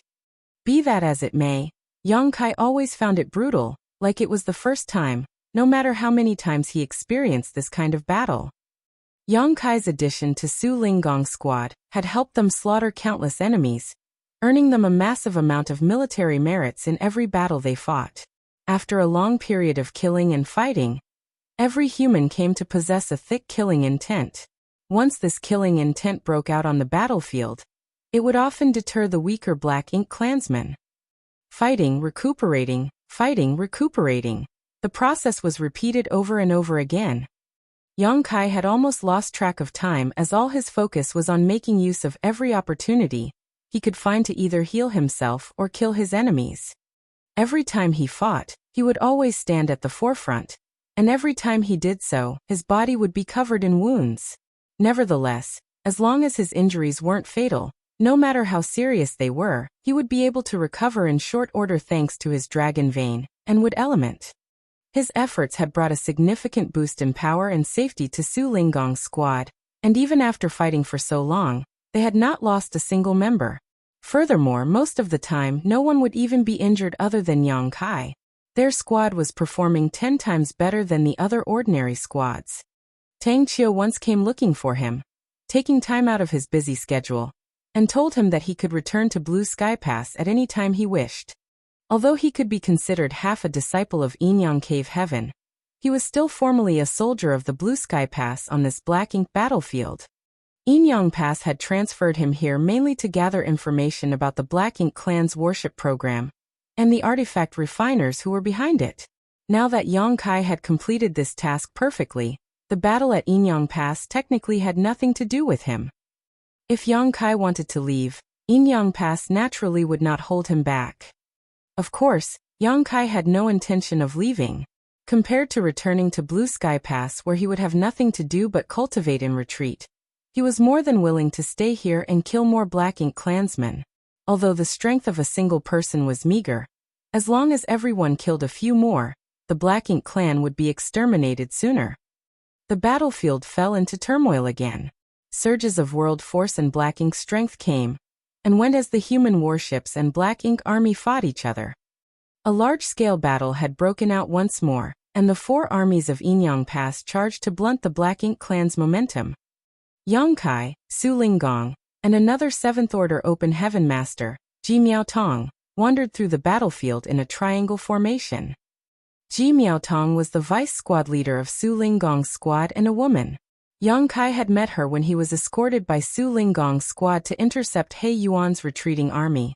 Although they weren't close acquaintances, a bit of friendship had blossomed between the two after fighting together for so long. Ji Miaotong was extremely impressed by Yang Kai's courage and strength, and she even praised him in private. Between the 3 of them was Su Linggong's squad's warship, which had some 5th Order and 6th Order masters operating it. Su Linggong's disciples Qing Kuei and Suing Shui were among them. The 3 7th Order masters maintained a triangle formation, protecting the warship while also borrowing its power to kill their enemies. Furthermore, if they got tired or exhausted their strength, they could even temporarily hide inside the warship to recover. The human race relied on this method in order to preserve their strength. The human race would not have been able to defend these great passes without these warships. This was also the reason why the humans was so concerned by the appearance of the Black Ink Clan's warship. If the Black Ink Clan even the battlefield, the human race really wouldn't know how to resist in the future. It had been half a day already since the battle broke out, and Yang Kai and the others had been fighting nonstop since it began. Yang Kai's condition was still good, but Su Linggong and Ji Miaotong both were clearly unable to continue. Although they had taken many spirit pills to keep their strength up, their high rate of consumption had made it difficult for them to replenish their small universe's world force. Regardless, the human armies should be withdrawing their forces soon, and at that time, they could naturally return to the inner sanctum to rest and recover. After such a long, fierce battle, the Black Ink Clan soldiers had greatly decreased, and the resistance they faced was no longer as intense as before. The 8th Order Division commanders had basically been keeping a close watch on the territory lords, so as long as everyone was careful on the battlefield, there wouldn't be any major problems. At a certain point, Yang Kai thrust his spear, exploding a feudal lord charging at him into mist, and the thick black blood splashed all over his face. It wasn't that Yang Kai couldn't protect his face, it was just that he was too lazy to waste his strength to do so. In any case, Black Ink's strength had no effect on him. With the World Tree clone in his possession, he wouldn't be corrupted even if he was soaked in this black blood. As Yang Kai was pulling back his spear, something caught his eye and he looked in a certain direction. In his sight, the humans and the Black Ink clansmen were locked in a heated battle when suddenly, a nimble figure entered his sight, but it disappeared soon after. Yang Kai raised his brow slightly, wondering whether his eyes were playing tricks on him. Nonetheless, he found this figure a little familiar. Before he could give it another thought, another squad of Black Ink clansmen attacked from the side. Yang Kai quickly collected his thoughts and raised his spear to meet them, leaving a mountain of corpses in his wake. As expected, an order to withdraw came from Yinyang Pass soon after. Following Su Linggong's command, the warship turned around and flew towards the inner sanctum. Although the Black Ink clan pursued them, it was difficult for them to penetrate the defenses of the 3 7th Order Open Heaven Realm Masters. Thus, they no longer dared to continue after chasing for a while. Not long after, squads flew back into the inner sanctum, leaving countless Black Ink clan corpses behind on the hellish battlefield. Get some rest, and be ready to fight at any moment. I'll go get the warship repaired, Su Linggong ordered before storing the huge warship in his small universe, and heading towards the refining hall. Although the members of the squad weren't injured, their warship had suffered damage in many places and needed to be repaired by the artifact refiners of the refining hall. Chapter 5121, Running into an Old Friend in Yinyang Pass. The squad members bid each other goodbye, before returning to their residences to rest. Generally speaking, after such a large-scale battle, no major skirmishes would break out for the next 10 to 15 days. So nothing major should happen in the next half-month. Yang Kai had been living with Qin Kuei ever since he returned from the Black Ink clan's territory, so he naturally left with him. But after taking a few steps, he suddenly stopped and looked towards a certain direction, where a familiar figure caught his attention. "What are you looking at?" Qin Kuei also stopped and curiously asked. "You go first, I'll be right back," Yang Kai replied before heading in that direction. Soon, Qin Kuei saw Yang Kai stop a person and start chatting with him with a smile. He couldn't help but ask Suing Shui in a low voice, "Junior sister, is Yang Kai close to someone else other than us here?" Suing Shui shook her head, a look of exhaustion taking over her face. "It's fine as long as it's not a woman, why worry?" Qin Kuei nodded lightly. "I guess you're right." The two of them casually chatted before quickly leaving. On the other side, the cultivator who was stopped by Yang Kai wore a gloomy expression. "You're mistaking me for someone else." Yang Kai continued with a smile. "Divine Monarch's noble bearing is still the same. How can I mistake you for someone else?" The man glared at him. "I'm only a 7th Order master. How could I dare call myself a Divine Monarch?" Yang Kai replied, "With Divine Monarch's aptitude, it's only a matter of time before you reach the 8th Order. The 7th Order is just a temporary stopover, so why should Divine Monarch act so humbly? What do you want? The man grew impatient. Yang Kai replied, Nothing, it's just I was pleasantly surprised to run into a familiar face. I came to chat with the divine monarch to talk about old times, that's all. The man immediately flew into a rage. There is only enmity between you and me, what's there even to talk about? Yang Kai countered with a smile. So divine monarch admits that you know me? The man's face went black as he grit his teeth and asked, What exactly do you want? Yang Kai replied with a sigh, I really don't want anything. It's just that when I spotted divine monarch's figure, I couldn't believe it and came here to confirm I wasn't seeing things. I didn't expect that divine monarch would also be here. Isn't this all because of you? The other party gnashed his teeth, as if he had an irreconcilable grudge with Yang Kai. Yang Kai innocently stated, I don't remember doing anything to divine monarch. The one who captured you back then was senior fisherman from Bright King Cave Heaven. The man waved off stating, Don't call me divine monarch anymore. I'm only a 7th order master now. Others will laugh at you if you keep calling me that. Then, Brother Blood Crow? Yang Kai slightly raised his brow. The person in front of him was none other than the Black Crow divine monarch he had met in the Blood Monster Cave Heaven centuries ago. After cultivating the great evolution indestructible bloodlight scripture, Black Crow seized the body of a great thousand bloodland disciple named Zhou Yi and escaped from the Blood Monster Cave Heaven. Afterwards, he hid in the shattered heaven and committed all sorts of crimes, leaving a bloodbath in his wake, causing many disciples from the cave heavens and paradises to be killed or injured.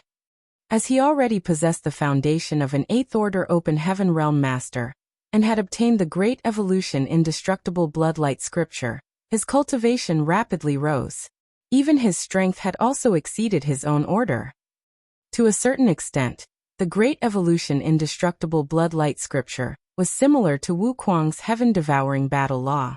Both used external forces for their own gain, but in comparison, the great evolution indestructible bloodlight scripture only consumed blood essence, while Wuquang's heaven-devouring battle law could devour anything.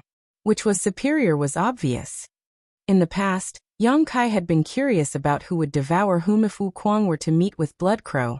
However, this was only a thought experiment as these two had never met. When he was hiding in the shattered heaven, Black Crow had changed his name to Blood Crow. Yang Kai had fought with him several times before in the Blood Monster Cave Heaven. If Yang Kai hadn't ruined his plans, he would have closed the Blood Monster Cave Heaven long ago, and everyone who had entered at the time to train would have become his food and nourishment for his growth.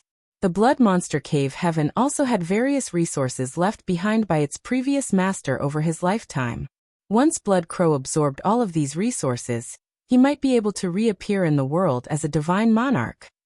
By then, even the cave heavens and paradises might not be able to do anything to him. Later, Yang Kai once again encountered him and fought him in the shattered heaven. At that time, Yang Kai was a 6th order open heaven realm master, the same as Blood Crow. Relying on his superior 8th order foundation and knowledge, Blood Crow hadn't taken Yang Kai seriously, and wanted to take him down in one fell swoop. However, Yang Kai's cow punch had made him greatly suffer. In the end, Blood Crow was captured by an elder from Bright King Cave Heaven. Afterwards, Yang Kai ventured into the depths of the shattered heaven, where he encountered Xia Lin Lang, and obtained the world spring by chance. Later, Cheng Yang chased him until he entered the divine spirit ancestral land. Since then, Yang Kai had not heard any news about Blood Crow and presumed he had been imprisoned in Bright King Cave Heaven, unable to free himself. Therefore, Yang Kai was extremely surprised to see Blood Crow in Yinyang Pass. In a place like the Black Ink battlefield, all battles were against the Black Ink clan, and past grievances between people had long been forgotten. Yang Kai would never have been so calm and cordial if he had encountered Blood Crow in the 3,000 worlds. He would have immediately thought that he had escaped from Bright King Heaven, and was about to commit something atrocious again. But it was different here. Every human on the Black Ink battlefield was a comrade they could fight side by side with and depend on.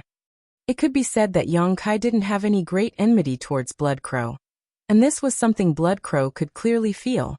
However, considering what had happened to him, Blood Crow definitely held some resentment towards him. All of this was because Yang Kai had ruined his grand plan in Blood Monster Cave Heaven. Seeing him remain silent, Yang Kai asked, "Brother Blood Crow, why did you come to the Black Ink battlefield?" Blood Crow angrily snapped, "What? Can't I come here?" Yang Kai patted him on the shoulder. "Calm down, let's talk things out. The Black Ink battlefield is a dangerous place after all." Blood Crow stepped aside and coldly snorted, rebuking, "Do you think I wanted to come to this damned place? Do you think I had a choice? Between being imprisoned in a dark and damp cell forever, and coming to the Black Ink battlefield to fight the Black Ink clan, which one would you choose?" Yang Kai finally understood after hearing this. Blood Crow was a 7th Order Open Heaven Realm Master, and with an 8th Order Open Heaven Realm Foundation at that, he had quite a good chance of breaking through to the 8th Order Open Heaven Realm in the future. With such potential and strength, instead of leaving him to rot in prison, it would be better to send Blood Crow here to kill the enemy. It was obvious that Bright King Heaven had such considerations before sending Blood Crow here. No matter how twisted Blood Crow's temperament was, it was impossible for him to have any treacherous thoughts in a place like this, unless he was willing to be corrupted and become a Black Ink disciple. However, Black Ink disciples had their minds warped by Black Ink's strength and essentially became slaves, so if he really got corrupted by Black Ink's strength, he would no longer be himself, an intolerable fate for almost anyone. "Brother Blood Crow, you've had it hard," Yang Kai sympathized. "All thanks to you." Blood Crow became extremely annoyed. Yang Kai chuckled. "Now you can finally act openly. It's better than sneaking around and hiding." Blood Crow snorted and glanced at him. "I didn't expect you to also reach the 7th Order so quickly." "I was just lucky." Yang Kai smiled. "It can't compare to Brother Blood Crow's deep foundation. Don't even think about it. This king has a belly full of rage whenever I see you." Blood Crow snorted before flicking his sleeve and leaving. Yang Kai stroked his chin as a pondering look appeared on his face, watching him leave. At this moment, a figure suddenly landed beside him. It was Tang Qiu. Yang Kai greeted him with a bow. "Senior, follow me." As Tang Qiu spoke, he mobilized his strength and wrapped Yang Kai in it before quickly disappearing. Soon, they arrived at the marketplace, but the bustling scene Yang Kai had first seen was now completely deserted. There was not a single person in sight. After giving it a thought, he did not find it strange either. The marketplace was crowded in the past because there had been no ongoing battles. Now that the Black Ink clan had surrounded Inyang Pass and they were all busy fighting, who would they come here? Nonetheless, it wasn't as if there wasn't anyone here. At Lin's Steamed Bun restaurant, a small figure was sitting at a table, while supporting her chin with one hand while playing with her hair with the other. She looked extremely bored. Spotting the figure, Yang Kai promptly stepped forward and bowed. "Old ancestor." Ever since he had escorted the old ancestor back, he had been fighting against the Black Ink clan, and had not seen her again. He had no idea why Tang Qiu had brought him here. The old ancestor lightly nodded before stretching out her hand. "Sit." Yang Kai was just about to sit down when he suddenly felt a sharp gaze on his back. Looking back, he saw Tang Qiu glaring at him and immediately straightened up. "Junior wouldn't dare. What can I do for the old ancestor?" The old ancestor glanced at Tang Qiu, but didn't say anything. Rather, she just asked Yang Kai, "Do you know why this marketplace exists in Inyang Pass?" Yang Kai pondered for a moment after hearing her question. Although he had some ideas, he didn't dare to say them out loud and could only shake his head. "Junior doesn't know." The old ancestor asked with a smile, "Do you think the marketplace was built just for me to have fun?" Having been seen through, Yang Kai could only brace himself and agree, "Yes." The old ancestor admitted, nodding, "You're right, this marketplace was built for me to play around in, but it's nothing so simple as a way to pass the time. There are circumstances that necessitate it." Yang Kai asked, confused, "Please enlighten me, old ancestor." The old ancestor stood up and slowly walked to the door, staring at the empty street. The reason why the human race can hold on for so long is firstly because of these great passes, and secondly because of the 9th Order Open Heaven Realm Masters, who can contend with the Black Ink clan's royal lords. You are now a 7th Order Master, so you should also know the importance of top-tier combat power in the huge battlefield of the two races. Yang Kai earnestly nodded his agreement. Indeed. The old ancestor continued. To put it bluntly, the 9th Order Open Heaven Realm Masters like me are the key to ensuring the safety of the Great Passes to a certain extent. Yang Kai listened attentively. The old ancestor continued. I cultivate a secret art called the Samsara art, and my cultivation improves every time I undergo a cycle of rebirth. As a result, if I am seriously wounded, I become like this. It may seem like my cultivation has been completely destroyed, but in truth, this is simply a cycle of reincarnation to me. However, because of the Samsara art, the method I use to heal my injuries is different from others. This marketplace was built for me, and is related to the secret art I cultivate. This is where I heal my injuries. Chapter 51-22, Secret Order. Observing the myriad forms of the human world, seeing all the prosperity of the bustling world, Yang Kai suddenly recalled the words etched at the entrance of marketplace. The old ancestor lightly nodded. Living inside the bustling world can quickly heal my injuries, which is why there is a marketplace in Yinyang Pass. Yang Kai suddenly came to a realization. The old ancestor's healing technique was somewhat similar to Duan Hongchen's secret art. Duan Hongchen's title was Bustling World, and his entire cultivation was based on experiencing the baptism of the bustling world. Yang Kai couldn't comment on the profundities of this technique. After all, he had never cultivated such a technique before, but since the old ancestor had said as much, it must be so. At this point, he suddenly understood why the old ancestor had summoned him. Does old ancestor want this junior to help you heal your injuries? The old ancestor agreed, nodding. I've heard that you have raised many living beings in your small universe, and it can be considered a complete world. It would be a huge advantage if you could help me heal my injuries. I don't need to heal completely, just enough to regain the strength to fight. At this time, Tang Qiu also interjected. Although the Black Ink clan army isn't receiving many reinforcements, it will take at least 3 to 5 years to force them to withdraw.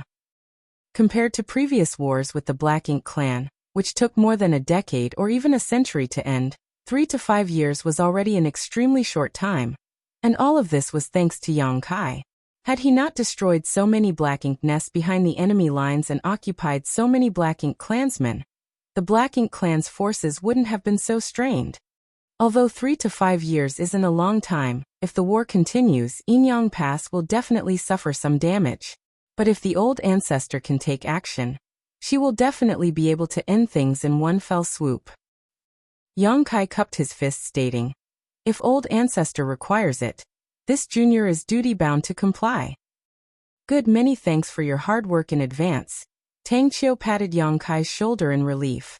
In order to allow the old ancestor to experience the hustle and bustle of the mundane world and heal her injuries, Yang Kai needed to spread out his small universe and let her wander about inside.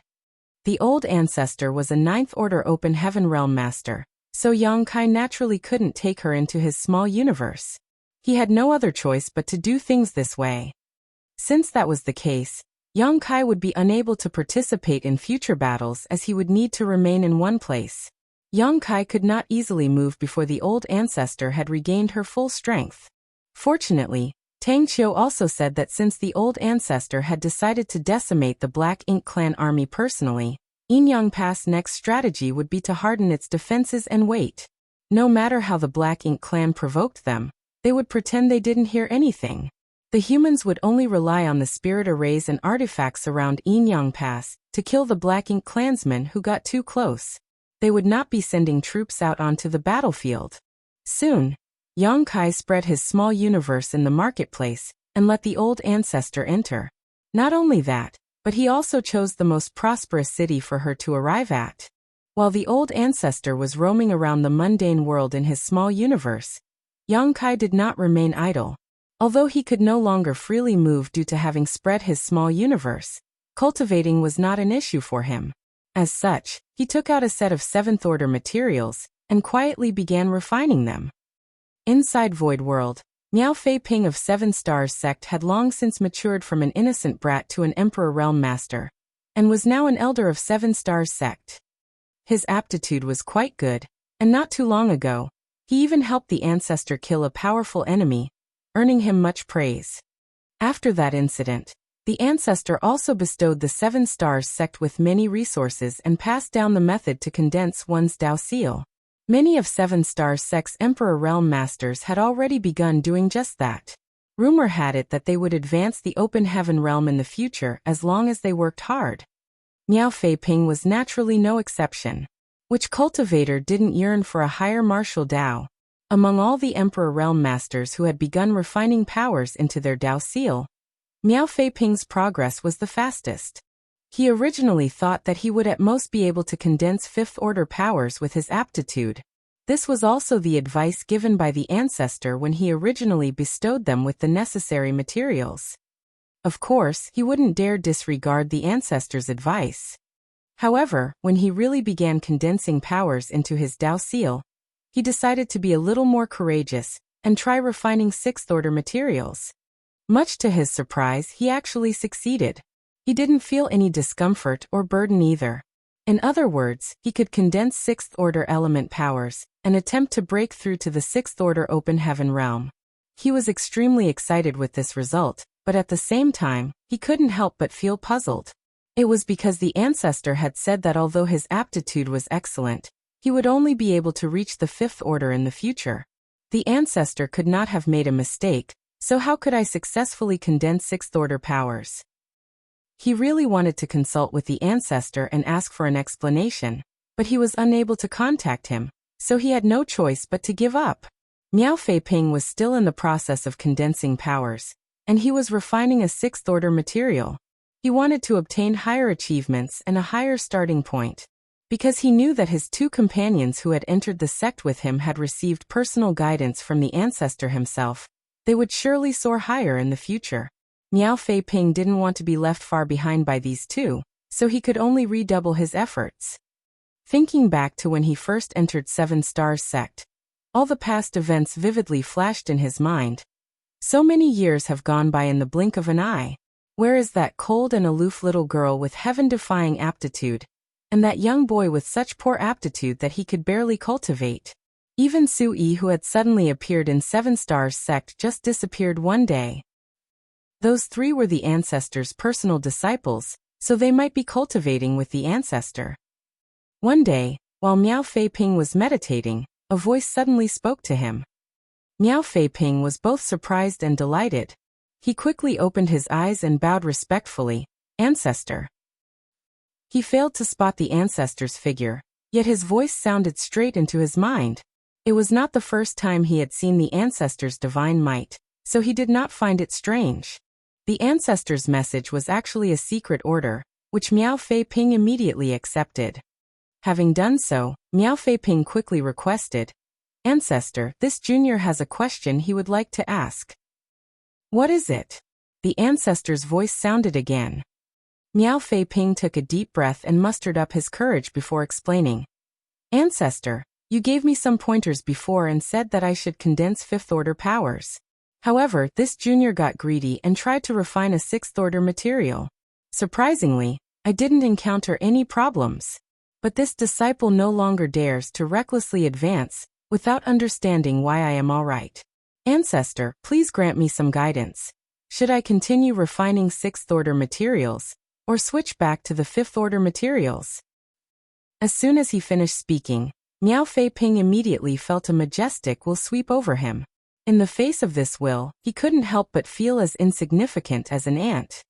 This is the will of the ancestor. Miao Feiping couldn't help but slightly tremble. The third-order Emperor realm is already the highest realm in this world, but it is still nothing before the ancestor. Just how high is the ancestor's cultivation?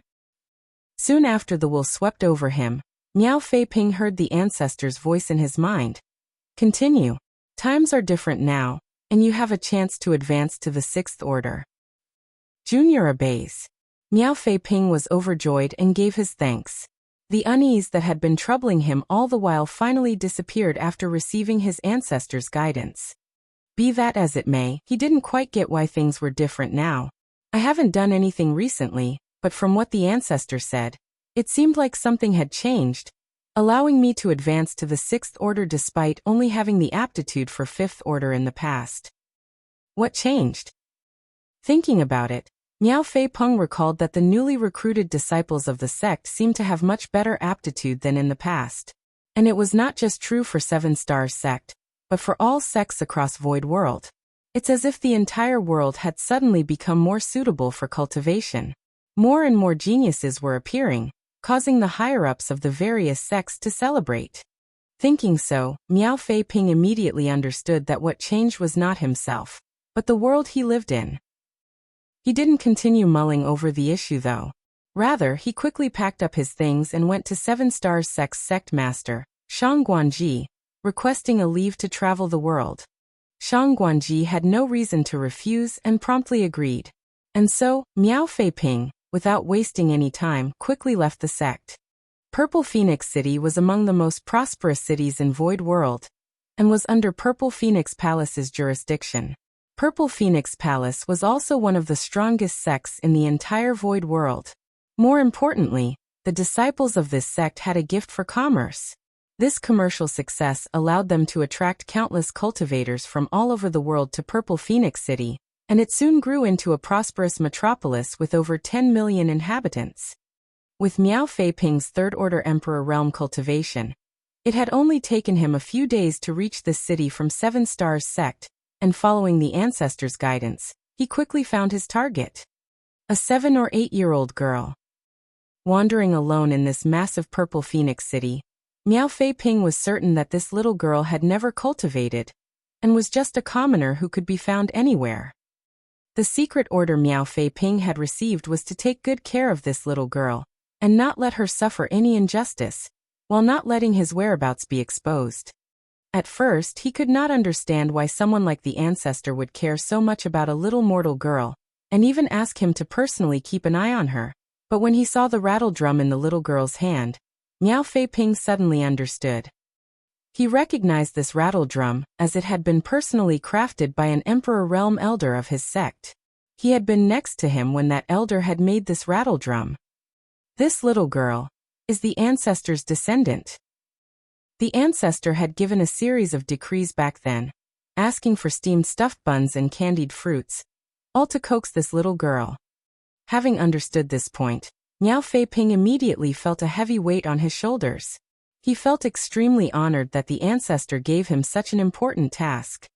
Because of this, Miao Fei Ping had been secretly following the little girl, and protecting her at all times.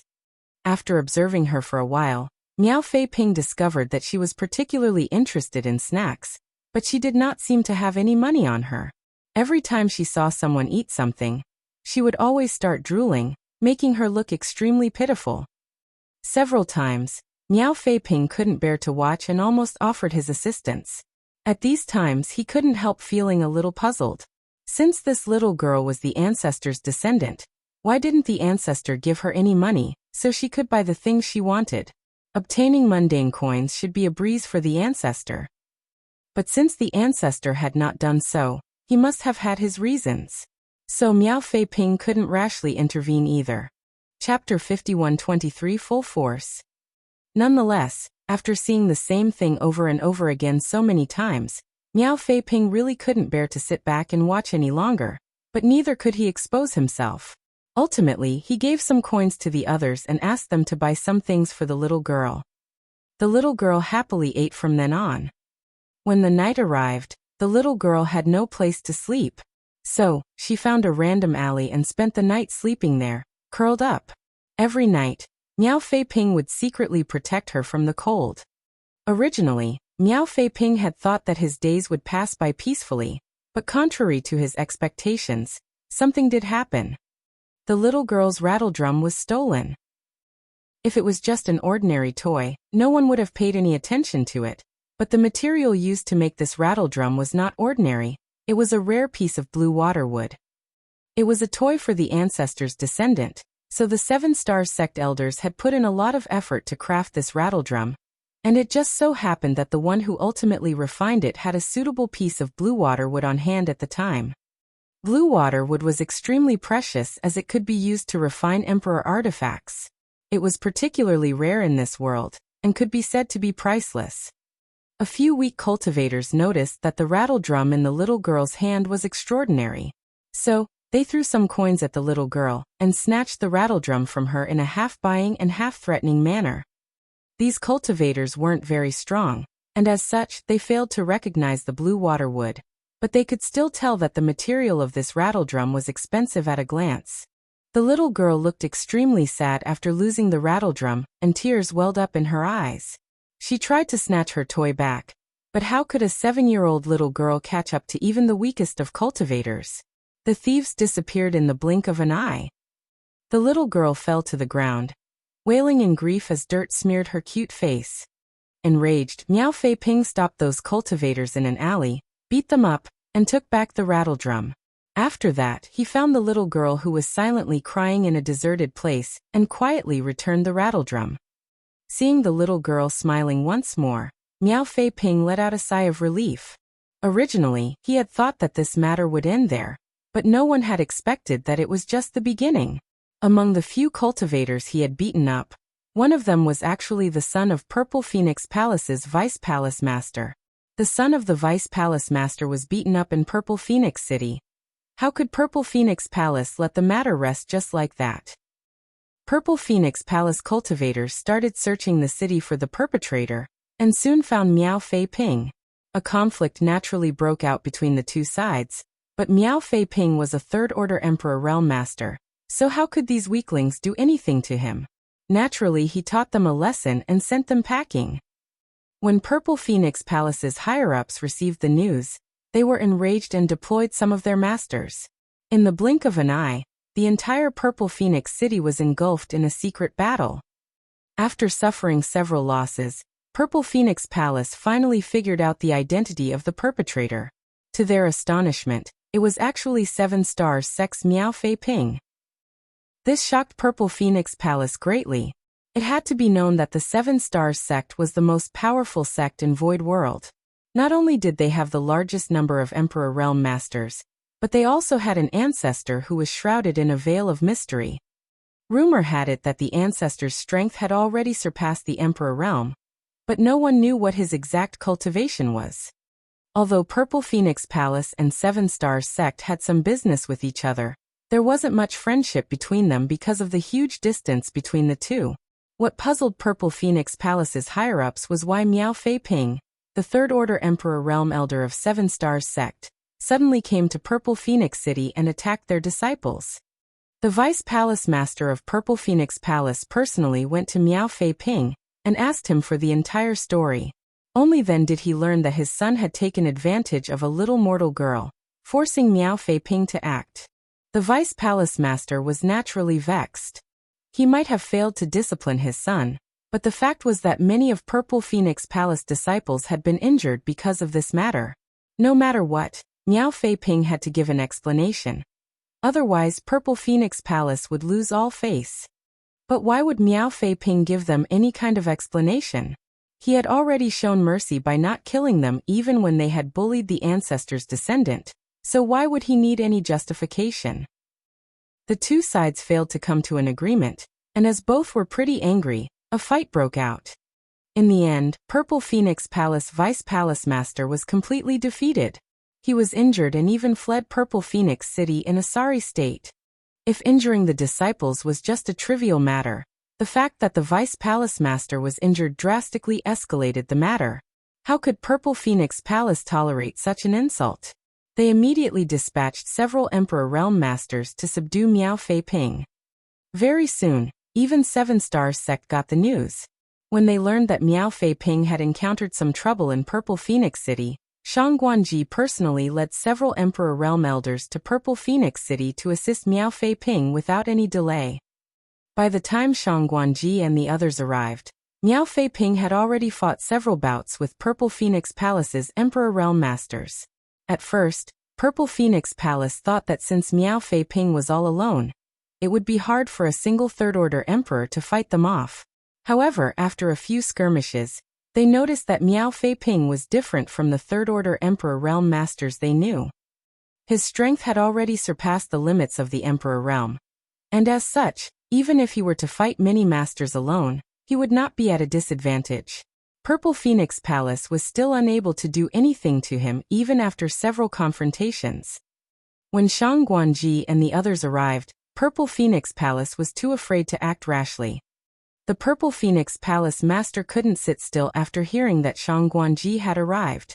No matter what, Purple Phoenix Palace could not ignore the reputation of the #1 sect of the Void World.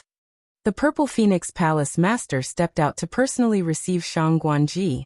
Both sides calmly discussed the entire matter, without any animosity. Purple Phoenix Palace didn't have any other requests. They only wanted Miao Fei Ping to apologize and this matter would be settled. After witnessing Miao Fei Ping's strength, Purple Phoenix Palace also realized that 7 Stars Sect Emperor Realm Masters couldn't be judged by common sense. Just Miao Fei Ping alone was enough to give them so much trouble. Now with the addition of Shang Guanji and several others, Purple Phoenix Palace would likely suffer a catastrophic loss if they really fought. Not to mention, the 7 Stars Sect still had their hidden dragon ancestor, who only showed his tail but never his face. But since so many disciples were injured, Purple Phoenix Palace needed an apology to save face. In their opinion, they were already completely conceding by asking for just an apology. Shang Guanji didn't immediately agree. All he said was that he would like to ask Miao Fei Ping about the whole story. Purple Phoenix Palace naturally agreed. Soon after, Shang Guanji came to Miao Fei Ping and asked him what this situation was about. Since things had reached this point, Miao Fei Ping had no choice but to reveal that he had received the ancestors' secret order. Shang Guanji was extremely surprised after learning that everything was actually because of the ancestors' descendant. However, when he personally saw the little girl and the rattle drum in her hand, Shang Guanji finally got the confirmation that she was indeed the ancestors' descendant. He was immediately enraged. Purple Phoenix Palace disciples had actually bullied the ancestors' descendant? How could he let this go? If it really was just some ordinary conflict, it wouldn't have been a big deal to have Miao Fei Ping apologize.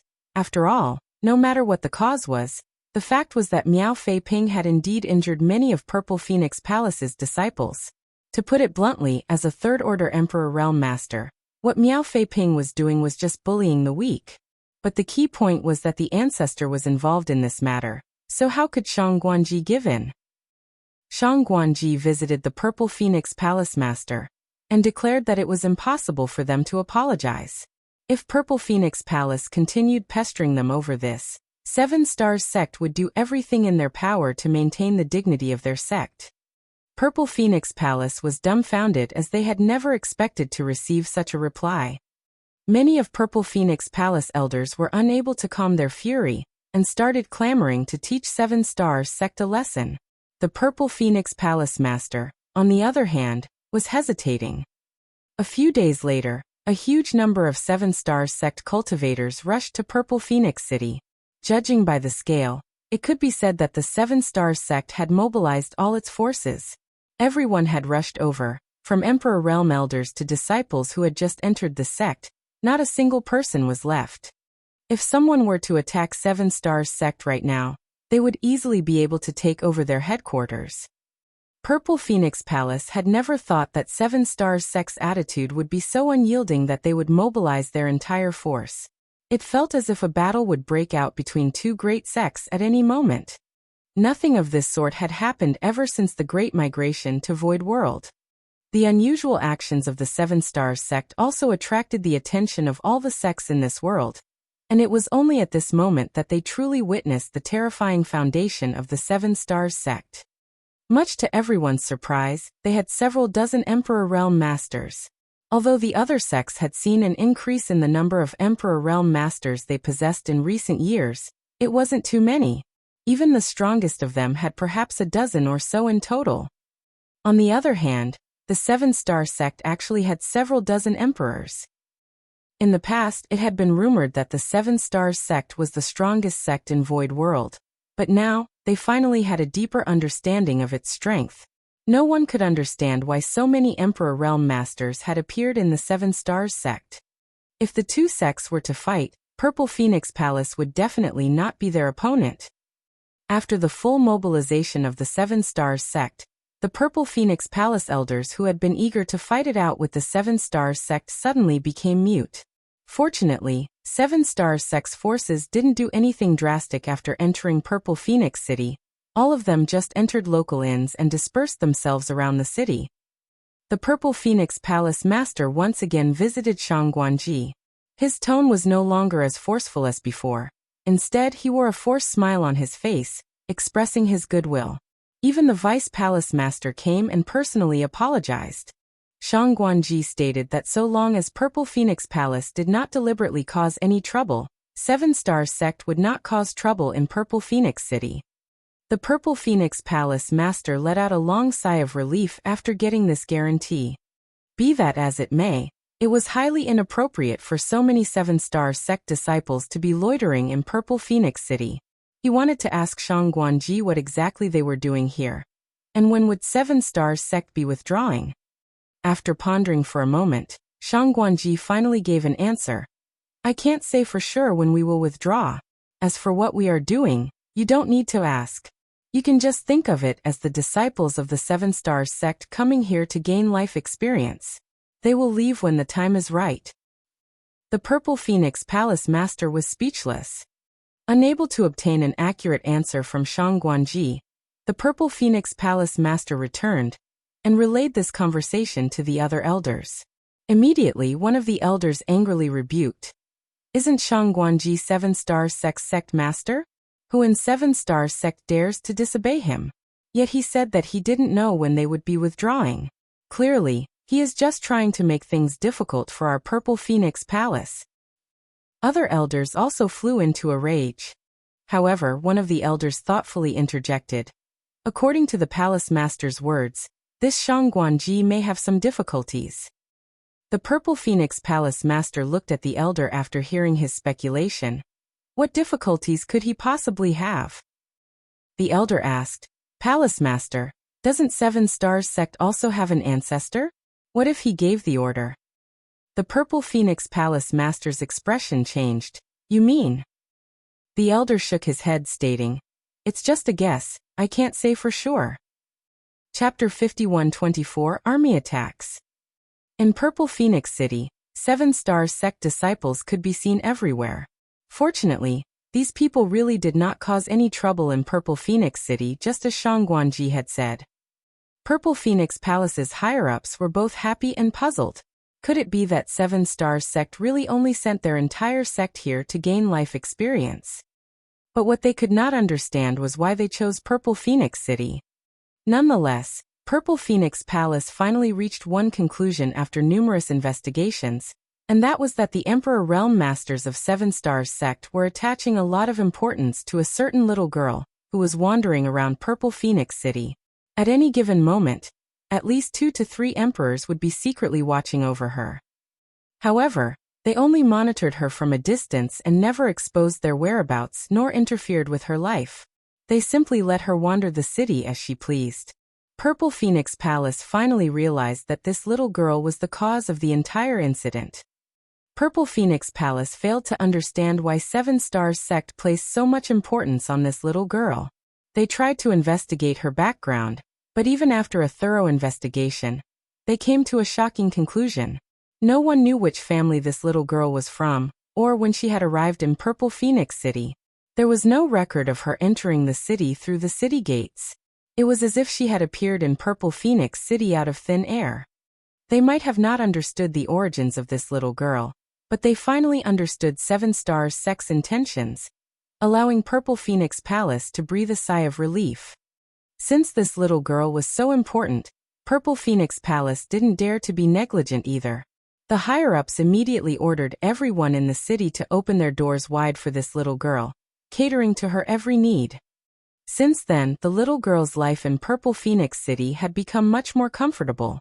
She did not need to pay for anything she ate, and when night fell, the owner of a nearby inn would always invite her inside to sleep in a warm bed. All this while, Yang Kai was sitting cross-legged inside the marketplace, silently refining cultivation materials. He had his small universe spread out, allowing the old ancestor to recuperate, but this did not affect his cultivation in any way. The people of Purple Phoenix Palace and Seven Stars Sect all thought that the old ancestor was just an ordinary mortal who had never cultivated before, but as the master of the small universe, Yang Kai could clearly feel some intangible force constantly pouring into the old ancestor's body. This mysterious energy seemed to be the essence of the mundane world. The baptism of this mysterious energy was the basis of the old ancestor's healing technique, but even Yang Kai was unable to understand its properties. Yin Yang Pass went into a full defensive stance while the old ancestor was recuperating. They did nothing even when the Black Ink Clan army taunted and provoked them. Only when the Black Ink Clan approached too close to Yin Yang Pass did they use the various spirit arrays and artifacts to repel the enemy. Just like that, half a year passed in the blink of an eye. Just like every other day, Yang Kai was focused on refining cultivation materials when he suddenly sensed something. He promptly focused his divine sense towards a certain place in Purple Phoenix City. Miao Fei Ping was diligently carrying out the ancestor's secret order in Purple Phoenix City, keeping an eye on the ancestor's descendant at almost every moment.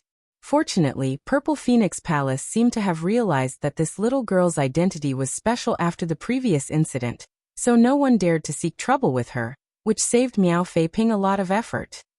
At this moment, the ancestor's descendant was eating breakfast at a stall. Usually this little girl was like a storm, lively and hopping from one place to another, but today, she suddenly stopped eating as a thoughtful look appeared on her face. Immediately after, she stood up and walked straight towards Miao Fei Ping. Miao Fei Ping was beside himself.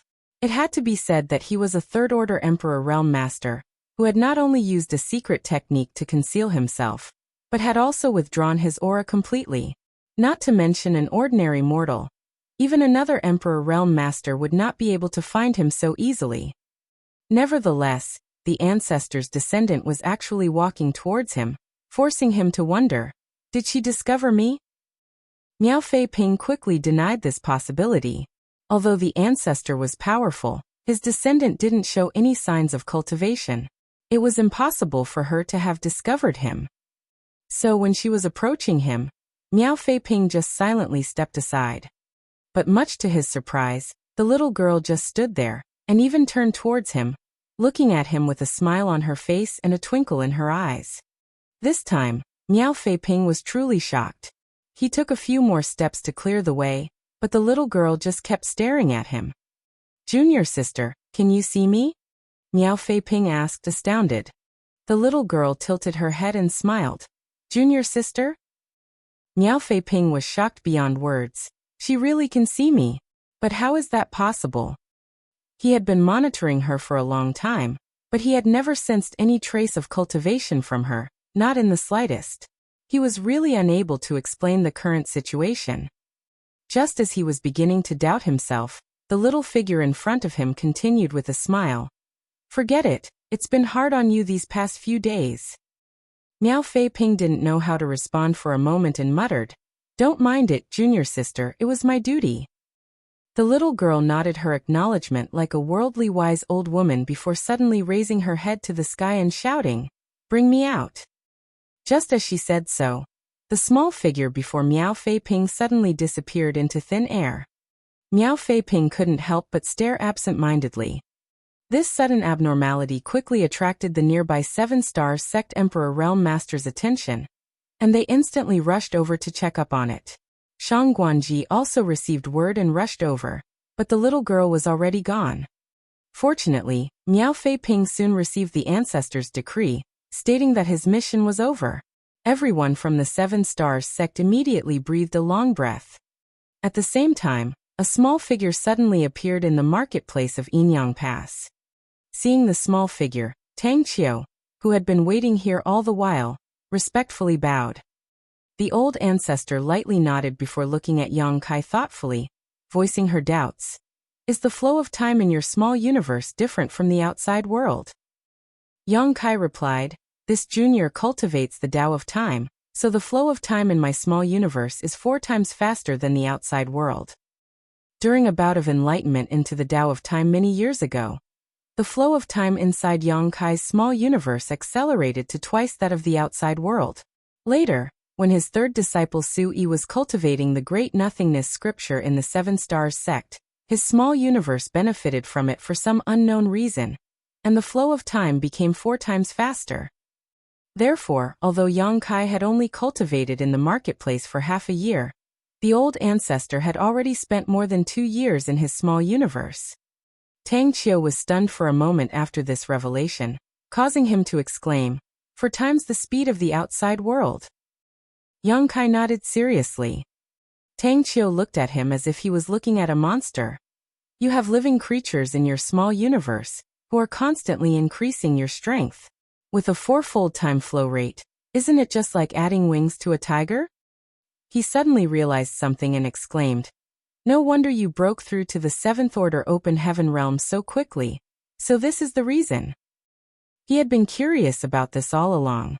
Yang Kai had only advanced to the open heaven realm a few centuries ago, and although the world was filled with many opportunities, the speed of his advancement was still too great. But if the flow of time in his small universe was different from the outside world, everything made sense. What a pity! Tang Qiu suddenly sighed again. Unfortunately, Yang Kai's advancement to the open heaven realm started from the 5th order. Although he had consumed a mid-rank world fruit which had allowed his strength to increase by 1 order, his limit was still the 8th order. If he had broken through directly to the 7th order back then, he would have had a chance to become an old ancestor one day. With such a heaven-defying opportunity available to him, he could have saved a lot of time compared to other people who had a chance of reaching the 9th order. No need to feel sorry, the future is yet unknown. The old ancestor obviously understood what Tang Qiu was sighing about. It's not like Yang Kai doesn't have any hope of breaking through to the 9th order, but he still needs to work hard in the future. It would be better to focus on the present first. Tang Qiu's expression immediately became solemn as he requested, cupping his fist.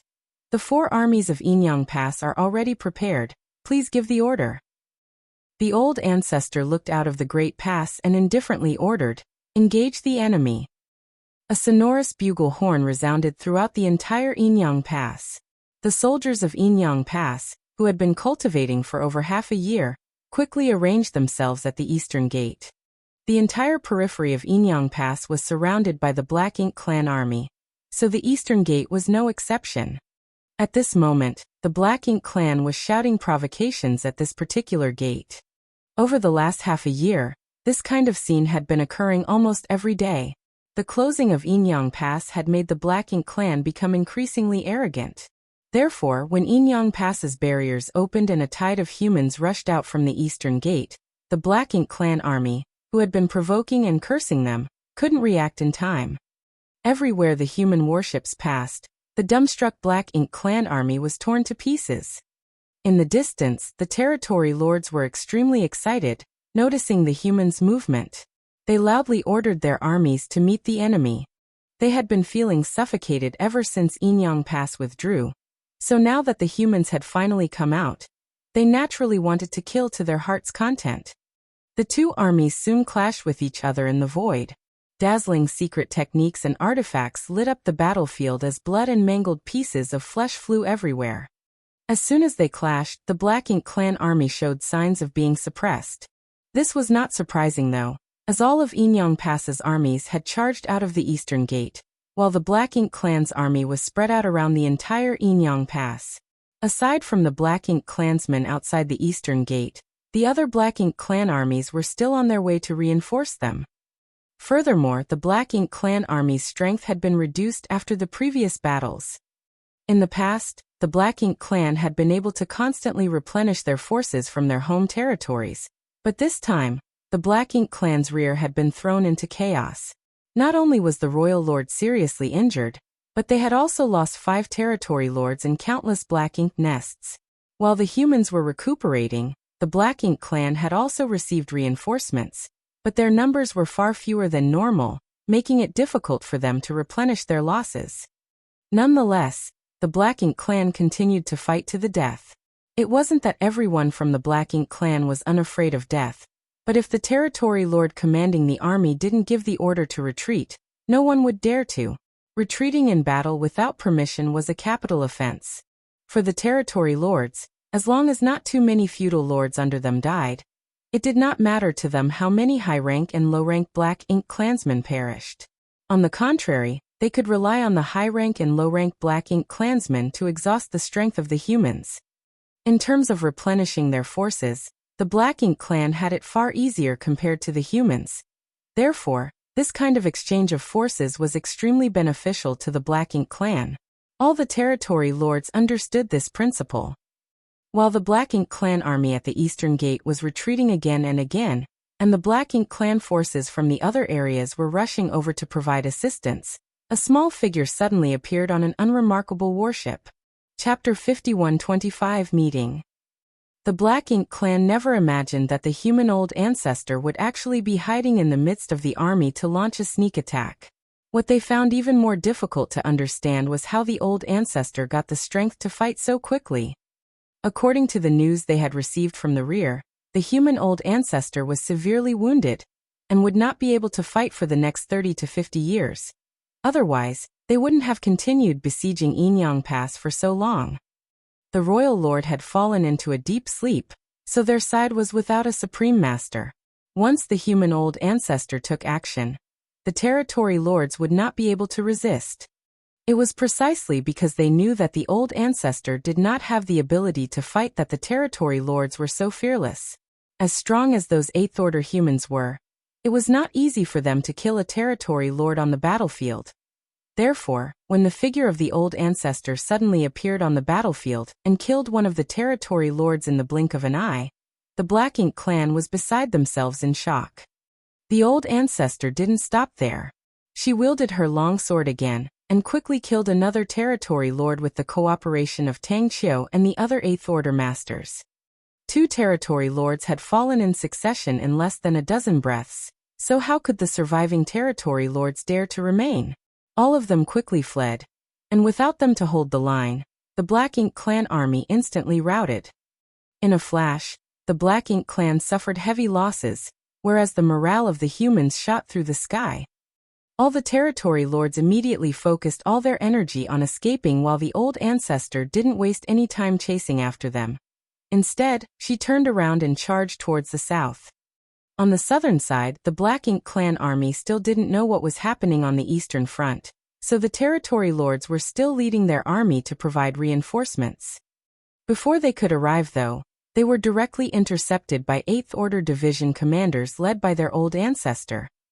In the initial clash, another territory lord was swiftly killed off by the old ancestor, and the aura of the 9th Order Open Heaven Realm Master began to spread through the surroundings, oppressing the entire battlefield. 3 territory lords had died, the eastern front had collapsed, and the southern front had been thrown into chaos with the sudden appearance of the old ancestor. By now, the territory lords in the north and west of Yinyang Pass had sensed the old ancestor's aura. They knew that things were not looking good, so they decisively threw a bunch of cannon fodder to divert the attention of the humans while they led their elites to escape from the battlefield, running towards the Black Ink clan territory without even looking back, fearing that the old ancestor would pursue them. Since the battle had reached this point, the Black Ink clan could no longer turn the tide. Only a cup of tea had passed since the appearance of the old ancestor, and yet 3 territory lords had died by her hand while many weaker the Black Ink clansmen were annihilated from the fallout of her attacks. The Black Ink clan was utterly defeated. Without the suppression of a royal lord on the battlefield, the old ancestor was simply too intimidating to the Black Ink clan. The Black Ink clan army was fleeing everywhere like stray dogs, so naturally, the human race would not miss such a good opportunity. The 4 armies pursued the enemy under the leadership of their respective army commanders, leaving a bloody trail behind them. Yang Kai didn't participate in the battle, for as extraordinary as his strength might be, one more person on such a battlefield in the 7th Order was not going to make a significant difference. His task was to escort the old ancestor back to the Great Pass. After recuperating for 2 years in his small universe, the old ancestor had only managed to recover enough strength to kill 3 territory lords. The old ancestor was no longer able to continue after killing the 3rd territory lord. Even if the Black Ink clan didn't retreat, it would have been impossible for the old ancestor to attack again. Be that as it may, the Black Ink clan territory lords were completely terrified by the appearance of the old ancestor. So how could they dare to remain after sensing her presence? This gave the humans an opportunity to pursue and slaughter. In the battle between two races, this was the best opportunity to increase one's military merits. Many Eighth Order Division commanders deeply understood this principle, so how could they let this chance pass? Nonetheless, the humans didn't dare to pursue the enemy too far, and began to withdraw their forces and return to the pass after 10 days. The Black Ink clan army had suffered heavy losses in this battle, and it would take them at least 100 years to replenish their forces. If the territory lords' casualties and the consequences of the Black Ink nest's destruction were factored in on top of that, it would probably take several hundred to 1,000 years for the Black Ink clan in Inyang Theater to recover. This battle could be considered a great victory. The morale of Inyang Pass soldiers was still pretty high after the battle. The battle between the two races had resulted in casualties on the human race's side too, but their casualties were within acceptable limits compared to the losses suffered by the Black Ink clan. After calculating the military merits, Yongkai naturally received the highest reward.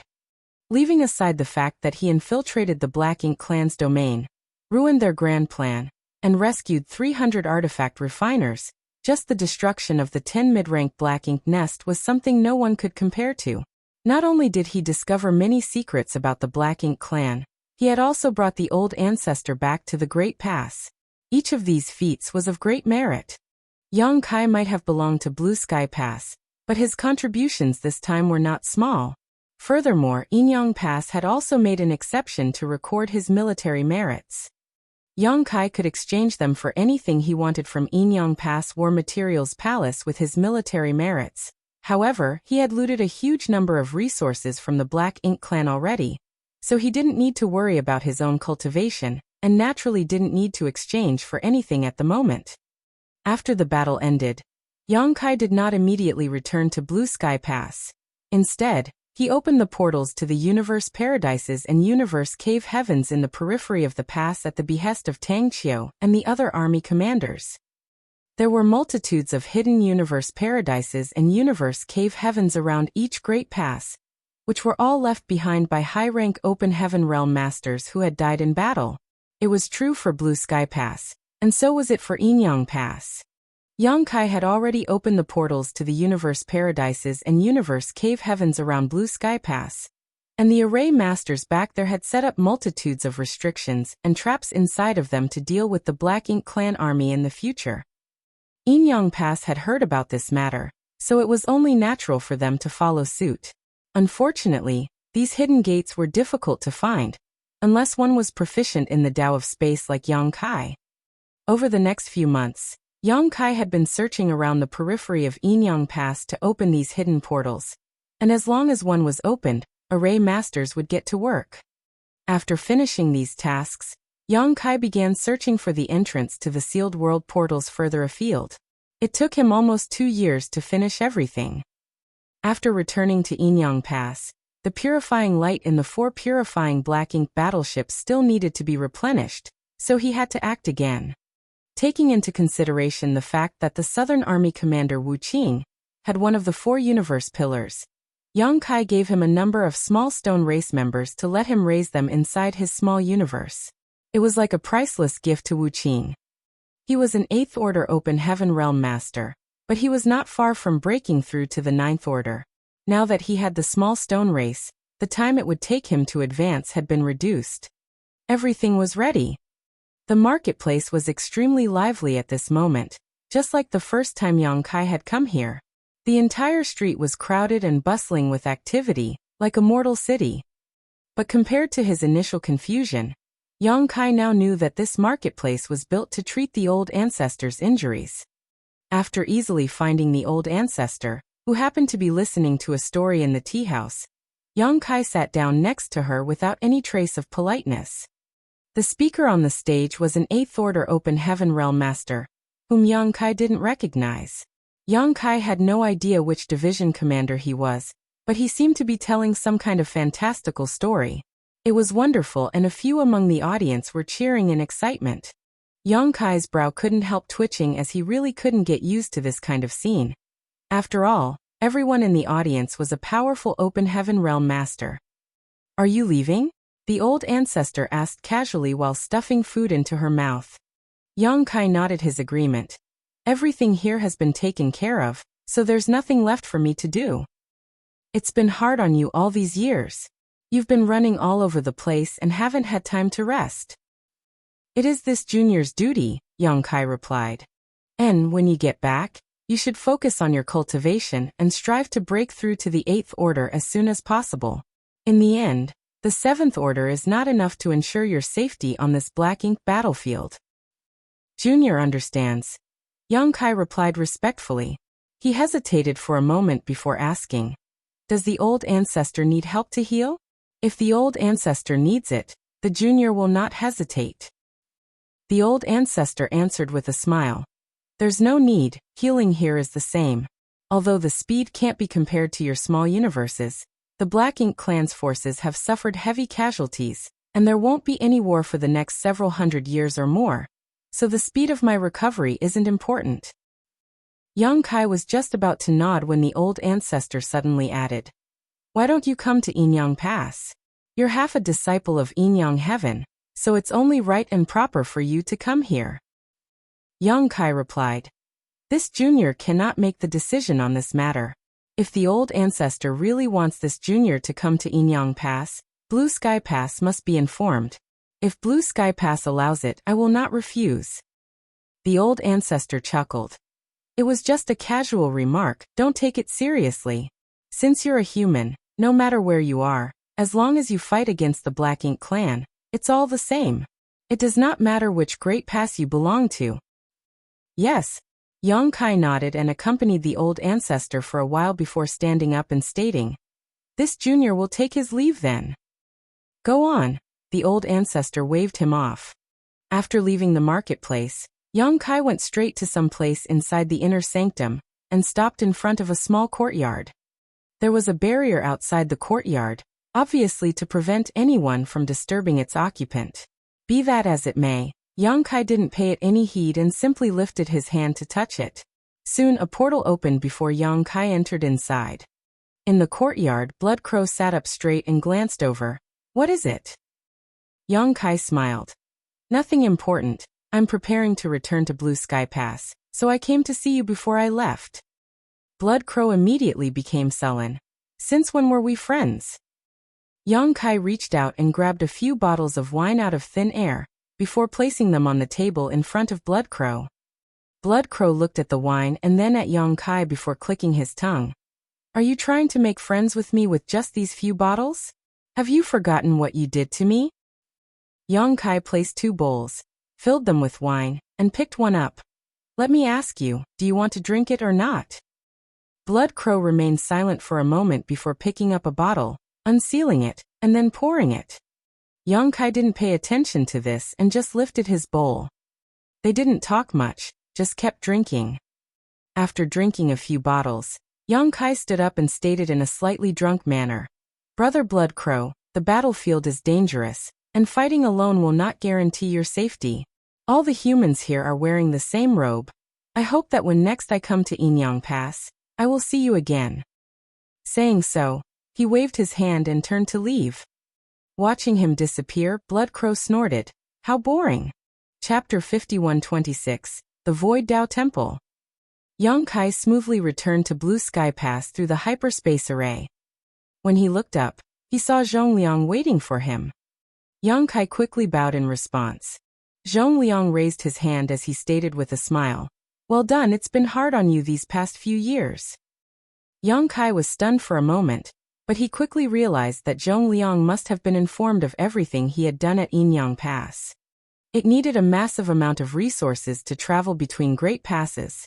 After all, each great pass was quite far from its neighbors, but if it was just passing on some information, it didn't cost much. The purifying black ink pills recipe and the refining method of the void Yinyang mirrors were all transmitted to other great passes from Blue Sky Pass in the form of jade slips. Young Kai was considered a member of Blue Sky Pass, but because of the purification light, too many things were involved.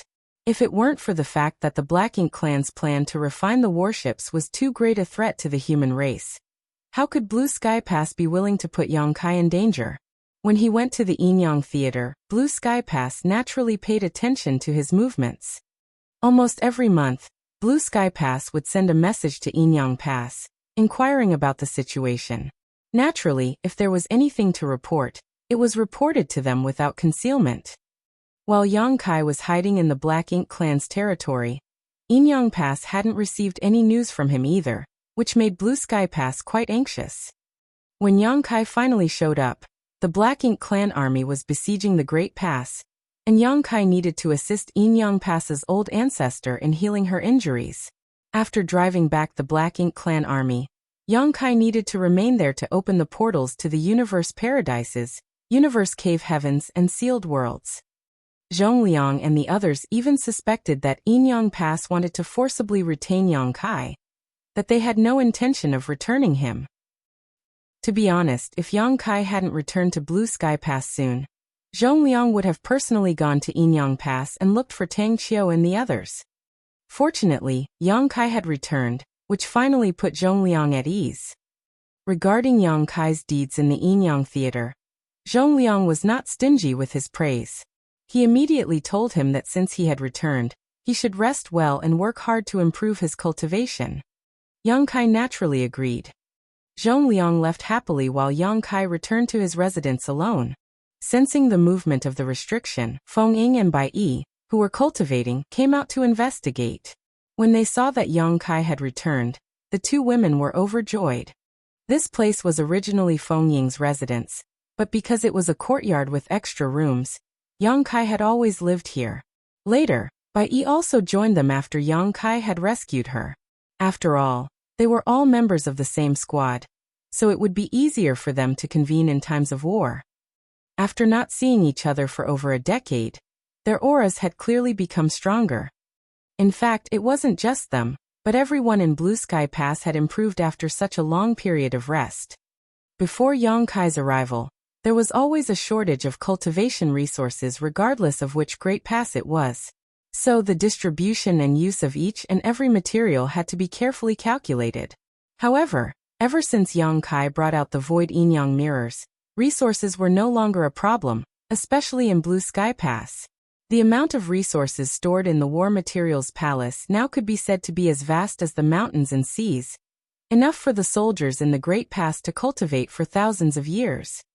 So their cultivation was bound to improve with the availability of abundant resources and the lack of any threats. Moreover, Yongkai had opened many sealed worlds, acquiring many profound spirit fruits and fruit trees. Many people in Blue Sky Pass had repaired their damaged small universes and recovered their original cultivations. It could be said that the strength of those in Blue Sky Pass had greatly improved compared to before. On the other hand, the Black Ink clan was currently recuperating after the struggle for resources had concluded with the human race's victory.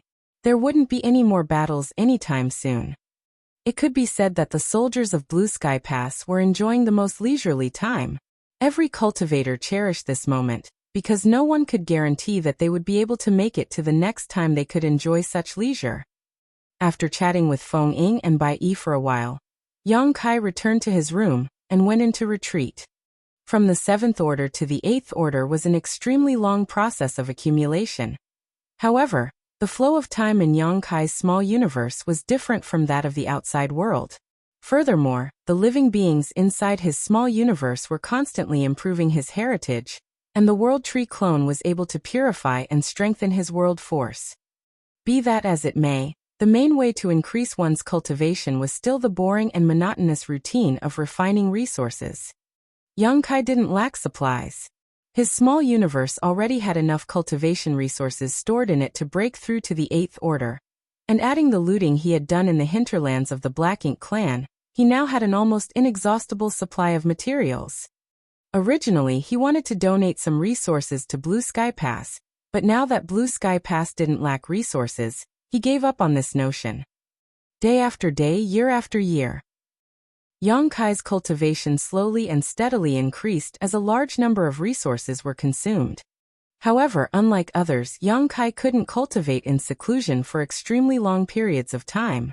It wasn't that he was restless or anything, but some 8th Order Open Heaven Realm masters from other great passes would visit him from time to time, bringing purifying black ink battleships, and requesting him to replenish their stock of purification light. Purification light consumed resources to cast, and the more black ink strength it purified, the faster it would be consumed.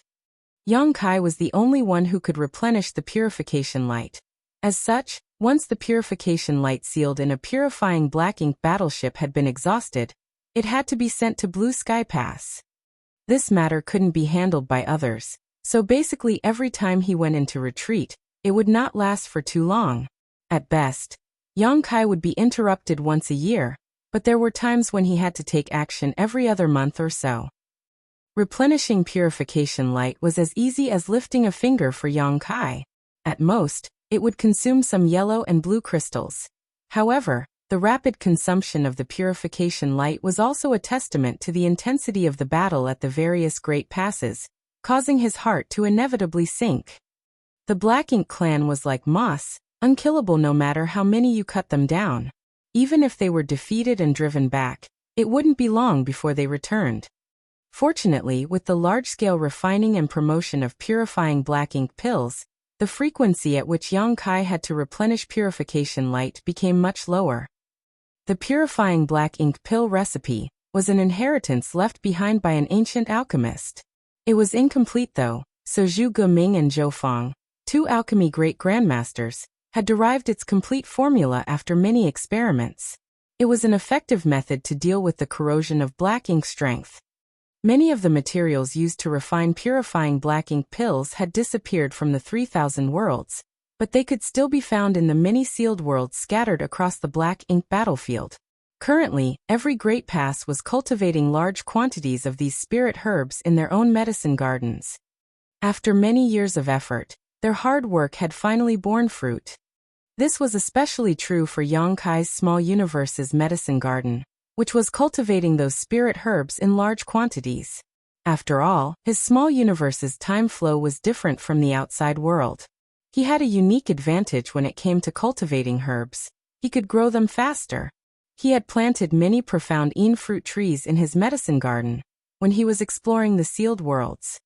And as the medicine garden was under the care of the 2 wood spirits, whether it was the herbs or the fruit trees, they were all growing quite well. Yang Kai had already given the first batch of mature herbs to Blue Sky Pass. The alchemists inside the pass had naturally used these herbs to refine purifying black ink pills, and distributed them to the soldiers. During these years of retreat, Yang Kai had also made some arrangements in his small universe. It had been a few years since his small universe had integrated with the World Tree clone. The feedback of the clone had enveloped the entire small universe by now, so the humans living inside it had also begun to benefit from it. The most obvious example was Miao Fei Ping. Miao Fei Ping's original aptitude wasn't bad. When he had participated in 7-star Sect's disciples' recruitment with Zhaoye and Zhao Yi Bai, he had received a ranking second only to Zhaoye. His cultivation had been smooth sailing over the years, resulting in him advancing to the Emperor Realm. According to Yang Kai's investigation, when Miao Fei Ping had reached the Emperor Realm, the latter had the qualifications to advance directly to the 5th Order Open Heaven Realm. However, because of the World Tree clone's nourishment, he now had a chance to advance to the 6th Order. Since even Miao Fei Ping was affected, the new generation of children would naturally be able to receive even more benefits from the World Tree clone. This was also the reason why the various sects had recently taken in many good seedlings. Moreover, this kind of feedback would only become stronger until it reached its peak. After a certain number of generations, perhaps cultivation geniuses would be seen just about everywhere. When Yang Kai left the star boundary, it had already become the ultimate open heaven realm cradle. The change in the star boundary was also due to a World Tree clone's feedback. Since the star boundary could become the cradle for the open heaven realm, Yang Kai believed that his small universe could achieve the same. Although his small universe's population was not nearly as high as the star boundaries, it wasn't small either. Be that as it may, if he wanted to develop the potential of these prodigies, he would need to spend some effort. As such, he used his power to create a phenomenon in his small universe. One day, under the witness of all the living beings in the small universe, a giant palace suddenly appeared in the sky. No matter where one was, they could clearly see this palace which had appeared out of thin air.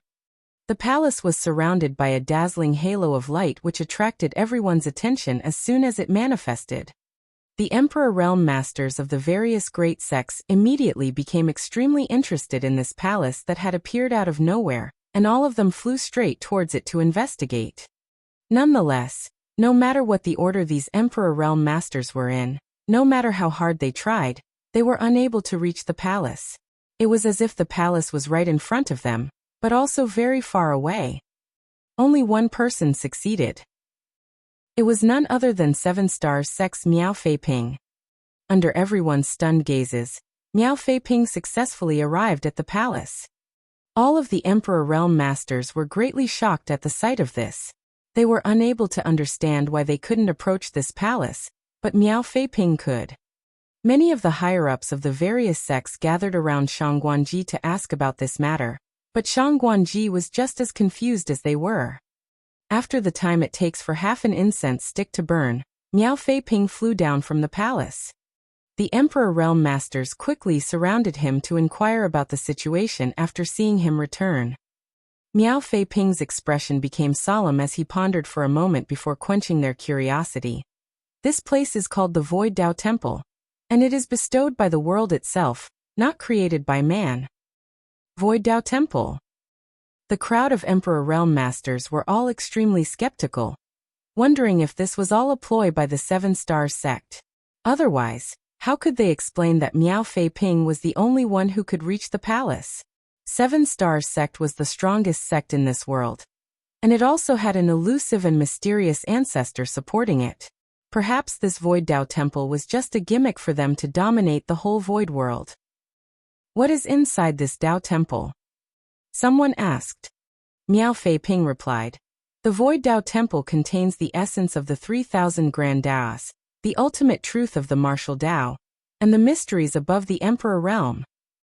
The Emperor Realm Masters gasped a breath of cold air in shock. Many even had their eyes brightly lit up. Chapter 51-27, Recruiting Geniuses from Across the World. 3,000 Grand Daos, the ultimate truth of the martial Dao, and the mysteries above the Emperor Realm. This was far too attractive for the residents of Void World. There was no cultivator who didn't yearn for a higher martial Dao, especially the Emperor Realm Masters. They had been stuck in this realm for many years. Had this been the end of the martial Dao, then it would not have mattered. But the crux of the issue was that they could feel that the Emperor Realm was not the peak of the martial Dao. There were even more profound realms ahead, but they had no idea how to break through to those realms. There were rumors that the ancestor of 7 Stars Sect had a cultivation that surpassed the Emperor Realm, but he was quite elusive. Even the higher-ups of 7 Stars Sect couldn't easily meet him, let alone outsiders like them. Now that the Void Dao Temple bestowed by the world had appeared out of thin air, containing the mysteries of what lay beyond the Emperor Realm, how could these Emperor Realm Masters not be tempted? Be that as it may, they had all tried to approach it before, but no matter how hard they tried, they were unable to reach it, except for Miao Feiping. Elder Miao, what must we do to ascend to the Void Dao Temple? An Emperor Realm Master from another sect humbly asked. Miao Feiping replied. Aptitude, only those with outstanding aptitude can reach the Void Dao Temple. It has nothing to do with cultivation. Immediately someone indignantly asked, does Elder Miao mean that your aptitude is better than everyone else here? These words were undoubtedly quite revolting to everyone present. After all, everyone standing here was an Emperor Realm Master. Furthermore, all of them were extremely confident in their own aptitude. However, if they were to admit that admittance to the Void Dao Temple was based solely on aptitude, it would mean admitting that Miao Feiping's aptitude was far better than theirs. Shang Guanji glanced over at the Emperor Realm Master who had just spoken and replied. Elder Miao is a member of our 7 Stars Sect, and reached the Emperor Realm before turning 100. With such aptitude, who can compare to him? His words immediately made the questioning Emperor turn silent. A 100-year-old Emperor Realm Master was truly unprecedented. Such cultivation speed was far better than any of the other Emperor Realm Masters present.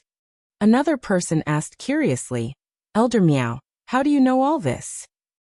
One had to know that Miao Fei Ping had only been in that hall for the time it takes for half an incense to burn, so how could he have obtained so much information? Miao Fei Ping cupped his fist slightly. This untalented Miao has been acknowledged by the Void Dao Temple. From today onward, I will be the first temple master of the Void Dao Temple. That is why I have obtained some information about this Void Dao Temple. As soon as these words left his mouth, the entire audience fell silent. All of the Emperor Realm Masters stared at him blankly. Even Shang Guanji and the others from the Seven Stars sect were shocked. A palace had appeared out of nowhere. Then Miao Fei Ping declared that it was the Void Dao Temple and was bestowed by the world itself, and contained the 3,000 Grand Daos, the highest truths of the martial Dao, and the mysteries above the Emperor Realm. Now he even proclaimed that he had obtained the recognition of the Void Dao Temple and had become its first temple master. This revelation was really shocking, so shocking that the Emperor Realm Masters couldn't immediately respond. After a long silence, one of the sect masters let out a hollow laugh. "Elder Miao, you said you're the first temple master. May I ask Elder Miao what the temple master's job is?" Miao Fei Ping pondered for a moment before replying. "The purpose of the Void Dao Temple is to teach the 3,000 Grand Daos. As the temple master, I am responsible for guiding the Dao Temple's disciples' cultivation." "And where will these disciples come from?" "As long as one's aptitude is sufficiently high, anyone can enter the Dao Temple to cultivate, regardless of their cultivation. Even a child who has never cultivated before may gain entrance if their aptitude is sufficient." While speaking, Miao Fei Ping cupped his fist. "Sect masters, elders, if you have any disciples with outstanding aptitude in mind, please send them to the Dao Temple. If they can pass the test of the Dao Temple, they may enter and comprehend the mysteries of the Grand Dao." The Emperor Realm sect masters and elders all looked at each other in dismay upon hearing this. Finally, one of the sect masters sneered. "In that case, this humble one understands. Void Dao Temple, ha, I'll take my leave now." Saying so, he turned and left, followed by the Emperor Realm elders under him. With someone taking the lead, the others quickly left as well. Some even sneered before leaving. "Brother Shangguan, if Seven Stars sect wants to take in all the geniuses in the world, there's no need to use such a clumsy method. This void world is not that small, and a single Seven Stars sect cannot swallow it all. Brother Shangguan, please take care of yourself." Shang Guanji slightly furrowed his brow, but didn't try to explain. Right now, he also had no idea what this was all about. He vaguely felt that this Void Dao Temple was related to the ancestor, but it was not appropriate to ask with so many people around. The sects that left first were all top sects in Void World. These sects were not weak, so they naturally regarded the strongest Seven Stars sect as their competitor, hoping that one day their sect's strength would surpass them and become the overlord of Void World. After listening to Miao Fei Ping's explanation, everyone thought that this Void Dao Temple was created by the Seven Stars sect to attract talents from all over the world. If they let all the good seedlings be taken away by the Seven Stars sect, they would not have any successors. Perhaps Seven Stars sect would really be able to dominate Void World in less than 100 years if they could accomplish this plot. Since the Emperor Realm Masters of the top sects had taken their leaves, the small and intermediate sects didn't stay any longer and quickly took their leave as well.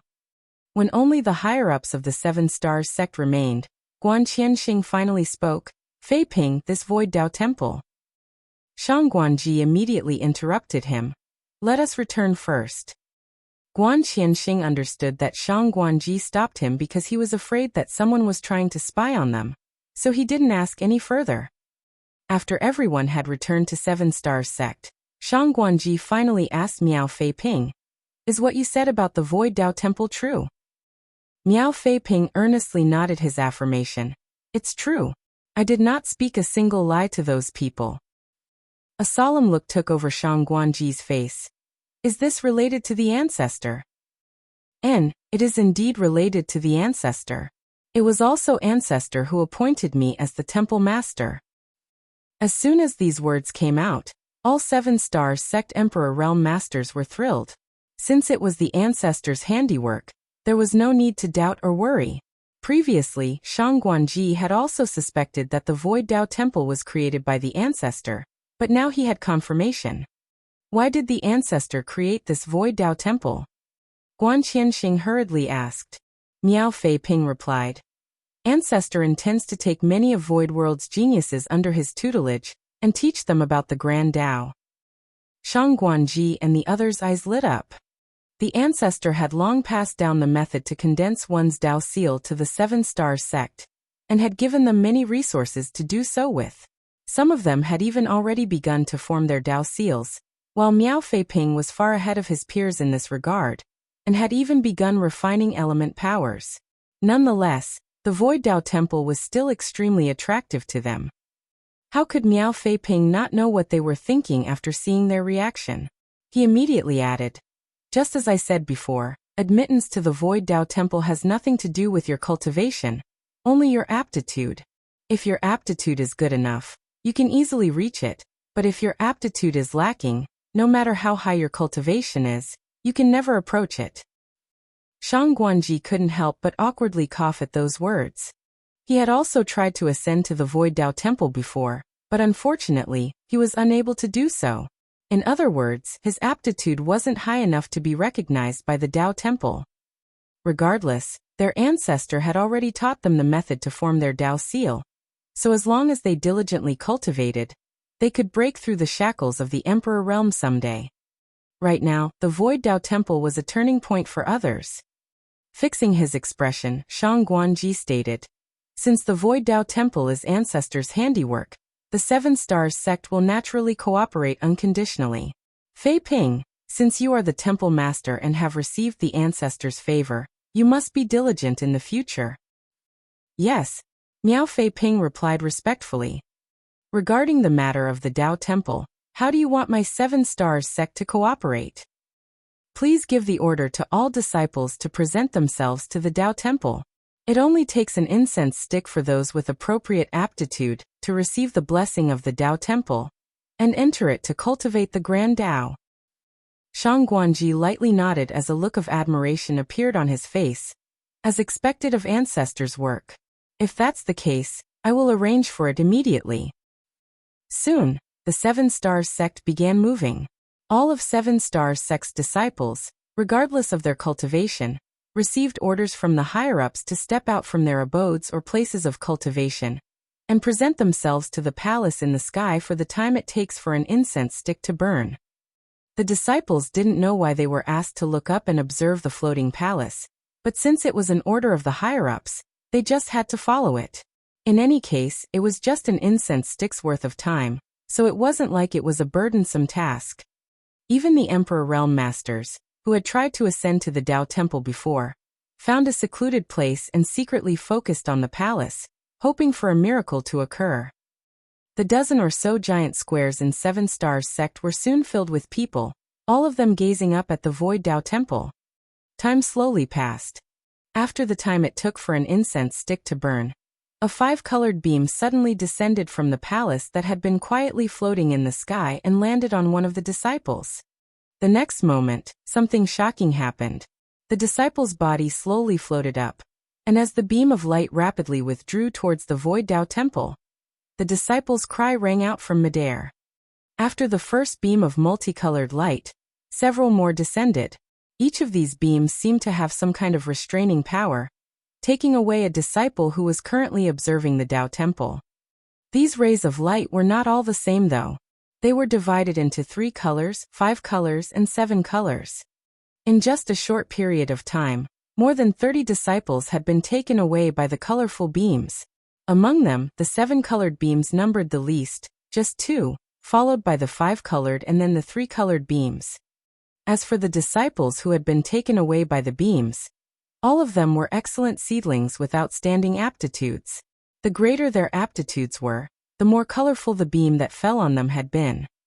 The higher-ups of the 7-star sect could vaguely tell that these light beams were related to the aptitude of the disciples. The disciples who were taken away by the 7 colored beams obviously had the best aptitude, while the 3 colored beams represented lower levels of talent. The ancestors' means were truly marvelous. Everyone in Void World could clearly see the strange Void Dao Temple and the commotion in 7 Stars sect. The Emperor Realm Masters, who had just returned to their residences, were also stunned. They had no idea what 7 Stars sect was up to now. There were also some who were secretly anxious. Miao Feiping had said that the Void Dao Temple contained the 3,000 Grand Daos, the ultimate truth of the martial Dao, and the mysteries above the Emperor Realm. Naturally, they were also looking forward to it. However, the matter of the Void Dao Temple was too strange. Many people suspected that it was 7 Stars sect's ploy, so for now, they wanted to get a clear picture of the situation before deciding what to do. But now 7 Stars sect had already started moving. If Miao Feiping had told the truth, and the Void Dao Temple was really bestowed by the world, and 7 Stars sect would gain an advantage by acting first. 7 Stars sect was already the most powerful sect, and now that they had entered the Void Dao Temple before all others, everyone was worried about who would be able to compete with them in the future. Chapter 5128, The Descent of Multicolored Beams. Southern Star Palace, one of the top sects of Void World. At this moment, all of the higher-ups present, including Palace Master Wu Dongxing, were looking up at the strange phenomenon occurring at the Void Dao Temple, watching the beams descending straight down on 7 Stars sect, each of them then bringing a 7 Stars sect disciple into the Dao Temple. This sight was clearly seen by all. They might have no idea what was going on, but it worried them. Since such a strange event had suddenly occurred in Void World, Southern Star Palace naturally wanted to find out if this Void Dao Temple really was the work of the 7 Stars sect or not. Originally, all of them had thought that this was the case, but now it seemed that it wasn't so. The phenomenon that appeared from the Void Dao Temple had far exceeded the scope of what Emperor Realm Masters could accomplish. Although the 7 Stars sect had many Emperor Realm Masters, they did not have such ability. Just as they were wondering what was happening, a beam of multicolored light suddenly descended from the Void Dao Temple, not towards the 7 Stars sect, but towards the Southern Star Palace. It was a 7-colored beam. Wu Dongxing immediately looked in the direction of the light beam, and saw a disciple wearing a Southern Star Palace uniform slowly rising into the sky towards the Void Dao Temple. The disciple's behavior could be considered quite calm, just curiously looking around with a confused expression. Who is that disciple? Wu Dongxing hurriedly asked. Southern Star Palace had many disciples, so it was practically impossible for the palace master to know all of them. Furthermore, this disciple's cultivation appeared to be extremely low, so he should have just entered the sect recently. It's Xue Fei. One of the higher-ups recognized this disciple. Wu Dongxing's expression changed. The genius disciple who joined just 3 years ago. He didn't know Xue Fei personally, but he had heard of him. Among the new batch of disciples 3 years ago, some of them had extremely outstanding aptitudes, and could be said to be the most outstanding since Southern Star Palace's founding. One of those supreme talents was Xue Fei. What's going on? How did Xue Fei get taken away by the beam of light from the Void Dao Temple? Wu Dongxing shouted without giving it another thought. Stop him. Naturally, the genius disciples of their own sect should remain with them. How could they let them be taken away by the Void Dao Temple? As soon as he issued the order, the Emperor Realm Masters rose into the air, trying to pull Xue Fei out of the beam. Be that as it may, they were unable to break through the light barrier no matter how hard they tried. All they could do was watch Xue Fei fly further away, until he disappeared into the Void Dao Temple. This was not the end of it though. Following Xue Fei, several more beams descended from the Void Dao Temple, taking away more disciples. Various elders identified all these disciples as outstanding geniuses. Their time in the sect was short, and their cultivation was not high. This was not just happening to Southern Star Palace. Similar things were happening to many disciples of various sects across all of Void World. Even some children who had never entered a sect or cultivated before had been taken in by the Void Dao Temple. Without exception, all of these people who had been taken away by the multicolored beams were extremely talented. After this, various sects couldn't sit still. Although the cultivation environment of Void World had been improving over the past few years and good seedlings had been popping up every now and then, they still couldn't stand them being taken away by the Void Dao Temple. They still didn't understand what was going on, but they were certain that the Seven Stars sect must have some idea about it. After all, Miao Feiping had publicly admitted that he was the first temple master of the Void Dao Temple, and the beams had first started descending on the Seven Stars sect. Very soon, the higher-ups of the various sects rushed to the Seven Stars sect to gather intelligence. In the end, when they learned the truth that all the geniuses in the world had actually been taken by the Void Dao Temple, they were all filled with resentment. While the higher-ups of various sects gathered at Seven Stars sect, the Void Dao Temple's recruitment never stopped. From time to time, multicolored beams of light would descend and pick up a talented person from somewhere. In less than a dozen days, all the top young talents in the entire Void World had been taken away by the beams descending from the Void Dao Temple. All the disciples who had been taken away had one common attribute, and that was that their cultivation wasn't high while their aptitudes were all extraordinary. At the same time, some Emperor Realm Masters of the top sects had also suddenly obtained a connection with the Void Dao Temple, and were chosen to serve as deacons.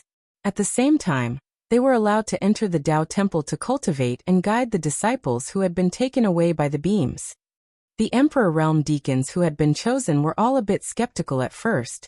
After all, it was all too bizarre and difficult to understand. No one had told them about it in person. They just somehow felt the mysterious connection to the Void Dao Temple all of a sudden, as if there was an additional mark on their bodies, allowing them to become deacons.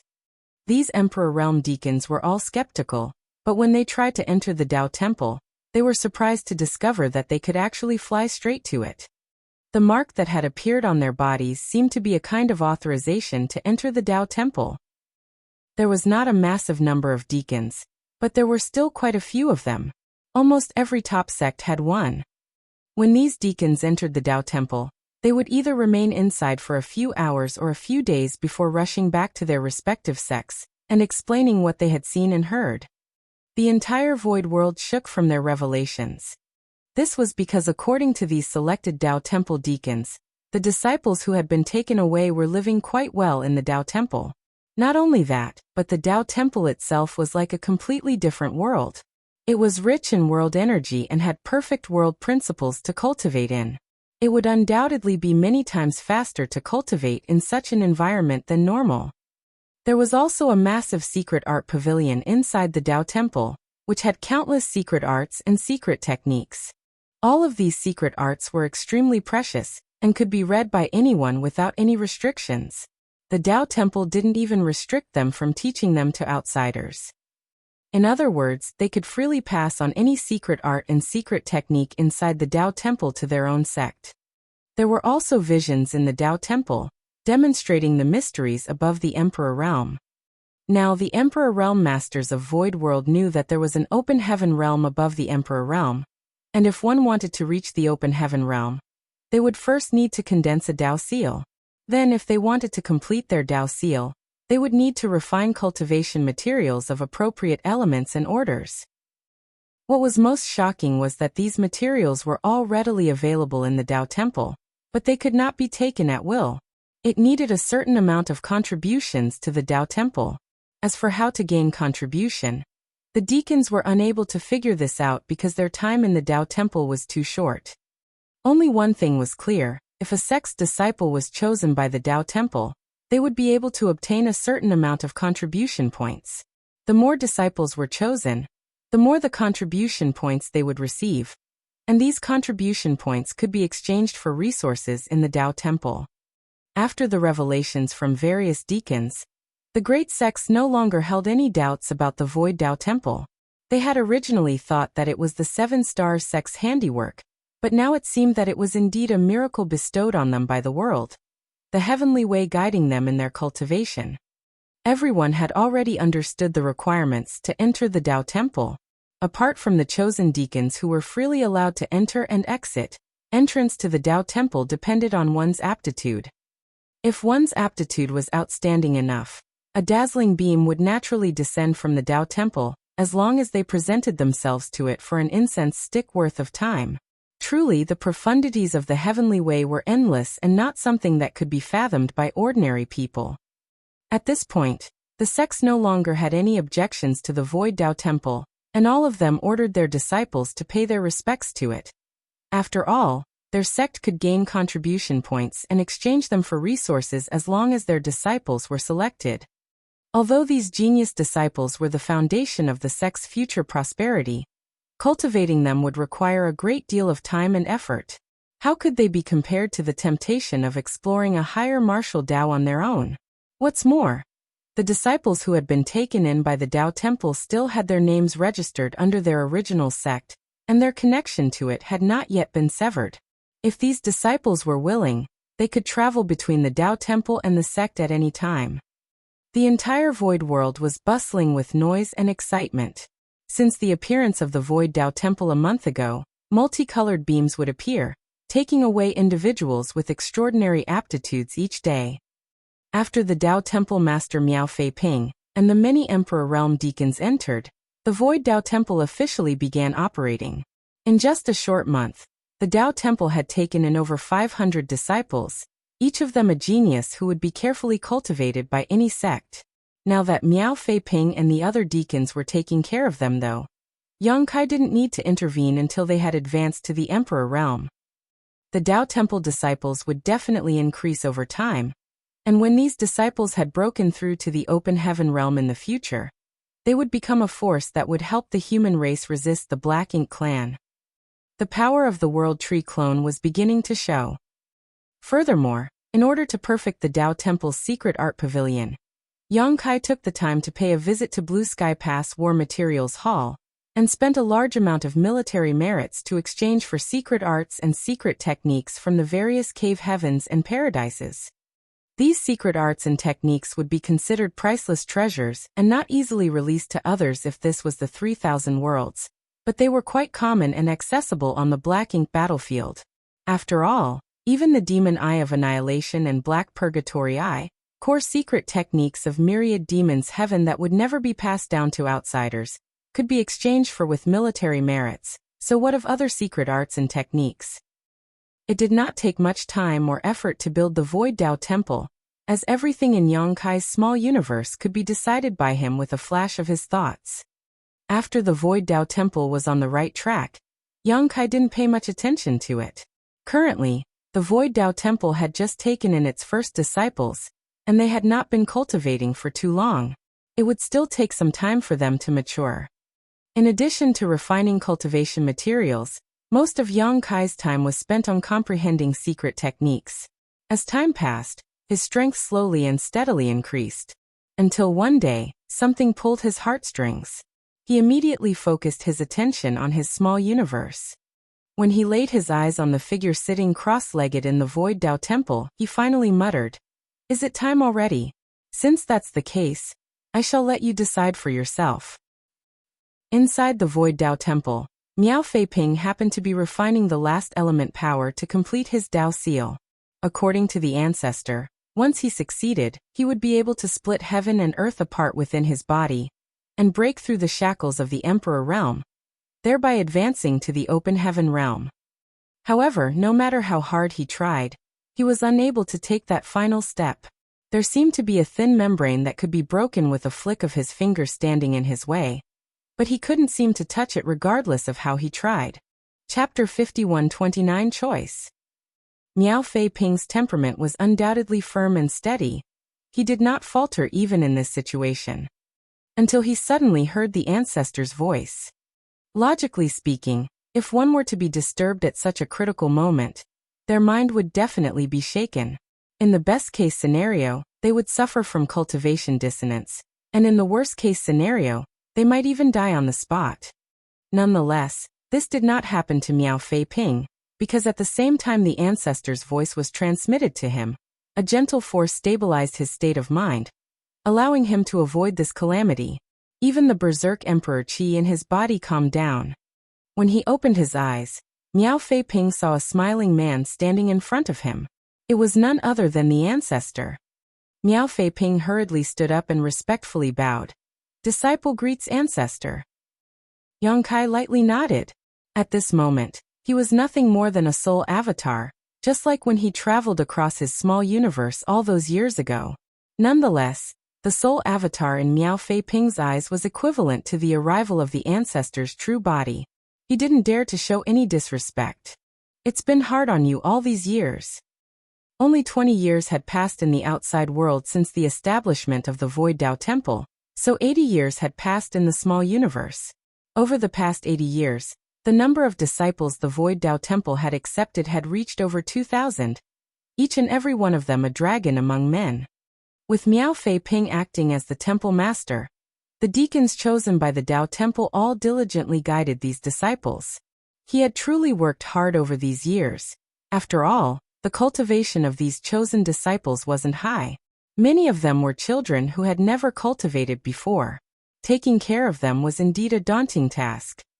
There were many benefits to managing various affairs of the Dao Temple, the most direct of which was that one could obtain a fixed amount of contribution points every month, and these contribution points could be exchanged for cultivation resources in the Dao Temple, but the downside was that it delayed one's cultivation.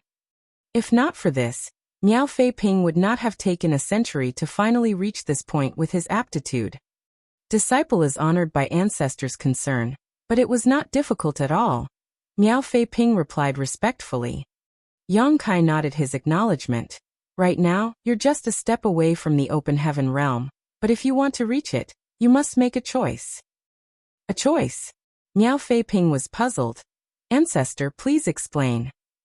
Yang Kai continued. With your aptitude and current foundation, it may be a bit risky to break through to the sixth order, but the risks aren't that great. Do you know why you still haven't been able to break through even after being in a retreat for so long? Miao Fei Ping shook his head. Perhaps this disciple is slow-witted. Perhaps I will not be able to comprehend the fleeting opportunity to break through even if I put in all my effort. But ancestor can rest assured. This disciple will definitely redouble his efforts in cultivating, so as not to disappoint you. Yang Kai chuckled.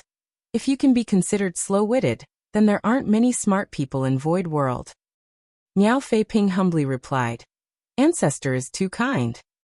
The reason you can't break through is not because your comprehension or aptitude is lacking, but because of the environment. As long as you remain in Void World, you will never be able to break through the shackles of the Emperor Realm and advance to the Open Heaven Realm. Why is that? Miao Fei Ping looked confused. Yang Kai replied, looking at him with a smile. Because Void World is my small universe. Miao Fei Ping was rooted to the spot, stunned. Yang Kai continued, when Emperor Realm cultivators condense their Dao seals and gather the powers of Yin, Yang, and 5 elements, they will be able to form a small universe world inside their body, thus advancing to the Open Heaven Realm. The Open Heaven Realm is divided into 9 orders. 1st to 3rd order is the low rank, 4th to 6th order is the mid rank, 7th order and above is high rank. Low rank and mid rank Open Heaven Realm Masters' small universes are immaterial and illusory, while high rank Open Heaven Realm Masters' small universes are solid and tangible, just like this Void World. Every Open Heaven Realm cultivator has their own small universe, and the world force of that small universe is the foundation of the Open Heaven Realm strength. Even if 2 people cultivate the same secret art and comprehend the same grand Dao, after they reach the Open Heaven Realm, the world force in their small universes will naturally be different. This kind of difference is unique to every Open Heaven Realm Master. Other Open Heaven Realm Masters might be able to refine it for their own use to increase their strength, but if the difference is too great, it will instead become impurities that destroy their foundation. If you broke through to the Open Heaven Realm inside my small universe, the world force you unconsciously release at the moment of ascension will contaminate my foundation and affect my cultivation, so I cannot allow you to break through in Void World. This can be considered a restriction of the entire Void World. Do you understand? It was not that hard for Miao Fei Ping to understand, but after learning that the world he had been living in was actually the ancestor's small universe, he was still shocked and couldn't recover for a long time. If you want to enter the Open Heaven Realm, the only option is to leave my small universe and enter the vast outer universe. Yang Kai's eyes became solemn. However, the environment I am in right now is not safe. If you leave Void World, your life will constantly be at risk, and you will have to fight against powerful enemies. Even with my strength, I may not be able to protect you. Miao Fei Ping muttered. Is this the choice ancestor spoke of? Yang Kai nodded his affirmation. That's right, whether to remain in Void World as an Emperor Realm Master, or take the risk and leave Void World to achieve the Open Heaven Realm is up to you. In the face of such a sudden choice, even an Emperor Realm Master like Miao Fei Ping was a little hesitant. Yang Kai observed his expression and lightly nodded. You can take your time and inform me after you have made a decision.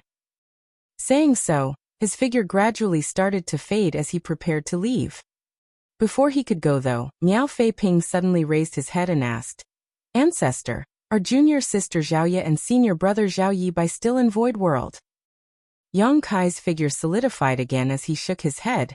They left long ago. Miao Fei Ping let out a long sigh.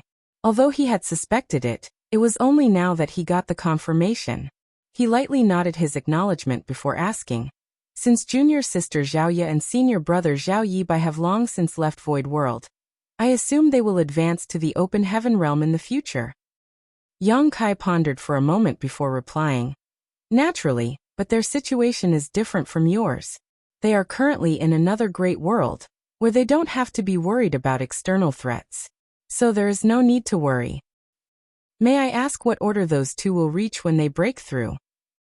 If everything goes according to plan, they should reach the 7th order. 7th order. Miao Fei Ping chuckled. As expected of those two, but the difference between the 6th and 7th order is only one order. The difference isn't too great. Saying so, Miao Fei Ping cupped his fist and declared his choice. This disciple wishes to advance to the Open Heaven Realm. I ask Ancestor to help. Yang Kai looked at him, slightly narrowing his eyes. Have you thought your decision through? Don't try to compete with others, only follow your heart. Miao Fei Ping declared, shaking his head. It is not about comparing myself with those two. It's just that we cultivators have cultivated for our entire lives, taking one step at a time. Also we may stand at the peak and see the extraordinary scenery from above. If we are going to stop halfway, why should we cultivate at all? Since I'm presented with such an opportunity today, this disciple does not want to miss it. Not to mention, Ancestor is fighting powerful enemies, and while this disciple might not be talented, he is willing to assist Ancestor in battle. Yang Kai happily nodded. Your heart is righteous indeed. Since that is the case, I shall grant your wish. Miao Fei Ping once again cupped his fist in gratitude. Many thanks, Ancestor. But after this disciple leaves, who will manage Void Dao Temple? Please make a decision. Yang Kai asked. Who do you recommend? Miao Fei Ping pondered for a moment. Deacon Tang Wen is steady and virtuous. He is also fair in his conduct. He is a 3rd Order Emperor Realm Master, so his cultivation is enough to convince the others. After this disciple leaves, I believe he will be the appropriate choice to assume the position of Temple Master. Tang Wen. Yang Kai meaningfully looked at him. He's not from 7 Stars sect, he seems to be from Stalwart Pavilion, right? Miao Fei Ping justified. This disciple believes that the Ancestor created the Void Dao Temple to select talents from all over the world, presumably to fight against a powerful enemy that this disciple doesn't know about. Since that is the case, this disciple doesn't dare to have any selfish motives. 7 Stars sect has been rapidly developing these past few years, and has already become the #1 sect in Void World. If another elder from the 7 Stars sect were to take over the position of Temple Master, I'm afraid that he would become too arrogant and dishonor Ancestor's original intention to create the Dao Temple. Yang Kai agreed with a smile. You're wise. Since that's the case, Tang Wen will take over the Void Dao Temple. He pondered for a moment before continuing. Let's put on a show before you leave. A show. Miao Fei Ping was puzzled. Half a day later, Miao Fei Ping summoned all of the Void Dao Temple deacons, and announced that he would be advancing soon, and that he would like to take care of Void Dao Temple's affairs before entering retreat. The deacons were both shocked and envious. After working in the Dao Temple, They naturally had a better understanding of the open heaven realm than others. Everyone had been working towards this goal all these years, but the fastest among them had only refined 3 materials and was still far from breaking through. When they suddenly heard Temple Master Miao Fei Ping say that he was about to break through, they were naturally extremely envious. Although they were envious, they still congratulated him. After making some arrangements, Miao Fei Ping made a trip back to the 7 Stars sect to inform the sect master Shang Guanji and the elders that he was about to enter retreat to break through. Soon, all of the Emperor Realm Masters in Void World knew that Miao Fei Ping was about to break the Emperor Realm shackles. The Emperor Realm Masters were naturally looking forward to it. It had to be known that this was the first time in the entire history of Void World that someone was about to rise above the Emperor Realm. Whether he succeeded or failed would affect the future development of the entire world's martial Dao, so it naturally garnered a lot of attention. Furthermore, personally witnessing this breakthrough would be greatly beneficial to them in the future. Miao Fei Ping soon went into the retreat. All the top sects were constantly trying to find out whether Miao Fei Ping had succeeded or failed in his retreat, but none of the deacons knew, because after Miao Fei Ping went into seclusion, they had received no word from him. No one even knew if he was alive or dead. On a certain day after about a month, Void World suddenly shook as dazzling multicolored lights filled the sky and a powerful aura suddenly overflowed from the Void Dao Temple. This aura clearly surpassed the Emperor Realm. The higher-ups of the various great sects were beside themselves and immediately turned their eyes towards the Void Dao Temple. Under everyone's gaze, a figure suddenly stepped out from the Void Dao Temple. It was none other than the first Temple Master, Miao Fei Ping. But at this moment, Miao Fei Ping was surrounded by a dazzling glow, making him look like a deity descending from the heavens. The aura emanating from his body made all the emperors yearn to achieve the same. Chapter 5130, Miao Fei Ping advances to the open heaven realm. Thunderous rumbles shook the world. Wind blew fierce as the sun and moon dimmed. Many weaker cultivators who didn't know what was happening couldn't help but bow their heads and pray to the heavens when they saw this. Miao Fei Ping's aura surged as the might of his grand Dao filled the air. He then looked down and started speaking. His voice shook the world. After my breakthrough to the open heaven realm, this world will no longer be able to accommodate me. After my departure, the Void Dao Temple will choose a person to serve as the Temple Master. My fellow brothers and sisters, please assist them. Saying so, he turned his head towards 7 Stars sect and nodded slightly before taking a step forward. When his feet landed, space shattered like a mirror. Everyone who saw this scene was shocked. After a long time, the shattered void gradually returned to its usual state, but when they looked again, Miao Fei Ping was nowhere to be seen. He had disappeared without a trace. The entire world was devoid of his aura. He had shattered the void and left this world. Many of the Emperor Realm Masters' hearts skipped a beat. Judging by what Miao Fei Ping had said, he had already broken through to the open heaven realm. Void World was unable to contain him after breaking through to the open heaven realm. So he had no choice but to shatter the void and leave. Although they didn't know where he would go after leaving this world, it was obvious he had gone to a place with a higher martial Dao. This was the first person to break the shackles of the Emperor Realm and break free from the barriers of the world, causing a sensation that shook Void World, and which would not be forgotten for hundreds of years. At this moment, in addition to the shock brought about by Miao Fei Ping's shattering the void, the various sects and deacons were also concerned about something else. It was who was going to be the next Temple Master. The Void Dao Temple had only been founded 100 years ago, but all of the disciples it had taken in these past 100 years were extremely talented. In just a short time, these people had achieved many things that ordinary cultivators would never be able to achieve in their lifetime. One could imagine how these disciples would become the cornerstones of the entire Void World in the future. They might even advance to the open heaven realm, shatter the void and leave just like Miao Fei Ping. Who would not want to have such a powerful force in their hands?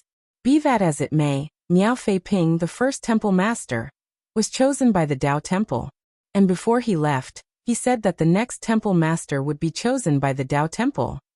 Who would be appointed as the next Temple Master? Many sect masters were already thinking about how to contribute, so that their elders or deacons could become the next temple master. Nonetheless, their various plans and schemes were destined to be futile. As soon as Miao Fei Ping left, a beam of light descended from the Dao temple towards one of the deacons. At the same time, all the deacons received a message. The second temple master is Tang Wen. Tang Wen himself hadn't expected that the position of the temple master would fall upon his head, so he couldn't help but be stunned for a moment. It wasn't until the various deacons all paid their respects to him that he reacted. Just as Miao Fei Ping had stated, Tang Wen was steady and virtuous, so even though he had obtained the position of temple master, his conduct was still the same as before. He quickly raised his hand and addressed everyone. "Fellow deacons, please don't think that things will change after this. Treat me like before. There is no need to be so polite. I hope everyone can help me in the future. This Tang will manage the Void Dao Temple together with all of you, and will not let down the world, nor Temple Master Miao." Much to Seven Stars Sect's disappointment, the second Temple Master position had actually fallen on Tang Wen. Nonetheless, they felt much more at ease after thinking about the various cultivation resources that the ancestor had bestowed upon them over the years. They believed that the ancestor must have had his own reasons for doing something like this. There would be no Seven Stars Sect today without the ancestor after all. So although they were disappointed, they didn't complain and instead worked even harder to cooperate with the Void Dao Temple. The matter of the Void Dao Temple had come to an end. Miao Fei Ping's breakthrough to the open heaven realm, and his act of shattering the void had been a sensation throughout the world, causing the Emperor Realm Masters to cultivate even more diligently. Everyone yearned to break through to the open heaven realm as soon as possible. At the same time, on a universe fragment outside Blue Sky Pass, Miao Fei Ping was advancing to the open heaven realm. When the Emperor Realm Masters of Void World witnessed him shatter the void and leave, they all thought he had broken through to the open heaven realm, but in reality, he was just following Yang Kai's script.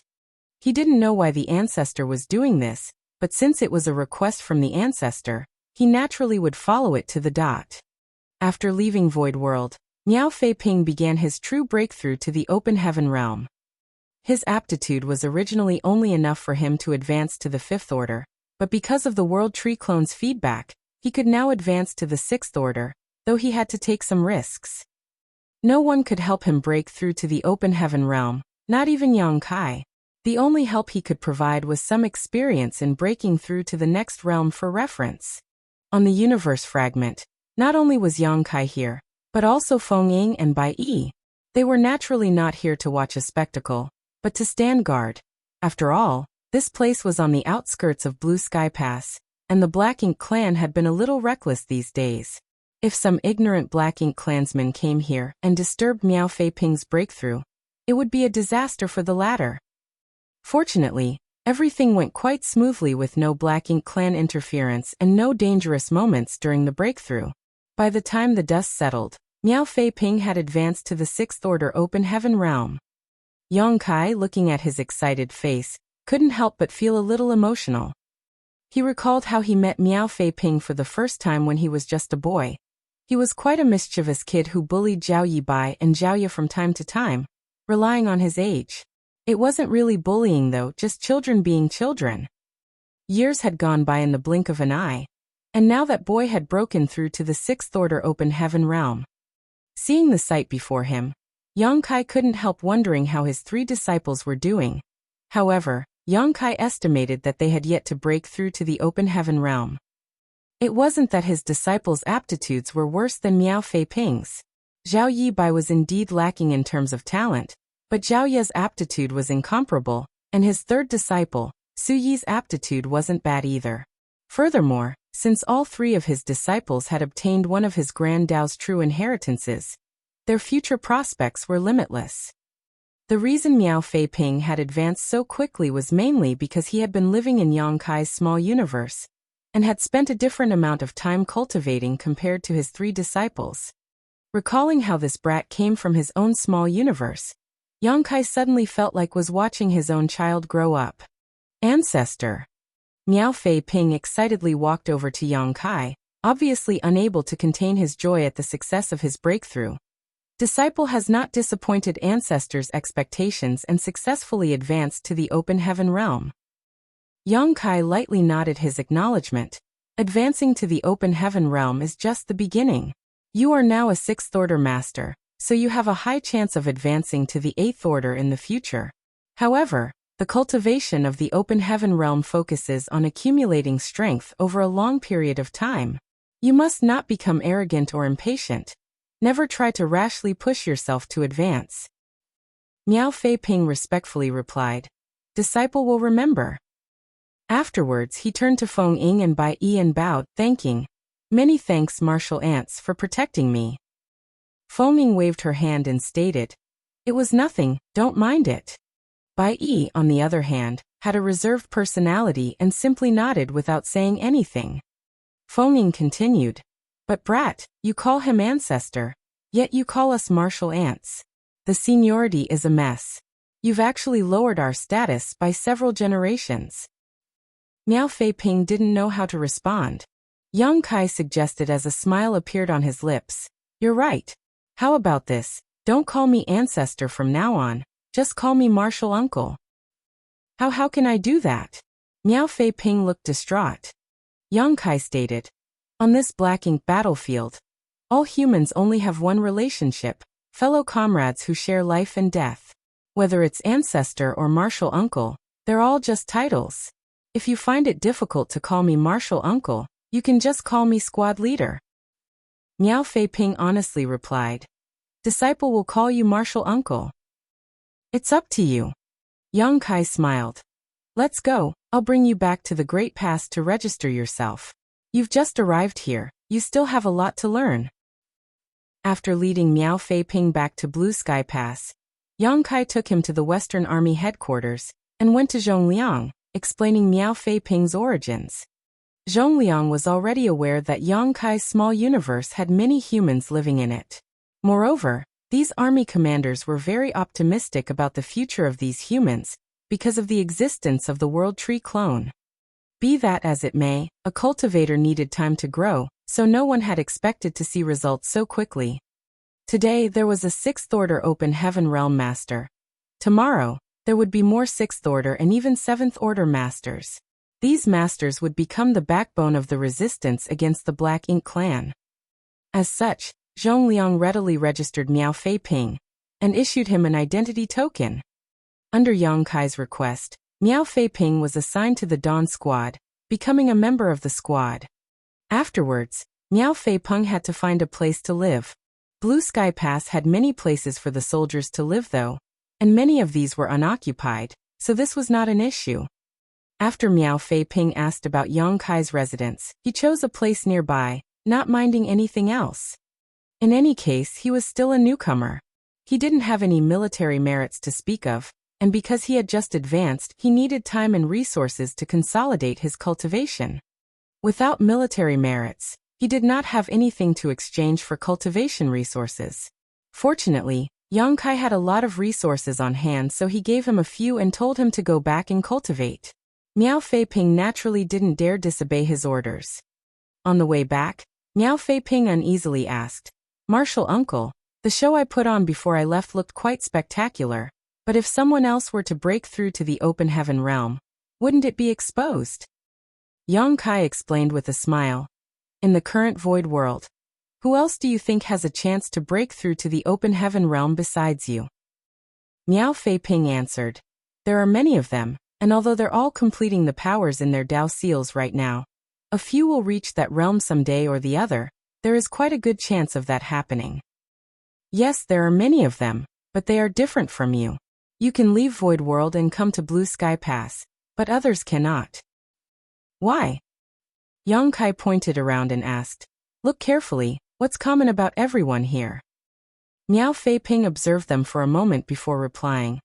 All of them are 5th order masters and above. Even 5th order masters are rare. Basically all of them are 6th order and above. That's right, basically everyone here is a 6th order master or higher because this is the Black Ink battlefield where we are fighting against the Black Ink clan. If their order is too low, they won't be of much help here. In fact, Even the fifth-order masters you're seeing are only in that realm because their cultivations regressed from the sixth order. Miao Fei Ping pondered for a moment before asking, "Does martial uncle mean that those who cannot break through directly to the sixth order open heaven realm are not qualified to come here?" "Precisely." Disciple understands.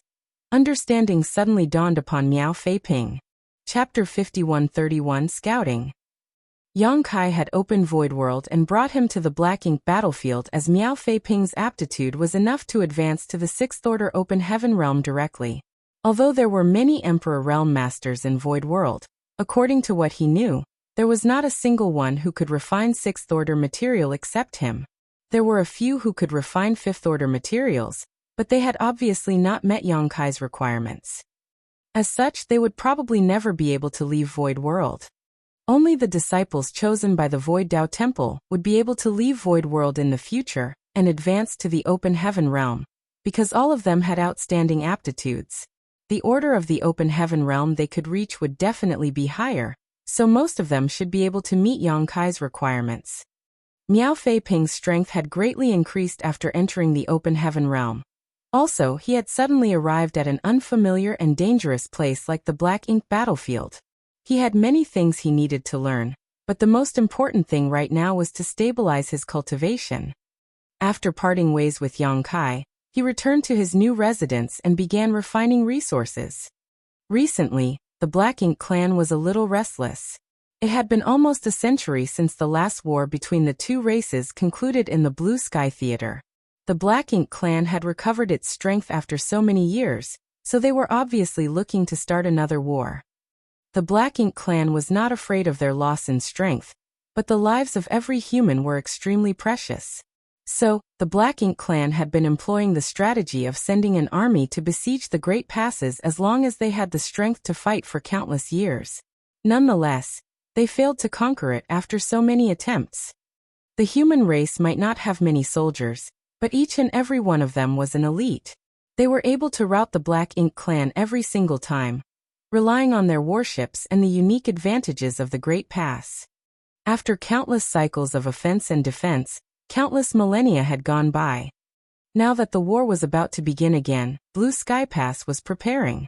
Blue Sky Pass was bustling with the activities of the Open Heaven Realm Masters. All those who were in retreat all year round were undoubtedly preparing for war.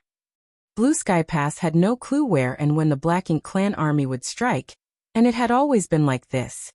Mostly, the initiative of the war was in the hands of the Black Ink clan while the human race could only passively defend. Of course, there were times when the humans also attacked. For instance, the soldiers of Blue Sky Pass attacked the Black Ink clan's territory last time under the leadership of their old ancestor, which resulted in the Black Ink clan's retaliation, and a war breaking out. If it weren't for that war, Yang Kai wouldn't have been able to escape the Black Ink clan so easily and arrive at Blue Sky Pass. Another example was the recent battle at Yinyang Pass, where the humans were the first to attack, but that was mainly to coordinate with Yang Kai's actions. Most of the time, the human race's situation was quite passive. Although they were forced into a passive position, Blue Sky Pass was still trying to gain the upper hand. At the very least, they needed to understand the timing and direction of the Black Ink clan's attack. One squad after another was sent out to serve as scouts to investigate the movements of the Black Ink clan army and obtain intelligence on them. In the past, Blue Sky Pass had also taken similar measures, but the scope of the scouting party's movements were limited because they didn't have the universe arrays as a safeguard. By the time they discovered something, the Black Ink clan army would usually only be a day or two away from Blue Sky Pass. If the scouts were slow, they would be at risk of being wiped out. But now things were different, owing to the existence of the universe arrays. The scouts were able to move more freely, and their safety was guaranteed. The effective range of the universe array became the range of the scouts' movements. This way, they would be able to predict the enemy's movements and make early preparations. As a special operations squad, Dawn had many members and elites, so it was naturally the most suitable for such a mission. A year after Miao Fei Ping broke through to the open heaven realm, he received Yang Kai's summon and promptly came out to report. The over 30 members of Dawn's squad were assembled together. Out of these, 6 were 7th Order Open Heaven Realm Masters, including Yang Kai, Feng Ying, and Bai Yi. Such a lineup was exemplary, even considering the entire Black Ink battlefield. Under everyone's attention, Yang Kai spoke. It's been almost a century since the last war. The Black Ink clan is making a comeback. Dawn has received orders from the army commander to temporarily act as a scout and keep an eye on the Black Ink clan's movements. We won't engage the Black Ink clan army this time. We're only responsible for collecting intelligence. Nonetheless, the battlefield is full of dangers and uncertainty, so I hope everyone will remain vigilant.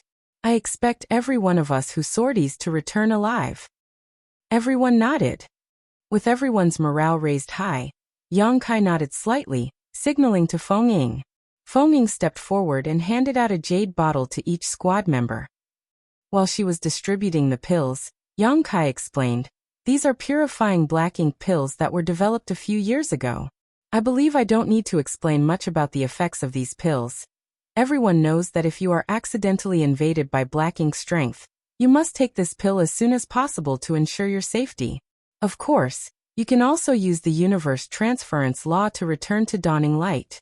The purifying light can also disperse black ink strength, but we can't always account for sudden accidents. If you are unable to activate the universe transference law in time and become invaded by black ink strength, this purifying black ink pill can be used to save your life. Although the materials to refine purifying black ink pills aren't particularly rare, there aren't many alchemists inside the pass who can refine this pill, so the supply is limited. Each of you will receive 2 pills, and each one of them is extremely rare and precious." While Yang Kai was explaining, many members were examining the jade bottles in their hands. They had naturally heard of the purifying black ink pill before. When it was first developed, it had caused quite a stir in Blue Sky Pass. The corruption of black ink strength had always been a thorn in the human race's side that could never be removed before Yang Kai came to Blue Sky Pass. Yang Kai's appearance had brought the purifying light that could dispel black ink strength, which had played a huge role in the last war against the Black Ink clan, greatly reducing the human race's casualties. Be that as it may, the purifying light was sealed inside the purifying black ink battleships, so it was necessary to use the universe transference law to return to the purifying black ink battleships to be treated. Because of the importance of the purifying black ink battleships, they were usually placed inside the pass or in the rear of the battlefield. As such, once one used the universe transference law to return to a purifying black ink battleship, they would need to travel a great distance to return to the battlefield. Furthermore, when they used the universe transference law, they couldn't be disturbed for several breaths. But the purifying black ink pill was different. They could take the pill even if they were locked in battle against a black ink clansman. Thus, they would not need to disengage and find a safe spot or rush back to the battlefield after they were treated. It could be said that the purifying black ink pill and purifying light both had their own pros and cons. With the combination of both though, the problem of the black ink strength corruption had been almost completely solved, allowing the humans to relax and fight against the Black Ink clan without restraint. After ensuring that every member of the squad was given their purifying black ink pills, Yang Kai raised his hand and ordered, "Move out." Ordering so, he took the lead and flew out, closely followed by the rest. When Yang Kai led his squad to the west gate of Blue Sky Pass, hundreds of other Open Heaven Realm Masters were already gathered here in groups of 10 or so. Clearly, all of them were members of squads. Seeing Yang Kai's arrival, many people came up to greet him. These people had either received Yang Kai's life-saving grace or had heard of him. Yang Kai naturally responded and greeted them one by one. There were also some arrogant fellows who nitpicked at them from afar, but none of them came forward. The main reason was that Dawn's squad was too eye-catching. Compared to the dozen or so members of their squad, Dawn had over 30 people, 6 of whom were 7th Order Masters. Other squads only had 3 7th Order Masters at most. Dawn's squad's lineup made many squad leaders drool. A moment later, a figure descended from the sky. It was none other than the Western Army commander, Zhong Liang. Zhong Liang's dignified gaze swept over them before he spoke. The mission this time is to gather intelligence. If you are outnumbered or think you can't defeat the enemy, avoid engaging the Black Ink clan. Suddenly, one of the squad leaders grinned and asked, "What if we can?" Zhong Liang glared at him, obviously blaming him for speaking out of turn, but he still responded, "If you can wipe them out, you should naturally thrash those bastards." Everyone immediately burst into laughter, dispelling the tense atmosphere before the expedition. Zhong Liang continued, "The Black Ink clan also has scouts, so be careful and avoid them. If you find any traces of the Black Ink clan army, report back immediately." After he was finished speaking, he raised his hand and shouted, "Open the gates." At the West Gate Spirit Array barrier, the array masters changed their hand seals and opened a gap. A solemn expression took over Zhong Liang's face as he cupped his fist and shouted, "This Zhong wishes all of you a prosperous martial Dao and a triumphant return."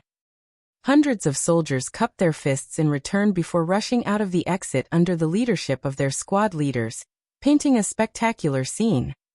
Outside the pass, the squad leaders summoned their warships one after another before their respective squads boarded them.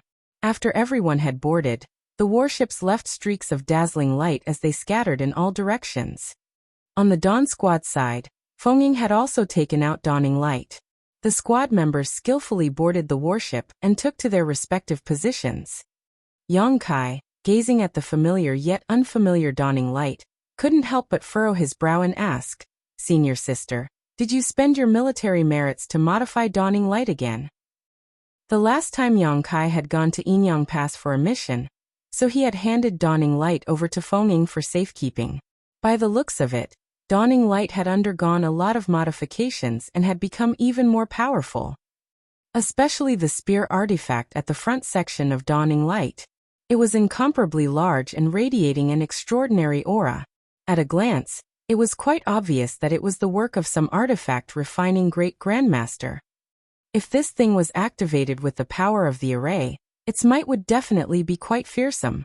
It could even pose a threat to a Black Ink clan territory lord.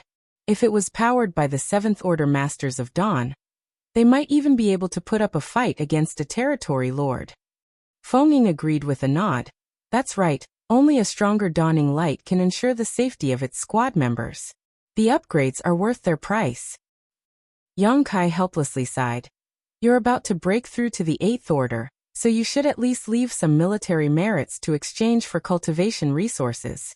I also heard that you could use the military merits to exchange for some pointers and insights from the 8th Order Division commanders. Senior sister, you should be a little more selfish. Fengying smiled and waved her hand. I've made my preparations already. You don't need to worry about me breaking through to the 8th Order. Besides, the military merits spent on modifying Dawning Light were yours. In any case, you have a lot of military merits. Yang Kai rolled his eyes at her as he laughed. Fine, fine. After the two boarded the ship, the Open Heaven Realm Masters responsible for controlling Dawning Light poured their energy into the spirit array. The next moment, the warship shot out into the void, leaving behind a dazzling streak of light. Chapter 5132, Venturing into the Depths. Dawning Light eventually stopped in their designated area. This place was already quite far from Blue Sky Pass, and even a 7th Order Master like Yang Kai would take about 10 days to return if he flew alone. This place was basically the limit of Blue Sky Pass's universe array's range. This distance was extremely suitable for scouting.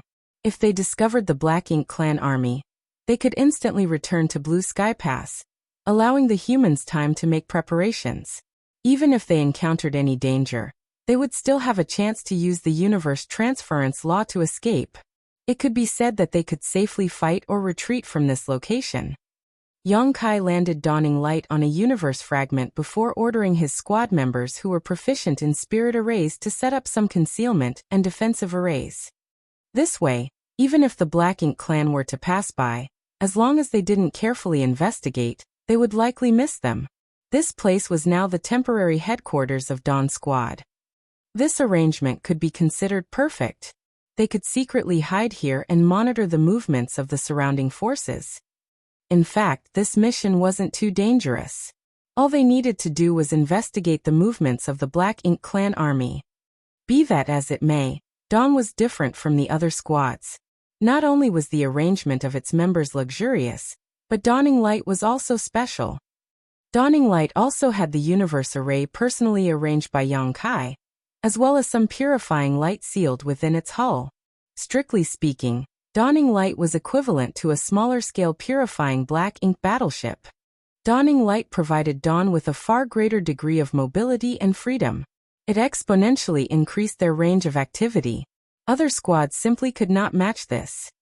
After completing some basic arrangements, Yang Kai handed down a series of orders, having the 7th Order Masters in the squad lead 2 or 3 6th Order members further in different directions. This way, if the Black Ink clan army were to mobilize in this region, they would be able to discover them sooner. No one had any objections, so the 7th Order Open Heaven Realm Masters each chose 2 or 3 aides and dispersed. Dawning Light's side still needed someone to stand guard, someone powerful, so Bai Yi was left in charge. With someone as strong as Bai Yi assuming command, along with the other Dawn squad members and Dawning Light itself, so long as they did not encounter a large number of powerful Black Ink clansmen, dealing with them would not be a problem. Yang Kai himself then led Miao Fei Ping, and ventured in a certain direction. As his main objective was scouting, Yang Kai didn't choose to just rush ahead as fast as he could. If he did that, he would just be painting a target on his back.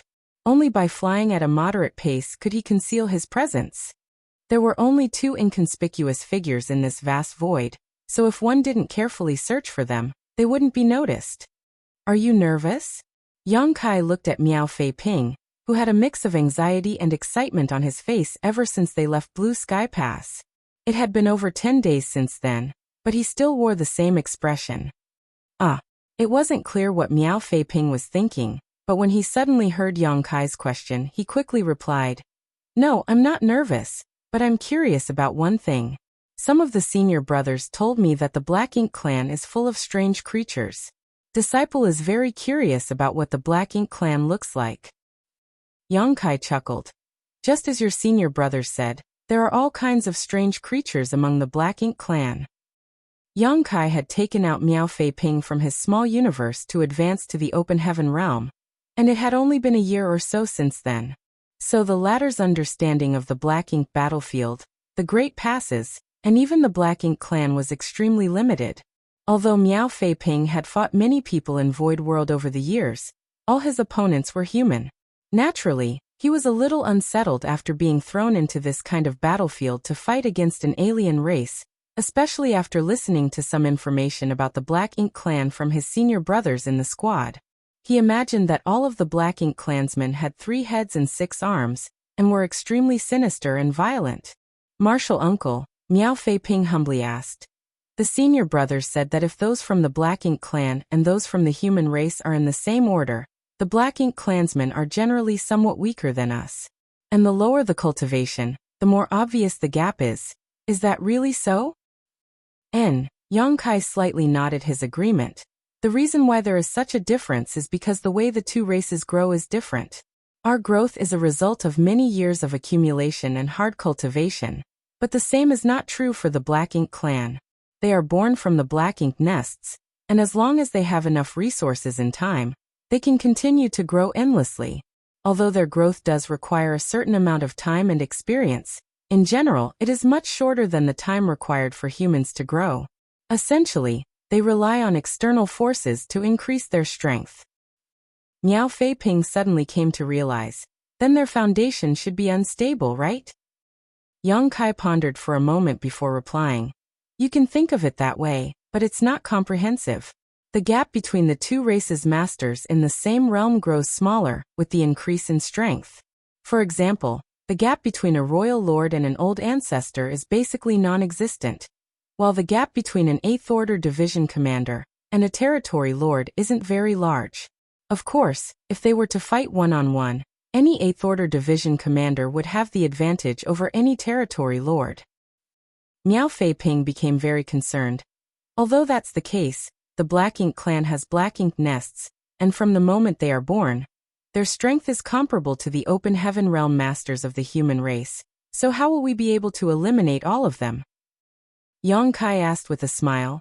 Who told you that the Black Ink clan members are as strong as Open Heaven Realm Masters since birth? Isn't that so? Miao Fei-ping was greatly surprised. Yang Kai shook his head in response. Of course not. He had more say in this matter than anyone else. After all, no one had spent as much time among the upper echelons of the Black Ink clan, or had a deeper understanding of the Black Ink nest than him. The Black Ink clansmen we encounter on the battlefield are at least low-rank Black Ink clansmen. They are equivalent to our low-rank Open Heaven Realm Masters, and are basically used as cannon fodder by the Black Ink clan. Every time the Black Ink clan army goes out, low-rank clansmen make up the majority of their forces on the battlefield. Any human master can easily wipe out a large number of low-rank Black Ink clansmen with a single move. But after the deaths of these low-rank Black Ink clansmen, the Black Ink strength in their body will disperse and condense into Black Ink clouds, which create an advantageous battlefield for the Black Ink clan. In contrast, humans are quite cautious of Black Ink strength and Black Ink clouds. Even so, we have no choice but to kill these low-rank Black Ink clansmen. When the two races fight, they will take the vanguard and charge at us, so if we don't kill them, they will charge into our formations. So their cannon fodder tactic is extremely effective. Miao Fei-ping lightly nodded and listened attentively. The high-rank Black Ink clansmen are stronger than the low-rank Black Ink clansmen, equivalent to our mid-rank Open Heaven Realm Masters. They can be considered as the backbone of the Black Ink clan's army. Although they might not be a majority, like the low-rank Black Ink clansmen, their numbers are definitely not small. They pose the biggest threat to the human race. Miao Fei-ping asked in surprise. Aren't the greatest threats to the human race the feudal lords and territory lords? Yang Kai nodded with his assumption before explaining. Feudal lords and territory lords are indeed powerful. But how many territory lords do you think there can be on a single battlefield? They are often the deciding factor in battle, so they do not act recklessly. As for feudal lords, there are many of them, at least more than seventh-order humans, but feudal lords cherish their lives dearly. It's not easy for them to become feudal lords, so none of them want to die. They may be brave and fierce in battle, but only if the wind is blowing in their favor. Once things turn south, they run faster than anyone else. So that's the case. Miao Fei-ping was absorbed in his thoughts. These are the ones that you can see on the battlefield, but the Black Ink clan actually has many lower-ranking clansmen who are known as Black Ink serfs. Black Ink serfs. Those who have just been born in the Black Ink nest and cannot even be classified as low-rank Black Ink clansmen are called Black Ink serfs. They are equivalent to the human cultivators before they reach the Open Heaven realm. These Black Ink serfs aren't of much use even on the battlefield, so they are never brought to war by the Black Ink clan. Basically all of them stay in the various territories of the Black Ink clan, and absorb ambient Black Ink strength to strengthen themselves. No human could surpass Yang Kai in terms of the understanding of the Black Ink clan. After all, no one had been able to disguise themselves as a Black Ink disciple and live in the Black Ink clan's territory for so many years. Even other Black Ink disciples who were saved later rarely knew much about the Black Ink clan, as during their time, they were treated as servants and slaves, never trying to gather intelligence for the human race. It seems that the growth of the Black Ink clan is not easy, Miao Fei-ping sighed. Why do you say so? Miao Fei-ping explained. Martial uncle, you see, the Black Ink clan must first be born from the Black Ink nests, becoming the weakest Black Ink serfs. And when they somehow grow into a low-rank Black Ink clansman, they are dragged to the battlefield to serve as cannon fodder. Perhaps they survive long enough to grow into a high-rank Black Ink clan after experiencing a few life-and-death situations. But even if they grow into a high-rank Black Ink clansman, if they are down on their luck, they might lose their lives on the battlefield at any moment. If they are lucky enough to survive many wars, they will finally have a chance to become a feudal lord. Yang Kai nodded his acknowledgement. That's right, but does that mean that our growth as humans is easy? Which Open Heaven Realm Master hasn't walked a thorny path and painstakingly cultivated before they could reach their current realm? Forget about others. You yourself have gone through much trouble to reach here, haven't you? Miao Fei-ping respectfully replied. Martial uncle is right. He then asked again. Martial uncle, where are we going? Yang Kai stated. Don't ask, just follow me. Miao Fei-ping obediently responded. With dawning light as a transit point, The Dawn Squad's range of activity was much larger than the other squads. It could be said to be twice as large or even more. Naturally, this made them even more suitable for scouting missions as they could venture deeper and obtain more information. Of course, Yang Kai also had another plan. Since Miao Fei Ping had just arrived here, he knew nothing about the Black Ink clan. So, Yang Kai wanted to find him a few suitable opponents to practice with, so that he wouldn't become flustered on the battlefield. Although Miao Fei Ping would not be directly engaging the Black Ink clan owing to his sixth-order cultivation, mostly remaining inside donning light to power spirit arrays to kill the enemy, it did not hurt having a few exchanges with the Black Ink clan, and understand their characteristics a little. On top of that, Miao Fei Ping had just advanced to the open heaven realm not long ago, so he needed to fight to properly consolidate his cultivation. It had been 100 years since the last war between the two races in the Blue Sky Theater, and the Black Ink clan had been showing signs of deploying troops recently. In light of this, it wouldn't be difficult to find a few Black Ink clansmen to practice on. The reason they hadn't met one before was because the scattered Black Ink clansmen didn't dare to casually approach the Great Pass. But now they were basically in the territory of the Black Ink clan, so it was natural to run into them. As expected, Yang Kai found a suitable target less than a day later. His powerful divine sense allowed him to detect the approach of the nearby Black Ink clansmen. There were several hundred of them, and their leader was a feudal lord. Chapter 5133 Practice. That's the Black Ink clan. Hiding on an inconspicuous asteroid, Miao Fei Ping's eyes widened as he stared at the group of Black Ink clansmen flying across the void before his eyes, thinking to himself, it's just as the senior brothers said, the Black Ink clan is filled with all kinds of strange creatures. He saw giant figures in the group of several hundred Black Ink clansmen, some of whom were humanoid, but most had parts that looked like they were from monster beasts. To his surprise, there were some Black Ink clansmen who looked exactly like a monster beast. However, no matter what form they took, the bodies of these Black Ink clansmen were all surging with Black Ink strength. The places they passed by were stained with Black Ink strength, as if they left spilling ink that could not be removed. Miao Fei Ping couldn't help but gulp as he turned to look at Yang Kai. There were quite a lot in this Black Ink clan team, so he didn't know how Yang Kai was planning on dealing with them. Was he going to attack them or wait and watch? Had Miao Fei Ping been alone, he probably wouldn't have been able to conceal his aura at this close a distance, and might have been discovered by the Black Ink clan. However, with Yang Kai by his side and with his help, his aura had been completely concealed. Furthermore, as there was a certain distance between them, the Black Ink clan didn't notice two pairs of eyes watching them from the shadows. This should be a feudal lord's private troops, Yang Kai whispered. From his observations, he could clearly tell that there were 4 or 5 feudal lords in this group of several hundred Black Ink clansmen, while the rest were high-rank and low-rank Black Ink clansmen.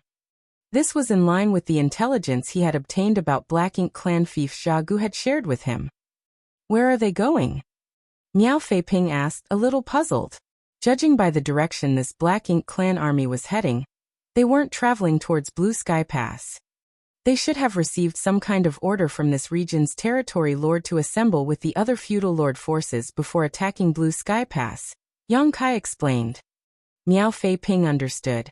Martial uncle, I heard from the senior brothers that each territory lord has dozens to a few hundred feudal lords under their command. Is that correct? This piece of information was brought back by Yang Kai and had long since spread throughout the various great passes, so it wasn't strange for Miao Fei Ping to have learned about it from the other members of Dawn Squad. Yang Kai affirmed, nodding, correct. Miao Fei Ping was slightly surprised. In that case, a territory lord can easily gather tens of thousands of troops during a battle.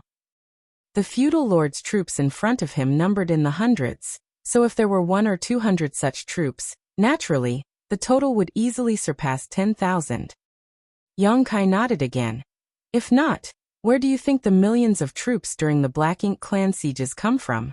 It comes from the gathering of all these feudal lord troops. Miao Fei Ping couldn't help but gasp in shock. How many soldiers were there in each of the great passes? Forget about the other great passes. Just Blue Sky Pass only had some 30,000 cultivators in total. It was probably the same for other great passes too, But the Black Ink clan had an army of at least 1 million strong in every theater. Although he knew that most of the Black Ink clan army was composed of cannon fodder made up of low-rank clansmen, the difference in numbers was still too great. For a time, Miao Fei-ping found it difficult to imagine just how the human race had managed to resist the Black Ink clan for so many years. If Yang Kai wanted to, he could have charged forward and killed this army of Black Ink clansmen, but as he had Miao Fei-ping accompanying him, it wasn't convenient for him to act. After all, he couldn't protect Miao Fei-ping in such an environment. As such, after watching the feudal lord's troops leave and noting their direction, Yang Kai gently patted Miao Fei-ping's shoulder. "Let's go." Miao Fei-ping quickly followed after him. Soon he discovered that Yang Kai was moving in the opposite direction of the feudal lord's troops. He was quite sharp and guessed where they were going. "Martial uncle, are we going to that feudal lord's fief?" Yang Kai looked at him in surprise. "Why do you think so?" Miao Fei-ping replied, "The feudal lord's troops came from this direction, so his territory must be in this direction. Since martial uncle hasn't changed directions, do you want to take advantage of his absence to storm the enemy's den?" Yang Kai stated meaningfully, "Not me, you." "Me." Miao Fei-ping was beside himself in shock. Yang Kai suddenly raised his head and grinned, looking towards a direction. "Just our luck, there are 2 Black Ink clansmen alone. Go practice with them first." Saying so, he reached out and grabbed Miao Fei-ping's collar before tossing him forward while he was unprepared. Miao Fei-ping let out a strange cry as he was instantly thrown far away. By the time he managed to stabilize himself, the 2 Black Ink clansmen in front of him were staring at him with shock and ferocity. "Human. 6th Order. Corrupt him." After a brief exchange, the 2 Black Ink clansmen attacked Miao Fei-ping from both sides. Miao Fei-ping's face went pale in fright, and he quickly summoned his long sword as he mobilized his strength, creating a sword curtain to ward off the attackers. As soon as they clashed, Miao Fei-ping fell into a disadvantageous position. He discovered that these 2 were high-rank Black Ink clansmen, and each of them was comparable to a 6th-order human master. Miao Fei-ping believed that he could easily take care of either of them in a one-on-one fight, but with both of them attacking him together, it would be difficult for him to handle. After all, he had just advanced to the 6th Order, and had only been an Emperor realm a year ago. As such, he wasn't very proficient in utilizing his open heaven realm strength yet. The 2 Black Ink clan masters didn't employ any tactics, they just kept bombarding him with secret techniques using their Black Ink strength, aiming to overwhelm him. What caused Miao Fei-ping even more pressure was that the Black Ink strength was actually invading his small universe, forcing him to divert some of his attention and strength to resist its corrosion.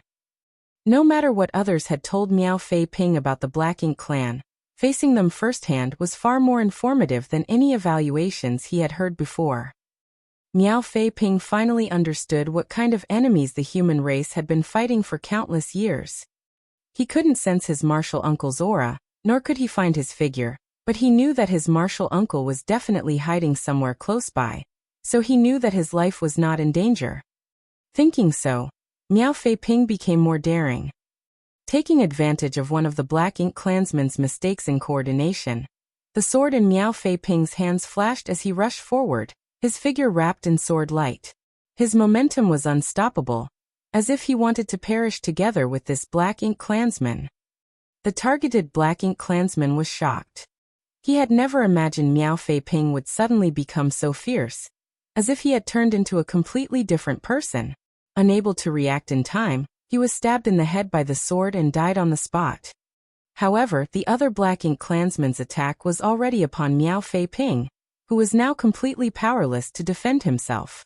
The sudden death of his companion had enraged this Black Ink clansman, so he didn't show any mercy. A Black Ink disciple might be precious, but he still needed to be alive to enjoy having him. Basically, he was not completely sure that he would be able to corrupt Miao Fei-ping without his companion's help. Since he was not 100% certain, he could only send Miao Fei-ping to his grave. However, the space around him suddenly solidified, causing his massive body to freeze on the spot. Although it was only a brief moment, he had missed the opportunity to kill his opponent. Miao Fei-ping had already steadied himself, and the sword in his hand glowed with an exquisite aura as his figure moved, flying up and down around the Black Ink clansman, drawing blood with every strike. He knew that his martial uncle must have secretly taken action just now. Otherwise, it would have been impossible for him to block the attack of the second Black Ink clansman. Be that as it may, his martial uncle clearly had no intention of interfering further, and this was exactly what he wanted. Flowers grown in a greenhouse could not withstand the harsh winds and rain of the outside world, and were destined to not live long. Only after experiencing real storms would they be able to thrive. Although he was only a newly promoted 6th Order Open Heaven Realm Master, Miao Fei-ping's confidence had greatly increased after his first kill. Moreover, he was quickly adapting to his strength during this life-and-death struggle. As such, an incense stick after the death of the first Black Ink clansman, the second followed in his companion's footsteps. Miao Fei-ping stood in the void with his sword in hand, his face slightly pale and his aura a little unstable. Killing 2 high-rank Black Ink clansmen who were comparable to 6th Order Open Heaven Realm Masters was quite exhausting, and it took a clear toll on him. Yang Kai suddenly appeared in front of him and lightly nodded his acknowledgement. Not bad. Miao Fei-ping withdrew his sword and humbly stated, "Martial uncle is too kind. If it weren't for martial uncle secretly taking action, this disciple would have already died. However, martial uncle, this disciple seems to have been invaded by Black Ink's strength, and is unable to suppress it." "I know," Yang Kai slightly nodded. Miao Fei-ping's entire body was shrouded in a thick layer of Black Ink's strength and the dark look in his eyes could not be hidden. "There's no need to suppress it, just open yourself and allow it in." Miao Fei-ping was slightly startled but he still complied. In less than a dozen breaths of time, Miao Fei-ping suddenly let out a shout before thrusting his sword at Yang Kai with a flick of his wrist. Yang Kai smiled lightly and caught the long sword between his fingers. Miao Fei-ping roared as he tried to pull his sword back, but it didn't budge in the slightest. He decisively let go of the sword and rushed forward like a madman, punching at Yang Kai, fist images blotting out the void before he even reached his target. Yang Kai simply waved his hand and the fist shadows filling the void disappeared like the moon's reflection in the water. Surprisingly, Miao Fei-ping had disappeared from Yang Kai's sight. He had already fled into the distance the moment he swung his fists. His speed was extremely fast. It appeared his fierce attack was just a cover for his escape. Yang Kai grinned and muttered, "Smart choice." Be that as it may, trying to escape from him was destined to be futile. Yang Kai used his space principles, and under the effects of near-distant horizon, Miao Fei-ping suddenly froze in place, seemingly unable to escape even half a step further. Yang Kai slowly strolled over to Miao Fei-ping's back. His palms glowed with 2 different colors before he brought them together, releasing a burst of purifying light. Under the purifying light, the Black Ink strength started dispersing with sizzling sounds as Miao Fei-ping's expression changed from pain to calm. When the Black Ink strength was finally dispersed completely, and Miao Fei-ping regained his sanity, he found that his clothes were drenched in sweat. "How do you feel?" Yang Kai asked. Miao Fei-ping had a look of lingering fear on his face. "Like I've awoken from a bad dream." Yang Kai nodded. "Every Black Ink disciple says so when they wake up. Remember this feeling. This is what it's like to be corrupted by Black Ink strength. In the Black Ink disciples' hearts, the Black Ink clan is supreme, and the human race is nothing to them." Miao Fei-ping broke into a cold sweat. "Disciple will remember this lesson well. In the future, I will definitely not let myself be corrupted into a Black Ink disciple and become a slave to the Black Ink clan." Pausing for a moment, he apologized.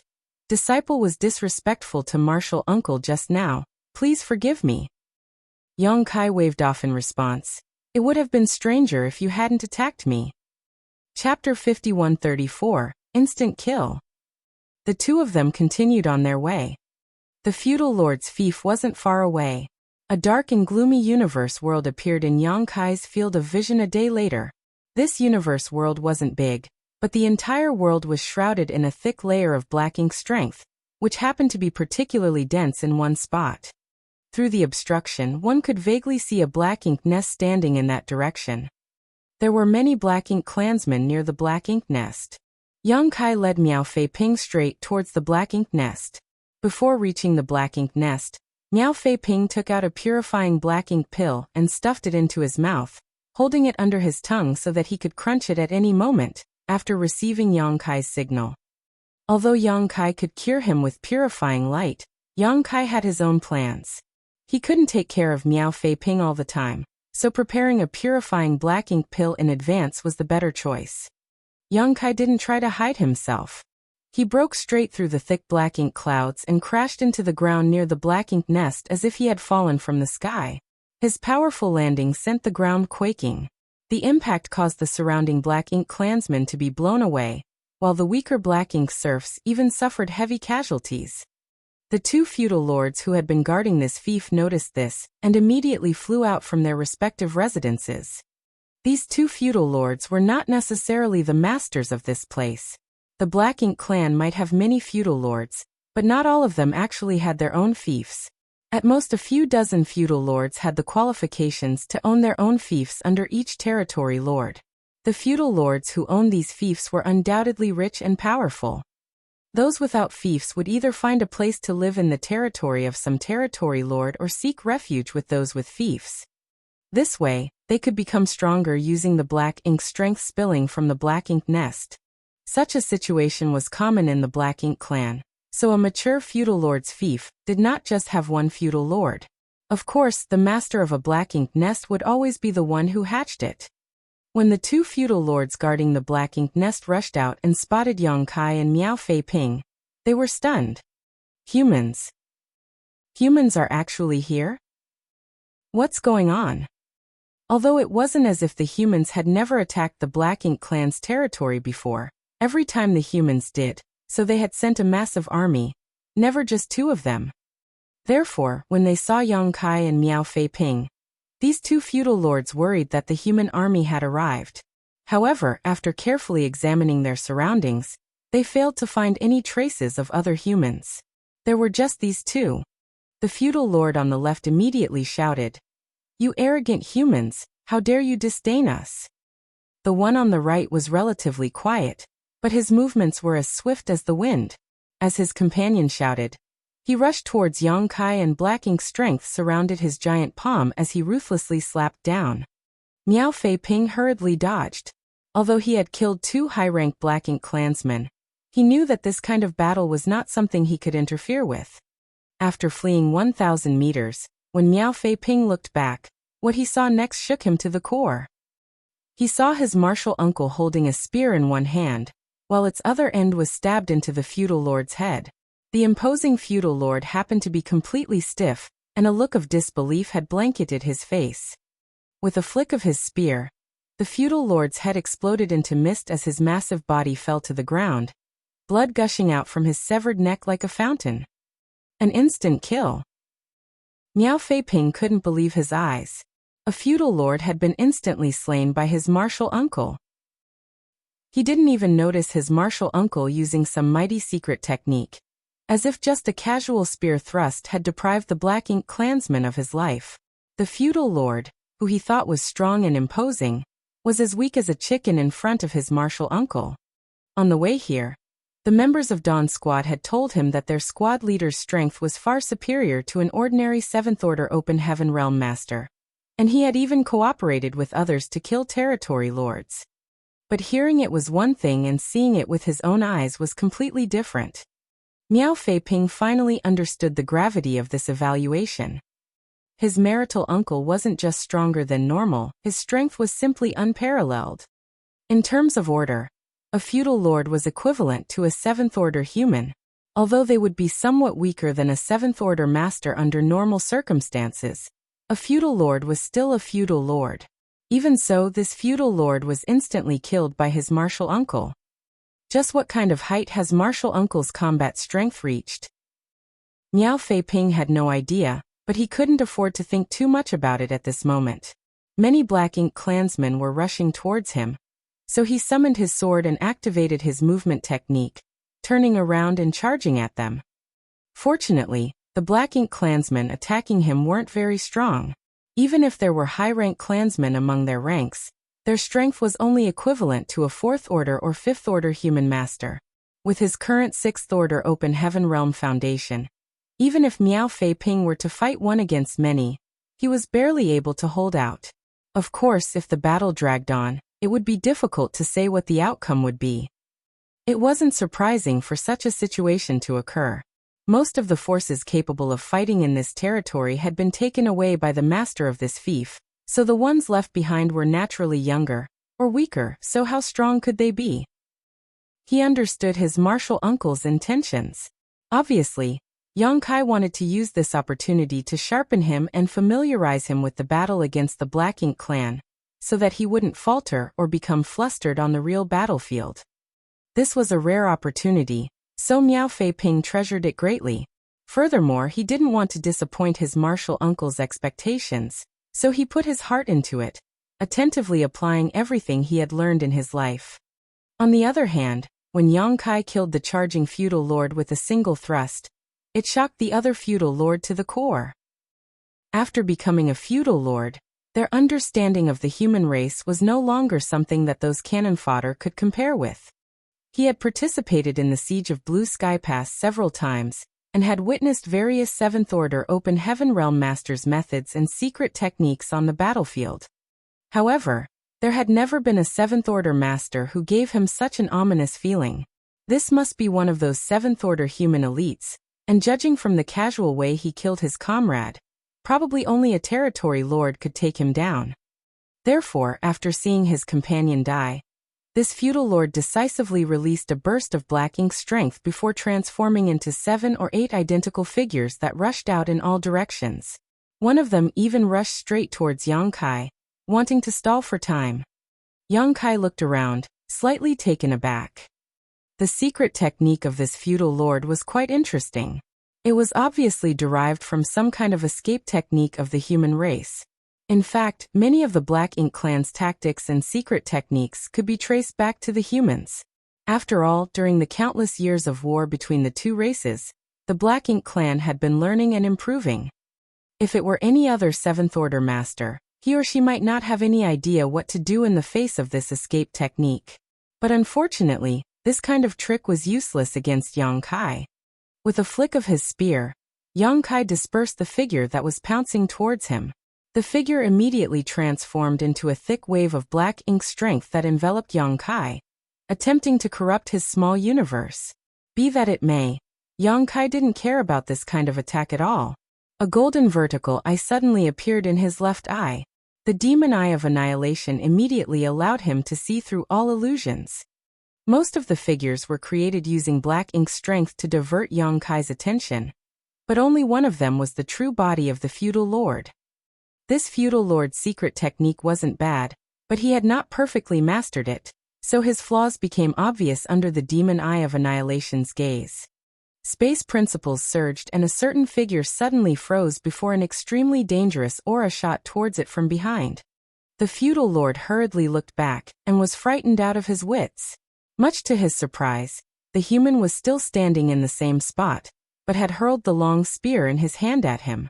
The long spear seemed to ignore the limits of space and arrived instantly at its target. To his dismay, the feudal lord discovered that no matter how he tried to dodge this attack, he was unable to. The spear seemed to have locked onto him. In his panic, he roared as a tangible sound wave swept out in all directions. It seemed to have some kind of repulsive effect, but the spear still did not slow down at all and easily broke through his black ink strength defenses, leaving a hole in his chest. The feudal lord went stiff, as if struck by lightning. The next moment, the long spear flew back into Yang Kai's hand. Yang Kai did not even spare the feudal lord a glance, and just walked towards the black ink nest. Yang Kai's contemptuous attitude made the feudal lord feel both sad and angry. He raised his hand, trying his best to grab Yang Kai, but as soon as he used his black ink strength, his entire body exploded into a blood mist, leaving not even his bones behind. The two feudal lords had only taken a single attack from Yang Kai each before dying on the spot, a testament to the latter's great strength. Although Yang Kai could also do this over 20 years ago, it was even easier for him to do so now. After returning from Yin Yang Pass and entering retreat for so many years, Not only had his cultivation improved, but he had also gained a deeper understanding of the spear Dao and the Dao of space. Now he was able to integrate these two grand Daos into a single spear strike. When he attacked with the Azure Dragon Spear, space around it froze, making it impossible to avoid. This was the biggest reason why the two feudal lords were so vulnerable. His comprehension of his own grand Daos allowed Yang Kai's combat strength to rise to a whole new level. Once the two feudal lords who had remained behind in the fief died, the remaining Black Ink clansmen fell into a panic. Although there were still some who were attacking Miao Fei Ping, most of the Black Ink clansmen were now fleeing as fast as they could, afraid that they would be buried together with the feudal lords if they were too slow. Yang Kai casually killed some of them who were in his way, but didn't pursue the ones who fled. These lower Black Ink clansmen were simply too massive in number, so he could not kill them all in short order. There was no need to waste time here. His goal was the low-rank Black Ink nest. The Void Dao Temple had already been founded for over 100 years, and all of the talented seedlings in Void World had been sent there to cultivate. In the future, these people would definitely be able to break through to the open heaven realm and become a force that would resist the Black Ink clan. Miao Fei Ping's performance was undoubtedly excellent. Although he had only come into contact with the Black Ink clan for a short time, he had become familiar with how to fight them after killing the previous two high-rank Black Ink clansmen, and was now chasing after the fleeing low-rank Black Ink clansmen. However, circumstances and environment affected one's temperament greatly. Perhaps the disciples of the Void Dao Temple were talented in terms of cultivation, but if they really faced the Black Ink clan, it was difficult to say how each of them would fare. Perhaps many people would be intimidated when they first came face to face with this kind of fiendish and hostile alien race. So, how could they have the courage to fight them? Yang Kai wanted to let them familiarize themselves with how to fight the Black Ink clan while they were still in their early growth period, so that when they advanced to the open heaven realm, they could directly enter the war on the Black Ink battlefield. Chapter 5135, Making a Comeback. Since Yang Kai wanted these young disciples to familiarize themselves with how to fight the Black Ink clan, he naturally had to have some kind of control over the situation. The Black Ink clan was born from Black Ink nests, so Yang Kai figured all he needed to do was get his hands on one. Yang Kai now only hated himself for not having enough foresight and simply destroying so many Black Ink nests in Mu Guang's royal domain. Fortunately, he could still salvage the situation. The reason he had come to this area under the Black Ink clan's control was because he had set his eyes on this Black Ink nest. As for whether he could take it into his own small universe, Yang Kai wasn't certain. Back then, he had personally witnessed Jiagu hatching a Black Ink nest and had some understanding of its various characteristics, so he knew that it would be difficult to implement this plan. There were still some Black Ink clansmen inside the Black Ink nest, but Yang Kai quickly cleaned them up. He then opened his small universe, allowing the Black Ink nest to devour his world force. Then, using the Black Ink nest's will as a medium, Yang Kai's consciousness instantly entered a strange space. This space was formed by the will of this region's territory Lord Black Ink nest, and at this moment, there were no less than 30 consciousnesses gathered in this space. These consciousnesses were surging, obviously communicating with one another. The Black Ink clan of the Blue Sky Theater had not experienced the tragedy in Mu Guang's royal domain, so they were completely unaware of what would happen next.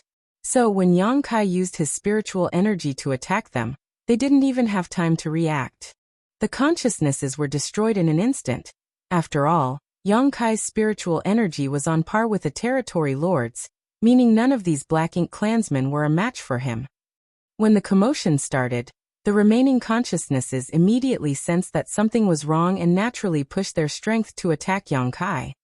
Yang Kai did not fear this counterattack. The situation he had encountered in the Mu Guang's royal domain could not be compared with what he was experiencing now.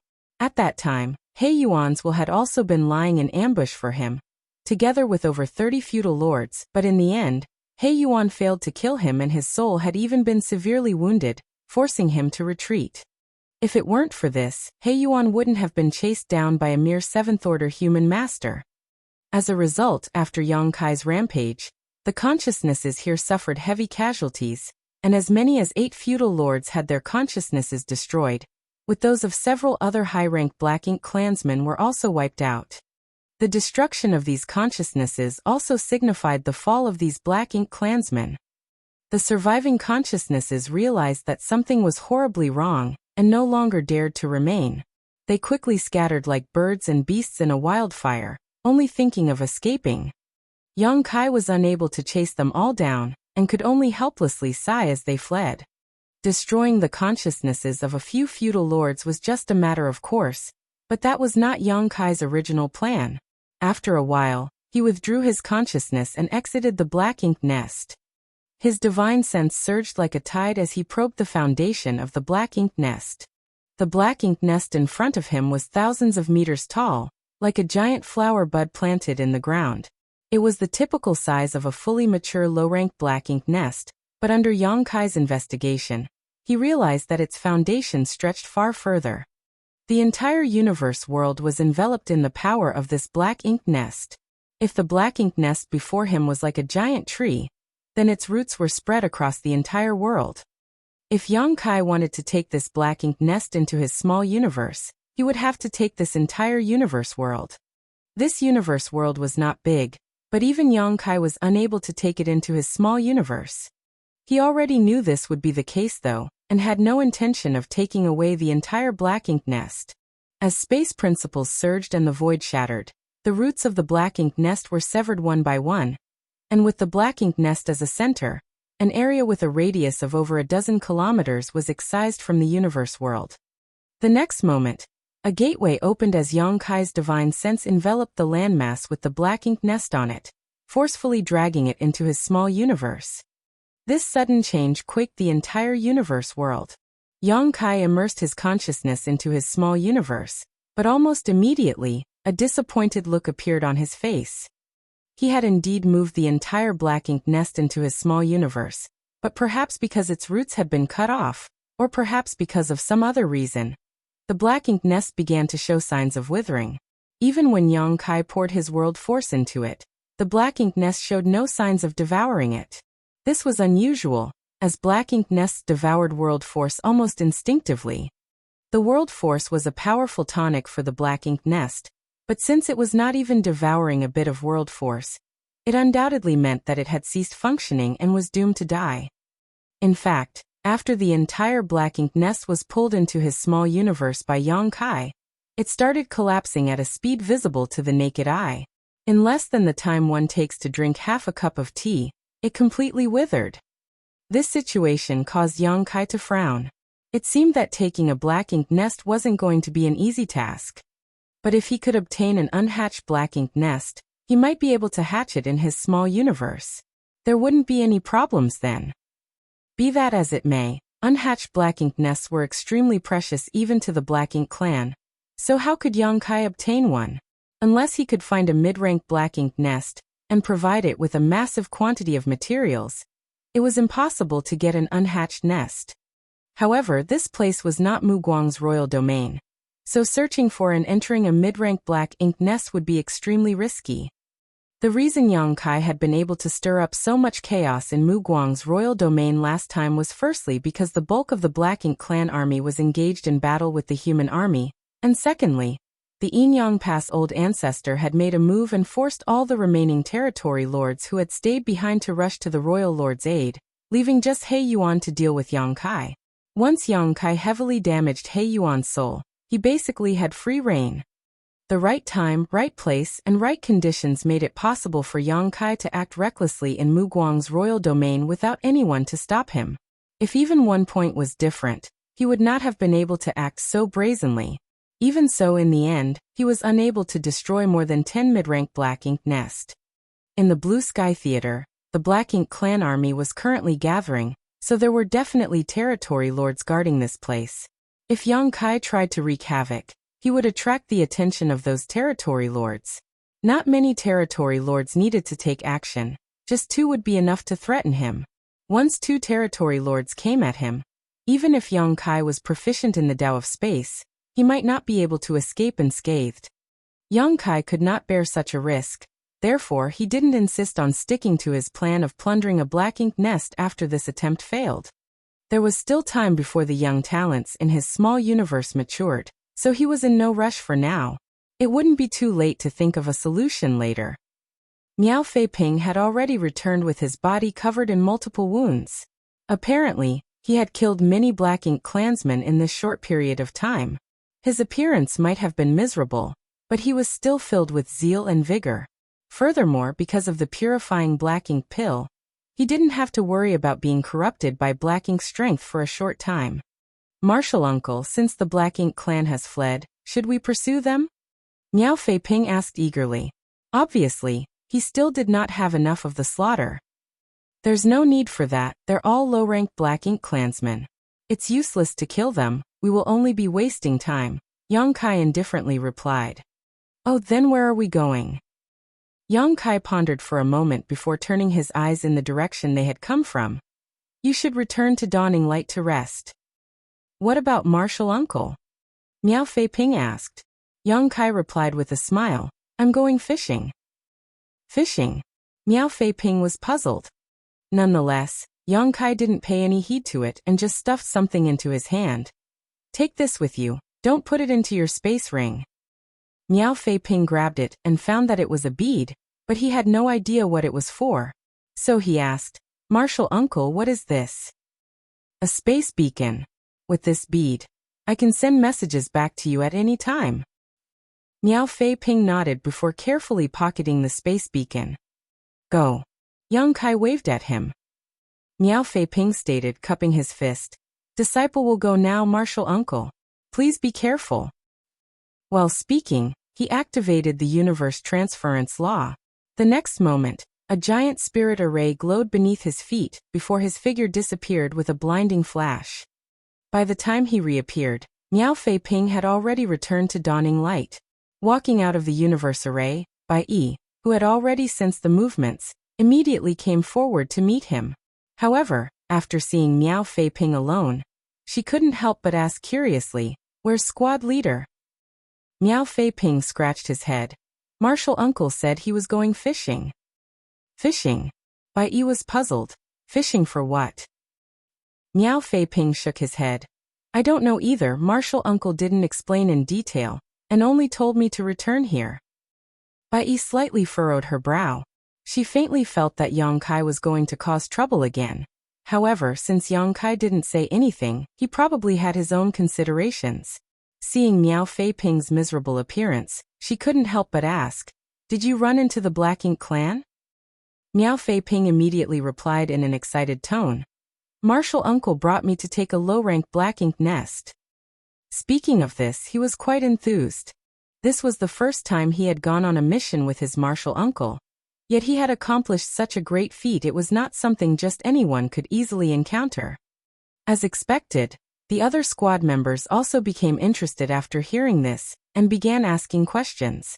Miao Feiping didn't try to hide anything, and told them everything about his short trip with Yang Kai, causing all the squad members to look at him with envy. When they heard that two feudal lords were unable to resist the might of Yang Kai's spear, and were instantly killed, all the remaining squad members felt their spirits soar. Having a powerful squad leader was extremely important on the Black Ink battlefield. Whether it was the success rate of the mission or the survival rate on the chaotic battlefield, a powerful squad leader greatly increased these chances.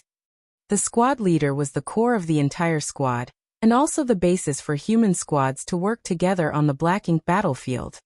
While Dawn Squad's members were getting all excited, Yang Kai's lonesome figure flickered as he sped through the void in the direction of the feudal lord troop he had discovered earlier. Being alone, Yang Kai no longer had any scruples. He used space principles as his figure flickered across the void. In less than half a day, Yang Kai found a large group of Black Ink clansmen gathered on a giant universe fragment. Standing and observing from afar, Yang Kai found that there were more than 100,000 Black Ink clansmen gathered on this universe fragment. This place could basically be considered the periphery of the Black Ink clan's territory, not far from the human race's territory. With so many Black Ink clansmen gathered here, the situation was quite obvious. This should be one of the mustering points of the Black Ink clan army. The feudal lords had converged here with their troops under a territory lord's orders. Otherwise, it would have been impossible for such a large group to be assembled together. The Black Ink clan had indeed become restless. Nearly 100 years of rest and recuperation had given them plenty of time to recover from their losses suffered in the last war. Since they had gathered an army here, it was obvious that they were planning to stage a comeback. Chapter 5136 Fishing. Over 100,000 Black Ink clansmen were gathered on a universe fragment. It was quite a magnificent sight. Not only that, but Black Ink clansmen kept coming from all directions in groups of hundreds to thousands. Obviously, each group was a feudal lord leading his troops. There was no doubt that this place was one of the rally points of the Black Ink clan army, and judging by the scale of the Black Ink clan army in front of him, it was definitely gathered under the command of several territory lords. In fact, Yang Kai could faintly sense that there were at least 5 territory lords in this army even from this distance. Of course, this was not the entirety of the Black Ink clan army. Armies were definitely being gathered at other places even now. Every time the Black Ink clan attacked, it had millions of soldiers in its army. If they didn't have so many, the humans wouldn't have to fight so hard. As a scout, Yang Kai naturally carried out his mission faithfully. Very soon he sent a jade slip detailing everything he had seen back to Dawning Light via the space beacon, and with Dawning Light as a relay point, this information was sent back to Blue Sky Pass, allowing the army commanders to obtain the information right away. Yang Kai remained completely still, paying close attention to the movements of the 100,000-strong Black Ink clan army. Since there was such a large rally point here, there wouldn't be a second one nearby. The other rally points of the Black Ink clan army would be the other scouting squad's concern. The size of the army continued to increase with time, gradually approaching 200,000.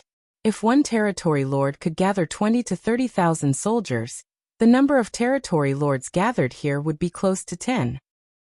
This was also in line with the current situation. Every time the Black Ink clan launched a siege, at least 4 armies would attack from 4 different directions at the same time, forcing the human race to defend the Great Pass in all cardinal directions. Any negligence in any direction could lead to a complete loss. Gradually, fewer and fewer Black Ink clansmen arrived. Apparently, most of them had already gathered. Nonetheless, the Black Ink clan army didn't seem to have any intention of immediately setting out, and instead remained stationed on the universe fragment. Yang Kai presumed that they were waiting for the other armies to act together. Although there were over 200,000 of them, if they were to attack the Great Pass with just this much force, they would not be able to cause any real damage. As such, the Black Ink clan had to prepare all of their forces and attack from all sides in order to overwhelm the humans. After sending the last message to Dawning Light, Yang Kai flew out of his hiding place, heading straight for the universe fragment. After observing for some time, Yang Kai concluded that the size of the Black Ink clan army at this rally point wouldn't increase much further. Presumably, it wouldn't be long before they attacked Blue Sky Pass. Hence, there was no need to continue observing. He didn't try to conceal himself, so the Black Ink clansmen on the universe fragment soon discovered his tracks. The streak of light cutting through the void was extremely eye-catching, so it immediately sent the Black Ink clansmen on the universe fragment into an uproar. Some of the impatient feudal lords had already rushed out, leading their subordinates straight at Yang Kai. Yang Kai suddenly stopped, quickly turned around and fled, acting like a human cultivator who had accidentally run into the Black Ink clan army and was fleeing in panic. How could the pursuing Black Ink clansmen let this matter go so easily? They chased after him like a shadow, hot on his tail, soon disappearing together with Yang Kai. Many Black Ink clansmen on the universe fragment saw this scene from afar, but most of them remained indifferent, while a few of them even sneered. In their opinion, things were not going to end well for the human cultivator, who had rashly ventured here alone. However, what surprised them was that the seemingly lost human cultivator once again flew towards them after half an hour or so, leaving a dazzling trail as he cut through the void. It was quite eye-catching. On the other hand, the several hundred Black Ink clansmen who had chased after him were nowhere to be seen. This shocked the Black Ink clansmen who witnessed this scene. They were unable to understand how this human had managed to escape unscathed. And where did their fellow clansmen who had pursued him go? What was even more hateful was that when the human came over, he would first fly straight, and then saunter left and right like he was enjoying the view. His movements had a thick sense of provocation. How could they tolerate this? In the blink of an eye, an army of several hundred black ink clansmen surrounded the human under the leadership of their respective feudal lords. Just like before, the human fled, while several black ink clan teams gave chase, gradually disappearing into the distance. At a certain spot on the universe fragment, a territory lord stared deeply in the direction Yang Kai had fled in. The human race must have set up some kind of ambush over there. These idiots are probably dead. The territory lords weren't fools. Yang Kai had tried to provoke them at close range twice, so how could they not see through his intentions? Another territory lord coldly snorted.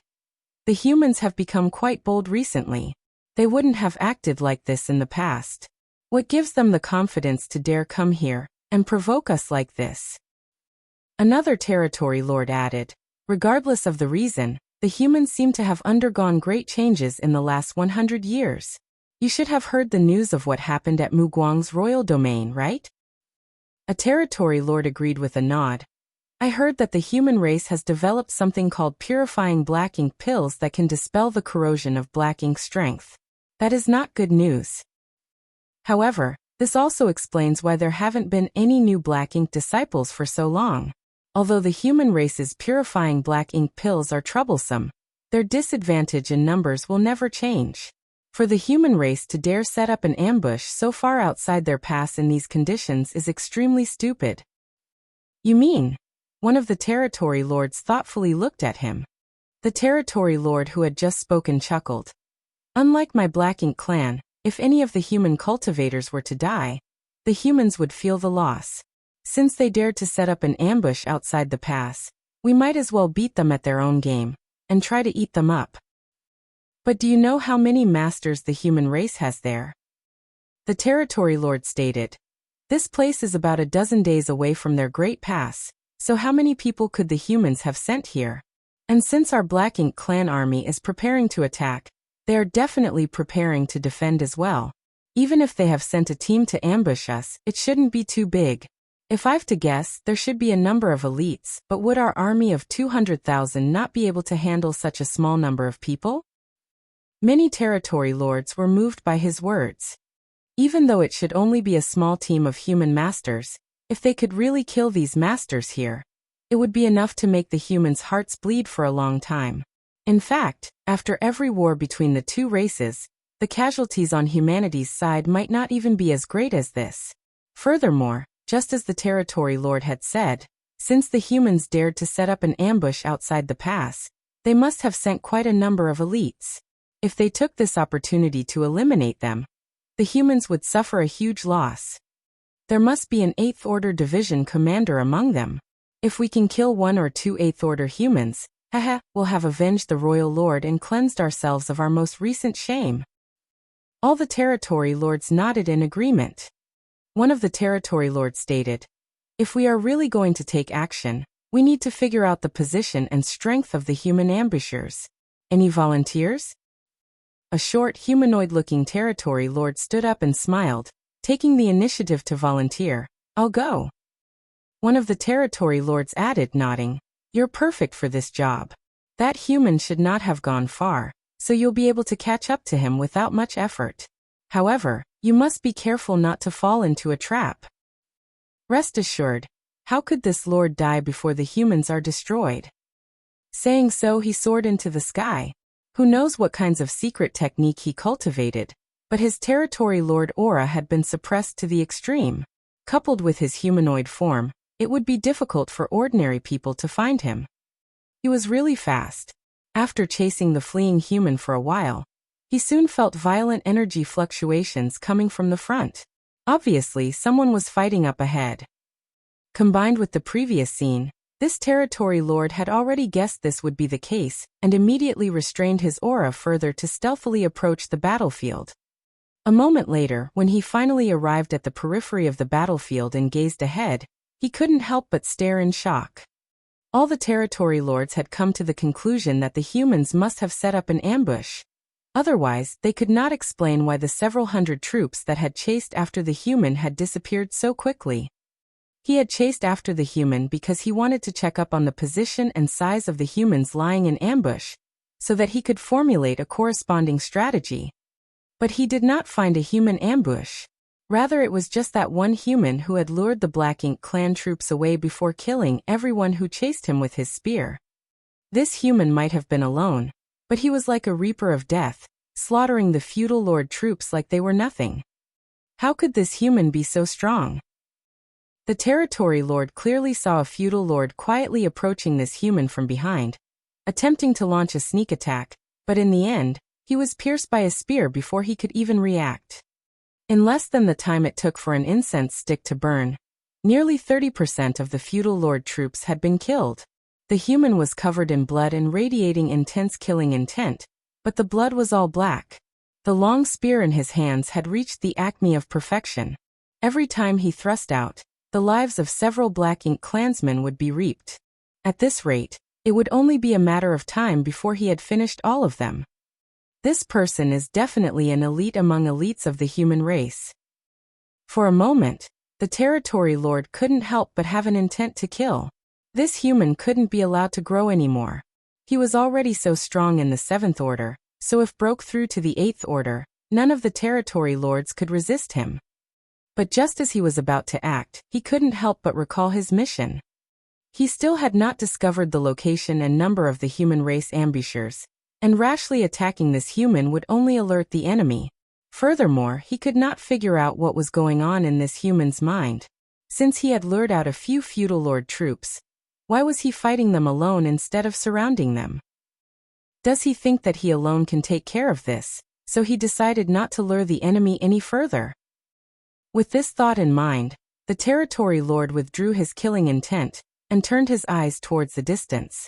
A moment later, he silently retreated just as he had silently arrived.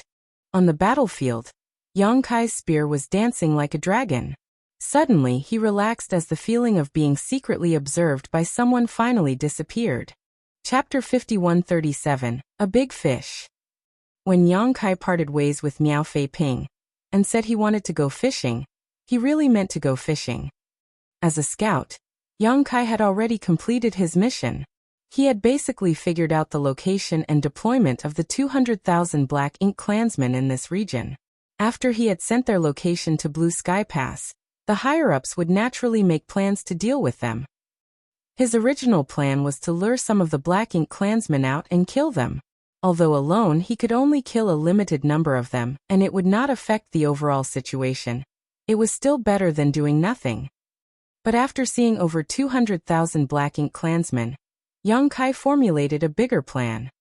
If he kept provoking them, maybe he could lure this Black Ink clan army into attacking in advance.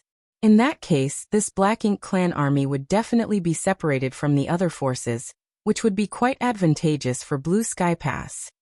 However, the chances of this happening weren't high. The Black Ink clan weren't fools.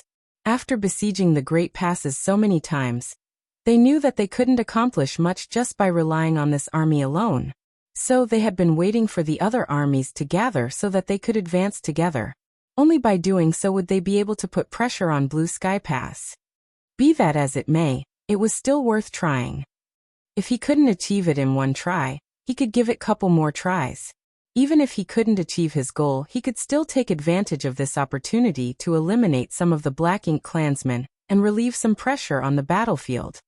With his mastery over the Tao of Space, and Blue Sky Pass being just behind him, Yang Kai could fight or flee at will. Even if a territory lord took action, he could escape at any time he wanted. The first attempt at luring the enemy had undoubtedly been a success. He drew off a troop of several hundred Black Ink clansmen, out of which 3 were feudal lords. The rest were all high-rank and low-rank Black Ink clansmen, not enough to threaten him. The second time, the number of Black Ink clansmen he had lured was quite high, almost 2,000 in total. Nonetheless, the situation was still under his control. Even if he couldn't kill them all, it didn't matter. But right as he was about to begin his slaughter, Yang Kai suddenly felt as if he was being watched from the shadows. This immediately made his heart clench, and he silently split his attention to guard against any unexpected situations. He didn't know where this spy was hiding, but since he was able to evade his detection, the opposite party had to be a territory lord. They couldn't hold back, huh? Yang Kai was a little taken aback. Yang Kai wasn't afraid. Since this territory lord was hiding in the shadows, perhaps he wanted to make a move on Yang Kai. Nonetheless, as long as he made a move, he would definitely show some signs, which would allow Yang Kai to escape in time. So, Yang Kai pretended to not have noticed even though he had. He continued to slaughter more Black Ink clansmen, while giving the impression that he was prepared to leave as soon as things turned south. To his surprise, the feeling of being watched soon disappeared. What are they planning? Since I was distracted, why did he not attack and instead left so quickly? Yang Kai could not understand what the Black Ink clansman observing him was planning, but he could not care less about it at the moment. With the territory lord gone, he became even more unscrupulous.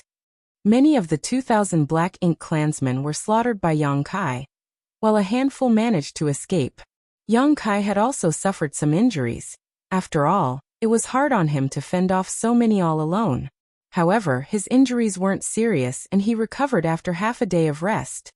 While Yang Kai was recuperating, a ghost-like figure slowly flew by the place where Dawning Light was hiding. This figure was none other than the territory lord who had volunteered to scout for the human ambush. Dawning Light's concealment was quite good, owing to the advantageous terrain and powerful concealment arrays, and with the void being so vast, even if a territory lord passed nearby, he might not be able to discover anything if he didn't carefully investigate. Along the way, this territory lord had noted about 80 to 100 shattered universe fragments, but he only did a quick inspection, so how could he have discovered anything? Coincidentally, just as he was preparing to investigate further, several large ships flew over from the direction of Blue Sky Pass. The territory lord immediately stopped and carefully observed. After a short while, his expression changed as he hurriedly flew back the way he came, only stopping when he was at a safe distance. He could not judge the exact situation from afar, but he was certain that the human race was laying an ambush. How cunning! The territory lord cursed in his heart. Although he still had not found the exact deployment of the humans, he didn't dare to approach them at this moment because he could sense a familiar aura from the lead ship. The territory lords and Eighth Order humans were quite familiar with each other after having fought for so many years. So this territory lord was able to determine the identities of the enemy even from a great distance. A big fish. The territory lord was overjoyed and couldn't wait to return to the camp to deliver this news. At the same time, Bai Yi Fengying and the others also noticed the movements and hurriedly flew up to check it out. They were all quite surprised when they saw several warships flying towards them. A short while later, the ships arrived at Dawning Light's location before a figure jumped down from the lead ship. Fengying stepped forward and respectfully greeted, "Martial Uncle." Zhongliang slightly nodded before he started looking left and right. "Where's young boy?" Fengying replied, "Squad leader is still out scouting for information and has yet to return." Zhongliang snorted. "I knew that brat would be up to no good. What bullshit information gathering, he must be off getting into all kinds of trouble." Fengying didn't know how to respond to this, so she chose to remain silent and turned her attention towards the figures coming down from the ships. Slowly, her expression became solemn. "Martial Uncle, you." She couldn't help but be shocked, because the figures coming down from the ships were all 7th Order and above masters. Other than the army commander Zhongliang, there were also over a dozen 8th Order division commanders. Fengying originally belonged to the Western Army, so how could she not recognize the division commanders of the Western Army? Is the Western Army really going all out? In addition to the 8th Order Open Heaven Realm Master, there were nearly 1,000 7th Order Masters. Zhongliang chuckled. "We didn't have such conditions in the past. Except for the attacks launched under the old ancestors' leadership, all we could do was passively defend inside the pass. It was quite frustrating, but now that things are in our favor, we naturally have to give the Black Ink clan a big surprise and vent all our frustrations." Saying so, he suddenly took out something and threw it. The object resembled a ball of chiffon that suddenly expanded, enveloping the entire universe fragment. Feng Ying immediately felt as if a mysterious force had enveloped the entire universe fragment, isolating it from the outside world. At this moment, even if someone were to observe from the outside, they wouldn't be able to see what was happening inside this place.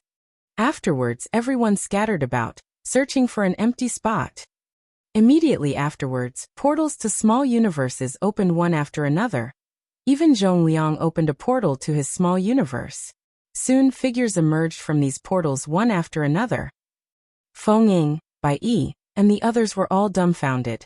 The other members of Dawn were also tongue-tied. In the blink of an eye, roughly 8,000 people had appeared on the universe fragment. Furthermore, these people immediately converged with their respective squads and started setting up spirit arrays in a skillful manner, concealing their auras. Feng Ying's brow twitched as she stared blankly at this scene unfolding before her eyes. She could not help but ask, "Martial uncle, has the entire Western Army been mobilized?" At first, she thought that only the 7th and 8th Order Masters of the Western Army had come, but to her surprise, the entire Western Army was here. Blue Sky Pass only had about 30,000 soldiers, that's all. And when they were divided into various armies, each one made up between 8,000 and 9,000 soldiers. The number of soldiers gathered on this universe fragment was almost the same. Zhong Liang stated in a heavy voice, "How could it be so easy to take down an army of over 200,000 Black Ink clansmen? It would take an army to end this battle quickly, but if we win, our Western Army would have made a great contribution." Feng Ying could only sigh, "Martial uncle, you are really amazing." Zhong Liang proudly smiled, "Of course." However, she didn't know that in order to grab this chance from the other 3 army commanders, Zhong Liang was nearly beaten to a pulp. In the end, it was the old ancestor who stepped in and gave the final verdict, allowing this good opportunity to fall into the Western Army's hands. But if he wanted to devour this army of 200,000 enemies, there was a prerequisite. And that was that the royal lord should not be anywhere nearby. Even if the Western Army had the ability to defeat the Black Ink clan army of 200,000, they would still suffer heavy casualties if the royal lord made an appearance. Because of this, the old ancestor had personally set out to investigate the current whereabouts of the royal lord to implement this plan. Contact young boy somehow and ask him about the situation there. If the Black Ink clan army moves, tell him to immediately report. Zhong Liang ordered. Feng Ying accepted the order. "Yes, martial uncle." Zhong Liang wasn't worried about not being able to ambush the Black Ink clan army. If the Black Ink clan wanted to attack Blue Sky Pass, they would have to pass through this area. Even if there was a slight change in their route, they would not deviate too far. And so long as they passed through here, the Western Army had the confidence to devour them all. Naturally, Yang Kai was completely oblivious to Blue Sky Pass' grand plan. At this moment, he was considering whether to join up with Dawn or continue to act alone. In the last battle, he had killed over 1,000 Black Ink clansmen, while less than half had fled back. Presumably, the Black Ink clan army was already aware of his abilities, so if he were to provoke them again, he might not be able to gain anything.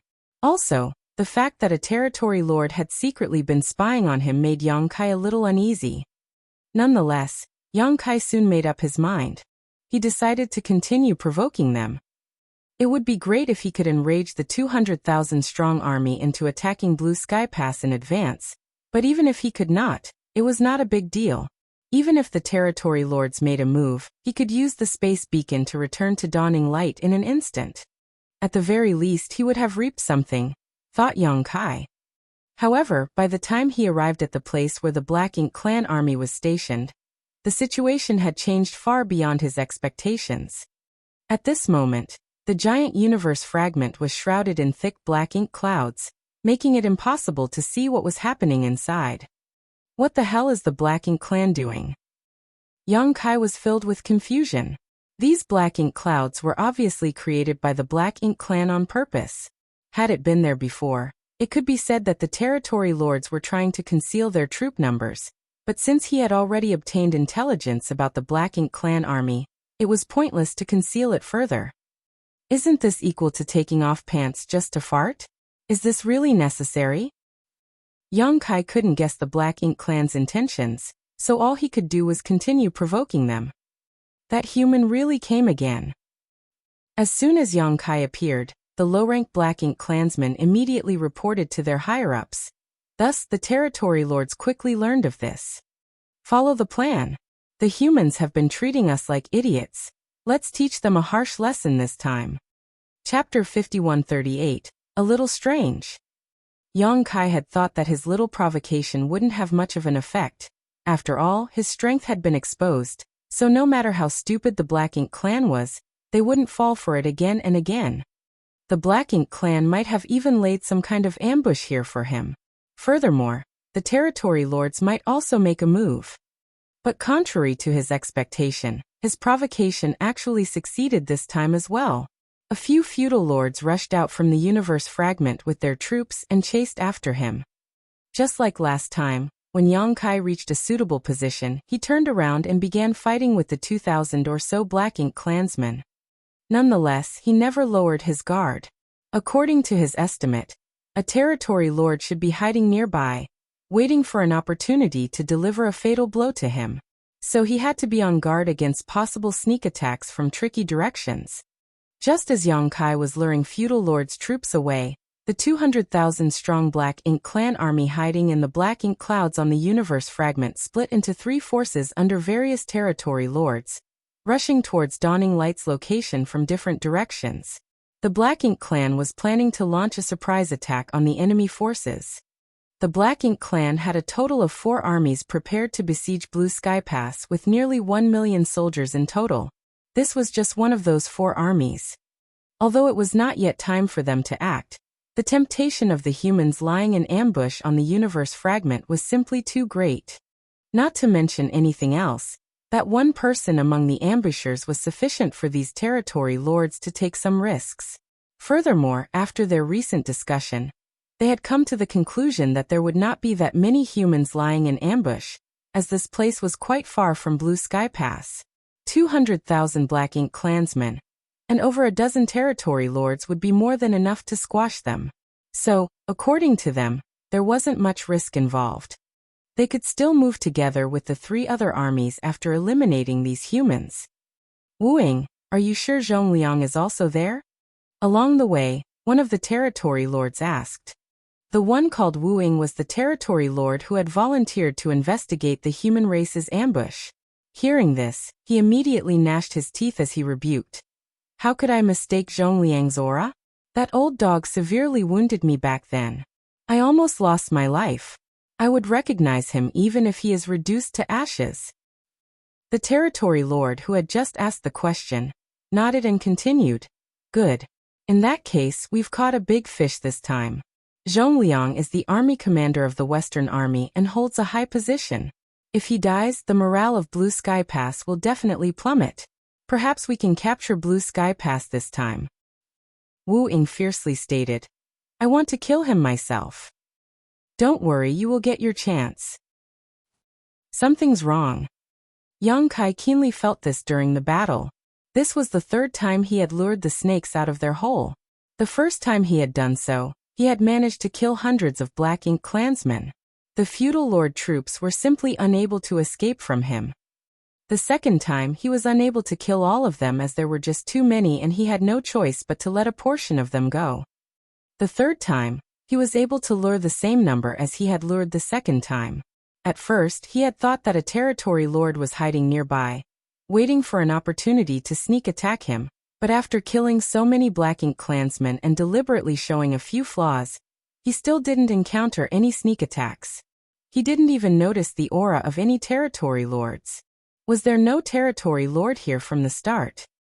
This wasn't the most puzzling thing though. What made Young Kai even more confused was that these Black Ink Clansmen were actually fighting him to the death. This was very unusual. The Black Ink Clansmen here were clearly in a panic after witnessing their fellow comrades being mercilessly slaughtered, and ordinarily, this would be the time for them to escape, but not a single one of them fled. After some time, Young Kai managed to kill nearly half of the 2,000 Black Ink Clansmen. If the remaining half didn't flee, They would be wiped out sooner or later. Yong-kai faintly felt that he had fallen into some kind of trap, but he could not worry about it at this point. Since there was no territory lord hiding nearby, he simply started a bloodbath. After another hour or two, only 100 or so Black Ink Clan soldiers remained. These Black Ink Clan soldiers were extremely terrified, and moved as far away from Yong-kai as possible whenever he approached. Nonetheless, none of them showed any intention of escaping. Suddenly, a boiling sword intent appeared not far behind Yong-kai. The next moment, a sword cry reverberated through the void as a figure clad in sword aura came rushing in, shredding every Black Ink Clan soldier in its path into pieces. The sword aura suddenly split into several directions before converging the next moment, killing or injuring most of the Black Ink Clansmen. When the figure wrapped in sword aura rushed towards the last feudal lord, Yong-kai hurriedly shouted, "Keep him alive!" Yong-kai had deliberately not killed this feudal lord, so how could he allow someone else to kill him? Fortunately, Feng Ying's reaction was extremely fast.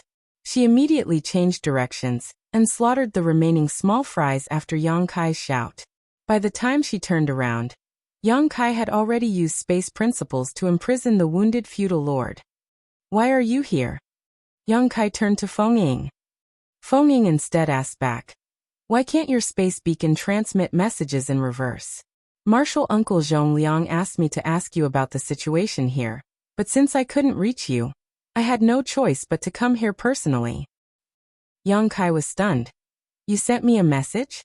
I kept the space beacon in my space ring, so naturally you couldn't reach me." After sending the last message, he had put away the space beacon because he was afraid that someone would send him a message, which would expose his whereabouts. He had never thought that Dawn Squad would really want to contact him.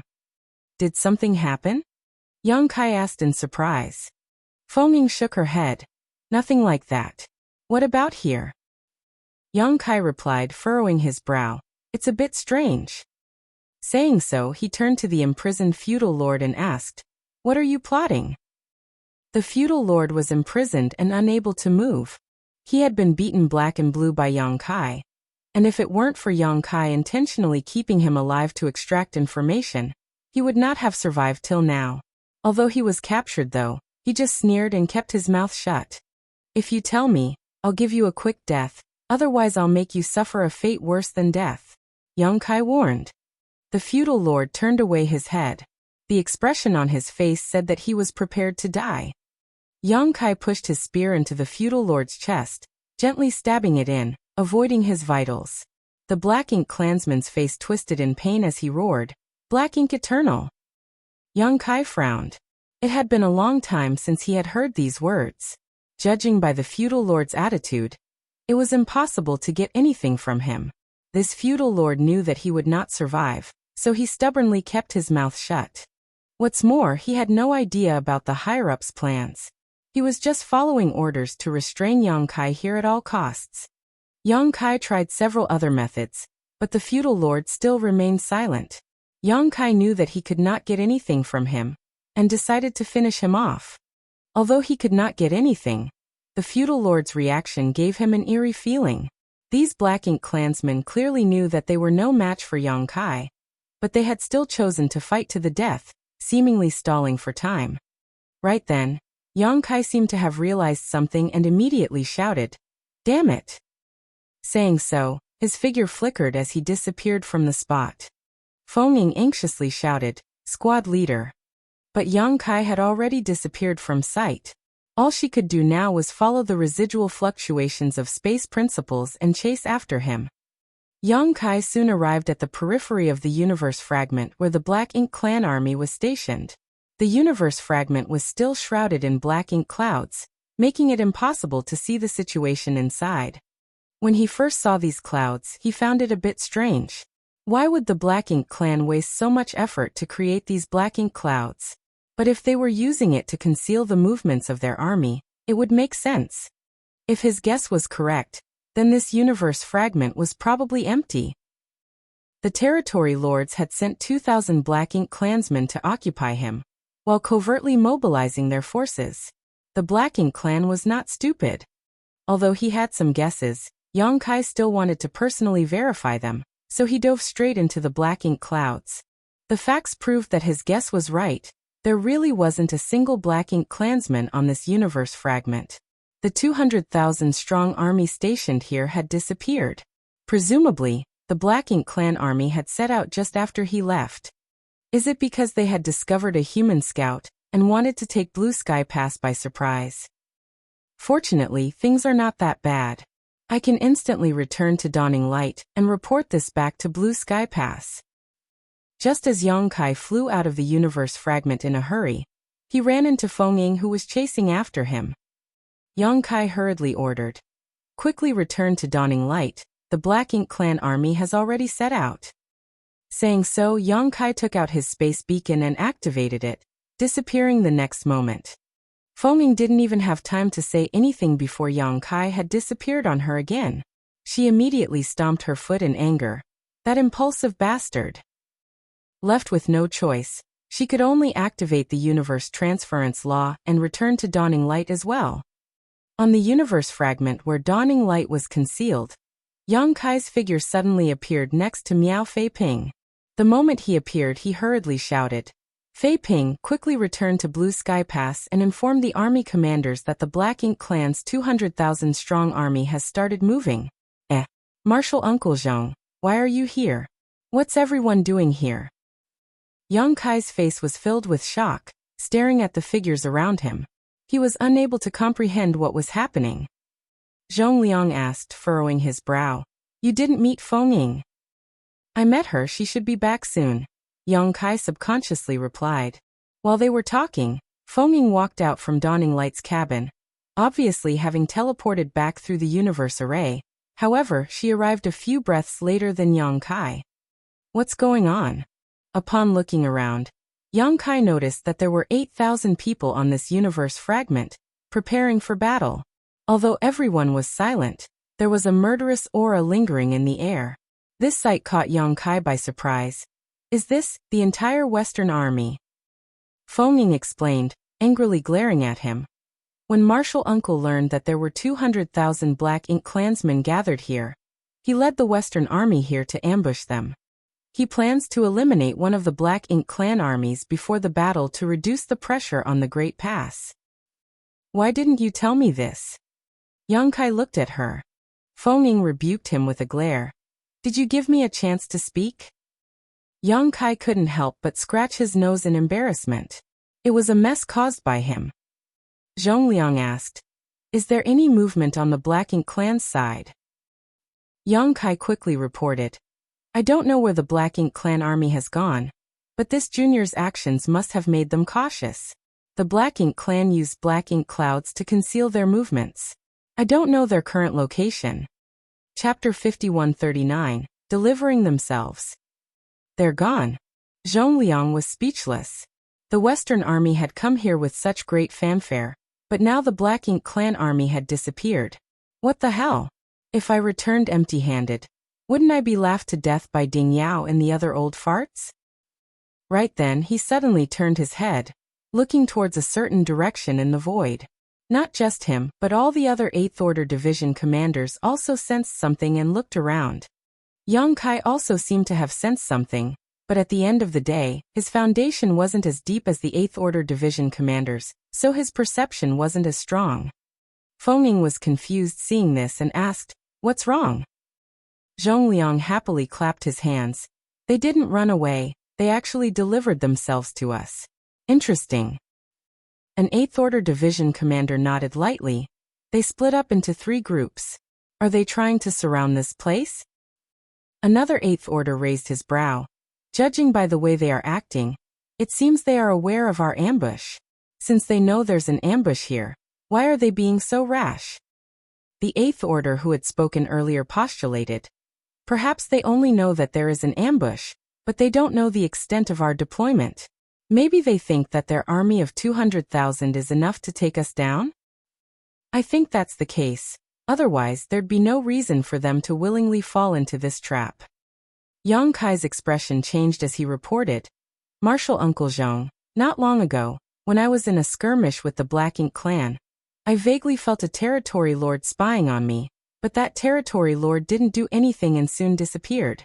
This junior was still puzzled, but now that I think about it, that territory lord must have come here to investigate and notice something. Zhongliang nodded in agreement. We are 10 days away from Blue Sky Pass, a considerable distance by all accounts. The Black Ink clan would have never thought that we would have sent so many people here. They must be thinking that even if there is an ambush, there wouldn't be too many of us, which is why they are acting so rashly. He chuckled happily. In any case, this situation is advantageous to us. Since the Black Ink clan wants to see hell so badly, how can the soldiers of our Western Army not grant their wishes? Division commanders have the squads on standby. When I give the order, you will attack the enemy with me. All the 8th Order masters readily accepted the order before dispersing. While they were speaking, the 3 groups of Black Ink soldiers had already arrived by the universe fragment, and very soon finished surrounding it. The Western Army soldiers on the universe fragment had naturally noticed this, and this surprised them. They were here to ambush the Black Ink clan army, yet suddenly it looked like they were surrounded. Be that as it may, they were not afraid. The Western Army deployed more than 8,000 troops for this operation. The 8th Order Division commanders alone numbered over a dozen. Although the Black Ink clan occupied the advantage in overall numbers, most of them were high-rank and low-rank Black Ink clansmen. The human masters had nothing to fear. Realizing that a great battle was about to break out, all of them palmed their fists in excitement.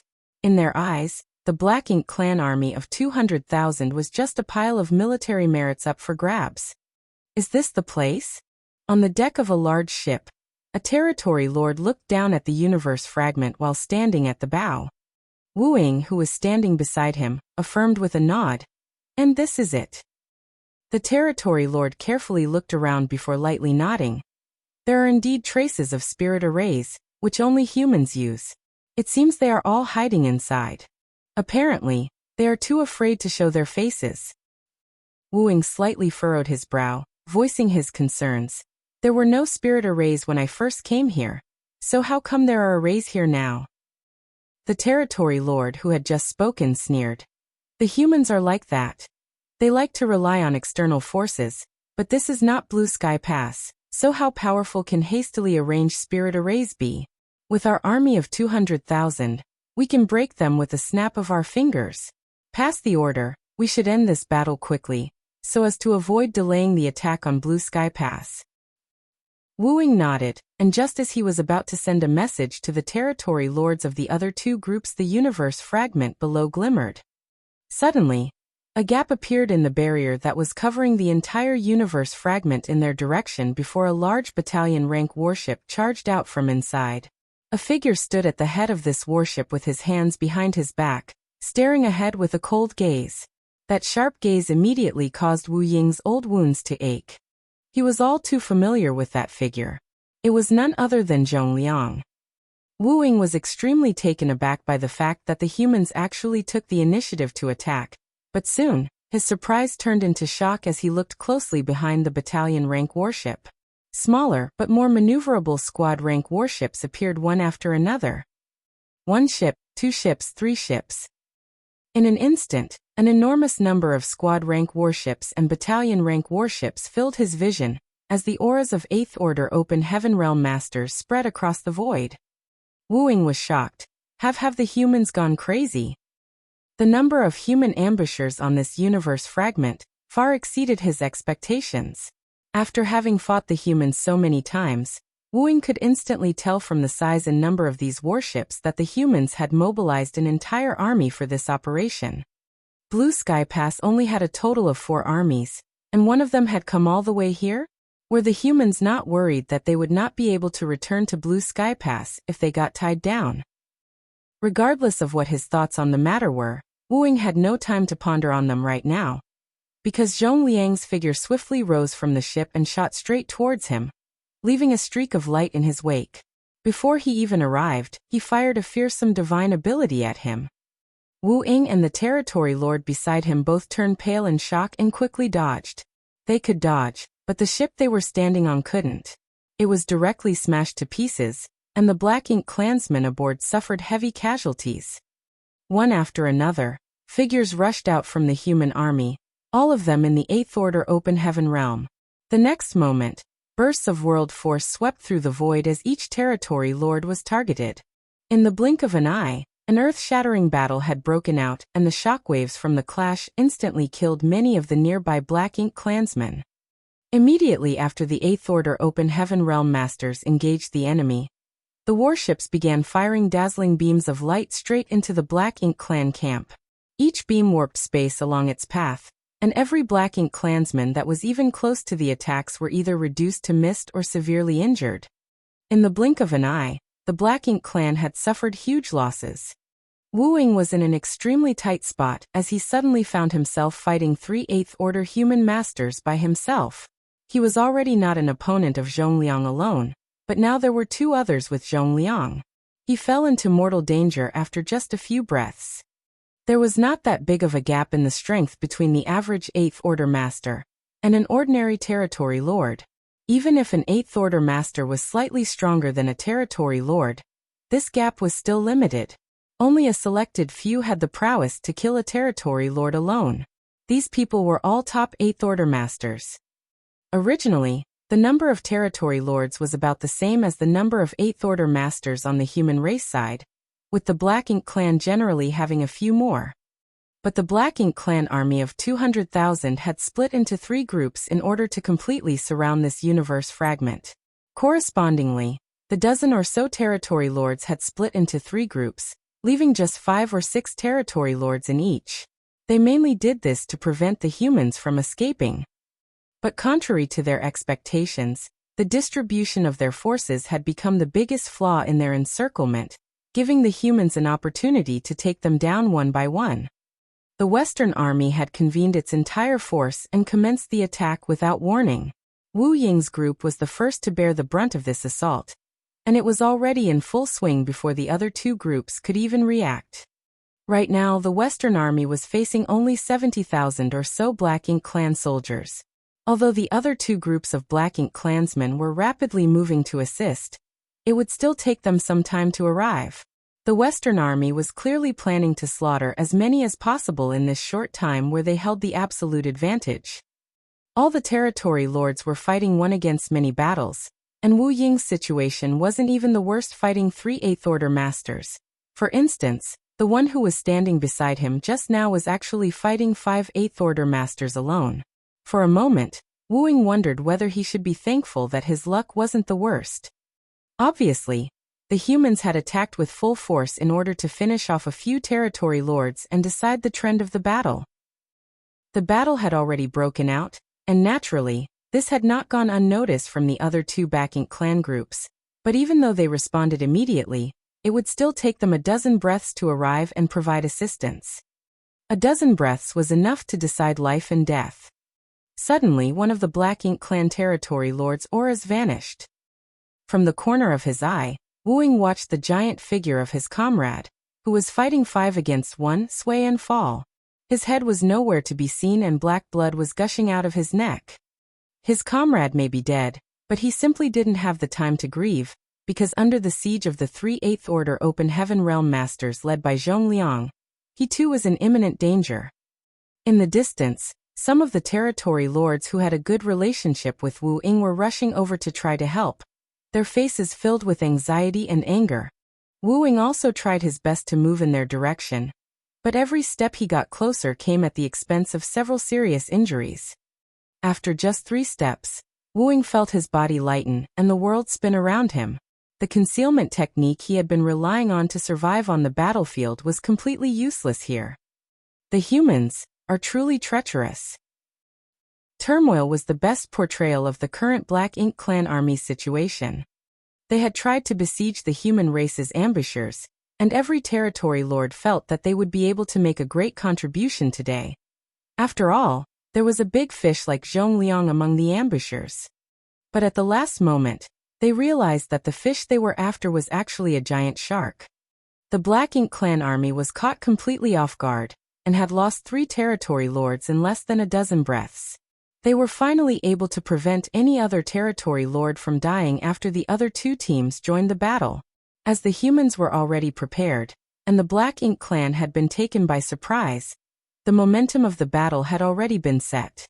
Now, all that was left was to see how many of the 200,000 could escape. Still, fleeing from the fully prepared Western army was not an easy task.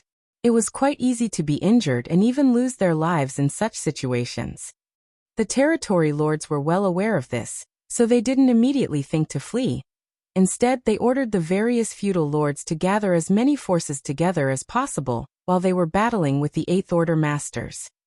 A fleet of squad rank and battalion rank warships quickly appeared on the battlefield, each of them protected by several Seventh Order masters. On the warships, the glimmer of spirit arrays activating lit up the void. Every time an array was triggered, it would reap the lives of many Black Ink clan soldiers. Needless to say, the low-rank Black Ink clansmen were nothing more than cannon fodder in every battle between the Black Ink clan and the human race, so they suffered the most casualties as they were unable to resist the might of the human warships. Although the situation of the high-rank Black Ink clansmen was better, it wasn't by much. The entire void seemed to have transformed into a millstone of flesh and blood, constantly grinding away the lives of the Black Ink clan.